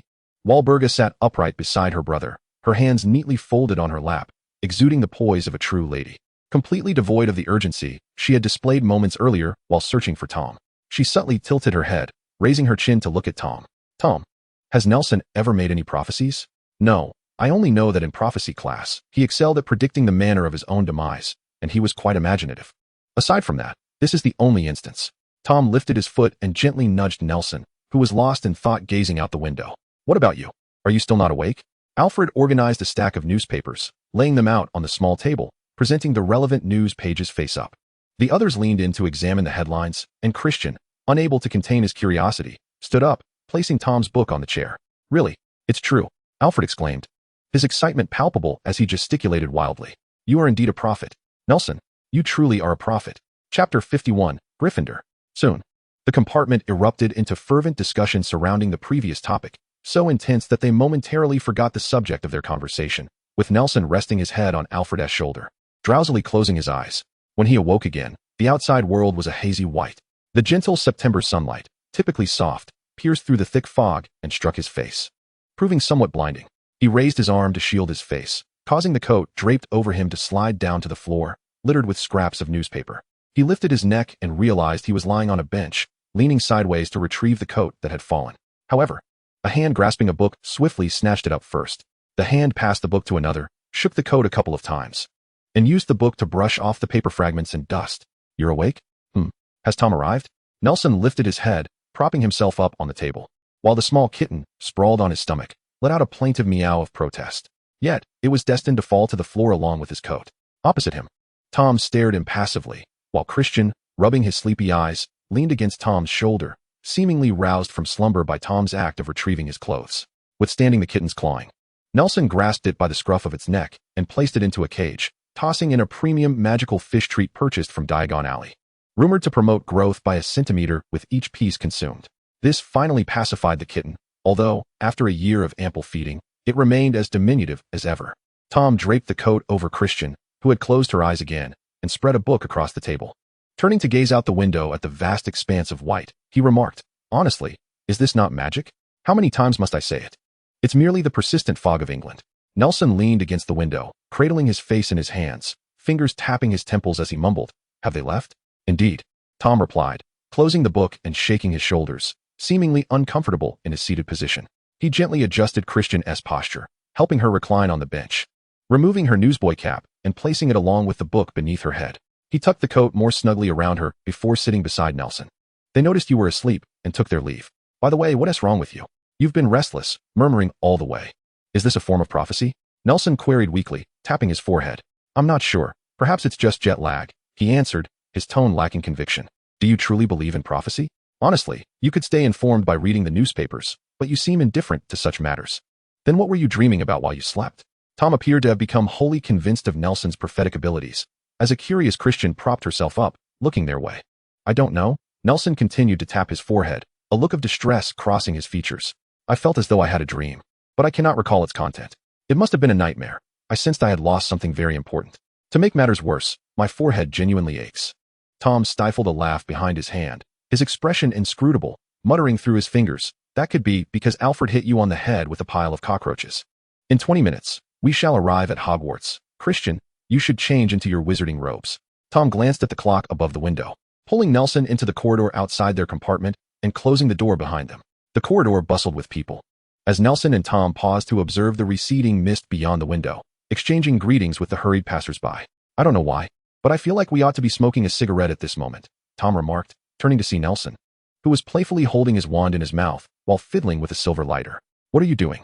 Nothing much. I'm merely inspired by the scene, Nelson replied. Nelson grasped his wand and turned to face Tom, offering an awkward smile, when suddenly someone collided with him from behind. "I'm so sorry. I'm so sorry," the newcomer exclaimed repeatedly. As Nelson turned around, he beheld Myrtle, clad in a tattered Muggle denim outfit and clutching a bag. Without her glasses, she appeared considerably more attractive, though her hair was disheveled and her clothes were rather soiled. "What happened to you?" Nelson inquired, steadying Myrtle, who nearly stumbled. Tom, furrowing his brow, took a step back and handed her a tissue. "Aren't you going to change? The train is about to arrive." "I'm so sorry. I'm so sorry." Myrtle continued to apologize, squinting and lowering her head, a stark contrast to the girl who resided in Ravenclaw Tower's Olery. "I just can't find my clothes." "Perhaps someone accidentally took them." "Who would take them, Myrtle? You're always alone in your compartment." A Ravenclaw girl, whose name Nelson could not recall, passed by with her bag and stopped beside the trio. She tucked a stray lock of hair behind her ear and greeted them gently. "Hello, Riddle, Williams." Tom grunted in acknowledgement, while Nelson, unable to remember her name, simply stood there smiling, feigning nonchalance. "Everett," Tom suddenly called, beckoning a passing boy as if conjuring him from thin air. He placed a hand on Everett's shoulder, smoothing the wrinkles from his robe, and greeted him with a smile. "You've grown quite a bit since the holiday." Yes, Everett replied, his face flushing as a group of students gathered around, equally enthusiastic in their greetings. Nelson surveyed the gathering. Most were members of Tom's small circle, indicating that he had not neglected his social duties amid his studies. Tom nodded casually, saying, "By the way, has anyone seen who might have taken Myrtle's clothes? Perhaps you could help her look? You know, I cannot abide such things." "All right," Everett declared with righteous indignation, as if he himself were the victim of bullying, and the group dispersed, leaving Myrtle standing alone, the Ravenclaw girl having vanished unnoticed. "They didn't bully me," Myrtle mumbled, her gaze cast down, obscuring her expression. "It was just a joke. I enjoy playing with everyone." Finally, we get to experience the feeling of waiting in the restaurant ahead of time. At the Slytherin table, Alf stretched comfortably, perhaps due to the graduation of the student council president, Miranda Goshawk, as the long table appeared more disheveled than the previous year. "What a pity. Last year's house cup wasn't ours," Tom remarked, frowning as he pointed his fork toward the gilded lion's head atop the dome, squinting his eyes. Who knew the Gryffindor captain would catch the golden snitch just 20 minutes into the match? Alf feigned indignation, crossing his arms. "I always thought it was unfair that second-year students couldn't join the Quidditch team, especially for a talent like mine. Just wait and see how I lead the team to seize the house cup this year." "Nelson, could you assist me in making a prophecy?" He turned his head again, shaking Nelson's arm, pleading, "Craft a prophecy that I will be selected for the Quidditch team this year and sweep away all adversaries. After all, the Gryffindor captain isn't playing this year, right? That would be splendid." Alfred, brimming with excitement, embraced Nelson as if he had already been chosen for the Quidditch team, boasting about Nelson's prophetic abilities to those around him. In no time, only Bufus, accompanied by the new students, had approached the podium adorned with 4 stools and the sorting hat. Within this brief moment, Alfred had already scheduled no less than 20 prophecy consultations with Nelson. "She should be coming to Slytherin, right?" Tom swiftly produced a brand new newsboy cap emblazoned with the Slytherin crest, revealing his evident nervousness. Nelson gently removed Alfred's hand from his shoulder, fixating his gaze on the sorting ceremony. Christian Javel, positioned at the end of the line, heightened the tension for the two at the table. "Gryffindor, Gryffindor, Christian Javel." Soon, Bufus reached the end of the parchment in his hand, rolling it up without approaching the staff table. The entire hall watched as Professor Dumbledore made his way to the Slytherin table. Leaning down beside Nelson, he whispered, "Could you step outside with me for a moment?" "But Professor, Christian, it's rather urgent. Come along." Bufus assertively grasped Nelson's arm, pulling him up. "Tom is here." "Isn't?" Tom nodded, his newsboy cap spinning even faster. Nelson had no choice but to follow Bufus toward the side door of the hall. "Nelson, what is the matter? What is happening?" "Just wait. Let us listen to the sorting first." As they reached the door, Bufus became somewhat vague. Nelson turned his gaze toward the center of the hall, just in time to see Tom rising with the hat aloft and Christian frozen on stage, followed by the sorting hat's unexpected shout, "Gryffindor." Chapter 52, Bad News. "Hurry up," Bufus urged, leading Nelson onto a small wooden boat at the edge of the Black Lake, instructing Og to row to the opposite shore. The little boat, propelled by magic, sliced through the waves, leaving a sharp ripple across the vast, tranquil surface of the Black Lake. "Thank you for your efforts." "It's nothing, Professor Dumbledore." Og steadied the oar with one hand while grasping Nelson's shoulder with the other, as Nelson struggled to find his balance amid the bumps, gazing towards the misty expanse of the lake. "If there is something you need, just command it." "What is going on, Professor?" Nelson, somewhat disoriented by Bufus's actions, felt a twinge of anxiety. He hesitated before asking, his tone gradually becoming more urgent and sharp. "Is something wrong at home?" "What about my aunt?" "Your aunt is fine. I will explain everything on the train shortly." Bufus maintained a stern expression, leaving no hint of his thoughts. compelling Nelson to steady himself as he gazed at the bow of the boat slicing through the waters amidst the fog. As they drew closer to the shore, his unease intensified. He could almost hear a piercing rhythm invading his mind, akin to nails scraping across a chalkboard, or a rusty gramophone belting out a cacophony. He suppressed his anxiousness, unconsciously covering his ears. The jarring melody gradually faded, yet Nelson never caught a glimpse of the mermaid, only hearing Abufus persistently urging him to hurry. Faster. Time passed in a blur until a sudden thud reverberated as the boat's bow seemed to strike a reef, jolting the piled ropes at the front, which then shot forward into the mist as if entangled with something unseen, drawing the small vessel closer to the dock. All right, let us proceed slowly, Abufus said, presenting his pocket watch before Nelson's eyes, gazing at the school's grand entrance, whispering that the train had already departed and there was no need for haste. Now it was Nelson who felt the urgency, as he heard the distant whistle from the station and the steam rising languidly between the mountains, unsure of his next move. It's all right, Abufus consoled, wrapping an arm around his shoulder as they ambled towards the school gates, their pace markedly slower. He patted Nelson's shoulder reassuringly while leaning in to whisper, "Don't worry, I'll help you apparate. Once we step outside the school, you can apparate." Oh, Hogwarts. Indeed, Hogwarts forbade apparition within its grounds, yet once outside, the constraints would be lifted. But Nelson began, sensing a hesitation. "What is it, sir?" "Nothing. I merely prefer not to use this method for you. I believe it's better if you take the train. But the train has already left. And the next one won't arrive until tomorrow." "Yes, so, Nelson, tell me." Abufus loosened his hold as they exited the gates of Hogwarts, standing outside and solemnly questioning. "Are you a strong child?" "Sir, I'm no longer a child." Nelson felt somewhat bewildered, yet a sense of foreboding began to settle in, his voice growing dimmer. "Excellent," Abufus remarked, releasing him to grasp his arm firmly. He inhaled deeply the cold, murky air surrounding them, the London smog filling his lungs with an amount that might suffice for an ordinary person's week. Though the sensation constricted his breathing, he fought to open his throat, greedily inhaling the uninviting atmosphere. With effort, he blinked away the tears that had clung to his corneas, and while his vision remained blurred, he could discern the general layout around him. He found himself in a room encircled by bookshelves. The desk by the window and the floor surrounding it were strewn with scattered sheets of manuscript, perhaps due to oxidation. The crimson ink stains on the paper were painfully vivid. Seated beside the desk was a woman clad in a black dress, her lips devoid of color, her countenance haggard, with pronounced dark circles under her pale face. "Aunt." He softly called out the name of the woman at the desk. Yet she remained unresponsive despite facing the two of them. He raised his voice slightly and called again. "Yes, Aunt. What has happened?" Nelson asked anxiously, suddenly feeling a warmth in his palm. His gaze shifted as he realized he was gripping Abufus's arm tightly due to the immense pressure of the Phantom's transformation. He was too forceful. His fingers had torn Abufus's sleeve, even piercing deeply into his arm, warm blood trickling down into his palm and towards his wrist. "I apologize, sir." Nelson quickly released his grip, searching for tissues and handkerchiefs. "It's quite all right," Abufus replied, casually waving his wand over the wound, which healed instantly. He then looked up at Bella, removed his hat, and bowed respectfully. "Mrs. Nicolaus." Bella momentarily appeared dazed before chuckling softly. "You and your brother bear a striking resemblance." Abufus refrained from explaining the potion, magic, or any such matters. He simply nodded, placing a hand on Nelson's shoulder. "What are you saying?"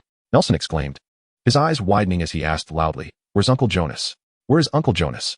"I came to ask him for my razor." Nelba struggled to maintain her composure, rising and stepping towards her nephew, bending down to embrace him. No, don't come near." Nelson retreated step by step. Earlier that morning, Jonas had accompanied the three of them to the train station, and even upon seeing Bella for the first time, he understood what had transpired. Yet he was unwilling to accept it. It seemed that as long as he refused to acknowledge the truth, it could not be real. He backed away in a panic, evading his aunt's embrace while shouting, "Uncle Jonas, where are you?" "This is not a funny joke." Nelson remained frozen in place. After several seconds, or perhaps minutes, he opened his arms, not in the manner of a child seeking the comfort of an elder, but rather enveloping Bella in his embrace. Abufus witnessed this scene and turned away, facing the bookshelf, lowering his head to remove his glasses. Bella, who had just been smiling and conversing with Abufus, now found herself silently weeping in the arms of her taller nephew. The doorbell rang, and Abufus blinked, donned his glasses, and approached the study door, saying, "I'll see who it is." In the downstairs living room, Nelson emerged from the kitchen carrying a tray of teacups. Mrs. Culf was seated tightly beside Bella, clutching a soaked handkerchief and wiping her tears, appearing even more sorrowful than Bella herself. On the adjacent single sofa, Abufus was engaged in conversation with two men in police uniforms seated on the larger sofa. In the kitchen, Martha, brought by Mrs. Culf, busily prepared tea. "Nelson, aren't you sad?" Martha timidly inquired while pouring water from the kettle into the teapot. He hummed a cheerful tune that Jonas had favored in life. Carrying the teacups into the living room, serving tea in order. The two policemen cleared their throats and produced their files. Why did they attack Jonas? Nelson poured tea into his cup, the scalding liquid spilling over and splashing onto his feet, yet he felt nothing, merely asking in a tone devoid of inflection. This is a long story, primarily because we have failed to uphold public order. The younger officer apologized, explaining that these individuals were a group of extremists who had taken refuge in the Western District, specifically 3 blocks away in a Polish immigrant enclave. As you may know, Germany has nearly obliterated Poland, and the Mr. Jonas they encountered on the street happened to be of German descent. Coincidentally engaged in a conversation with the editor of their newspaper regarding last year's reporting trip to Poland. That editor also sustained grievous injuries, for which he expressed regret. Is it permissible for them to unleash their grievances upon innocent lives simply because they have not safeguarded their own nation? Nelson set down the teapot, bowing his head. His expression obscured. The young officer removed his hat, his head lowered in shame. Chapter 53, Memorial Service. Jonas Nicholas was a paragon of virtue and knowledge, a veritable saint. We remain uncertain whether his departure signifies a loss to the world or a divine blessing. Jonas was a man of wit and charm. In his second published work, he mused, how delightful it would be if one could preordain their own funeral while still alive. I hope the officiant or the pastor might weave a jest from my demise. On one hand, I wish for my family and friends to be momentarily freed from sorrow, to find a moment of levity amidst the solemnity. On the other, if my death is sufficiently foolish, I would hope it serves as a cautionary tale to prevent others from repeating my folly. The priest on stage opened a Bible, speaking solemnly, and as he concluded, a faint smile graced his lips. The guests in attendance shared an unspoken understanding, quietly chuckling, the atmosphere of grief dissipating in an instant. Bella, leaning against Nelson's shoulder, lifted her head and smiled at her nephew. Then let me share a jest concerning his passing. The silver-haired Father Crawford set down his cross, wiping away tears. Jonas dedicated his life to the cause of peace, having ventured countless times into war-torn nations, delving into battlefields in search of truth, hoping his reports would awaken the world, calling for peace and rescuing those ensnared by the ravages of war. Yet ultimately, he met his end at the hands of those he sought to save. Life has a way of ambushing us. The stained glass of the church depicted a dove soaring from the abyss toward the heavens, sunlight filtering through and casting hues upon the scene, enveloping the beams of mythic tales that illuminated the glass chandelier suspended from the ceiling. The refracted light danced upon the wall behind the priest, conjuring an image starkly contrasting with the stained glass, a multitude of muddy falcons charging through the mire. The dove's pristine feathers stained crimson, rendering the leading falcon battered and bloodied. This falcon leaped onto Jonas's shoulder, gazing outward with him. Nelson blinked. Distinctly perceiving Jonas turned to glance at him, making a playful grimace and winking. Captivated, Nelson broke into a silly grin until the sunlight shifted, and the falcon woven from light took flight. Amen. The guests rose, bowing their heads in unison as the priest traced the sign of the cross. Amen. After a moment, Father Crawford set down the crucifix and descended the steps, approaching Bella, who stood in a modest black dress, linking her arm with Nelson's. She began to greet the friends and colleagues of Jonas who were present. Mrs. Cole, veiled in black, approached them and gently embraced Nelson, intertwining her hand with Bella's. Overwhelmed by the somber atmosphere, Nelson navigated through the crowd, making his way to the church's entrance. He paused in the square outside, where flocks of white doves nestled together, pecking at the grains scattered by the worshippers. A group of crows descended from the east, alighting on the rooftop cross, feasting upon the liver of the bound statue. Nelson, are you feeling better? He turned to see a tall man in a black velvet suit leaning against the Roman column by the entrance, his crescent-shaped eyes peering through half-moon glasses. Mr. Abufus? Thank you, I am much improved. Nelson approached him, leaning against another column, idly toying with the lighter gifted to him by Abufus. He nodded. You mentioned that if magic exists in this world, could there also be a heaven? Nelson. The man glanced at the silver case in Nelson's hand and replied gravely, you must understand, for those with a clear mind, death is merely another grand adventure. Huh. Nelson looked up, surprised. Professor Dumbledore? Indeed, it is I. Dumbledore inquired curiously. How did you deduce it was me? Such words are unmistakably yours. Nelson pocketed the lighter, adding, besides, Mr. Abufus does not wear velvet. He usually dons wool sweaters. By the way, have you completed your business? Not yet. I happened to come to London for some matters. Dumbledore's gaze shifted to his trousers pocket as he continued. I believe it is most tiresome to listen to an adult drone on about Klitsch S at a time like this. You might benefit more from the company of a friend. Taking a few steps forward, Tom, who had been hidden behind the column, slowly emerged. He opened his mouth, seemingly at a loss for words, resembling a carp in a pond, bubbling silently at dawn. After a long pause, he finally managed to utter, No. It's all right. It's all in the past. Nelson stepped closer, offering comfort to Tom. He placed a hand on Tom's shoulder, embracing him tightly. Tom patted Nelson's back, eyes closed in a smile. That's wonderful. Uncle Jonas would be so happy to see you like this. After a moment, Nelson released Tom, grasping his shoulders and laughing. Where did you get that suit? It looks quite wrinkled. I just bought it in London. It doesn't fit quite right, Tom replied with a grin, observing the scene. Dumbledore nodded and retreated behind the column, vanishing from sight. How could this happen? After bidding farewell to the police, Nelson paced the living room with a furrowed brow. Tomorrow, Jonas and Bella's relatives would arrive in London, yet the other perpetrator remained elusive. The authorities acted on the confession of the apprehended criminal, but ended up with nothing. The issued wanted notices seemed to vanish without a trace. Aside from a few opportunistic fraudsters, no one could provide even a shred of useful information. Nelson believed that the police would eventually apprehend him. Bella sat on the couch, her face concealed in her hands, leaning on the empty space beside her. Like the London police, she too found herself at a loss, collapsing onto the sofa. Tom, who sat nearby, stood and approached Nelson, whispering, "Let us go to the study. There are matters I wish to discuss." Nelson helped Bella to her feet and poured her a cup of hot tea before walking alongside Tom to the study. "Is this the pair of glasses once worn by Jonas's uncle?" Tom asked, pointing to a pair of gold-rimmed glasses with a cracked left lens as he closed the study door. "Good," Nelson replied. "I feel that the police in London are rather inefficient." Tom lowered his head, lost in thought. "These Muggle enforcers nauseate me. They have a tendency to complicate simple issues and entangle complex matters into chaos. After all, they are merely Muggles." Thus, a glint of crimson flickered in Tom's eyes as he spoke with weighty conviction. "I believe that the punishment of the perpetrator should not be left to others. We can take matters into our own hands. The law will judge them." Nelson's tone wavered further. "Justice can be left to society, to the law, to order." His indignation matched that of Nelson regarding the murder of Jonas, who had shown him great care since childhood. In the emotionally barren environment of the orphanage, Jonas had long assumed the role of a father figure for both of them. The first punch Tom threw at a bully was taught to him by Jonas.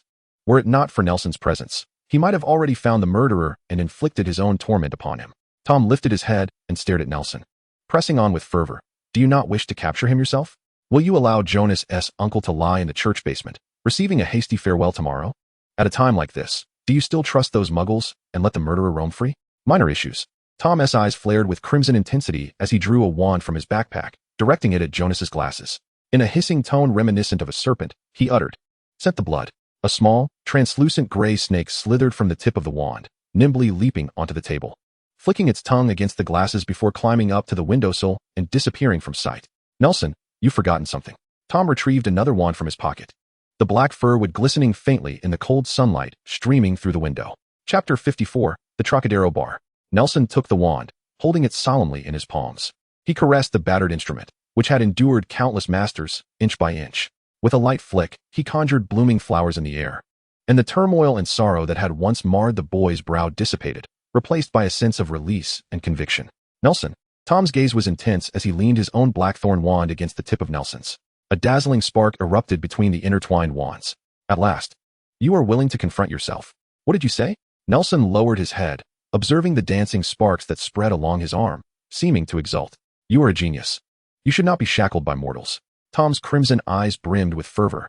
"You certainly should not be harmed by the dregs of society." "I am but a mortal." "No, you are not. You simply lack awareness. What's paramount is that I concur with your sentiment. I should not be harmed by the dregs." As Nelson and Tom descended the stairs, Bella leaned against the sofa, her eyes closed, emitting a barely audible snore. Tom moved to draw the living room curtains, while Nelson approached Bella, striving to remain silent. He gazed at his aunt's weary visage and retrieved a blanket from beneath the coffee table, gently draping it over her. "Jonas?" Bella's eyelashes fluttered slightly. She was utterly exhausted, yet her slumber was so delicate that even the slightest sound could awaken her. Her heavy eyelids fought to open, and as Nelson sat beside her, her consciousness slowly stirred to life. Blinking her bleary eyes, she weakly gazed at the figure before her. "Oh, Nelson, it's you." "Aunt." Nelson grasped the hand that peeked from beneath the blanket. "You have worked hard these past few days. You should retire to your bedroom." "Nelson, are you hungry?"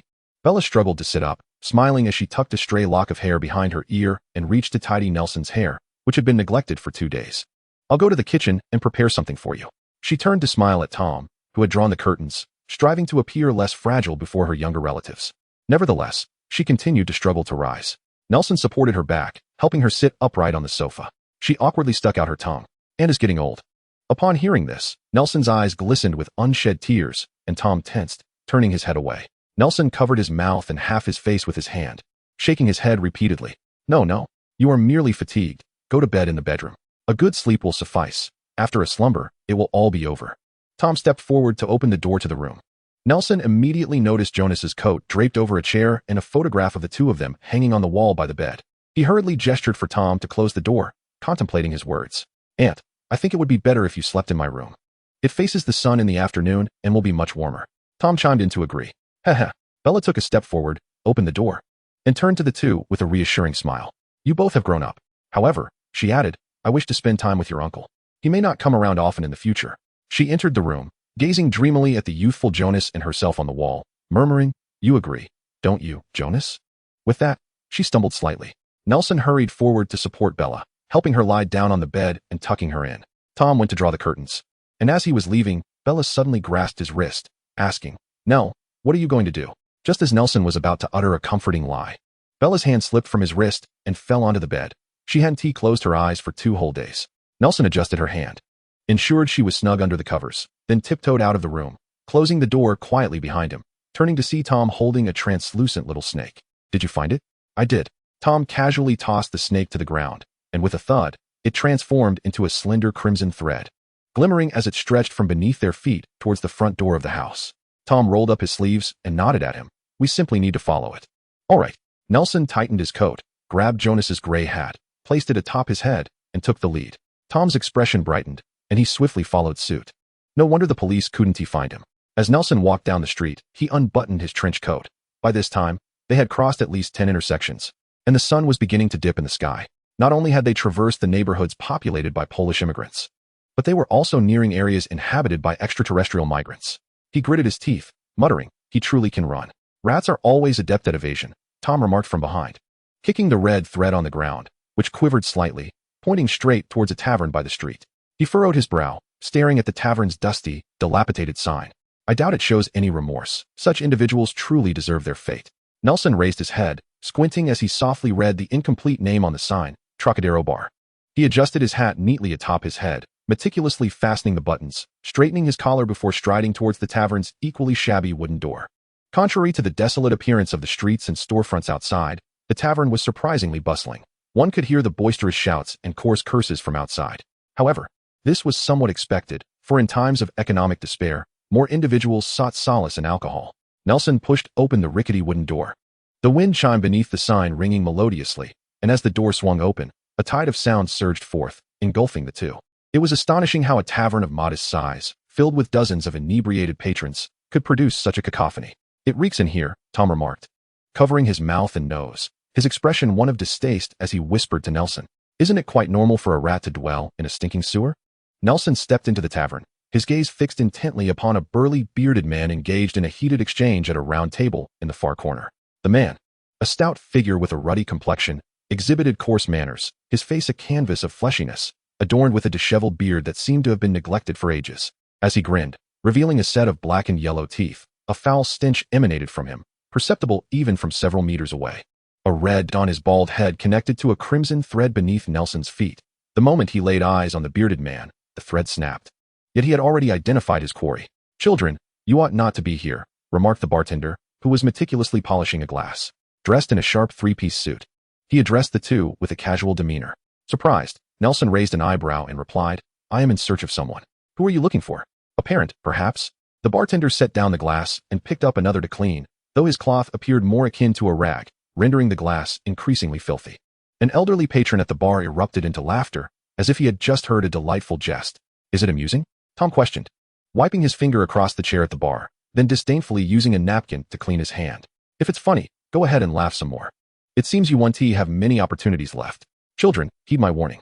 I am the proprietor of this establishment, the bartender declared, placing the glass down and fixing his gaze upon Tom. While it is illegal to strike a child, should you be here to cause trouble, I shall not hesitate to throw you out. Tom opened his mouth, clearly eager for confrontation, but Nelson stepped forward to intervene. I would like to request your assistance in summoning that balding man. He indicated towards the stout bearded figure at the far table, prompting curious glances from the surrounding patrons. What? The bartender questioned, doubtful of his hearing. We are asking you to bring that repugnant bald man over here, Tom shouted.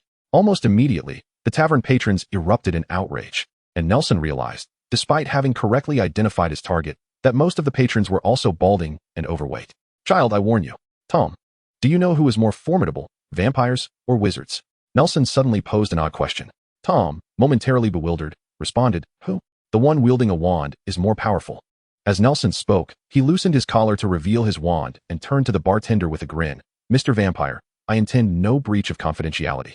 I have personal matters to discuss with that gentleman, and I hope you will refrain from meddling. Chapter 55, The Drunkard. Vampires? Tom whispered in confusion. Are there still vampires in London? I thought that after our last encounter in Diagon Alley, you would know how to identify them. Nelson leaned closer and whispered, pay attention to their eyes and neck. Sir, I must ask you not to treat me as a teaching aid. It seems you haven't learned sufficiently. Vampires possess hearing far superior to that of wizards. Remember this well. Troka pushed open the flap of the bar and stepped out, loosening the top 2 buttons of his shirt while stretching his neck and shoulders. We are not mythical creatures. Vampires are merely individuals who have been harmed and thus rendered somewhat extraordinary. Although we do not wield the power of wands, we are equals nonetheless. We are not here to engage in discussions about human rights. Tom impatiently stepped forward, positioning himself in front of Nelson, and asked, are you prepared to stand up for him? No, no, no. Troka waved his hand dismissively towards Nelson. Mr. Wizard, since you are familiar with vampires, surely you are also aware of our means of propagation? Is it truly appropriate for you to swagger in here so brazenly? As soon as he finished speaking, the waitstaff and bartenders, who had been scattered throughout the tavern, gathered around him, their mouths twisted into mocking grins as they regarded the isolated pair, their sharp teeth glinting and their dark crimson eyes emanating a chilling glare. I must reiterate, Troka said languidly, with the roles reversed. It would be best if children stayed away from such places. We did not kick the door in, Nelson replied, furrowing his brow as if this were a matter of great significance. He glanced towards a bearded man seated at a round table deep within the tavern, sipping inferior wine, and murmured, while vampires may not be classified as dangerous magical creatures like werewolves, a peaceful existence is never easily attained, especially in a Muggle metropolis like London. Are you certain you wish to defend such a scoundrel? Scoundrel? Troka had his own principles. I do not know how he has offended you, and I do not wish to meddle in your personal affairs. However, as a tavern owner, I cannot allow my patrons to be attacked on my premises. You seem to be a reasonable person. Surely you can comprehend the struggles faced by those of us who venture to make a living in foreign lands. I do not understand, Nelson said, reaching towards his pocket, causing the vampires across from him to tense, as if a confrontation were imminent. He produced a galleon and flicked it into the air, the spinning coin reflecting the flickering candlelight from the bar at certain angles, captivating those who caught a glimpse of it. The trajectory of this seemingly perfect parabola drew the attention of everyone present, and it appeared to hover in the air for an eternity before reluctantly descending into the glass that Troka had just polished, the metallic and glass clinking together with a bright, crystalline sound. 2 glasses of lemonade, no need to search for them, Nelson declared as the coin finally settled at the bottom of the glass. He turned and walked towards the far end of the tavern, with Tom beside him, who turned to Troka and said, now we are guests as well. Please refrain from interfering. Troka stood frozen, uncertain how to navigate this situation. Throughout his long existence, he had never encountered individuals so unpredictably audacious. He could not fathom how these 2 young men dared to walk in as they did, for even though they were wizards, none of the drunken patrons in the tavern appeared to be virtuous. Troka, what should we do? Asked the young bartender beside him. Should we throw them out? Or perhaps, what are you pondering? They must be students from Hogwarts, though it remains a mystery why they find themselves in London at this moment. After a prolonged contemplation, Troka remarked, fetch 2 glasses of lemonade, and ensure they are clean. Serve them to our guests shortly. He lowered his gaze to the floor, taking a couple of steps. Muttering to himself, it appears it's time to refurbish this establishment. The floor seems rather loose, creaking incessantly. Nelson and Tom settled across from a portly, bearded man, who was engrossed in his drink. The antiquated chair creaked beneath them as Tom crossed his legs, propping his foot on the stool, which scraped against the dusty wooden floor, producing an unpleasant squeak. We have company. The bearded man lifted his head, his eyes wide and bloodshot, revealing the effects of his inebriation. His gaze was menacing, with a mouthful of dark, yellowed teeth exuding a foul odor. His shiny bald head glistened with sweat, and it appeared as though a small creature resided within his unkempt beard, a testament to his neglect of personal hygiene for an extended period. I did not see you, Tom replied, arching an eyebrow with a nonchalant demeanor. His right hand subtly inched toward the sleeve of his left arm, prepared to confront the drunken man. Yet, he restrained his desire for vengeance, choosing instead to reserve the sweet taste of retribution for his dear friend. He hoped the anguished cries of the inebriate would satisfy Nelson, allowing him to release the sorrow and pain that lingered in his eyes. Observing Nelson, who was lost in thought, Tom recognized his patience. He was willing to engage in a game of cat and mouse with this lifeless soul. Pray tell, what is your name? Tom inquired politely. appearing as though he sought friendship or perhaps acting as an inquisitive journalist, though the madness in his eyes betrayed his true intentions. I do not know.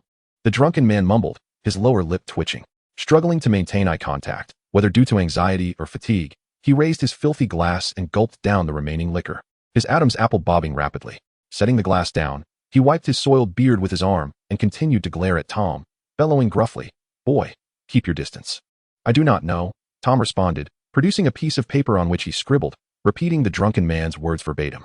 The man's English was far from fluent, lacking the cadence of a local. Tom nodded in satisfaction, recognizing that his magic had not misidentified its target. "What are you writing?" The drunken man slurred, rubbing his bleary eyes and exhaling the stench of alcohol as he shouted.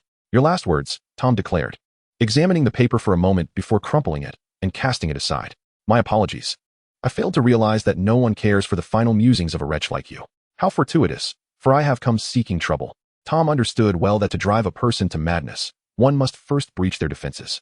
He slightly rose, extending his arm to pat the drunken man's greasy bald head.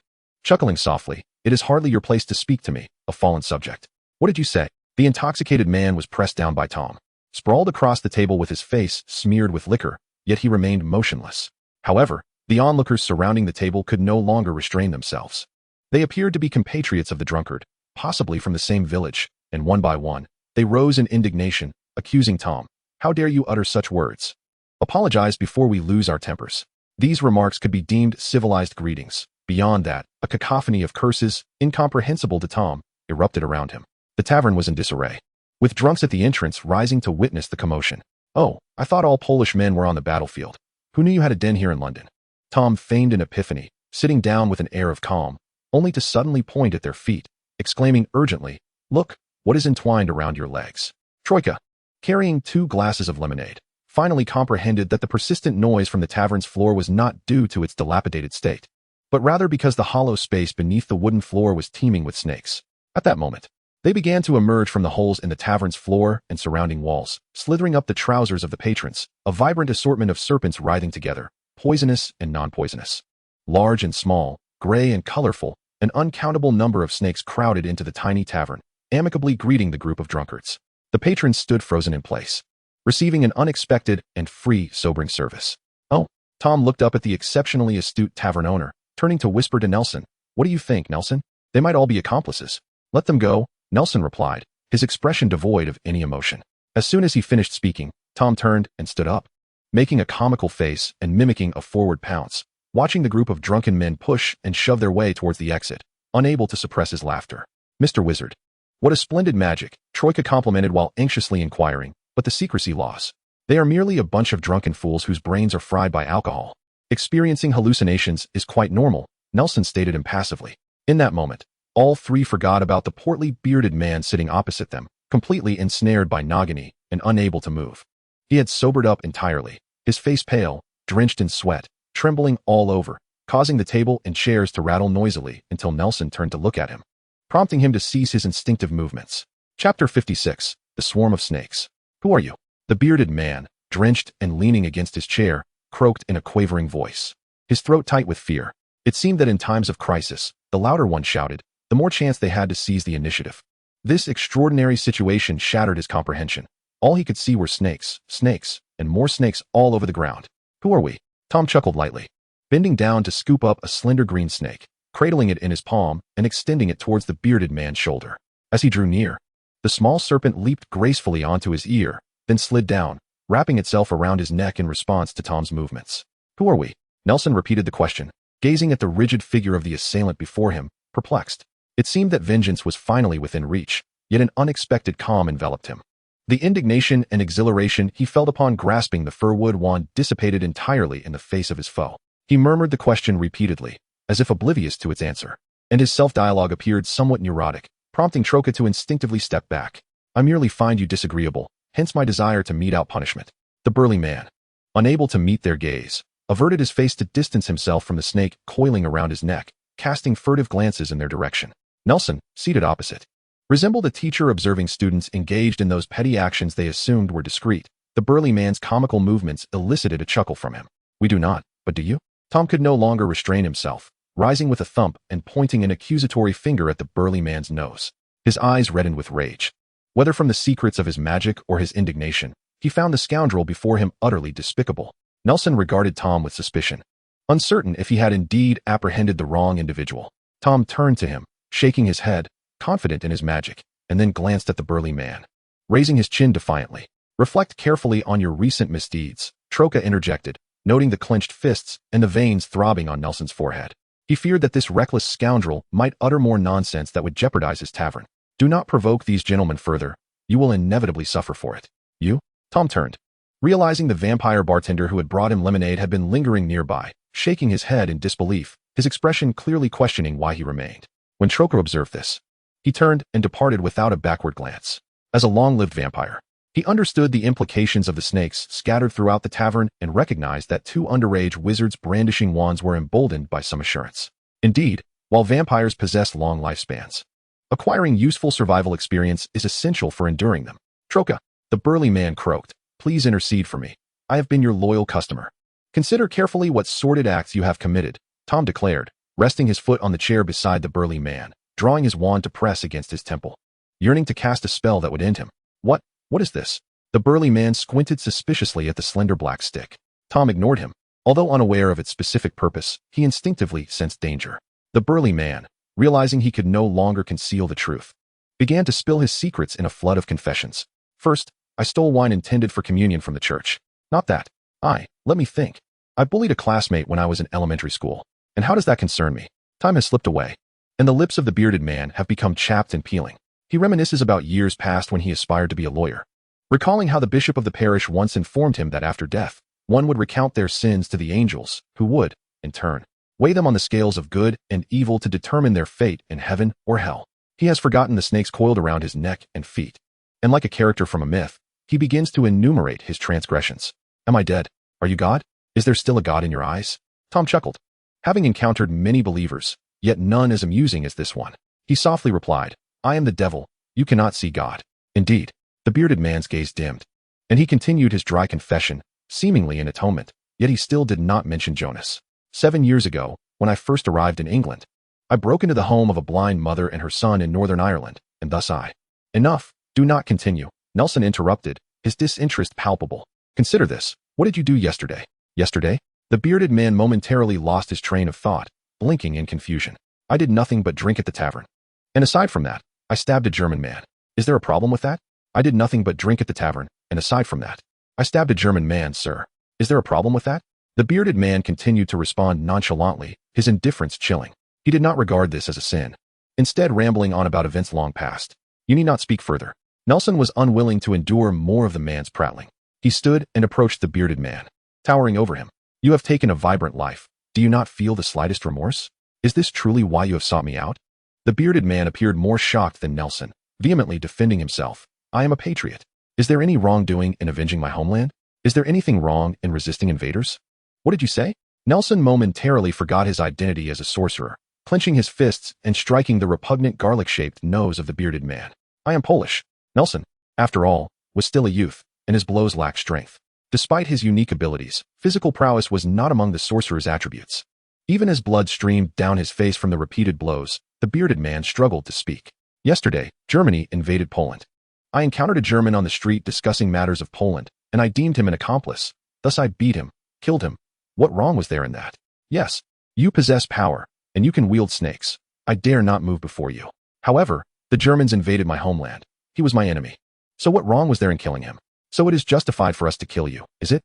Tom tightened his grip on his wand, pressing it against the bearded man's temple and twisting it, causing the skin on his forehead to contort into a whirlpool. "Indeed, haha." The bearded man finally grasped the unfolding events.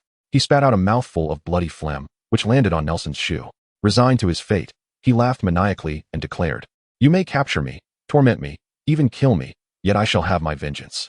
Do you know?" That gray-haired German was uttering his wife's name in his final moments, leaving her to mourn alone. The bearded man grinned broadly, revealing a mouth full of crimson-stained, yellowed teeth, and the odor, mingled with the scent of blood, became increasingly foul. He brazenly scrutinized Nelson and mockingly inquired, "Given your hair color, are you his son?" How pitiful indeed. Tom, filled with disgust, waved his wand, and the bearded man whimpered. Unable to articulate his thoughts, the previously calm snakes on the ground began to writhe and slither up his body. binding him tightly to his seat until he resembled a mere head protruding from a mass of serpents. His eyes widened in panic as he shook his head violently, a nauseating stench rising around him. Tom glanced down at the wet stains on the ground and recoiled, exclaiming, "How revolting. Nelson, what do you intend to do with him?" He turned to Nelson. Chapter 57. Who shall execute the sentence? Nelson remained silent, fixated on the bearded man. He extended his hand and lightly traced the bearded man's bald head with his fingers. The sensation sent shivers through the bearded man's scalp, compelling him to lift his eyes, appearing almost to roll them back in fear as he met Nelson's gaze. When their eyes locked, Nelson halted his movements, and the bearded man felt a chill run down his spine, stammering in silent desperation. Nelson wiped his hand on the tablecloth, shaking his head with a smile, which only deepened the bearded man's unease. Memories of Jonas's absurd attack danced in his mind, so ludicrous that he struggled to believe it was true. He had always suspected a grand conspiracy behind Jonas's demise, perhaps stemming from certain reports aimed at silencing him, or even targeting himself due to the unknown transgressions of his forebears. He had braced himself to confront formidable foes, yet the truth proved unexpectedly simple. The murderer's mind had been thoroughly clouded by alcohol and his own mediocrity. He required neither mind control nor truth serum. Even the simplest of dialogues sufficed to unravel the complexities within that greasy, foolish head. He was merely an impulsive brute, driven to violence after a chance encounter with a German on the road. "I always believed," Nelson resumed, placing his hand atop the bearded man's head, gently scraping his nails against the scalp as if searching for a suitable incision point. He spoke slowly. "A true patriot appears on the battlefield when their homeland is dishonored, rather than cowering like a rat in a tavern." The bearded man writhed in struggle, seemingly desperate to voice his thoughts. "Do not move," Nelson commanded, pressing his palm firmly against the bearded man's head, pinning him down. "Do you understand? The individual you have slain, that German, was a journalist. You are undoubtedly pondering. What does it matter? A German by profession, still a German, right?" Nelson withdrew his hand and turned to Troka, who was whispering to another bartender, gesturing as he continued. "Last year, he traveled to Poland for an interview, witnessing firsthand the partition of your neighboring country, Czechoslovakia. I wonder if you are aware that Warsaw at that time was even more fervent than Berlin. Do such thieves as yourselves even care about your homeland's dishonor?" "Woe is me." The struggle of the bearded man intensified. "Do you know? He penned countless articles, urging other European nations to take heed of Germany's ambitions. No one desired peace more fervently than he." Nelson drew his wand from his pocket, advancing menacingly, pressing the wand against the man's forehead. The fur wand, under immense pressure, seemed on the verge of bending. "Do you know? He spent the entire year traveling just to shield the homes of scum like you from the ravages of war. Do you know? He remained childless throughout his lengthy marriage, fearing that offspring would distract him from his noble pursuits. Do you know? The day before his demise, he implored me to become a person who dedicates a lifetime to the happiness of others. Do you know? Do you know? You know?" Nelson, exerting every ounce of strength to produce the faintest sound, contorted his face in rage, his cheek muscles quivering. He yearned to be a vampire or a werewolf, so he could personally rend apart this loathsome individual before him. "Tell me, what was his fate?" Nelson's left fist struck the bearded man's mouth with such force that even Tom's spell faltered. The bearded man, bloodied, gasped greedily for air as Nelson gripped his collar, lifting his face to meet his own, noses nearly touching as he roared, "Tell me, inform me, open your foul mouth and tell me." The bearded man shut his mouth, ceasing his struggles, turning his head aside, unable to meet the gaze of the grotesque young man. Nal and Tom observed the unfamiliar Nelson with a hint of concern. The bearded man nodded, then shook his head violently. "It seems you have acquiesced."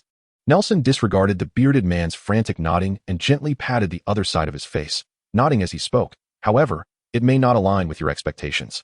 Perhaps in your understanding, death is the most agonizing ordeal, yet we have an array of methods to make you experience far greater suffering. Are you not curious about what this entails?" Nelson raised the fur wand in his hand, presenting it before the bearded man. "This is a wand indeed. That expression, precisely. Just as you imagined. Yes, I am a wizard. This is a stick for casting spells." The bearded man's eyes widened, even with the spell sealing his mouth dissipated. He merely stammered in his chair, his gaze filled with pleading and terror. He painstakingly enunciated each syllable. "Exterminate. Disarm your weapons." A flash of crimson light flickered through the tavern, accompanied by a distortion in the air at its center. A man clad in a solemn black suit emerged, raising his wand and directing it towards Nelson. "Nelson, do not proceed this way." Nelson's furwood wand soared high, spinning in the air before landing in Dumbledore's hand. Dumbledore caught it deftly with his left hand, casting a stern glance as he admonished, "Do not stray from the right path." The bearded man, overwhelmed by fear and the unfamiliar sights around him, tilted his head and fainted. Tom eyed Dumbledore with suspicion. handing the blackthorn wand to Nelson while drawing his own wand from his sleeve, pointing it at Dumbledore. Tom, daring to challenge the strong is a mark of courage. Dumbledore responded with a mix of ire and amusement, shaking his head. But are you truly certain about attacking a teacher outside of school? It is not that I look down upon you. I merely believe a second-year student should be significantly inferior in magical prowess compared to a teacher. Tom remained silent, casting a worried glance at Nelson, tightening his grip on the wand. Professor Dumbledore, do you intend to be an accomplice as well? Nelson turned to face Dumbledore, his light golden hair falling over his eyes, obscuring his expression. Accomplice? What accomplice? Nelson extracted a slender iron pin from a lemon water glass, used for skewering olives. Holding it firmly. Professor, surely this does not count as magic. Nelson is not like this. Consider your uncle, Jonas. Would he wish to see you become this way? Dumbledore pressed. Professor, that is where you and Jonas differ, Nelson retorted, lifting his head to mockingly glare at Dumbledore. He never wished to dictate who I should become. He only desired for me to pursue my own aspirations. He turned away, disregarding Dumbledore, and resumed pointing the blackthorn wand at the bearded man. Nelson, stop this, Dumbledore bellowed, his auburn beard quivering. I do this for your own good. Nelson halted, turning to fix a piercing gaze upon Dumbledore, his lips quivering as he softly uttered. For my own good? I say, for my own good. Shaking his head, Nelson articulated clearly, now unperturbed. All that he once knew was cast aside as he fearlessly locked eyes with Dumbledore. On what grounds do you presume to act in my best interest? How can you ascertain that this is indeed for my benefit? Professor Dumbledore, you were absent when Jonas fell victim. Now the perpetrator is about to face justice. And you arrive. Is that so? Chapter 58, Cowardice and Choice. Nelson, hatred cannot resolve issues, Dumbledore expressed with a sympathetic demeanor, lowering his wand and shaking his head. You are still young and do not grasp these truths. No, you are mistaken, Professor Dumbledore, Nelson countered, shaking his head, his damp hair hanging down. A smirk crept across his lips, his eyes cold. Forgiveness will never resolve disputes. Sympathy for evil is cruelty to goodness. It only breeds further conflict. No, Nelson interrupted. Professor Dumbledore, do you know? Your so-called forgiveness is merely an evasion.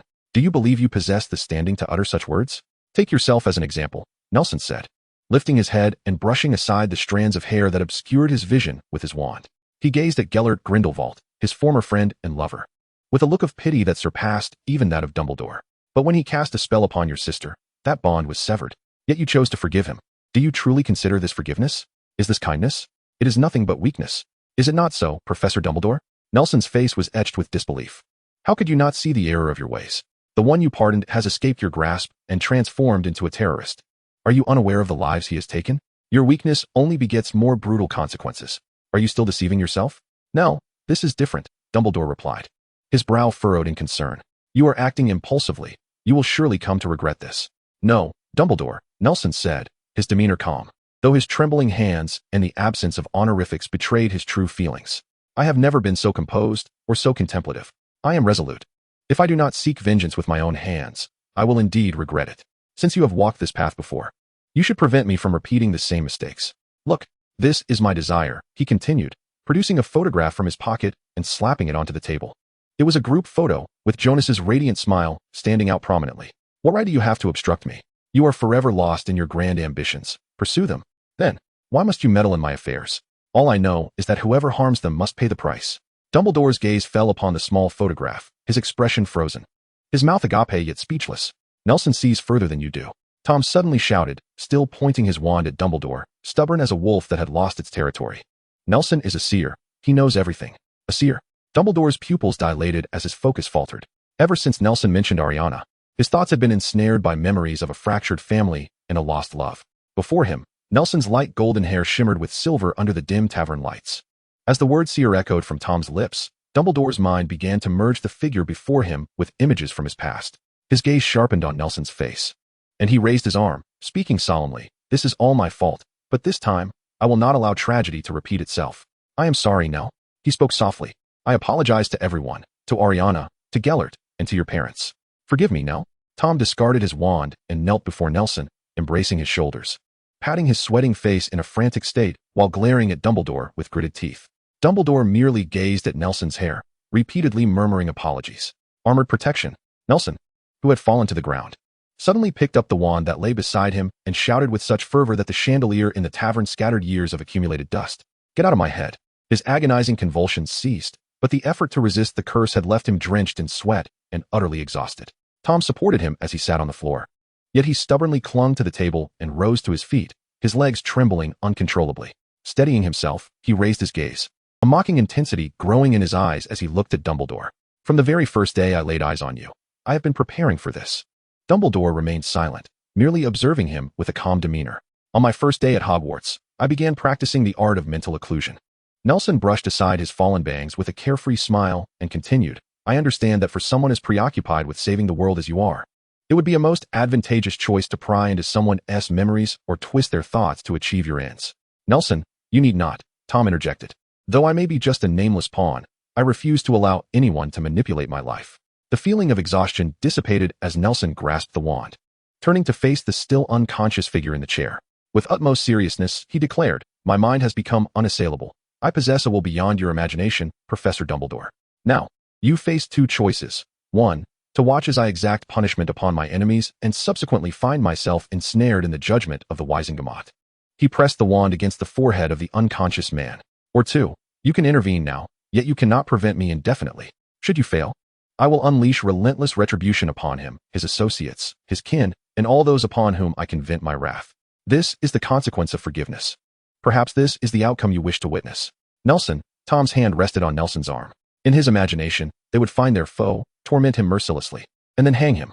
However, he never anticipated that Dumbledore's appearance would lead to such a convoluted turn of events. He did not want to see Nelson imprisoned. Yet he felt utterly helpless, frozen in a state of panic. "It's all right, Tom," Nelson reassured him, patting the back of Tom's hand while gazing into his eyes, which, though tinged with crimson, remained clear. "I'm fine. Have you forgotten? I am a seer."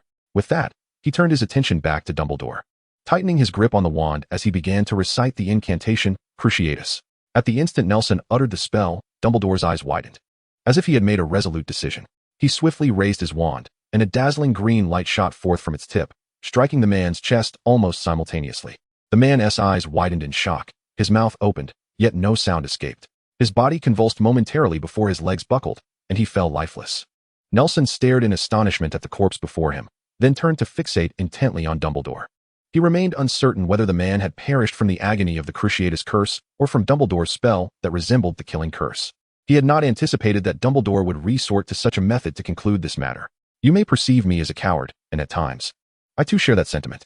Dumbledore approached the round table, and this time, Nelson did not shy away from him, nor did Tom raise his wand again. He forced a smile, and said, "You possess keen insight, Gnarl. I have always been caught between past and future, which has led to numerous tragedies, leaving me to deal with the wreckage of my life, and ironically, it is those who care for me the most who suffer the greatest harm. Perhaps other wizards view me as powerful and accomplished." He rubbed his hands together, appearing several years older, walked over to Nelson, picked up a photograph from the table, meticulously cleaned it, and tucked it into Nelson's pocket. He gently placed the fur wand back on the table, saying, "This is your most treasured possession. Yet, only those who truly understand me would realize." He continued, "I am, in essence, a complete failure.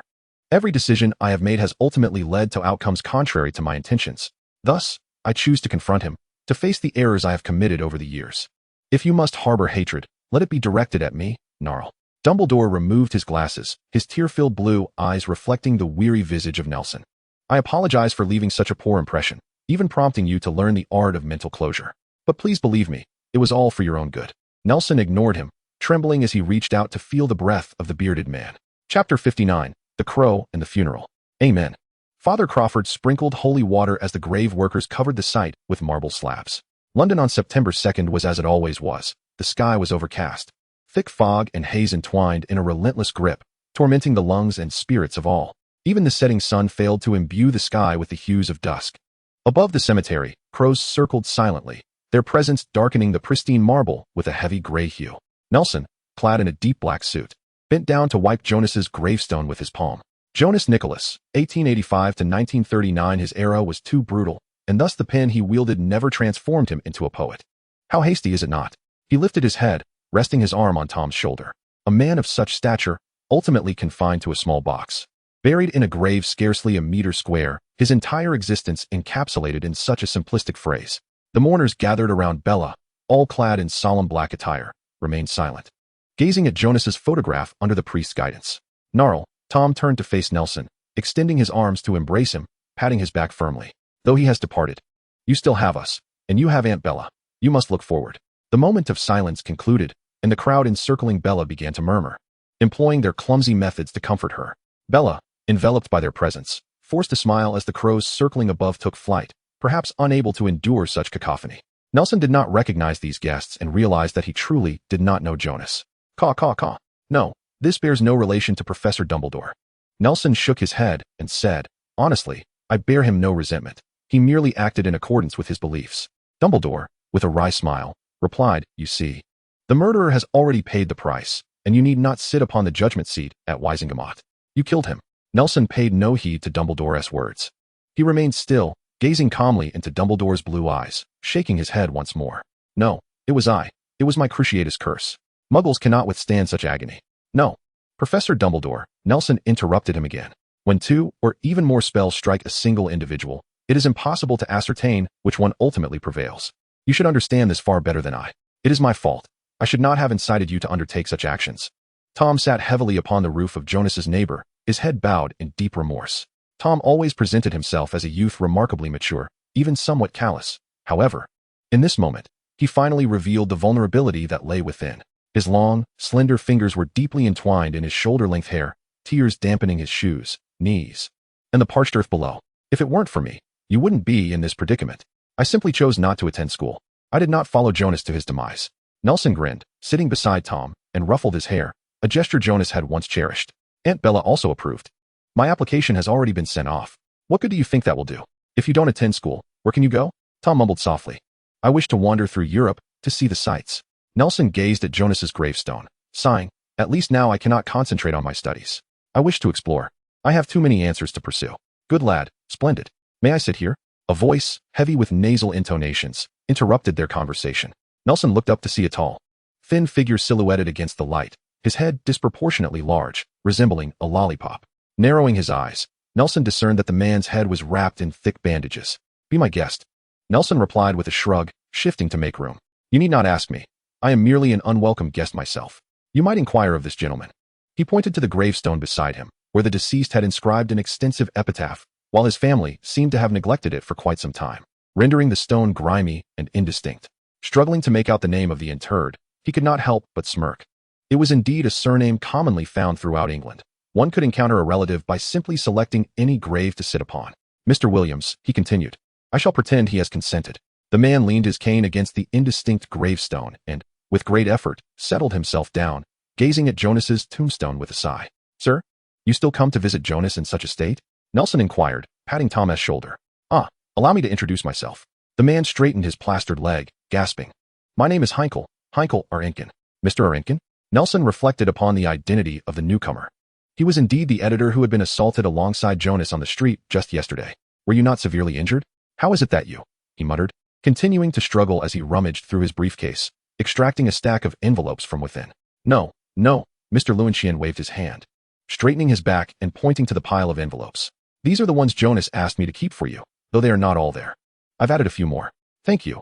Nelson nodded, watching Mr. Lewinchian limp away, and began to sift through the envelopes in his hands. Although numerous, they felt only like a thin stack, each envelope inscribed with a singular word in Jonas's distinctive elegant script: school, love, marriage, first child, second child, the first trip around the world at 24, book purchases, and finally, the last one, written in a crooked and markedly different hand, entertainment. Casually, Nelson opened the envelope labeled school, and a slender bank receipt slipped out.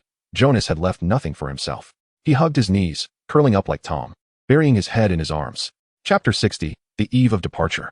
Alas, having bid farewell to Bella, the vast expanse of London now felt desolate, leaving him utterly alone.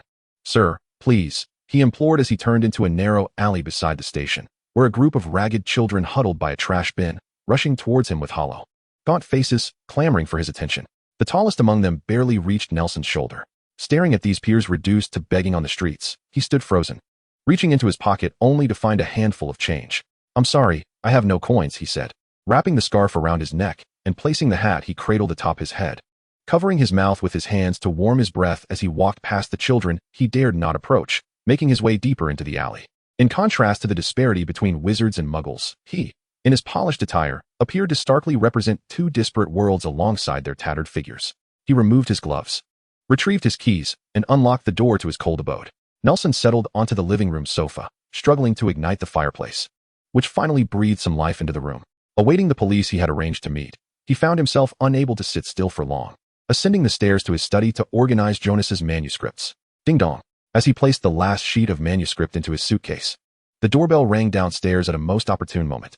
He descended leisurely, where the visitor awaited patiently. Mr. Williams? Nelson opened the door to find 2 police officers, who glanced at him in surprise before one inquired, "Where's Mrs. Nicolaus?" "I'm sorry, Mr. Williams." The young officer nodded slightly, pulling a stack of documents from his briefcase and laying them on the coffee table. "We have already located the other perpetrator, however." "What is it?" Nelson inched closer to the fireplace, rubbing his hands together. "When we found him, he had already succumbed to alcohol poisoning," the older officer stated.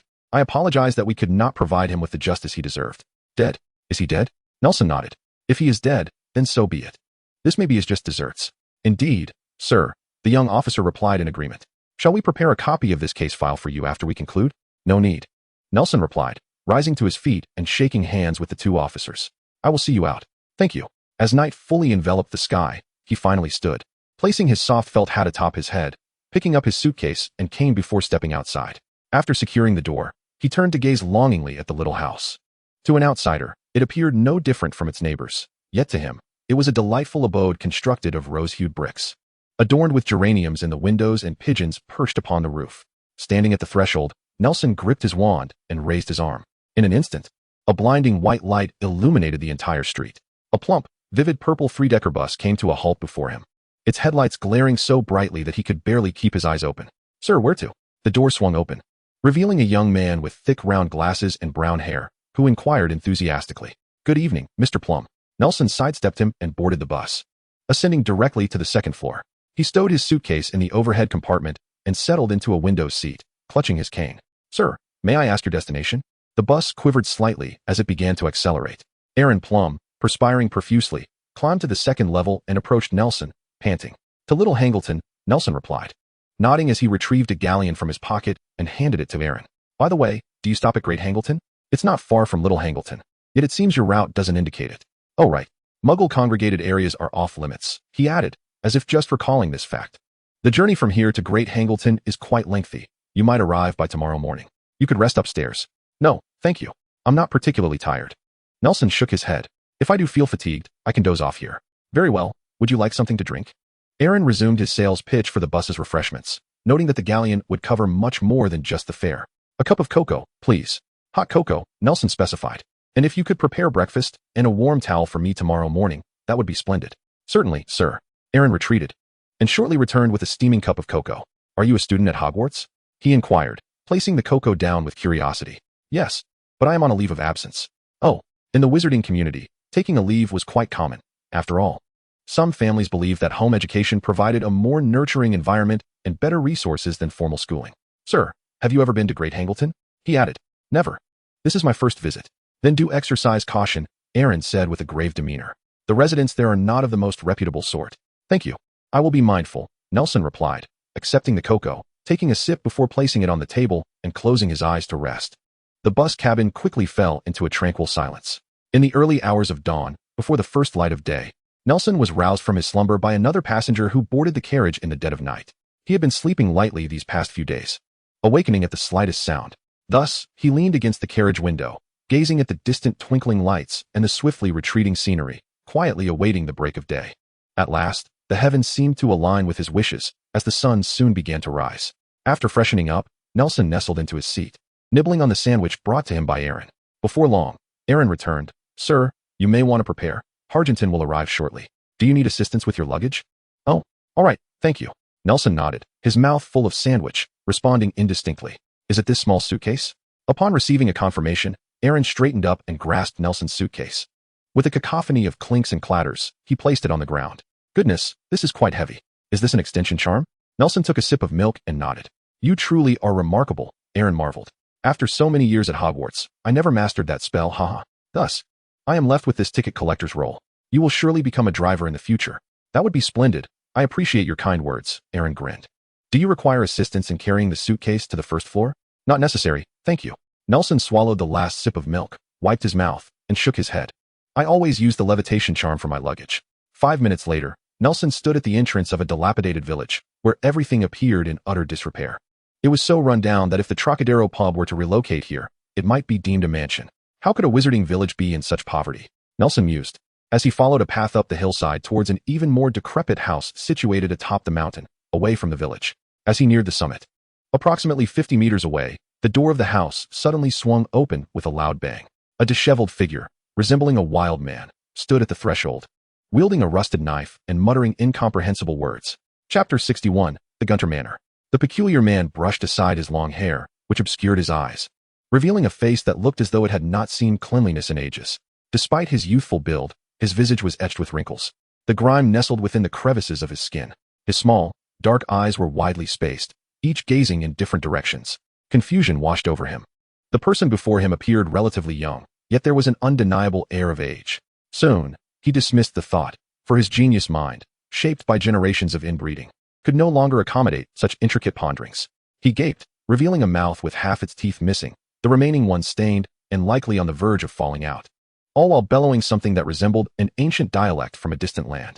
As Nelson approached the crumbling house, the man drew a wand from behind his waist, brandishing it in one hand while wielding the knife in the other.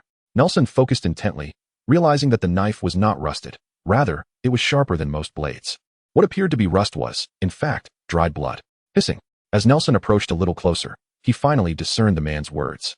His voice was coarse, muffled as though he had something in his mouth, and passed through a wind-blown mouth with only a few remaining teeth, rendering it even more difficult to comprehend.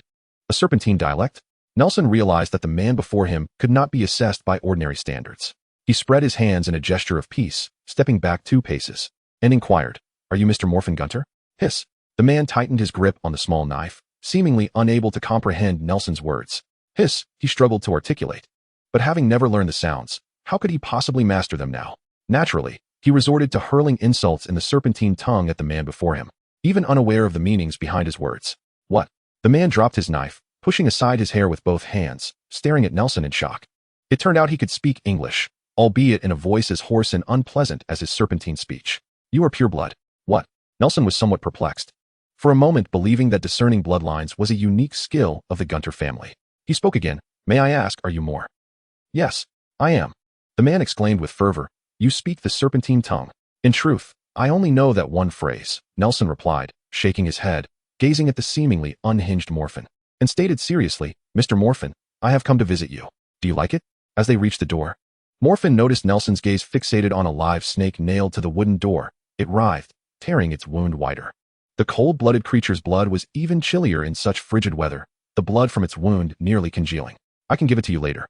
"Thank you. But that won't be necessary." Nelson forced a stiff laugh and followed him into the room. The house was divided into 3 small chambers.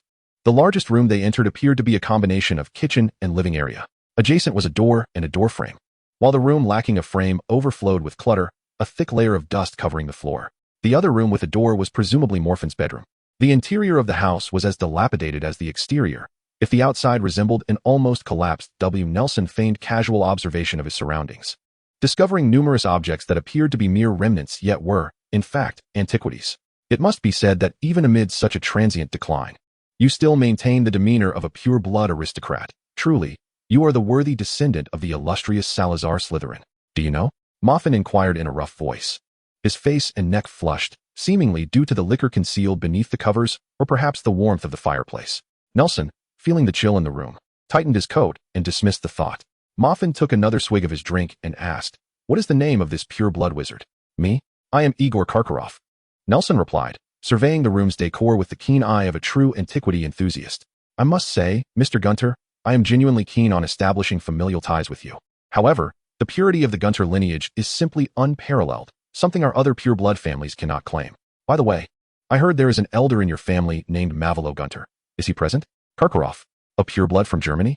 Morphin seemed to relish Nelson's acknowledgement of his lineage, shifting to a more comfortable position in his armchair before taking a hearty gulp from his cup and nonchalantly replying, "He is dead, perished in Azkaban. And I have no sister. Our family's pure bloodline is on the verge of extinction." "Oh, how unfortunate," Nelson remarked, his insincere tone making even himself feel a twinge of nausea. He straightened up and addressed Morphin with gravity. "Mr. Gunter, I am here primarily for this matter." "What matter?"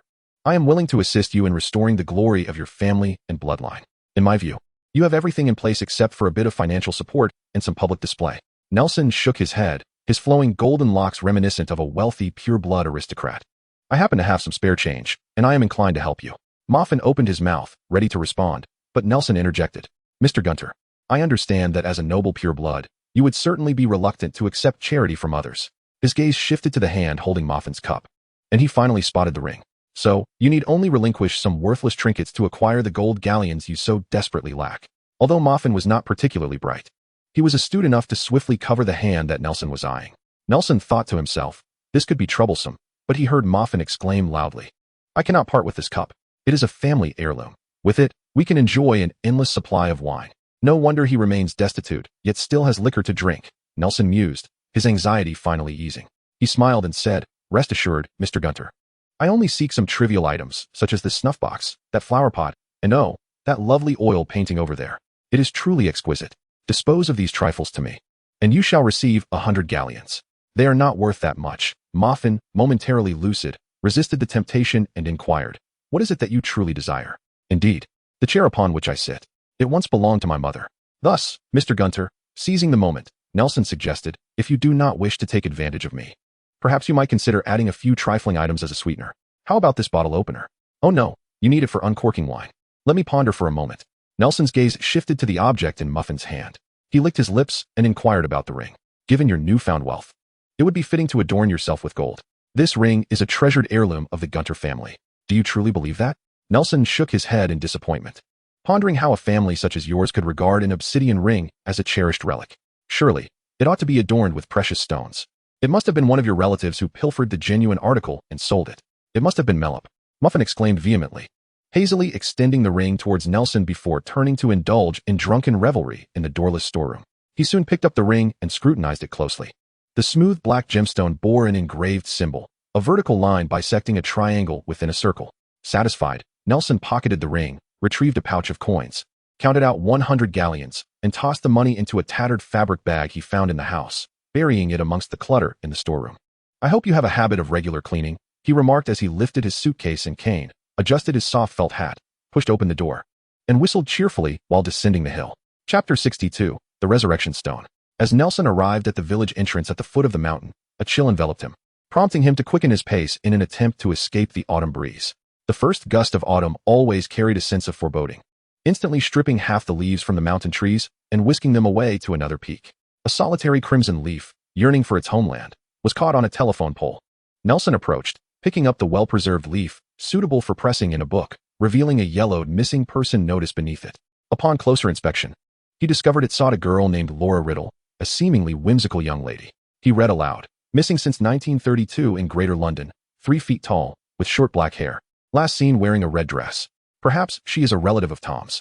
Nelson raised his gaze towards the grand estate atop the opposite hill, where he could see servants bustling about the house and gardens from afar. Considering the age of the missing person notice, it seemed the girl's family had long since relinquished hope of finding her. The opposite hillside bustled with life, while the village of wizards beside him appeared desolate, its inhabitants, resembling sunbathing vagrants, eyed him warily. Despite possessing magic, the most advanced means of production, they lived as though in decline. Change is indeed a blessing, Nelson mused, extending his wand. Soon, the knight's public bus came to a halt before him. Sir, might I ask? The door swung open before the vehicle had fully stopped, and the ever-enthusiastic Mr. Earnplan leaned out. Oh, good day. Has your business concluded? Yes, Mr. Plan, Nelson replied. Nelson nodded and approached the car, casually remarking, as far as I know, the night bus should arrive every 100 miles, correct? He bore an air of pride, as if the construction of the vehicle were in some way attributable to him. Indeed, your fare is rather steep. However, it is always at your service, with exemplary quality, Aaron declared with pride. So why is it that I can summon it with a mere wave of my wand? Yet traveling from London to Hangleton takes me an entire night? Nelson pondered. It was possible before, sir, Aaron explained as he took his leave. But the situation has grown tense, and we have temporarily suspended that service. At the cemetery in West London, Nelson stood before Jonas's grave, while crows huddled against the chill atop the church's steeple. Suddenly, the grass at his feet rustled, and a massive serpent's head emerged. Nagini. Nelson crouched down, reaching out to stroke the smooth scales atop the viper's head. Have you been keeping vigil here? Nagini nodded, her great form slithering from the underbrush to coil before Nelson. I wish to spend some time with Jonas. Can you help me keep watch here? I do not wish for others to disturb us. Nagini nodded again, extending her slender tongue to caress Nelson's palm before vanishing back into the grass. As silence enveloped the surroundings, even the crows atop the cross ceased their clamor. Quietly observing the still figure at the center, Nelson finally rose, retrieving a solid black ring from his pocket. I am sorry, Jonas, but I truly do not know what to do next. As his thumb turned the ring for the third time, a dense white mist abruptly materialized around him, enveloping him completely. He could see nothing but the square slab of white marble before him, Jonas's grave. Well crafted, isn't it? Upon hearing a voice, Nelson swiftly turned, just in time to witness Jonas emerging from the fog. Forgive me, Jonas. Nelson stepped forward, halting as he drew near. I believe you must be a strong child. Jonas smiled, not at all displeased by the interruption of his eternal rest. Instead, he stepped closer and embraced Nelson, gently patting his trembling back while exclaiming, Is this magic? Nael, you have not disappointed my expectations. This is not my magic. Nelson shook his head, breaking free from the embrace and gazing into Jonas's face, one he had seen only days prior. I truly do not know how to proceed from here. Nael, in truth, I now understand many things, Jonas replied with a wink, feigning sternness as he said, You lost little soul. Tell me, where have you hidden our dear Nael? Laughter erupted from both of them. I believe you were mistaken. Yet not entirely wrong. Jonas grasped Nelson's tightly clenched right hand earnestly. I am sorry for putting you in such a position. I thought elders should not burden their children. Jonas, I should have realized sooner, but there is still a chance for redemption. He raised his right hand, revealing the black ring nestled within his palm. No, I believe you know what this is. Jonas shook his head. You know what I am. No, the cycle of birth, aging, sickness, and death is an immutable law of nature. It is irreversible. Jonas grasped the ring from Nelson's palm and said earnestly, Resurrection is a beguiling term. Yet such illusions invariably lead one to a state of addiction. No, what is often most alluring and readily accessible is not a gift from the divine, but a test from the devil. Do you comprehend? I do not understand. No, irrespective of who you are, you ought to possess a clearer vision than I.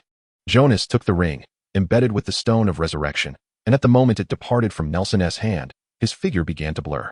At your age, I truly believe it would be better to remain in school for your education. Yet, I reiterate, no, pursue what you desire. You may explore the places I have visited. Witness the authentic Europe, the genuine world, the true cities, and the real people. Jonas's hand became translucent, if you are inclined. Perhaps you could assist me in completing my unfinished endeavors. To become a poet? Nelson gazed sorrowfully at Jonas as his form gradually faded. Ha. Jonas erupted into laughter, as if he had heard a delightful joke. The ring slipped through his entirely transparent hand and fell to the ground, drawing Nelson's gaze. When he lifted his eyes again, Jonas had completely vanished into the mist, leaving behind only his final words. You know what I mean. Caw, caw, caw. Upon glancing up, Nelson observed the crows atop the church roof seemed sufficiently warmed, fluttering away in a scattered formation. What appeared to be a mere cluster occupying the cross transformed into a vast shadow as they soared across the sky. Lowering his gaze, he suddenly noticed an additional inscription on Jonas's gravestone. Jonas Nicholas visited here. This phrase was shrouded in mist, visible only to Nelson, whose lips involuntarily curled upward. He removed his soft felt hat and placed it upon his chest, bowing to Jonas's gravestone. After composing himself, he strolled out of the cemetery, boarded a tram heading toward the docks, and departed. Seated on the tram, he felt an inexplicable sense of having forgotten something, yet could not discern what it was. Thus, he cast the thought aside. As they approached the terminal, he retrieved his ticket from his pocket, checking it repeatedly, realizing this was the second time he would embark on this particular cruise. However, prior to that, he needed to take a small boat from the London docks to navigate the downstream waters, which were not sufficiently broad, allowing only vessels with a shallow draft to pass. The dock bustled with a steady flow of people, the throngs disembarking far outnumbering those embarking, in stark contrast to the travelers burdened with large bags and children. Nelson appeared remarkably unencumbered and solitary. Nevertheless, he was indifferent to this, even finding a strange satisfaction in it. He had boarded the vessel early, securing a quiet spot in the restaurant on the deck, where he observed the dense crowd below. A skilled pickpocket navigated through the throngs of strangers, while a middle-aged woman scolded her daughter, who was crying and defiantly retorting. Chapter 63, The Icarus. Welcome aboard, madam. At the Turbelly dock rested a somewhat aged steel behemoth, approximately 100 meters long and 20 meters wide, its elongated hull tapering elegantly. The deck boasted 3 levels of structure, and 2 chimneys exhaled plumes of grayish-white smoke. A sailor clung to the bow's mast, playing a tune that was scarcely discernible. The vessel's white paint and the black markings indicating the waterline had begun to peel in places, revealing the rusted iron beneath. Barnacles and various unidentifiable shells clung to the hull, occasionally surfacing with the sway of the water, while a red flag adorned with a white pentagram, now soiled by rain and sun, fluttered from the ship's side. The name below, freshly painted, gleamed brightly from a distance, proclaiming the Cunard White Star Line. Attired in pristine sailor uniforms, the stewards assisted esteemed guests with their luggage and pets. cordoning off a vast area on the dock for first-class passengers to board ahead of others.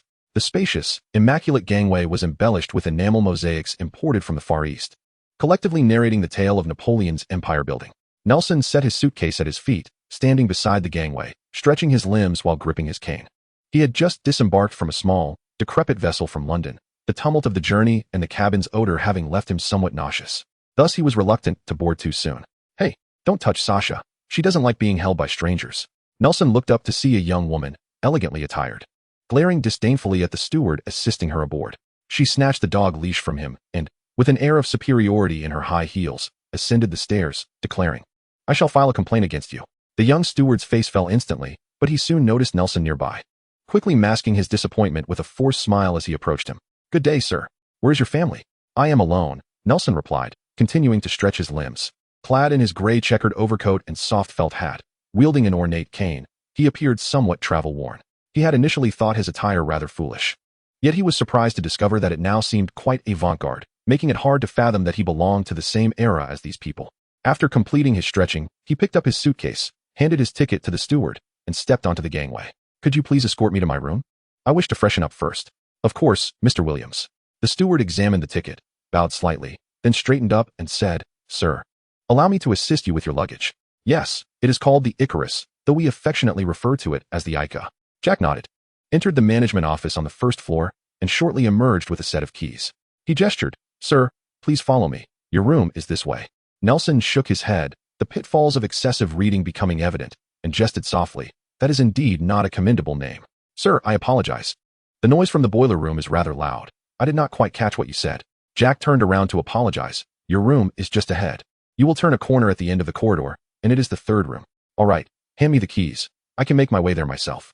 Nelson retrieved several shillings from his pocket, handed them to Jack while taking the keys, and instructed, "Please assist me in purchasing a new set of ink and quills from the shop below. Something functional will suffice, as well as a stack of stationery and 5 envelopes."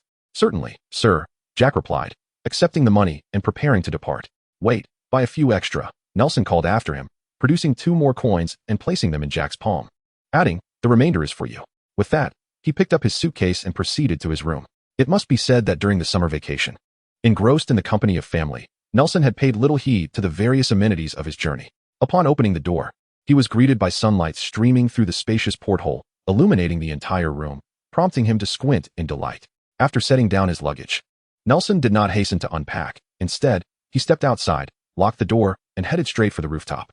Perhaps due to the insufficient number of passengers boarding, the rooftop platform was sparsely populated. Nelson stood by the railing facing the dock, unbuttoned his coat, and opened it to embrace the moist sea breeze laced with a hint of brine, observing the throngs of people below. The dock's barriers had been removed, and the shipping company had replaced them with sturdier, more unadorned gangplanks, officially commencing ticket checks. Though the crowd appeared chaotic, it was, in fact, quite orderly, devoid of any of the anticipated tumult. In an hour, the ship would set sail. A man, also seeking the breeze atop the deck, approached Nelson, leaning against the railing, half his weight suspended in the air. He held a pipe, taking a deep draw before exhaling 3 perfectly formed smoke rings that floated upward, expanding until they dissipated in the sea breeze. Nelson turned to regard him. The man was scruffy, draped in a leather coat over a well-worn sailor's attire, likely a crew member aboard the ship. Nelson detected a pungent scent of tobacco and instinctively wrinkled his nose while peering at the crowded dock below, wondering if there was still time. It was imperative to be on time. Delays could lead to unforeseen collisions. The man took another puff from his pipe, only to cough from the harsh smoke, angrily tapping the pipe against the railing, indifferent to the ash and remnants falling onto the deck below. "This wretched tobacco," he grumbled. "I am the first mate of this vessel. You may call me Jack." He then pinched a bit of tobacco from his pocket, stuffing it into the pipe, using his neck to shield the coat collar from the wind as he struggled to strike a match. "Jack, you share the same name?" Nelson chuckled, retrieving a lighter from his pocket to ignite the pipe offered to him by first mate Jack. "Do you still smoke?" Jack inquired, leaning closer with the pipe clamped between his teeth, his words somewhat garbled. "Do you know little Jack? He was the one who escorted me to my cabin." Nelson nodded, closing the lighter's cap. "It's merely a keepsake. I do not smoke, yet I hold a fondness for it.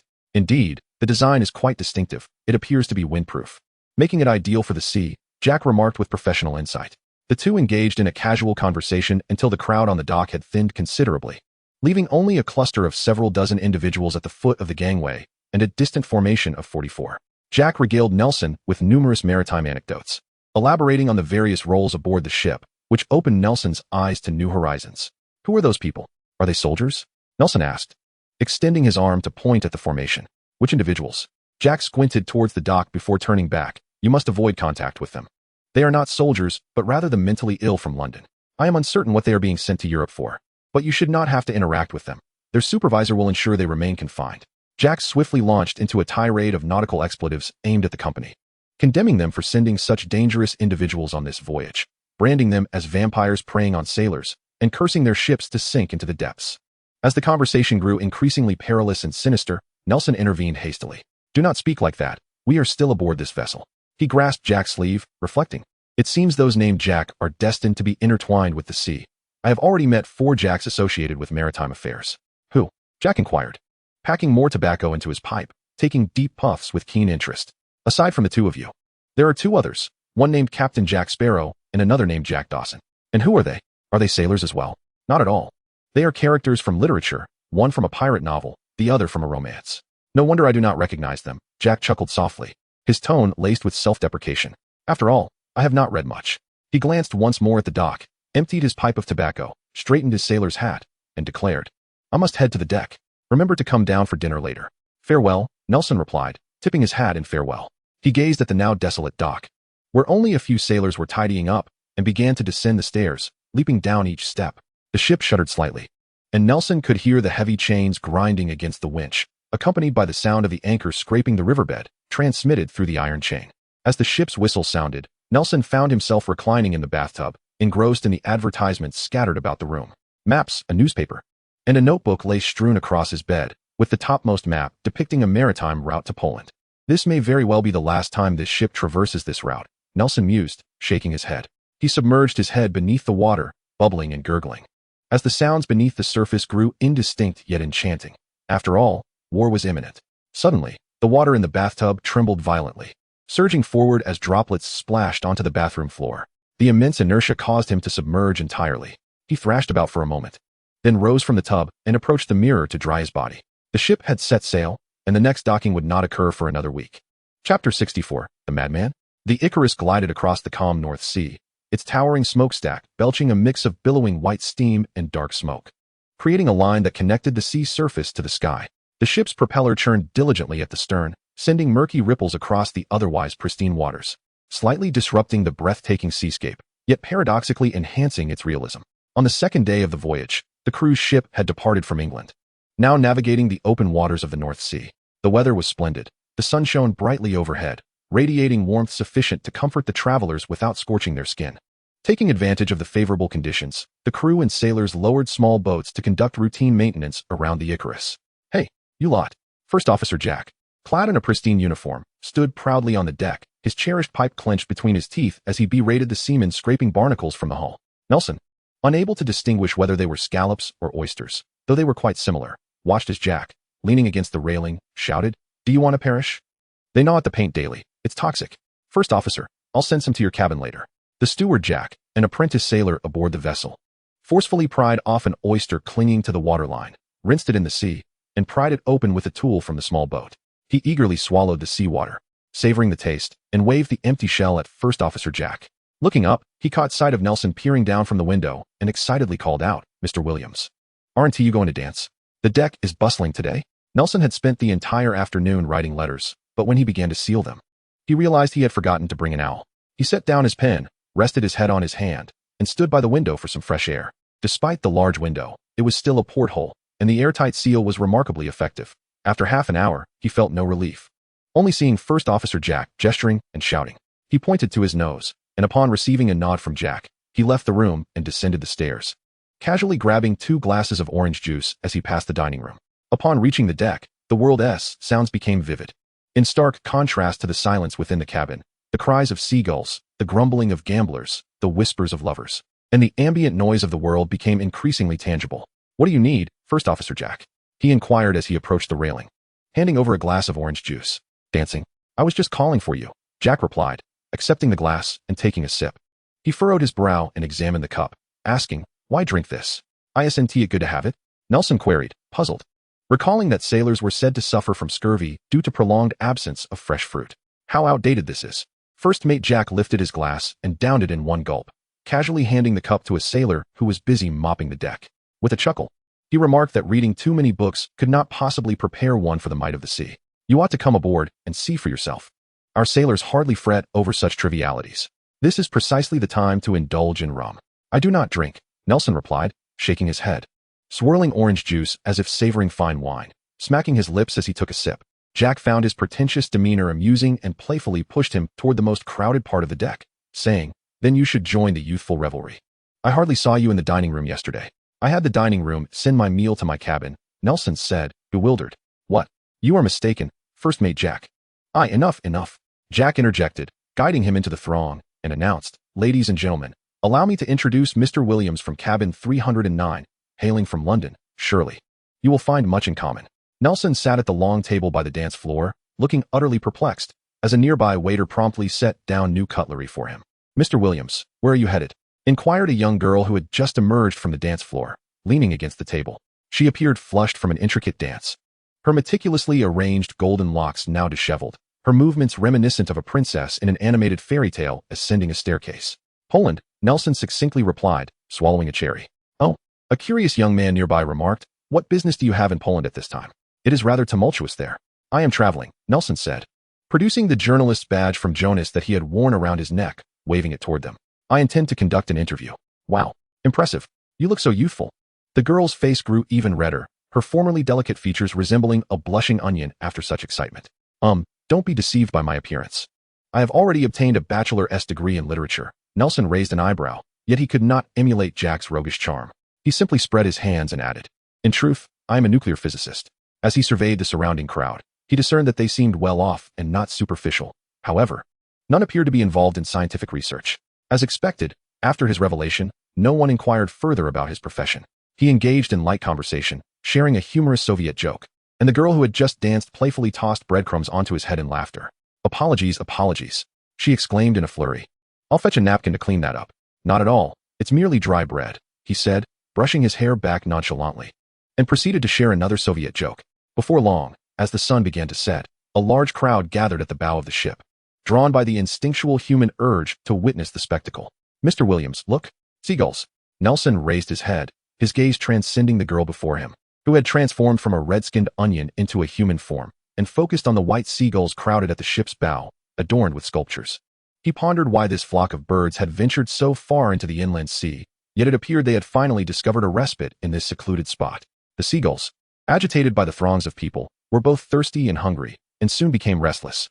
Suddenly, one of them spotted the breadcrumbs above Nelson's head, and with a swoop, it led its companions in a wild rush towards him. Moments later, the chaotic scene saw a disheveled and despondent Nelson being dragged from the flurry of feathery chaos. "My apologies, Mr. Williams," the girl, who had reverted to her onion form, said, covering her mouth as she knelt beside Nelson. "It's nothing, merely dry bread," he replied, his gaze vacantly directed skyward. It seemed this journey would not be tranquil after all. Brother. A small child with a high-pitched voice scampered over, landing beside Nelson, chirping. "Those doves really like you." "They are seagulls," Nelson corrected. Brother. "Those doves really like you." "They are seagulls." Brother. "That is magic. You cannot learn it." Nelson rose and made his way toward the cabin, leaving the child standing there, wailing. When Nelson finally emerged from the washroom into the first-class dining area, he was met with an enthusiastic welcome from his fellow travelers. "Let us applaud the brave warrior who battled the seagulls, Mr. Williams, the eagles soaring high." The guests around him clapped heartily, seasoned individuals who nonetheless relished the afternoon's spectacle. A balding young man across the table offered Nelson a plate filled with lettuce, grinning as he remarked, "Your magic is splendid." "I'm glad you think so," Nelson replied wearily, accepting the plate and placing a leaf on his own dish, shifting aside to make way for the waiter bringing his steak. "Speaking of magic, I happen to know someone who claims to possess magical powers. He identifies himself as a wizard." The loquacious balding man handed Nelson a business card, which he perused to discover that the man worked at a mental institution in the eastern outskirts of London. "Mr. Nelson, unlike you, he is a patient. He genuinely believes he is magic, and he is the most obstinate patient I have encountered." "In what way obstinate?" Nelson inquired, lifting his knife to delicately slice his meat. "Are you the doctor who brought 16 patients?" "Indeed, that would be me. Did you see us at the dock?" "Rest assured, they won't escape." The balding man nodded and continued, "I have conducted numerous tests on him, all indicating he has no cognitive impairment." "Oh." Nelson listened intently. "The issue lies here, in truth. He possesses no magical abilities. He constantly claims to have lost his wand, hence unable to perform spells, which is clearly illogical, is it not? The balding man spoke with confidence, explaining that he had a guarantor and had come to England to find this individual, but despite extensive searches by the police, they had found no trace of the so-called Godric Valley he mentioned. Nelson's hand, gripping the knife and fork, froze momentarily as he cut a piece of steak and brought it to his mouth. Casually, he inquired about the name of his guarantor, suggesting that the world is so small that he might be familiar with him. What was it again? Bashidabahat. Chapter 65. The Rescue 19391012, Part 1. Do you know this person, Mr. Williams? I haven't heard of him, Nelson replied, shaking his head with an expression of helplessness. To be honest, I feel he is merely suffering from hysteria, overly convinced by his own imagination, which is why we perceive him as seemingly normal. The balding young man extended his hand. By the way, I am Jack. I see, Dr. Jack, Nelson responded, shaking Jack's hand while waving his business card. After all, there is no magic in the world. Is there? Perhaps there is, Dr. Jack chuckled lightly. We cannot assert that that which we have not witnessed does not exist, can we? That is true, Nelson nodded. If one day we discover that magic truly exists, then you must apologize to that patient. That would likely be considered a medical mishap. The two engaged in pleasant conversation. And once they had indulged in their meal, Dr. Jack noticed Nelson's keen interest in his patients, prompting him to suggest they visit them together. Is that appropriate? Nelson politely declined, expressing concern that treating the patients as mere spectacles might be disrespectful. Not at all, Dr. Jack insisted, having enjoyed a bit of wine, as he warmly draped an arm around Nelson's. If normal individuals interact more with them, it could potentially aid their recovery. Nelson felt a flicker of interest and, with a gentle push, agreed to accompany him to the large room located one deck below, converted from a letter storage facility. Be cautious when we enter, Dr. Jack advised, slowly unlocking the iron door with a key. Though they are of a type that would not harm others, one can never predict when they might act out violently. Indeed. Nelson nodded in agreement, following Dr. Jack into the room, adding that even so-called normal people can sometimes behave in inexplicable ways. You possess a clear perspective, Doctor. Jack remarked approvingly, only to notice that Nelson had not acknowledged him. Upon entering, Nelson immediately spotted a man, disheveled and clad in a patient gown, sitting on the farthest bed, fervently waving his arms as if practicing some movements repeatedly. Beads of sweat dotted his forehead, performing what appeared to be a spell for unlocking, though devoid of any magical energy. Still, Nelson remained fixated on him, sensing a kindred spirit. This patient was undoubtedly a wizard. Oh, Mr. Williams, your magic is indeed remarkable. Is it called the insight spell? Dr. Jack exclaimed, following Nelson's gaze in astonishment. That is the patient I mentioned, who is deluded into believing he is a wizard. I suspected as much, Nelson nodded, just in time to meet the patient's gaze, who had perked up at the mention of magic. Nelson nodded at the man, which triggered an outburst of excitement. Are you here to save me? The man cried out, struggling fiercely on the bed, his voice filled with desperation. You are a wizard, right? Please help me. I am not insane. He flailed his arms on the bed as if on the brink of drowning, the iron cot creaking ominously under the strain. With the distant outburst of the sorcerer, the patients in the room became agitated, with only a handful remaining motionless. The others sprang up from their beds, some mimicking the flight of birds with their arms, emitting quacking sounds akin to wild ducks, while others splashed about, as if swimming on the surface of water. Nelson observed a robust, dark-skinned man who covered his head with a pillow, shouting, I am white. I am merely tanned. I am not a slave. Nelson noted that while the patients appeared capable of movement, their freedom was confined to their upper bodies. Their limbs were tightly restrained by straitjackets, and the specialized gloves on their hands prevented them from easily shedding their trousers to escape. Dr. Jack, witnessing this disconcerting scene, felt a twinge of embarrassment. He pounded on the iron door, vociferously admonishing the patients. It seemed he had long been a figure of authority. Under his gaze, the patients gradually quieted down, save for the flapping individual and the sorcerer. Hearing the commotion, several burly male nurses in uniforms rushed in and swiftly restrained two of the patients. Dr. Jack, how shall we handle them? Inquired the head nurse, resembling Schwarzenegger in stature and tone. You all may step outside. I have a guest here, Dr. Jack replied, leading Nelson toward the beds. This is 193400201. He came to America for a visit and was mistaken for a black slave due to his dark complexion. It is said he endured immense suffering, he remarked, passing the first patient. This has left an indelible psychological scar. I wonder how Americans treat their slaves to drive a man to madness. To be honest, at first glance, I truly thought he was a black man. I served in North Africa. I got tan there. 193400201 emerged from beneath the pillow, speaking in a woeful tone. All right, I understand, Dr. Jack reassured him, patting his head. I will bring in specialists for a consultation. You should try to rest quietly. He may be suffering from post-war trauma. Nelson began to elaborate. Post-war trauma? You say? Dr. Jack scoffed dismissively. Their troops entered the Sahara Desert and wandered for months without returning. By the time they emerged, the war had ended, and it was so humiliating that their unit number was lost. This is 19351117, Dr. Jack continued, pressing down on the flailing patient. He was once a pilot. After a mishap involving a bird striking the propeller, he ended up like this. Wah, pilots no longer quack like ducks. He suddenly burst into tears, startling Nelson. I am guilty. I caused the deaths of everyone on that plane. I inquired about it. In emergencies, parachuting is not your fault, Dr. Jack consoled him gently. Stroking the back of his head. Wah, I should not have collided with that propeller. Well, perhaps I overthought it. Doctor. Jack stood up and stuck out his tongue at Nelson. I had thought he was improving, but his condition reflects a profound issue with self-awareness. The two strolled intermittently, and Nelson gained considerable insight tonight as they eventually reached the depths of the room where the magician's bed lay. If you continue this way, I shall have no choice but to administer an injection, Dr. Jack threatened.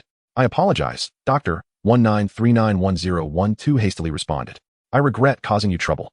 I promise I won't act this way again. I no longer believe I possess magical abilities.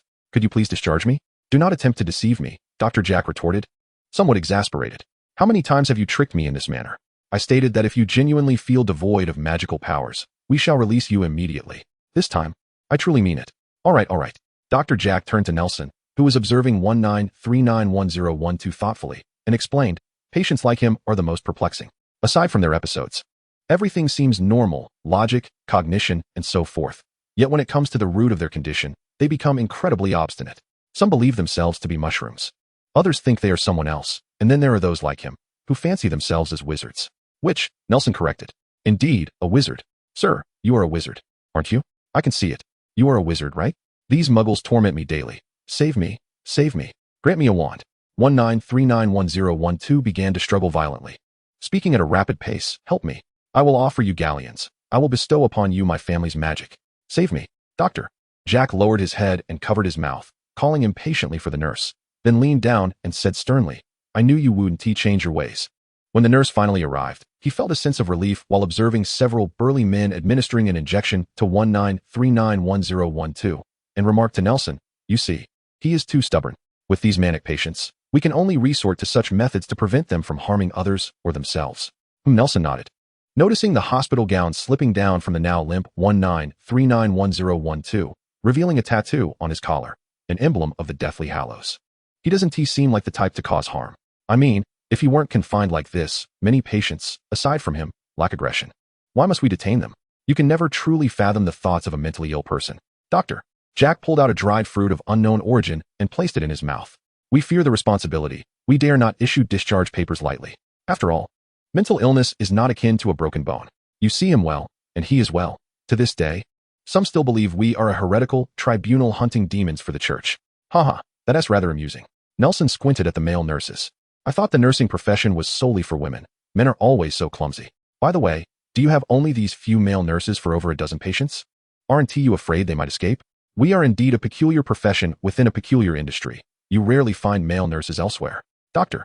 Jack elucidated that although there were few of them, this place was typically deserted, and the door was quite sturdy. They could not possibly escape. Were they not afraid while on duty in the ward? Or perhaps they did not have to serve alone. On duty? What duty is that? Dr. Jack scoffed, chewing on his dried fruit. There is no supervisor to oversee us. We only come on duty after indulging ourselves. At most, we might glance over if we hear a noise. We are here for a vacation, not on a business trip. Indeed, Nelson nodded in agreement. Chapter 66, The Rescue of 19391012, Part 2. At midnight, Nelson, clad in slippers, stealthily exited his room. It turned out that whether on land or at sea, there were always those who could not sleep in the dead of night. First Officer Jack stood at the bow, striking a pose as if steering the ship. Seemingly lost in dreams of becoming captain, he descended from the deck and entered the cabin below. The long corridor was lined with closed doors, with only the light at the end still aglow. As Nelson approached, he heard bursts of laughter and the clinking of glasses emanating from within. Peering inside, he saw a group of burly male nurses, bare-chested, huddled together playing bridge. He cast a spell to silence the noise. With a flick of his wand, the sounds from the room became isolated from the world, and he felt a sudden lightness in his steps. The door to the makeshift ward creaked open, revealing a smoke-emitting hole above it. Restored to its original state, Nelson pushed the door wide and entered the room. To his astonishment, he found himself under the scrutiny of 16 glimmering eyes in the darkness. You must be an accomplice of the wizard. The first to speak was the dark-skinned 19340201. whose visage was the most terrifying, wholly shrouded in the night's shadows save for his eyes and the occasional flash of white teeth. At that moment, he appeared quite normal. "Are you here to rescue him?" Nelson froze, instinctively pulling back and retreating a step. "Wait." The frail 19391012, deeper in the room, called out to him weakly. Then turned to the shadowy figure at the door and pleaded, "You won't tell the doctor, will you?" "Indeed," affirmed 19340201 solemnly, with the other patients, all capable of speech, echoing their agreement. "You should have come sooner," grumbled pilot 193-51117. "He is not like us, not at all." It seemed that the most knowledgeable about mental illness should indeed be the mentally ill themselves. He added with a cackle, "Ha." Nelson shook his head, utterly perplexed by their thoughts. He abandoned his futile efforts and walked straight towards the depths of the ward, standing by the bed of 19391012, and unshackled the handcuffs binding him. Once more, he cast the spell of silence. "You may speak now, sir. There are no doctors here." He assisted 19391012 to sit up and offered him a few sips of water from the bedside cup. "What is your name? How did they capture you?" "I have long awaited your arrival, hoping not to live my life as a wandering mental patient locked away forever," he replied, filled with relief. As I moved my wrist, the wound above throbbed painfully, causing me to grimace in agony. "I am Barry Beckman. You may simply call me Barry. As you can see, I am a hapless wizard rendered powerless without my wand." "How delightful. I initially thought your name was Jack." "Do not blame yourself. Most wizards without their wands are no different from muggles," Nelson reassured. "However, I cannot release you just yet. You will have to endure a few more days." "What?" Barry Beckman exclaimed, his mouth agape in disbelief. He did not wish to linger in this place for even a moment longer. "Why? I cannot apparate." "Nor do I possess an owl," Nelson replied, spreading his hands in resignation. "Even if I were to release you, you would still need to remain aboard the ship. Rather than complicate matters, I suggest I escort you once we disembark." "That is fine. I can manage," Barry replied, blinking as he realized his words were somewhat inappropriate. He lowered his head in dismay, apologizing, stating that he had just been apprehended for being wandless. "Simply cooperate with the doctors, and they will attend to you in comfort." Nelson comforted him. "Would you mind sharing how you were captured?" "It's a long story." Barry leaned against the wall, a self-deprecating smile gracing his features. He then boldly pulled open his collar to reveal the symbol of the Deathly Hallows, directing his intense gaze at Nelson. "You should have seen this emblem during the day. I am a saint, a follower of the Dark Lord Gellert Grindelwald." "Indeed, but I must assert that there is a significant misunderstanding regarding Lord Grindelwald in your country. Likely due to Albus Dumbledore's influence," Barry stated, shaking his head fervently. "However, Lord Grindelwald is different. He treats all wizards equally. Although he possesses numerous formidable dark spells, he does not wield them for malevolent purposes or personal gain, despite it being well within his capabilities. With his extraordinary foresight, Grindelwald has united us to collectively resist the darkest fate that wizards face. He has entrusted me with a mission, a confidential task, a monumental endeavor that could catapult me to greatness."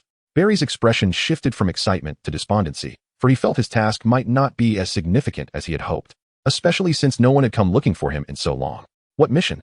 Nelson inquired curiously. "If it is inconvenient to share, I understand." Whether the task was truly insignificant or Barry's need to confide had simply been pent up for too long, he proceeded to divulge. "I have come to England in search of a historian residing in Godric's Hollow, Bashadabahat." He recounted slowly, stating that this historian is a distant aunt of Lord Grindelwald and is renowned throughout the magical community for her extensive knowledge of magical history. "She possesses many secrets that pertain to the ultimate goal of my mission." He spoke with enthusiasm, stating, "You know the emblem of our saints." "I know," Nelson interjected, shaking his head before casting a furtive glance at his pocket, where he clenched the Gunter family ring, replying solemnly, "That is the symbol of the Deathly Hallows." "Very well," Barry lamented, looking utterly miserable, as though a sneeze long in the making had been swallowed back. "Let me be succinct. Lord Grindelwald desires to assemble all three Deathly Hallows. Thus he has dispatched me to delve into the annals of magical history for clues. He sent me to the library of Durmstrang in search of leads. But how could such a straightforward task possibly thwart me? I believe Bashadabahat must possess knowledge beyond the confines of books, hence my journey to Britain." "So seeking Bashadabahat was not your task?" Nelson seemed to grasp the situation. "Indeed, but my decision was sound, was it not?" "I'm afraid I cannot concur." Nelson regarded Barry, half bound in a straitjacket, with a look of sympathetic incredulity. "Well, this was merely an unfortunate incident. After arriving in London, I sought information on the location of Godric's Hollow, only to be swindled out of my money." Resigned, he lay back, his gaze fixed vacantly on the ceiling, his disheveled hair cascading around his youthful face, and then I found myself confined to a mental institution. "Your story spans quite a distance, doesn't it?" "It matters not. Being apprehended is somewhat embarrassing. Barry hesitated, at a loss for words, and shifted the focus onto Nelson. You still appear to be a student? From Hogwarts, perhaps? You should be in your 3rd or 4th year, no? In the darkness, he could not discern Nelson's features, and amidst the daytime chaos, he had not observed him closely, now only sensing his tall stature. This led to a misunderstanding, which also alerted Nelson. He had always presented his true self openly, and this youthful appearance could easily invite trouble. Roughly so, why do you not attend school and instead embark on? Where is the ship headed? Poland. Why are you not in school, but heading to Poland? I have taken a leave of absence from Hogwarts, Nelson replied helplessly. I have no studies to pursue now. Impressive. Barry reverently clasped his hands in admiration, astonished that one could actually withdraw from Hogwarts. Did you not know? The only person in hundreds of years to have left your school once apprehended Lord Grindelwald. Barry exclaimed, entirely oblivious to the implications of his words revealing his leader's past. You aren't here to cause trouble for Lord Grindelwald, are you? Have you been confined for too long? Do you feel your wits are somewhat dulled?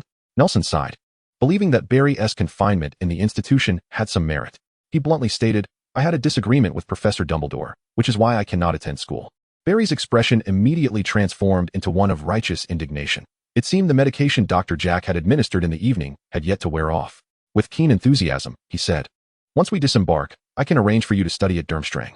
Let us discuss this after we get off the ship. Nelson rose to take his leave. It was late, and time for rest. Wait. Barry called after Nelson. Could you do me a favor? Just one. Tell them I am still alive. Just one spell. Just one spell. It's quite simple. It sounded like an illuminating incantation. Nelson attempted it, and a loud explosion resonated from the deck above. He hurriedly vacated the infirmary, dispelling the spell, and rushed onto the deck. I will keep my word and surely repay you, Barry shouted from behind him. Upon reaching the deck, Nelson discovered a spectacular display of fireworks illuminating the sky above, the brilliant pyrotechnics creating an intricate pattern, a circle intersected by a vertical line that pierced through a triangle. It was too high and too distant to discern whether it originated from the ship or the nearby island they had just passed. Chapter 67. The Rescue, Part 2. On the North Sea at night, there were no ships racing against each other, only the sleepless souls adrift. In the distance, a solitary lighthouse illuminated the winding coastline of a small island, yet the dazzling fireworks above obscured the guiding glow it offered. At that moment, the loneliness in Lousy's heart surpassed even that of Ash. Jack, the first mate, puffed on his pipe and gazed up at the bright fireworks in the night sky with a sigh. Nelson concealed himself behind the mast, observing the emergence of shadowy figures cloaked in black upon the deck. As the air twisted for the first time, revealing the outline of the first figure, he raised his wand towards the back of the first mate and softly whispered an incantation. He rolled to Jack's side, supporting his fallen body and gently laying him on the ground, covering him with a tarpaulin at his feet. After completing this task, he rose and turned to the several wizards who had just appeared on the deck, surveying their surroundings. Did you signal us? The leading wizard scanned the area and noticed Nelson standing at the bow. He furrowed his brow, scrutinizing this unfamiliar individual. The foremost figure removed his hood, revealing a face chiseled as if carved from stone, devoid of hair, with intricate patterns etched into his bald scalp, resembling some arcane religious symbol. He unfastened the button at his collar and pulled forth a gleaming golden pendant, its design mirroring that of the fireworks above. Seemingly indifferent to the secrecy of the matter, he strode directly to the ship's railing, raised his wand, and cast a beam of light towards the distant island. In a short while, Nelson beheld several cloaked wizards arriving on flying broomsticks from the direction of the island. Are you German? The bald wizard narrowed his eyes, scrutinizing Nelson's face as if appraising his quarry. He gestured, prompting the surrounding wizards to assume a defensive posture.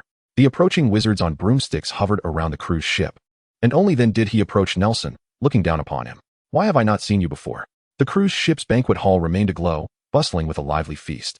Yet unbeknownst to them, an atmosphere of tension suddenly enveloped the chilly deck, where the sea breeze swept through the cold night air. Beneath the deck, his wand had been lost, and he was apprehended as a lunatic. Observing the positions of the surrounding black-robed wizards and realizing his escape was futile, Nelson became exceedingly cooperative. I happened to hear about him while aboard the ship and sought to rescue him. Ha ha. Behind the bald wizard, a figure clad in black robes could not suppress a melodic laugh, which resonated with the timbre of youthful femininity. Quiet, White, the bald wizard admonished, and the robed figure immediately stifled her laughter. He then turned his gaze towards Nelson, his tone considerably softened. You have been a tremendous help. Can you lead us to him? Certainly. Follow me, Nelson replied with a shrug, making his way towards the staircase leading down to the lower deck. The bald wizard gestured, and two black-robed figures emerged from the shadows, taking up a vigilant stance at the staircase entrance. He placed a hand on Nelson's shoulder and descended the stairs with the remaining individuals in tow. Sir, are you in Aura? Nelson inquired, attempting to engage the bald wizard in conversation as he led the way. He turned, revealing a youthful, radiant smile, his 8 gleaming teeth catching the dim light of the corridor. Indeed, we are Aurors. Barry has been missing for quite some time, and we have been searching for him. The bald wizard replied. Though his features were obscured in the darkness, he soon drew his wand, its tip emitting a soft glow sufficient to illuminate the corridor. With a slight strain, Nelson, stiffening his neck, asked, "How did you discern that?" The bald wizard seemed somewhat pleased, easing his grip as they swiftly approached the hospital room. The nurses across the way appeared to be resting, the door firmly shut, with no light seeping through the cracks. Nelson arrived at the door, extending his wand to open it, but his motion was halted by the bald wizard. With a wave of his hand, a slender black-robed figure stepped forward to unlock and open the door. Nelson noticed that all the wizards in this entourage performed their spells without uttering incantations. They were adept practitioners of silent magic, a realization that made him increasingly cautious. Nevertheless, he could not help but feel a twinge of resentment towards Barry. "I came to rescue you out of goodwill, and you repay me like this?" With a creak, the door swung open. The bald wizard nodded, urging Nelson to step inside the room, followed closely by the 2 preceding wizards, while the others remained stationed in the corridor. Upon the entrance of the outsiders, the patients in the ward stirred restlessly. The slender black-robed wizard merely raised a hand, and they all slumped back onto their beds. Andre, the bald wizard, frowned, his discontent evident at the man's presumption. "Fear not, it is merely a state of unconsciousness," came Andre's voice, sounding remarkably ancient, akin to a worn-out bellows struggling to fulfill its final purpose. The humid air within the cabin felt stifling as he removed his hood, revealing a scarred, elderly visage.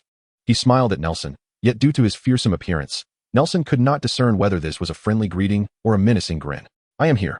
Barry's voice rang out from the innermost part of the ward, and, by the faint light of the bald wizard's illumination spell, he exerted himself to sit up, waving his arms vigorously. "Barry, how dare they treat you this way?" The figure clad in black, who had previously laughed on the deck, rushed towards Barry. She stood by the bed, removed her hood, revealing a cascade of golden hair. Twisting her neck, she reached towards the nape, drawing her long hair from her collar and letting it flow down her back. The silky golden strands, with a slight curl, resembled waves of gold under the feeble light of the wand. She seized Barry's frail arm, her eyes widening in fury as she noticed the multitude of needle marks upon it. "What have they done to you? How dare those muggles?" Zweig released Nelson, and Barry struggled to unfasten the trousers of his straitjacket, his movements resembling those of an elderly man. He shrugged off White's supportive hands and staggered towards Nelson. "Thank you so much for your help," Barry exclaimed, clasping Nelson's right hand firmly. "No, I disembarked in Poland." As they exchanged pleasantries, White suddenly addressed Zweig coldly. "Are we really just going to leave? Those muggles have tormented Barry, and we are to act as if nothing has happened and simply walk away?" "No, I haven't been tortured," Barry finally interjected, understanding White's point. Although he harbored a deep-seated resentment towards Dr. Jack, he defended him, stating, "He's merely a Muggle doctor. And for Muggles, this is..." "Barry, you do not understand." White's hand glided gently over Barry's face, her voice soft yet chilling. "Once those Muggles capture a wizard, they subject them to inhumane experiments. They are not benevolent. There's no need for that." Barry was weary of debating with White, striding towards the door while dismissively asking, "I've lost my wand. Can someone lend me one?" A henchman stationed at the entrance respectfully handed him a wand. He accepted it, waved it a couple of times, finding it uncomfortable, and requested another from a different henchman. "You are utterly unreasonable," Barry exclaimed angrily, raising the wand towards White's back. "Have you lost your mind? Can't you just leave me alone? Do you realize your gift is what landed me in a mental institution? Could you please maintain your distance?" He swung the wand vehemently, revealing that this resentment had been brewing for quite some time. Unfortunately, his prolonged hospital stay had nearly ruined his physique. The spell he cast was feeble, merely striking the corridor wall. Barry turned to seek help from Zweig and Andre, who stood with their arms crossed, observing the spectacle. He was left with no choice but to appeal to Nelson, saying, "It seems I must trouble you once more. Miss White, I trust you are not one to repay kindness with malice." Nelson called out to the witch, who was making her way to the deck. He raised his wand, squinting as he aimed at her back. "I have no desire to meddle in your affairs, nor do I dare to, but I intend to disembark at the terminus. Do you comprehend?" Chapter 68. The Mental Patient. "You are truly charming, dear brother. You must understand that only those who refrain from meddling in others' affairs can enjoy longevity. Moreover, we have White here."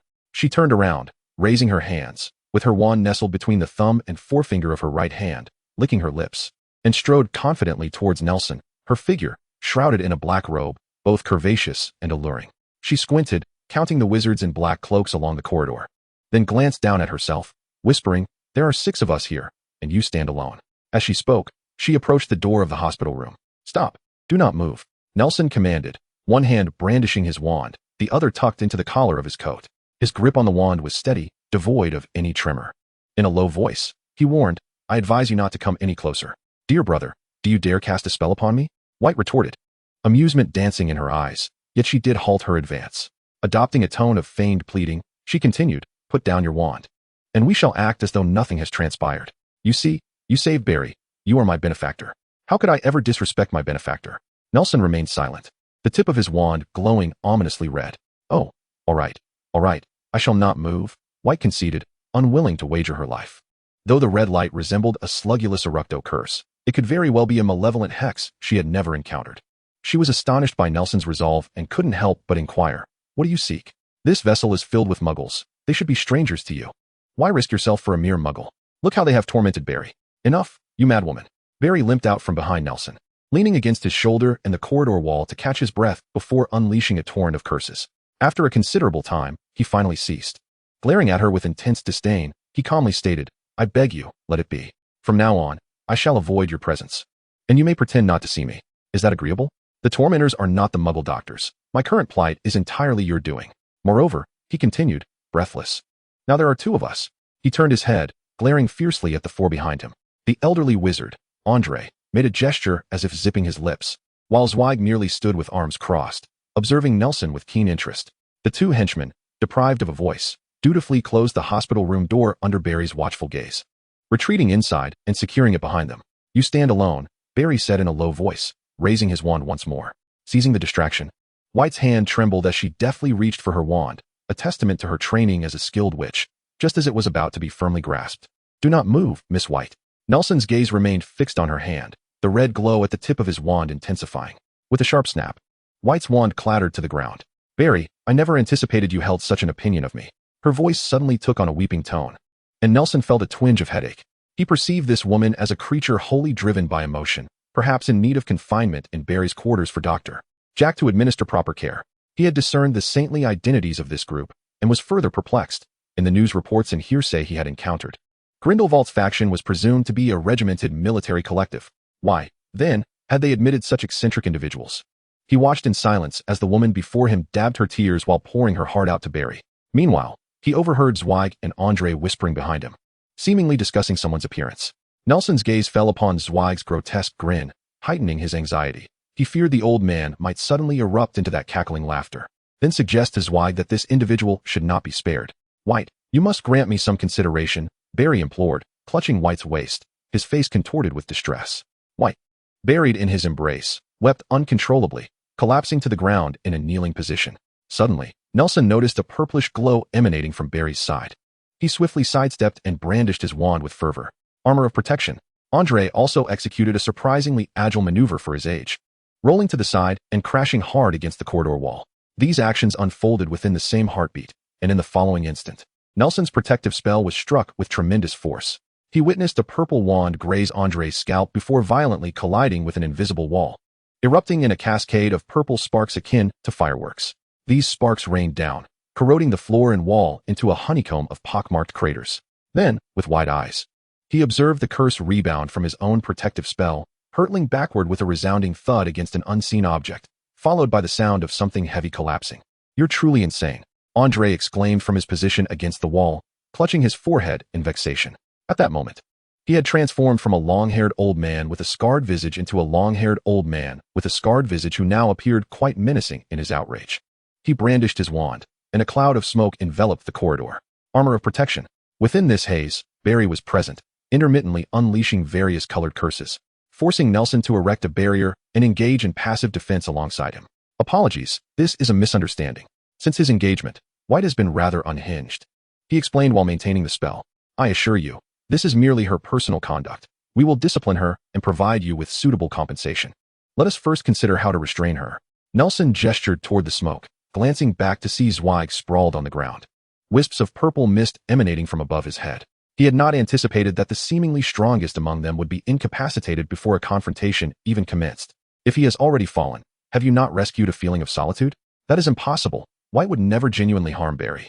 Otherwise, he would not have sought him for several months. Oh, it seems you have figured it out. Very well, allow me to take over the protective spell. You rest for a moment. Andre displayed an expression that suggested the boy must not be allowed to remain, and with a sigh, he began to explain. Since you have discerned the truth, I shall not conceal it any longer. This matter dates back 12 years. He cast a profound glance at White, recalling how Lord Grindelwald cherished her as if she were his own child. Back then, she was obedient and well-behaved, until 2 years ago when she met Barry, who was remarkably different. However, at that time, he was unaware of the situation and thus informed White that White had fallen at the hands of Lord Grindelwald. And that is when she transformed? Indeed, Andre replied, narrowing his eyes as the smoke cleared. Chapter 69. Hope to mind my own business in the next life. Is her restlessness a result of mistaking a thief for a father? Nelson lowered his head, a spell flickering past him. As the haze dissipated, White knelt on the ground, clutching the wand she had previously dropped, while Barry lay limp in her embrace, slumbering peacefully. Nelson, hidden behind Andre's iron wall, retrieved a stack of tissues from his pocket. Feeling somewhat chilly in his slippers, instinctively curling his toes. What are you doing? Andre inquired, noticing him pulling out a tissue. Are you coming down with something? No. Nelson shook his head. This is merely for the battle. By the way, may I injure her? Try to avoid it. She is just a bit mischievous. Despite being relentlessly assailed by White's spells, Andre spoke with a conflicted expression, adding, if possible. He raised his wand, directing it towards the tissue. Under the influence of magic, the tissue slowly twisted and morphed, stretching into a massive and resilient net, perfectly sized to fill the corridor's cross-section. He is unharmed, Andre explained quietly. He is not an ordinary human. Such spells cannot damage him. A faint white mist emanated from him, swiftly enveloping the entire corridor. Nelson felt beads of sweat forming on his brow as White's spells continued to batter against Andre's armor. Yet, Andre, an experienced and skilled old wizard, maintained his ironclad spell for an extended duration without a hint of faltering. As the mist thickened within the corridor, a glimmer of surprise and admiration flashed in Andre's eyes. And he remarked, your transfiguration is quite impressive. What did you say? Is this transfiguration? Nelson, uncertain of the nature of the mist that seemed innate to him, pondered. In truth, every wizard possesses a unique talent from birth, related to their innate abilities, often manifested during the first surge of magical power or when wielding their first wand. This was the first time he had realized his vision from the previous year, and he was drenched in sweat. Finally, as the visibility in the corridor diminished to the point where Andre could no longer discern his face, he seized the moment and, during a brief pause in White's barrage of spells, hurled the iron net using a levitation charm. Ouch! What is this? Unlike the dissipating smoke of battle, Nelson's mist was astonishingly unique. It did not fade away but surged towards him with wild intensity as he lowered his wand. In just a second, the mist in the corridor completely vanished. White was struck squarely by the iron net, cradling Barry in her arms as she shielded his head. Seizing the moment, Nelson rose. His wand pointed unwaveringly at White. She collapsed, dazed and incredulous. A faint red light struck her shoulder, and as she struggled to cushion Barry beneath her, her eyelids fluttered shut, her body growing limp. Under Nelson's command, the iron net rapidly transformed into a padded rope net that ensnared both of them securely. It sprouted an independent rope that secured itself to a pipe on the ceiling. Then the rope shortened, suspending the two wizards aloft. Nelson straightened, preparing to approach them.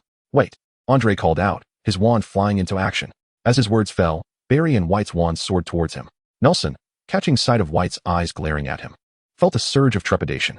Your tactics are advanced, yet your spells are rather elementary. Who exactly are you? Andre grasped the two wands, a mix of curiosity and admiration in his gaze. Honestly, I'm struggling to discern your skill level. Apart from the remarkable transfiguration, the other spells you employ could easily be executed by any diligent student, even those not in their final years. Defeating White would be nearly impossible for any typical student.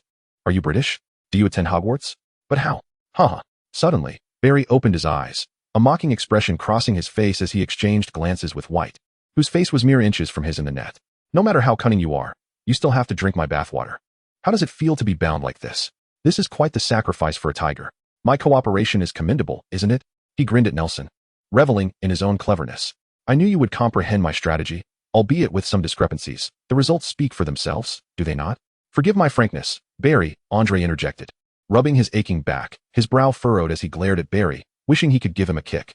I fail to see what your so-called strategy entails. In fact, your involvement has only served to complicate matters for us without any real benefit.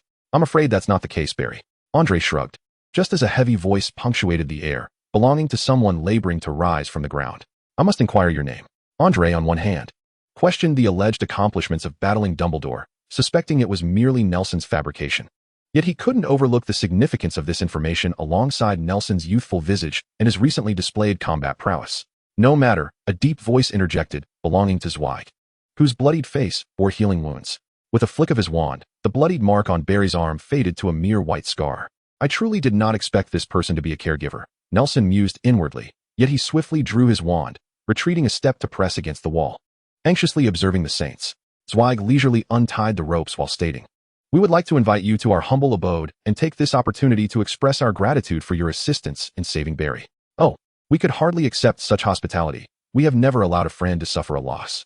The visage of Zweig, reminiscent of a berserker, exuded an inscrutable intelligence. It appeared as though a sudden revelation had dawned upon him, as he began to speak slowly. "Ah, Mr. Kakarov, your surname should be Wiltning, perhaps? Or Williams?" Nelson, akin to a creature whose tail had been stepped on, retreated a step, pressing himself against the wall, nervously observing the several saints. It seemed my conjecture was not amiss. Zweig chuckled. "Since that great battle by the water's edge, we have been searching for you, Wiltning. Little did we know someone had transported you to England. Which explains your prolonged silence. What are you saying?" "I cannot comprehend," Nelson replied, his back against the wall, his mind racing. He observed as Barry and White were released, and the two henchmen hidden in the infirmary were summoned by Andre. Several wizards, stationed at the gangway, peered down inquisitively, and the sight of wizards circling above the deck further compounded his sense of entrapment. Nelson chastised himself for meddling, calculating his escape route with anxiety as beads of sweat formed on his brow.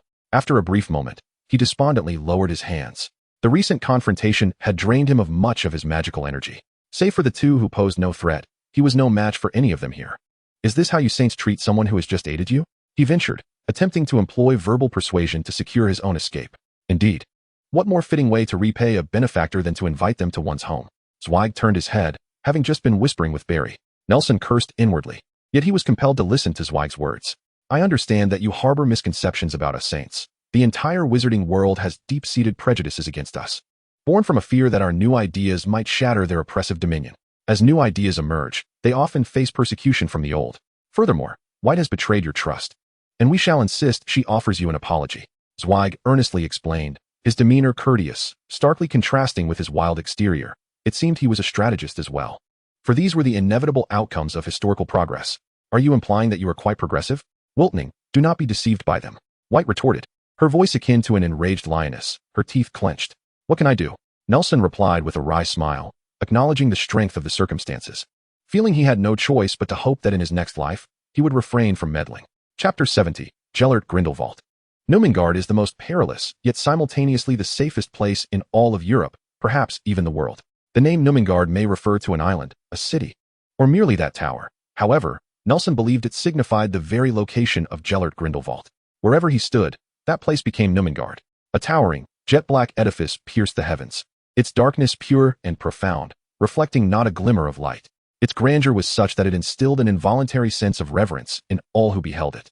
At the entrance of the high tower, Grindelwald's famous words were inscribed, "For the greater good," in stark contrast to the solemn and dignified appearance of the tower. The surrounding buildings presented a kaleidoscope of styles, jostling for space as they soared wildly upwards. Each edifice boasted a distinct artistic flair, indicative of builders hailing from diverse corners of the globe. These unique structures encircled the tallest tower like a constellation, creating a vibrant microcosm solely inhabited by wizards. Unlike the orderly military base that Nelson had envisioned, the streets of Numengard buzzed with life, teeming with activity. Even the most dilapidated corners reverberated with the shouts of vendors and the spirited haggling of customers, rivaling the bustling atmosphere of Britain's most famed Diagon Alley. Contrary to the violent and oppressive narrative propagated by the newspapers, this place felt like a veritable paradise, where wizards disregarded the secrecy laws, soaring through the air on their enchanted brooms, whilst others in uniform delivered parcels. The streets were alive with a riot of colors, with not only wizarding robes, but also suits and casual attire worn by muggles, infusing the city with a sense of freedom and vibrancy. "Nelson, please wait for me here. I shall procure a few items," said Gellert Grindelwald, guiding Nelson through the lively thoroughfares of Numengard. He paused at a crossroad, tapping his forehead before crossing to the opposite side. Passers-by recognized him, halting to bow respectfully. Nelson discerned that this was not a show of power cultivated through violence, but rather a genuine expression of reverence. Bored, he stood in place, the sun overhead glaring brightly, a stark contrast to his memory of Numengard, which was perpetually shrouded in dark clouds and thunder. Feeling a bit warm, he unfastened his coat and fanned himself, suddenly spotting a newsstand nearby. He approached, intending to purchase a newspaper, not for reading, but to fan himself or shield against the sun. This newsstand provided a daily supply of newspapers from around the world, ranging from the International Wizarding Gazette to Muggle tabloids, spanning from London to the magical capital. As long as one informed the proprietor, he would procure any publication desired. Standing before the stand, Nelson noticed the proprietor's sign detailing the day's most significant headlines. Upon reading the title, he was struck with such shock that it felt as though he had been struck by lightning. He stood motionless, swaying slightly, on the verge of collapsing. The proprietor, noticing the frail customer, hurried forward to support him, inquiring with concern, "Sir, are you all right?" "I'm fine," Nelson stammered, pointing at the newspaper in the display case, his hands trembling as he produced a galleon. "The latest Daily Prophet, please." The proprietor waved his wand, summoning a copy of the newspaper. Nelson waved his hand dismissively, refusing change, his eyes wide as he fixated on the front page headline, "Saint or Murderer?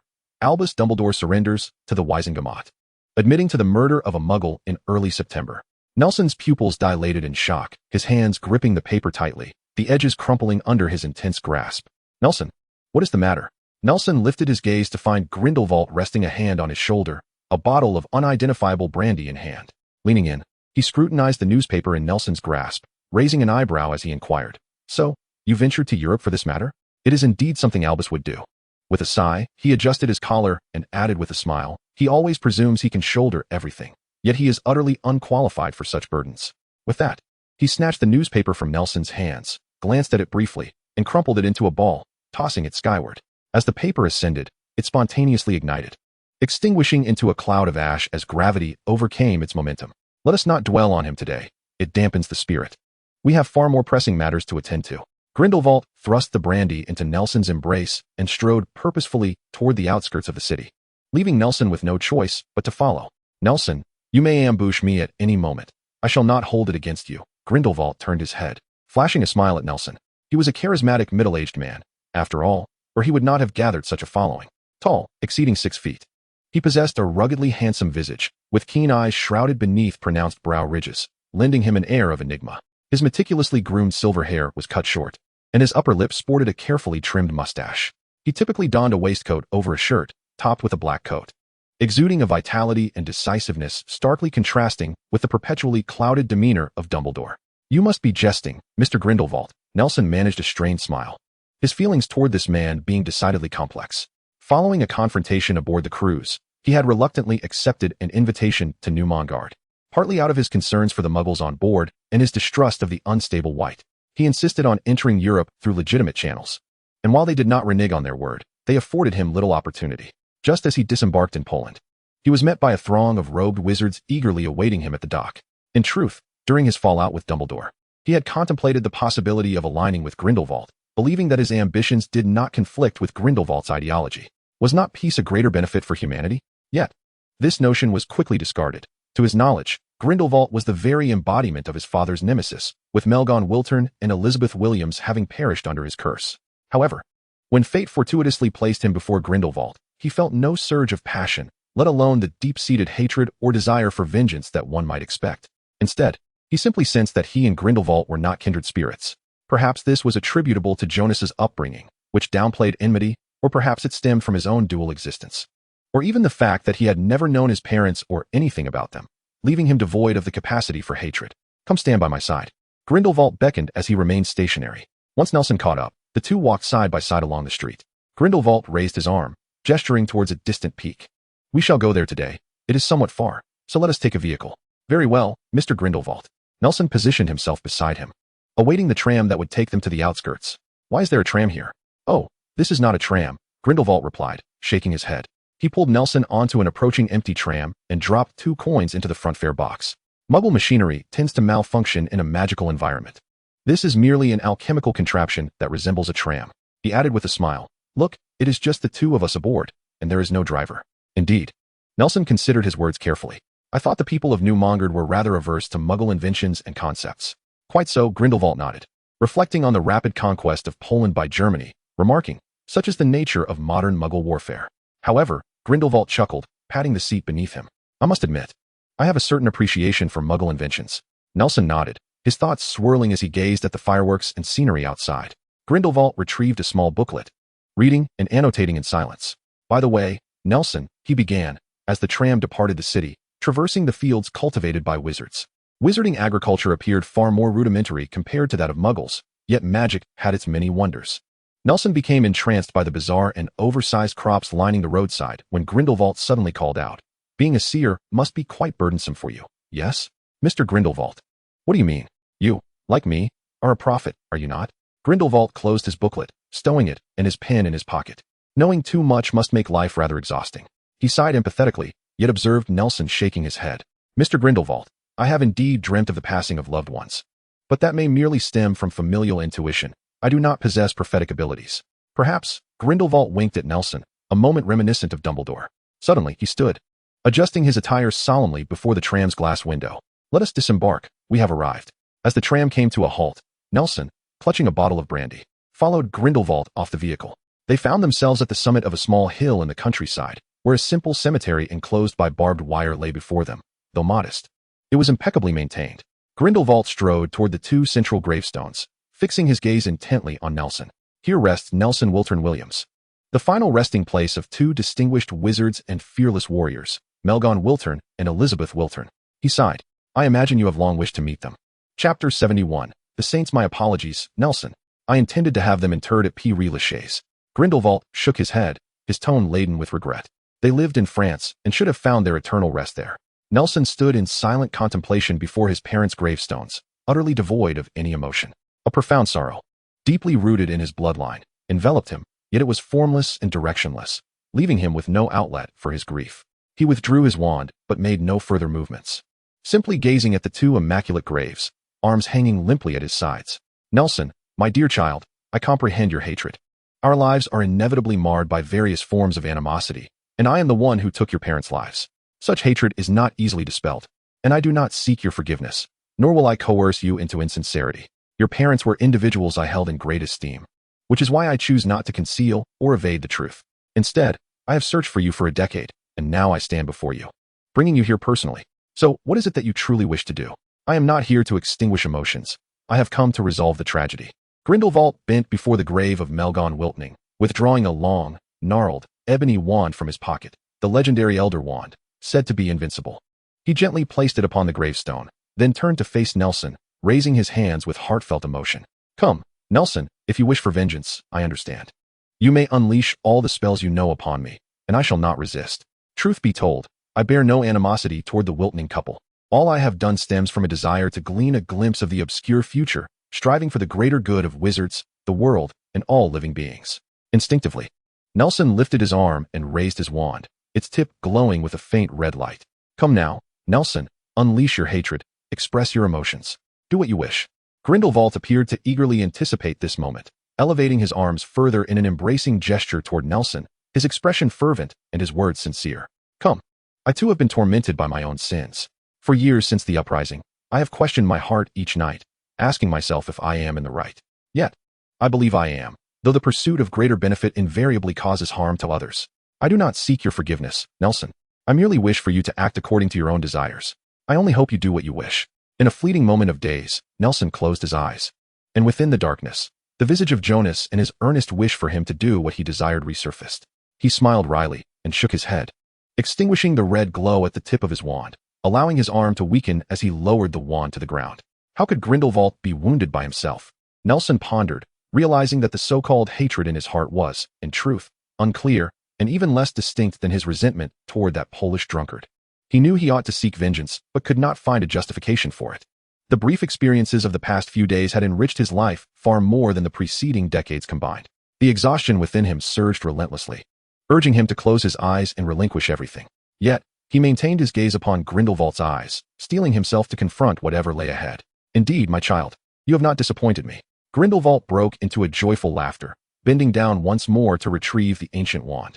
Maintaining a dramatic pose with arms raised as he approached Nelson, with an air of elegance, he bowed and embraced him, patting his back before straightening up. "Before your parents, I vow that the tragedies of our forebears shall not befall you. Stay by my side, Nelson, and witness for yourself," Grindelwald earnestly implored. "Newmungard is entirely different from what the outside world imagines. You may harbor misconceptions about me and my comrades, my family, yet words often veil the truth. You must see it with your own eyes. We shall become your new family." Grindelwald lifted his chin, gazing into the distance at the towering, ominous spires of Newmungard. In a performance reminiscent of a conductor, the dark veils in the sky intertwined, weaving into 3 robust, ghostly black ropes that transformed into a perfect circle, a straight line, and a grand equilateral triangle, ultimately merging to form a colossal, obsidian symbol of death, akin to the Nilmungard Towers, radiating a shimmering black light beneath the clear sky. As his words faded, silhouettes descended upon the cemetery and the clearing beyond the hills, densely lined up to the foot of the mountain. The entire slope brimmed with people, yet it appeared neither chaotic nor crowded. Rather, it was orderly, with all eyes fervently fixed upon the man at the summit, resembling a deity. Some donned the black robes Nelson had previously encountered, while others were attired in Muggle clothing, some in bizarre and outlandish garments, and a few appeared travel-worn, as if just returned from distant lands. My dear siblings, cherished friends, and comrades tirelessly laboring for our noble cause, he began. It fills me with joy to gather you once again. For some among us, it has been 12 long years since our last meeting, a span during which much has transpired. Yet what brings me the greatest delight is the expansion of our ranks. I fondly recall our meeting in pre-WWII cemetery, standing alongside the great figures of human history, plotting grand designs. Though we possessed considerable strength then, we were but a fragile assembly, merely a group resisting fate and authority. But today, everything has changed. Brothers and sisters, behold your surroundings. Even I am astonished at the magnitude of our assembly. We have transformed from rebels into a formidable tide that strikes fear into the hearts of those decaying aristocrats. We shall be the vanguard leading the next era, our wings now fully unfurled, ready to savor the fruits of our labor. However, I must emphasize that our strength remains insufficient. Our power does not reside in our ever-growing numbers, nor in the influence or wealth we possess, not even in the wands we wield. Do you recall the prophetic revelations I shared 12 years ago? Those fearsome weapons are gradually materializing into reality. In but a few years, the destructive armaments wielded by Muggles could possess the capacity to obliterate this world, leading us to mutual annihilation.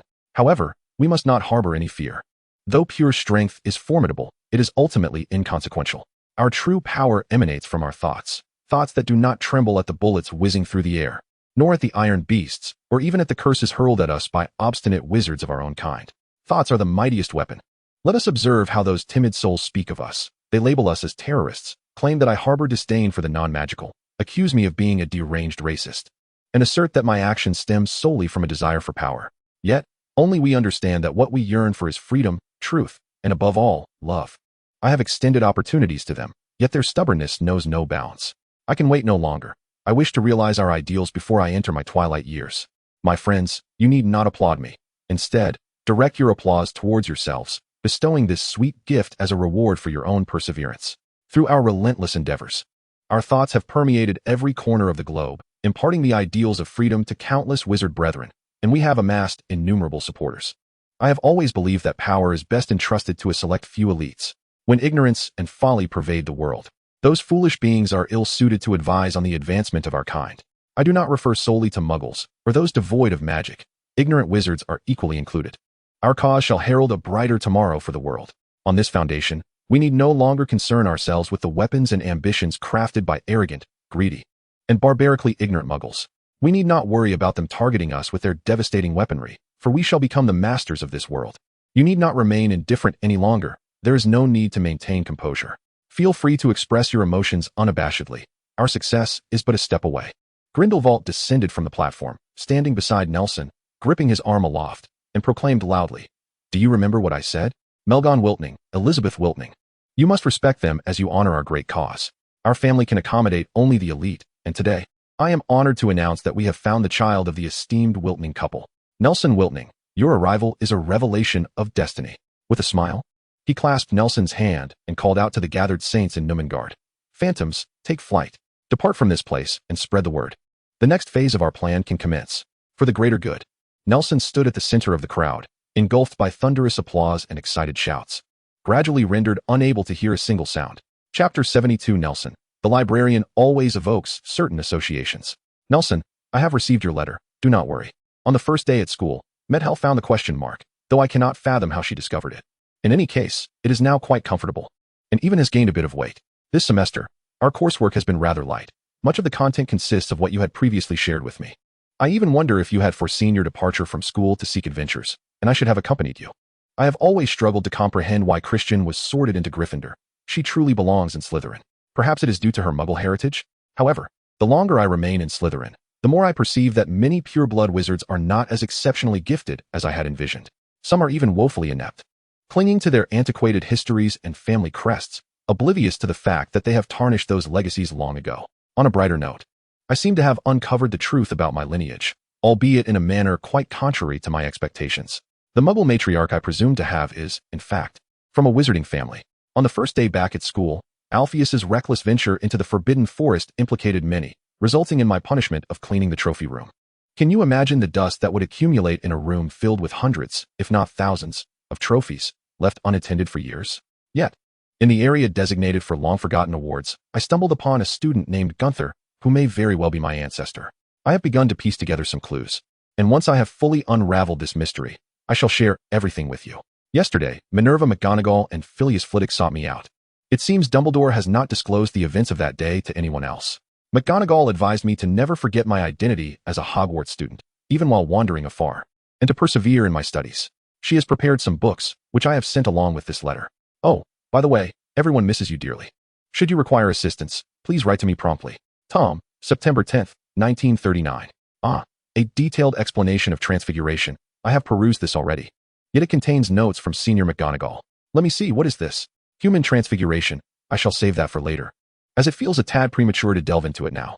He unwrapped the package, and several old, weighty tomes tumbled out, clearly aged and well-preserved by their previous owners. At the very bottom lay Advanced Transfiguration, which Nelson had once seen in the restricted section of the library. To his astonishment, McGonagall had gifted him a copy.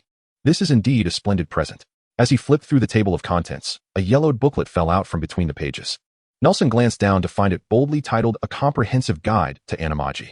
This piqued his curiosity immensely.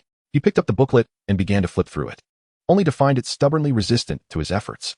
He tapped the cover with a charm resting on his bedside. The form materialized. Nelson, finish those books before you delve into this. I trust you do not wish to permanently transform into a new species. The booklet opened to the first page, and McGonagall's stern visage emerged from the paper, glaring fiercely at Nelson. She continued, Nelson, I find your abandonment of your studies to be exceedingly foolish and irresponsible. You must understand, the remainder of the correspondence bore similar sentiments, primarily from friends expressing their concern for him. Only one letter stood apart, inscribed on a piece of parchment with a single phrase, well done. This was from Aberforth. Nelson meticulously arranged the stack of letters, delicately placing them into a drawer, and adorned his sparse bookshelf with a few books. He then approached the window, gazing down upon the bustling magical city of Newmungard.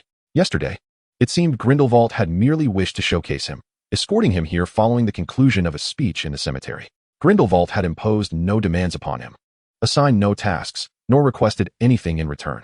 Instead, he guided Nelson through the winding streets of Newmungard as twilight approached, introducing him to the local amenities and customs. It was only upon reaching a towering black stone edifice in the northern part of the city that he paused. This was the grandest library in Newmungard. Although its collection might not rival the treasures of Hogwarts, it was nonetheless extensive.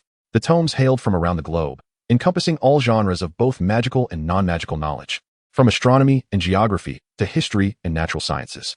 Here, one could find works on the most arcane collective spells, as well as the most mundane topics such as kitchen cleaning. Nelson, your room is on the top floor. It was originally designed as the librarian's quarters, but since all public facilities in Newmungard require no custodian, you need only settle in comfortably. With that, he grasped Nelson's arm and apparat to the tower's summit.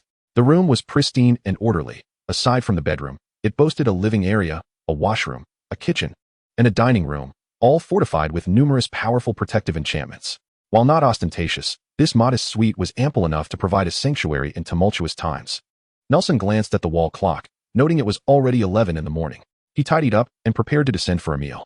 It must be said, Grindelwald's attentiveness was somewhat lacking. He had considered every aspect of Nelson's solitary existence, yet failed to account for his inability to apparate. By the time Nelson reached the ground floor, he was trembling, his legs weary from the exertion of the many flights of stairs. What is this United Wizards of the World meal? He inquired, seated in a booth at the restaurant below, perusing the menu. German-style stewed sauerkraut with pork knuckle, Mr. Wiltern, the waiter replied. Do you know me? Then I shall have that. Nelson glanced at the waiter's unfamiliar face, continuing to scrutinize the menu. And a glass of that Crushing Thoughts drink. Apologies, but Crushing Thoughts is an alcoholic beverage. Very well, how about this Unyielding Thoughts? Is that available? Indeed, that is apple juice. Then I shall order the United Wizards of the World meal, accompanied by a glass of Unyielding Thoughts. Nelson retrieved 2 gold coins from his pocket, placing them on the table. He called out to the waiter who was gathering the menus and cutlery. May I put this on my tab? I reside nearby and would like to deduct my future meals from my deposit. Apologies, sir. I have not heard of this publication. The Daily Prophet, thank you. Before long, the waiter brought a large jug of apple juice and a thick newspaper. After Nelson expressed his gratitude, he spread the newspaper across the table, glancing through the news that piqued his interest. Why was the newspaper so voluminous today? As he sipped his juice and perused the pages, a stack of distinct papers tumbled onto the table. Upon picking it up, he discovered it was a supplement. The public trial of Albus Percival Wulfric Brian Dumbledore by the Wisengamot will commence in 3 days. A wave of shock coursed through Nelson as he swiftly leafed through the unusually hefty special edition, oblivious to the apple juice trickling down his chin. Ding dong. The restaurant's doorbell chimed, followed by an elderly voice announcing, "A homecoming special, a drink to invigorate. Thank you." A new guest settled into the seat opposite Nelson, and upon raising his gaze, he was met with the scarred visage of Andre, who wore a sly grin that appeared grotesquely menacing. "Mr. Kakarov, I finally found you," he said, craning his neck to glimpse the newspaper. "Grindelwald instructed us to bring you along, lest you find yourself too lonely here. Is there something you require of me?" "Not exactly. It's hardly a pressing matter," Andre replied, offering a napkin while observing the newspaper in Nelson's hands. "You seem quite intrigued by Dumbledore's trial. Would you care to join me in witnessing it?" Chapter 73, The Squad. Tom, since my last letter to you, a multitude of events has transpired, so many, in fact, that you would scarcely believe it, and I find it hard to accept myself. In brief, I encountered Gellert Grindelwald's minions aboard a cruise ship and was taken to Nurmengard. However, there is no need for concern. I am quite comfortable in Nurmengard, with a cozy room and ample provisions, and the largest library just downstairs. In recent days, I have explored numerous profound magical disciplines, and during moments of tedium, I have indulged in a few novels for distraction. Moreover, I have uncovered the truth of my lineage. I was taken aback to learn that my parents rest in Nurmengard. On my first day here, Grindelwald escorted me to their graves. They were both wizards, brutally murdered by him 12 years prior. Unlike Dumbledore, Grindelwald possesses a modicum of restraint. He is neither excessively arrogant nor presumptuous enough to orchestrate every detail. Perhaps he was once haughty, but he conceals it well. I suspect he understands that my capacity for genuine forgiveness is tenuous, just as I am acutely aware that Nurmengard cannot truly accept me. That day, before my parents' graves, he relinquished his wand, permitting me to seek vengeance. I found it amusing. Perhaps one of the few genuinely humorous quips I have encountered in the past month. Could the most formidable dark wizard in history, Gellert Grindelwald, truly be harmed by me? How ludicrous. I have my doubts. Even without a wand, I would not stand a chance against him. If my intuition serves me correctly, you too must comprehend that should I choose to act, I might irrevocably forfeit my chance for retribution. To be candid, I have never met my parents. I cannot even claim familiarity with them, yet as a child, there are certain obligations one must fulfill. Alas, I find myself too feeble in the present moment. It is not merely a fade of courtesy. I find myself in need of a temporary sanctuary, and it appears that Grindelwald harbors some ulterior motives regarding my presence. I must exercise caution, for they are likely to enact significant movements soon. You once inquired about the thoughts occupying my mind. In truth, I have witnessed much and reflected deeply along this journey. The Icarus, the rare luxury liner traversing the North Sea route, has provided an opulent setting, yet as we indulge in revelry within the banquet hall, the Baltic Sea is teeming with countless warships, not only from Poland, but the tragedies of war unfold incessantly along our path. If, as scholars suggest, these calamities stem from economic stagnation, then after plundering capital and wealth, why exacerbate the bloodshed and invite further disaster?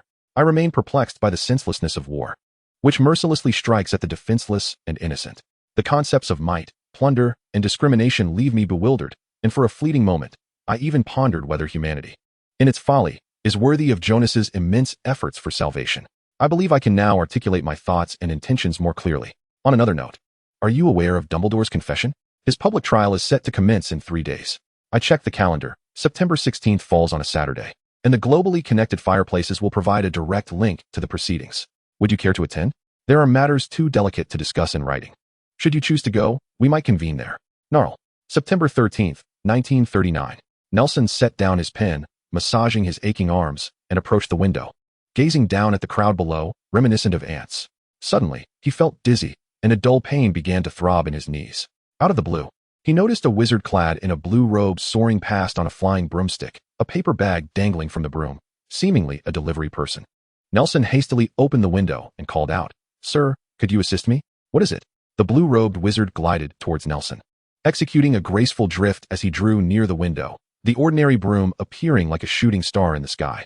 He removed his sunglasses with a flourish, revealing a face marked by past regrets. Could you kindly deliver these letters for me? The postage is attached. Just drop them in the Ollery. Nelson placed a stack of envelopes on the windowsill, momentarily regaining his composure before rushing back into the room. One moment, I shall fetch a tip for you. When he returned to the window with the money, the blue-robed wizard and the envelopes had vanished, leaving only a business card behind. Group dining at fateful restaurant. The unparalleled choice that aligns with your desires. Very well, thank you, Nelson murmured, tucking the card away and expressing his gratitude to the skies. At dinner time, Nelson stood at the entrance of the Blackstone Tower Library, his legs trembling.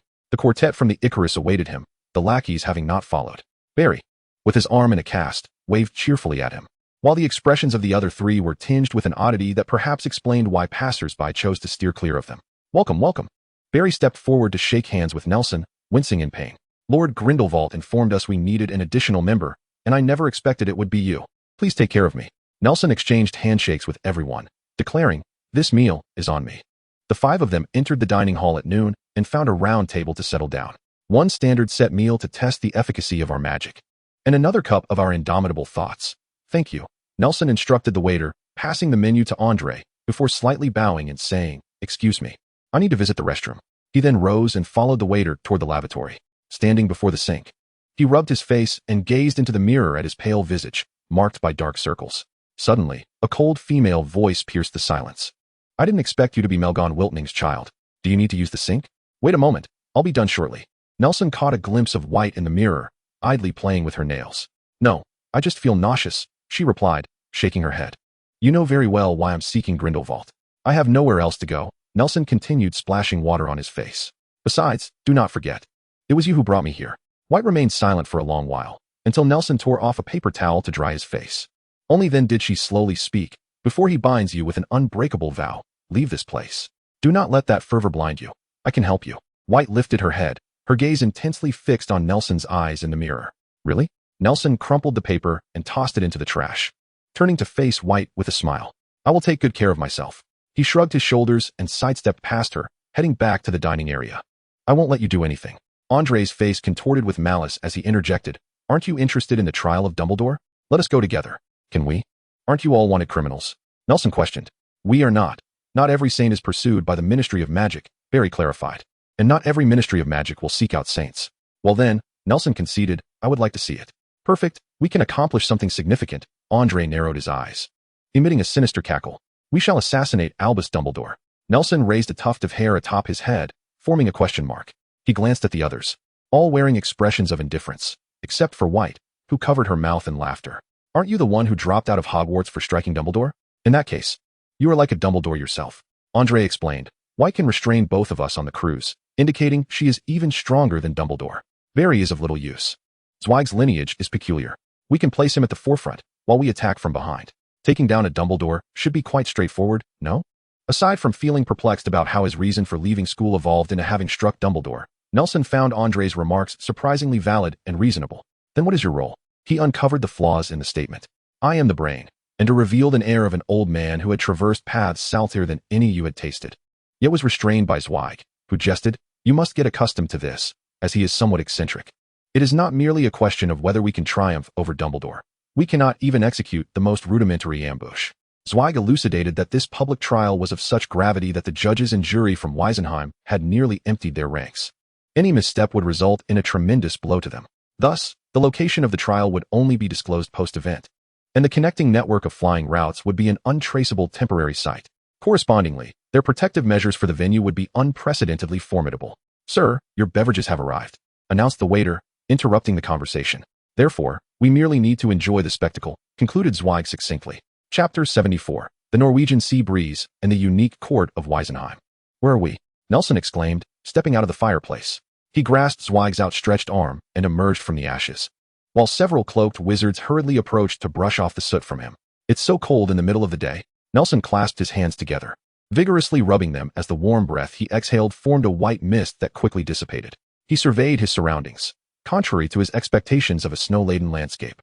They found themselves amidst a lush, verdant primordial coniferous forest, where sprightly trees huddled together, defiantly growing and bearing the weight of thick snow above. The scene was somewhat amusing. As a grand fireplace, ablaze with flames, stood in the midst of the dense forest, seemingly transported directly from a grand estate. The public trial of Dumbledore was scheduled for the evening, so on the afternoon of September 16th, the group set out early. Due to the severance of Germany's network of flying routes, they had to navigate through Bulgaria to arrive here. However, the desolation and primal scenery prompted doubts about whether they had gone astray. "Let me see what the newspaper says," Zweig remarked, dressed in a well-fitted suit. As he struggled to extract a stack of newspapers from his small pocket, which appeared to have been magically expanded. "Perhaps it is Northern Europe, or maybe Siberia." Barry bent down, playfully examining a patch of soil, while White was brushing off a nearby cloaked figure, affectionately removing the dust from his attire.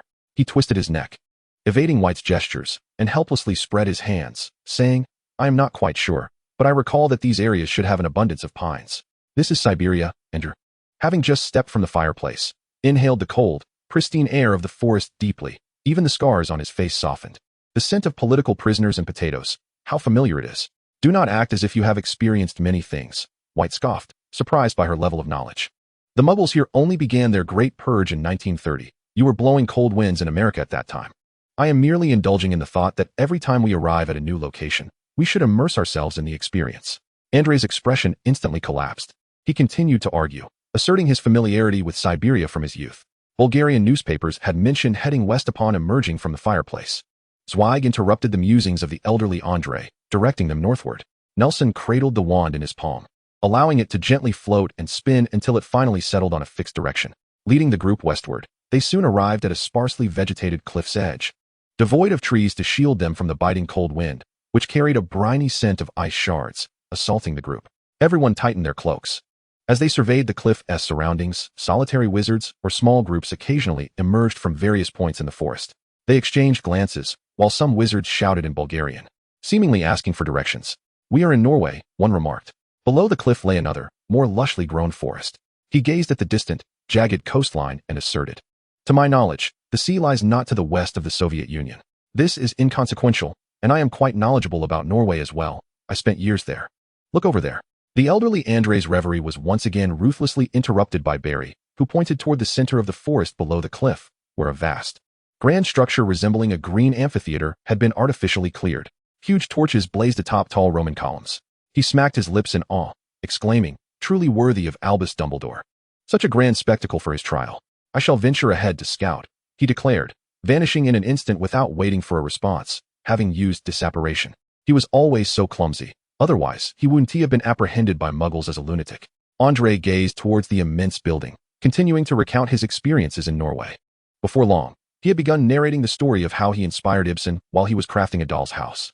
Nelson pondered that perhaps even Shakespeare's dramas would soon become works pinned under his name. Just as Andre recounted his chance encounter and rescue of an explorer named Amundsen in Antarctica, a frozen owl abruptly interrupted their conversation. It plummeted from the sky, landing in Nelson's arms, shivering from the cold. With great effort, Nelson parted the owl's stiff feathers and retrieved a rolled parchment from a tube on its leg, which bore the inscription, "To Nelson Williams." As he untied the knot, ice shards fell away, revealing a single line written on it, "I await you at the eastern gate." Nelson requested some jerky from the black-cloaked figure beside him to feed the owl, and as it regained its strength, Barry appeared before the group. "Let us proceed. It seems quite a number of people have arrived today." He observed Nelson releasing the little owl and swiftly approached, grasping Nelson's arm. "You still cannot disapparate, can you?" "No," Nelson replied, discreetly shaking free, seizing Zweig's arm. "Mr. Zweig, take me to the eastern gate." Zweig nodded, and upon hearing these words, White turned to Nelson, raising an eyebrow in a silent inquiry. "Are you planning to slip away?" Nelson shook his head. After a moment of suffocating darkness, he found himself standing on the eastern edge of the arena. From the cliff's edge, he gazed down, unable to discern the grandeur of the structure. He stood at the base of a colossal Roman column, craning his neck upward, yet the summit eluded his sight, obscured by flames that danced in the chill wind, dispersing tendrils of black smoke. "Nelson, have you made arrangements?" Zweig inquired quietly, observing the swelling crowd around them. "Yes, I will seek you out once the trial concludes," Nelson replied, spotting a figure not far off, clad in a coat of a similar plaid pattern, albeit in a different hue. "Very well." Zweig hesitated momentarily, then removed a golden pendant bearing the symbol of the Deathly Hallows from around his neck, placing it in Nelson's pocket. "Hold on to this. It will aid us in locating you later. The crowd is quite dense and chaotic here, so exercise caution." With that, his figure blurred and vanished. "How heavy," Nelson remarked, sticking out his tongue as he adjusted the collar of his coat, stealthily approaching Tom from behind, intending to surprise him. Just as he extended his hand in mischief, Tom suddenly turned around, grinning. "You don't think such feeble antics could frighten me, do you?" Before the court of WWII in the primeval forests of Norway, the two clasped hands tightly against the biting wind. "Shall we enter?" Tom patted Nelson on the shoulder, noting the throngs that had already gathered. Rumor had it that the audience for this public trial surpassed even that of the last Quidditch World Cup. Arriving late might cost them their seats. They entered through the eastern gate, making their way to the southern stands, where pale sunlight bathed them, alleviating some of the chill. Although there was still ample time before the proceedings commenced, the empty seats on the upper tiers were becoming scarce. The interior of the arena resembled a modern stadium, with thousands of seats across 3 tiers. The central arena was slowly parting, revealing a structure reminiscent of the Westminster Hall. Encircled by a spiral of uniformly colored red dragonhide high-backed chairs, descending into the depths. The floor was a solemn black, creating a pit-like formation. At the very center of this pit, an elevated black platform emerged, upon which rested a stone lectern, today's focal point for all eyes in the venue. Evoking the image of an impassioned politician articulating his aspirations and hopes for the nation within a congress. The red dragonhide seats were reserved for members of the WWII. Yet their numbers exceeded 50, indicating the gravity of the situation. They had also extended invitations to legal representatives from other nations. The first tier above, designated for jurors from across the globe, was sparsely populated at that moment. "Truly remarkable, Dumbledore," Nelson mused, marveling at the privileges afforded to a trial of this magnitude. "What is so extraordinary?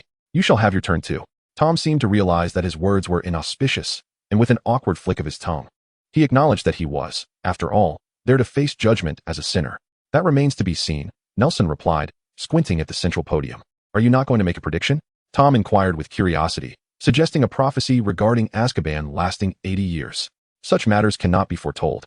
Unless I were to manipulate the inner workings of WWII. Nelson rolled his eyes, adding, "And I truly cannot predict."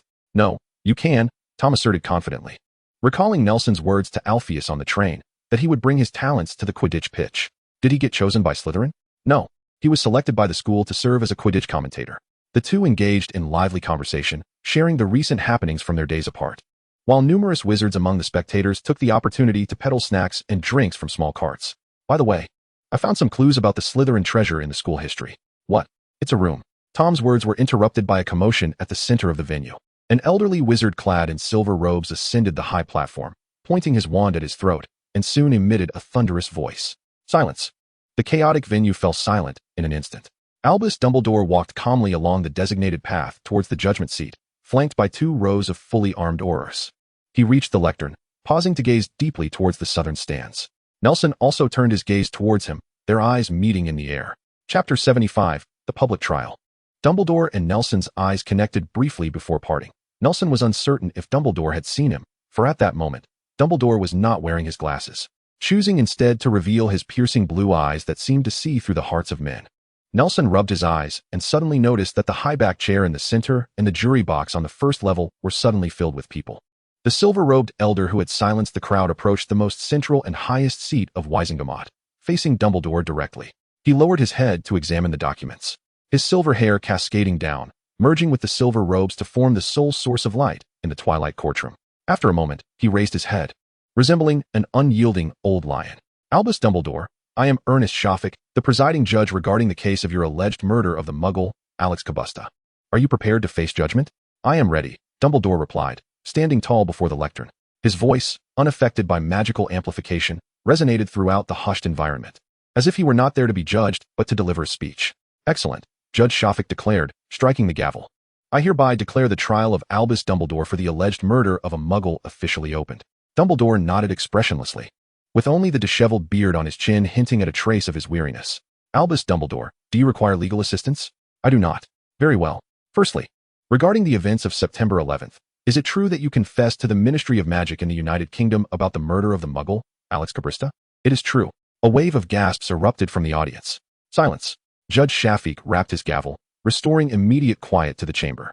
He then inquired whether there had been any coercion, bribery, or use of the Imperius Curse. The murmurs in the audience intensified. A woman beside Nelson gaped in disbelief, as all present were astounded by Dumbledore's own admission. It was unfathomable that the renowned, benevolent, and great Dumbledore could commit such an act against a Muggle. Court adjourned. Judge Shafik struck his gavel once more and hastily exited the bench, accompanied by his assistant to inspect his wand. The audience erupted again, This commotion escalating into a veritable farce, with several enraged spectators brandishing their wands at Dumbledore, only to be thwarted by the protective barriers surrounding the tribunal. Upon witnessing their spells fail, some resorted to hurling stones, tomatoes, and rotten eggs at the judges. The Aurors, tasked with maintaining order, were compelled to conjure protective charms. Yet the vitriolic shouts and venomous curses, fueled by fury, could not be contained. In a fleeting moment, Dumbledore found himself nearly besieged by universal animosity. Why this sudden affection for Muggles? Tom scoffed softly to Nelson. I've never seen them care for the life of a mere Muggle before. They are merely venting their frustrations. Were Dumbledore not present, they would not dare act this way. Nelson shook his head. But he acknowledged that if their numbers were sufficient and they stood on moral high ground, they would not hesitate to denounce even Merlin himself. Just a bunch of clowns. Tom sneered. If it had been a magical creature that perished, say a hippogriff or a bowtruckle, they would equally take the moral high ground to condemn the killer. Nelson remarked.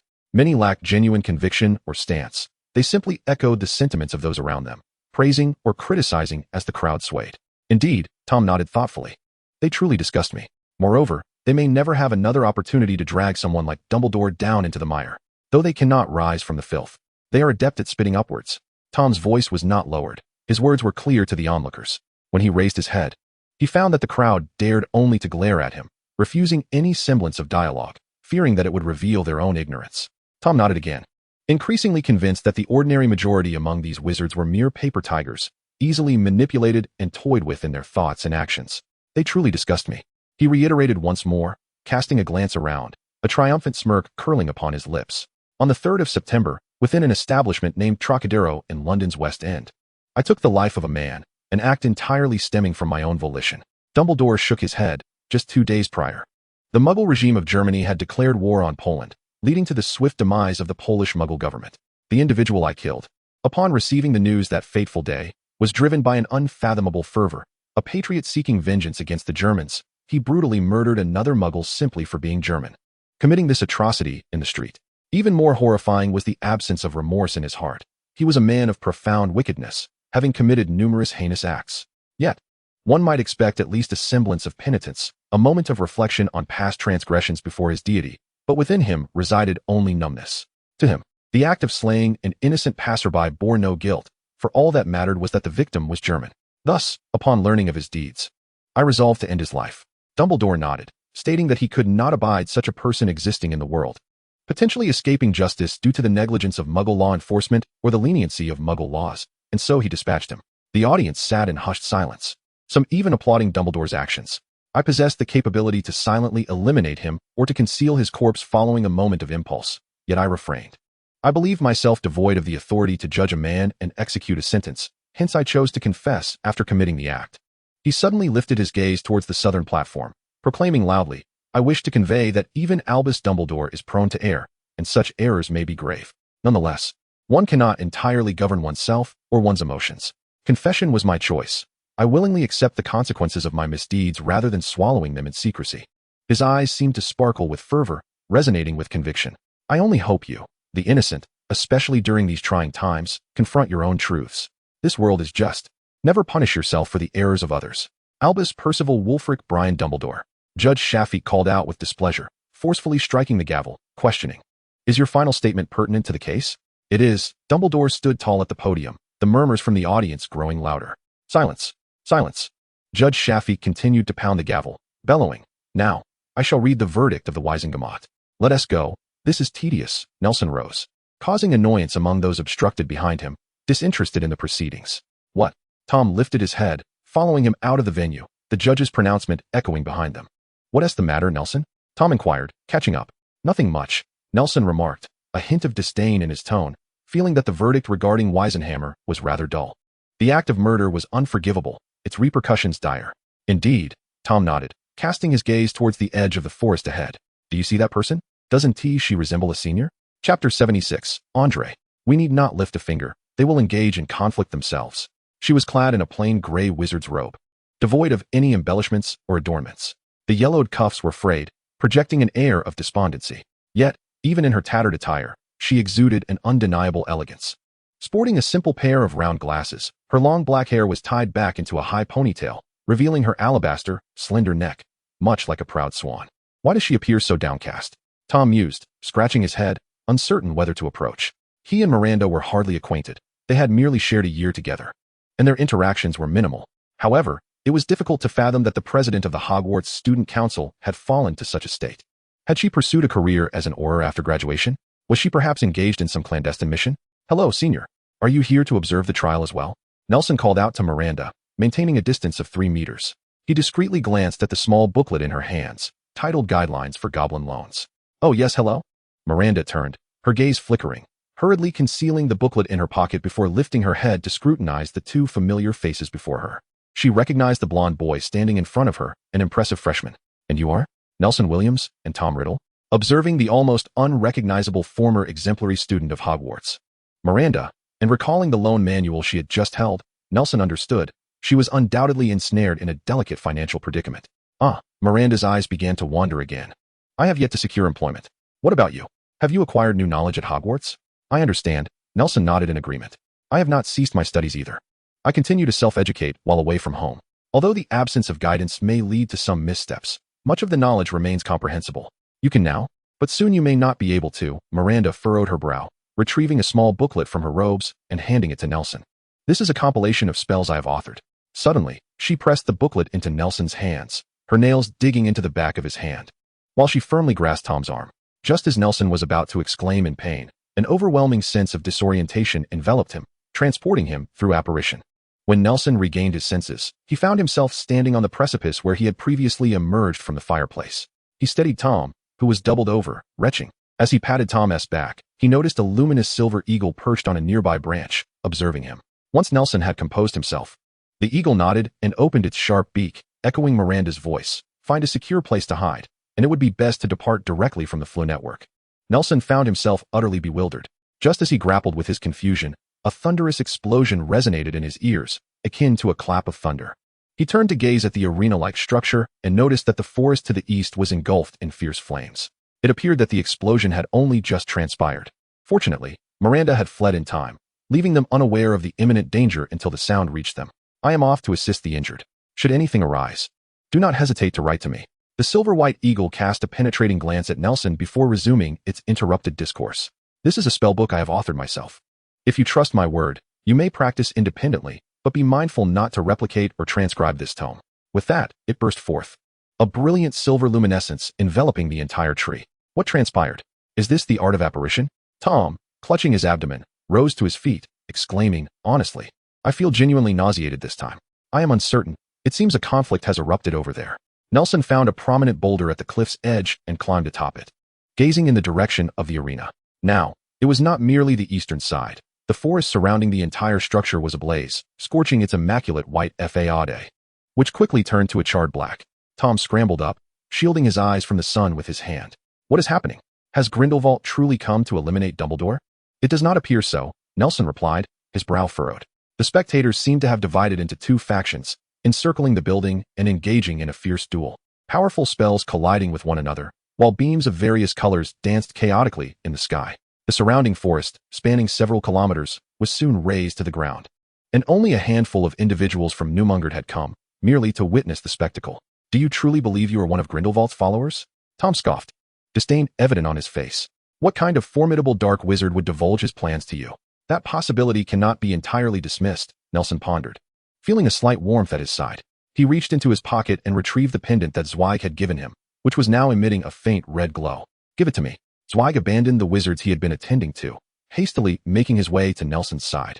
He extended his hand, and Nelson handed over the pendant, which he carefully cleaned before hanging it around his neck. This item can locate the holder's position and facilitate apparition. It is a truly invaluable asset. Barry remained seated on the ground, cursing while simultaneously feeling grateful for his survival. "The question is, if it is not your people." Nelson crouched beside him, his expression reflecting confusion as he surveyed the arena, where light and explosions intertwined. "Then who is engaging in battle there?" "Certainly not our side." The old wizard Andre joined them, kneeling beside Nelson while playfully tugging at the grass. "It seems there are plenty who wish to see Dumbledore meet his end." "How intriguing. Truly fascinating." "In what manner is it fascinating?" Nelson inquired. "The world claims we fear Dumbledore's power, which is why we dare not meddle in Britain." He chuckled with a sinister glee, pondering how carbon-based beings could produce such a sound. Although the truth may differ, it was undeniable that Dumbledore posed a formidable challenge for our future endeavors. Intriguingly, however, The wizards beyond our circle seemed eager to assist us in removing their protector. Could it be that Grindelwald has dispatched someone, unbeknownst to you? Nelson proposed, echoing Tom's earlier thoughts. Perhaps at other times, but we will never truly fathom Lord Grindelwald's schemes. Ender replied with unwavering certainty. Why not? Nelson inquired. What could possibly be of greater significance than eliminating our most troublesome adversary? Ender turned to glance at Zweig, who stood observing the distant battle while listening to their conversation. Upon noticing Ender's gaze, he offered a subtle nod. Sir, Ender shifted closer to Tom. I understand you are a friend of Mr. Wilterning, but we may need to discuss matters of confidentiality. If you prefer not to, very well, I shall cover my ears. Tom interjected, raising his wand and casting a spell at his feet before curling up to continue watching the unfolding conflict. Excellent spell, Ender applauded, ensuring Tom could hear his praise as he gestured animatedly. He then turned to Nelson. I assumed you had already realized. Realized what? That on September 16th, you plan to assassinate Dumbledore? That would be us, Ender corrected with a smile. If you were unaware, yet could employ such a transformation, that would only enhance your prowess. What transformation? Nelson tilted his head, scrutinizing Ender's scarred visage. Suddenly recalling, he exclaimed, Is it the mist from the cruise? You mentioned it was transfiguration. Do you have knowledge of its nature? That is the mist of perdition, Mr. Wilterning, a truly enviable talent, Ender remarked, smacking his lips. Nurmengard is, in truth, a prison, sustained by the collective will of the city's wizards. It obstructs the mist of perdition from seeping into the enigmatic illusions. Which explains why Nurmengard operates only 7 hours a day. Its wizards require ample rest, and must channel their magic to maintain the barrier during each new moon. Nelson's eyes widened in realization. No wonder he felt invigorated after his release. Nurmengard had always seemed lethargic during his stay, to the point where he suspected Grindelwald had poisoned him. A prison? What does it contain? What is the mist of perdition? And what are these enigmatic illusions? Do you truly know nothing? Ender's envy deepened as he observed Nelson's apparent confusion. Lowering his gaze, he adopted a morbid expression. I wonder if you've heard of the most nefarious dark wizard in history, the Vile Heilbo. Chapter 77, The Vile Heilbo. The Vile Heilbo? Nelson's tone grew solemn. I have seen his name in history books. He is said to be an ancient Greek dark wizard. However, the texts provide scant details about his deeds. All I know is that he invented numerous dangerous and malevolent dark spells. Is it possible that such a wizard still lives? For the dark sorcerers of millennia past, the despicable Heilbo stands as a figure rivaling Merlin himself. Andre surveyed the surroundings and gestured, prompting the robed minions to disperse. Barry leaned in with keen interest, while Andre cast a glance at Tom, who sat drowsily with earplugs, and whispered, You must not be afraid of what I am about to reveal. I too am a wizard, and I shall not fear. Very well, Andre nodded, setting aside his previous frivolity, and began to recount the tale of the founding of Nurmengard. Long ago, approximately 30 years past, I began to follow the esteemed Grindelwald. In those days, I was not as aged as I am now, and our ideology was yet unrecognized by the world, pursued by the magical ministries of various nations, leading us to live in constant hiding. A nostalgic expression crossed his face, reflecting on the tumultuous years gone by, truly resembling an elderly sage in his twilight. At that time, Grindelwald was a vigorous young man, acutely aware of his limitations and recognizing that he could not change the world in the short term. Thus, he temporarily lowered his standards, sending our earliest disciples to seek an uncharted land where we could establish a city belonging to wizards. During that period, I was adventuring in South America, convinced that the primal forests of Brazil were rich in resources and largely untouched by human presence, a perfect place to create a utopia. While inciting a revolution among wizards in South America, I simultaneously searched for the sanctuary I envisioned. A flicker of fear crossed his eyes as he continued. It was not until 20 years later that Grindelwald suddenly summoned us. At his behest, I arrived in Austria, where, at the foot of the Southern Alps, I beheld the bodies of my comrades strewn across the mountainside. This tragedy profoundly impacted us. The total number of comrades lost in all the assaults from the magical ministries over the preceding decades paled in comparison to this single incident. I was engulfed in terror, fearing that our organization, still too nascent to realize its dreams, would crumble before achieving its ideals. Fortunately, Grindelwald rose to the occasion, commanding us to gather the bodies, and then erected the first and tallest tower of Nurmengard above the site of the tragedy, Grindelwald's own abode. This tower was not only a symbol of his authority and vision, but also a monument honoring those comrades who sacrificed themselves for our noble cause. However, the investigation of the bodies only deepened the mystery. They bore no signs of having fought, appearing instead remarkably healthy, completely unlike the deceased. Conversely, the most horrifying aspect was their utterly withered spirits, devoid of any trace of existence, as if they had always been mere shells, their souls obliterated. Was there an assault on their spirits? Who possesses the capacity to simultaneously strike so many, especially in the most elusive realm of magic? Nelson inquired, harboring a suspicion that felt too fantastical. Could it indeed be the despicable Halbo you speak of? Indeed, came the reply. At the foot of the Southern Alps lies the notorious and infamous dark sorcerer, the despicable Halbo. The profound terror in Andre's eyes was utterly uncontainable. His thoughts had drifted back to the early years of Newmungard's establishment. This cannot be. Nelson shook his head, for ancient Greece had long since perished. How could the despicable Halbo still be alive? This is a world of magic. Barry suddenly interjected, citing France's national treasure, the Philosopher's Stone, which had granted Nicodemus several centuries of life, and is still extant today. However, that pertains to alchemy. Historical records mention only 2 Philosopher's Stones, neither of which is related to the vile Halbo. Indeed, Barry glanced inquiringly at Andre, who nodded, encouraging him to continue. Thus, Barry shifted in his seat to face the two, stating, "As I previously informed you, my mission is to assist Lord Grindelwald in the pursuit of the Deathly Hallows." Observing Nelson's nod of understanding, he continued, "In this quest, there exists a book that cannot be overlooked, namely the wizarding fairy tale collection The Tales of Beetle the Bard. The identity of Beetle the Bard is now lost to time, but I believe he must have been a significant figure knowledgeable about many secrets of the wizarding world. He left behind this collection in the hope that its messages would be disseminated and endure through the ages. Many who share this perspective also study the tales of Beetle the Bard, yet they often become ensnared by the tale of the 3 brothers, failing to perceive the deeper meanings embedded in the other stories. However, I have discerned them."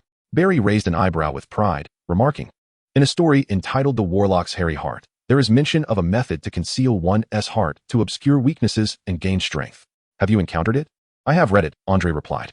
"That simplifies matters greatly. I need not read fairy tales to young Nelson." Barry continued, "To hide one's heart. Early wizards believed this to be a form of creating a zombie, a soul box technique, though such a notion appears rather ludicrous. Moreover, a wizard's weakness is not the heart. In truth, this serves as a metaphor, alluding to one of the most sinister and enigmatic forms of dark magic, Horcruxes." "Horcruxes?" Nelson murmured, repeating the term, his expression shifting unpredictably. "Do you know of Horcruxes?" Barry chuckled at his own question, then remarked, "How could you possibly know? I shan't elaborate further. You merely need to understand that this is a form of magic deemed malevolent by most dark wizards, capable of cruelly splitting the caster's soul and concealing it within another object. As long as that fragment of the soul remains intact, the caster can never truly perish. Based on my research, the vile Halbo was the first wizard in history to successfully create a Horcrux. The historical records, however, do not document the ultimate fate of this dark wizard, nor do they mention anyone having destroyed his Horcrux." Barry's expression turned grave. "Thus, I have reason to believe that the despicable Halbo has achieved a form of alternative immortality through this magic. Indeed, the vile Halbo has survived by means of a Horcrux, the whereabouts of which remain unknown. However, he did die, perishing in a duel thousands of years ago." Andre squinted, seizing the opportunity to continue. "Beneath Newmungard lies the preserved corpse, enshrouded in a myriad of intricate protective spells and curses. Even today, millennia later, our people dare not approach it with ease. Since he is deceased, the enigmatic mirage persists. Indeed, the entrance to the enigmatic mirage, linked to the despicable corpse of Halbo, may well be the sole gateway in the world. Consequently, the sorcerers possess scant knowledge about it. Only after we paid a bloody price did we grasp some of its superficial characteristics, such as the periodically emanating lost mist, which relentlessly ravages the minds of those who encounter it and erodes their souls. The very companions who once guarded the corpse have now succumbed to madness." "Lost mist?" "Nelson, I am perplexed as to why your shape-shifting conjures the lost mist. Perhaps it merely bears a striking resemblance to the desperate attempts of the vile Halbo to escape his fate. It is difficult to fathom how a person could retain such a fervent will to survive after being lost in a void for thousands of years." Andre's expression was one of dread. For each new moon night, he endeavored to breach the entrance to the enigmatic mirage. Thus, Lord Grindelwald instituted the corresponding protective spells, utilizing the mental fortitude of the entire city to suppress the corpse's breach during those moonlit days. In this regard, our contributions to the world far surpass those of the bureaucrats merely occupying their posts. Barry proclaimed proudly, extolling his esteemed Lord Grindelwald once more. "I shall assess the battle situation." Nelson rose, his expression a tapestry of complexity. He had not anticipated such a profound secret hidden within the depths of Newmungard. He rapped on the dome conjured by Tom, pulling the bewildered Tom to the cliff's edge, gazing down at the incessantly exploding forest below. "You're not serious?" Nelson turned to Tom, arching an eyebrow. "You cannot truly believe that if I say I won't listen, I will indeed refrain from doing so?"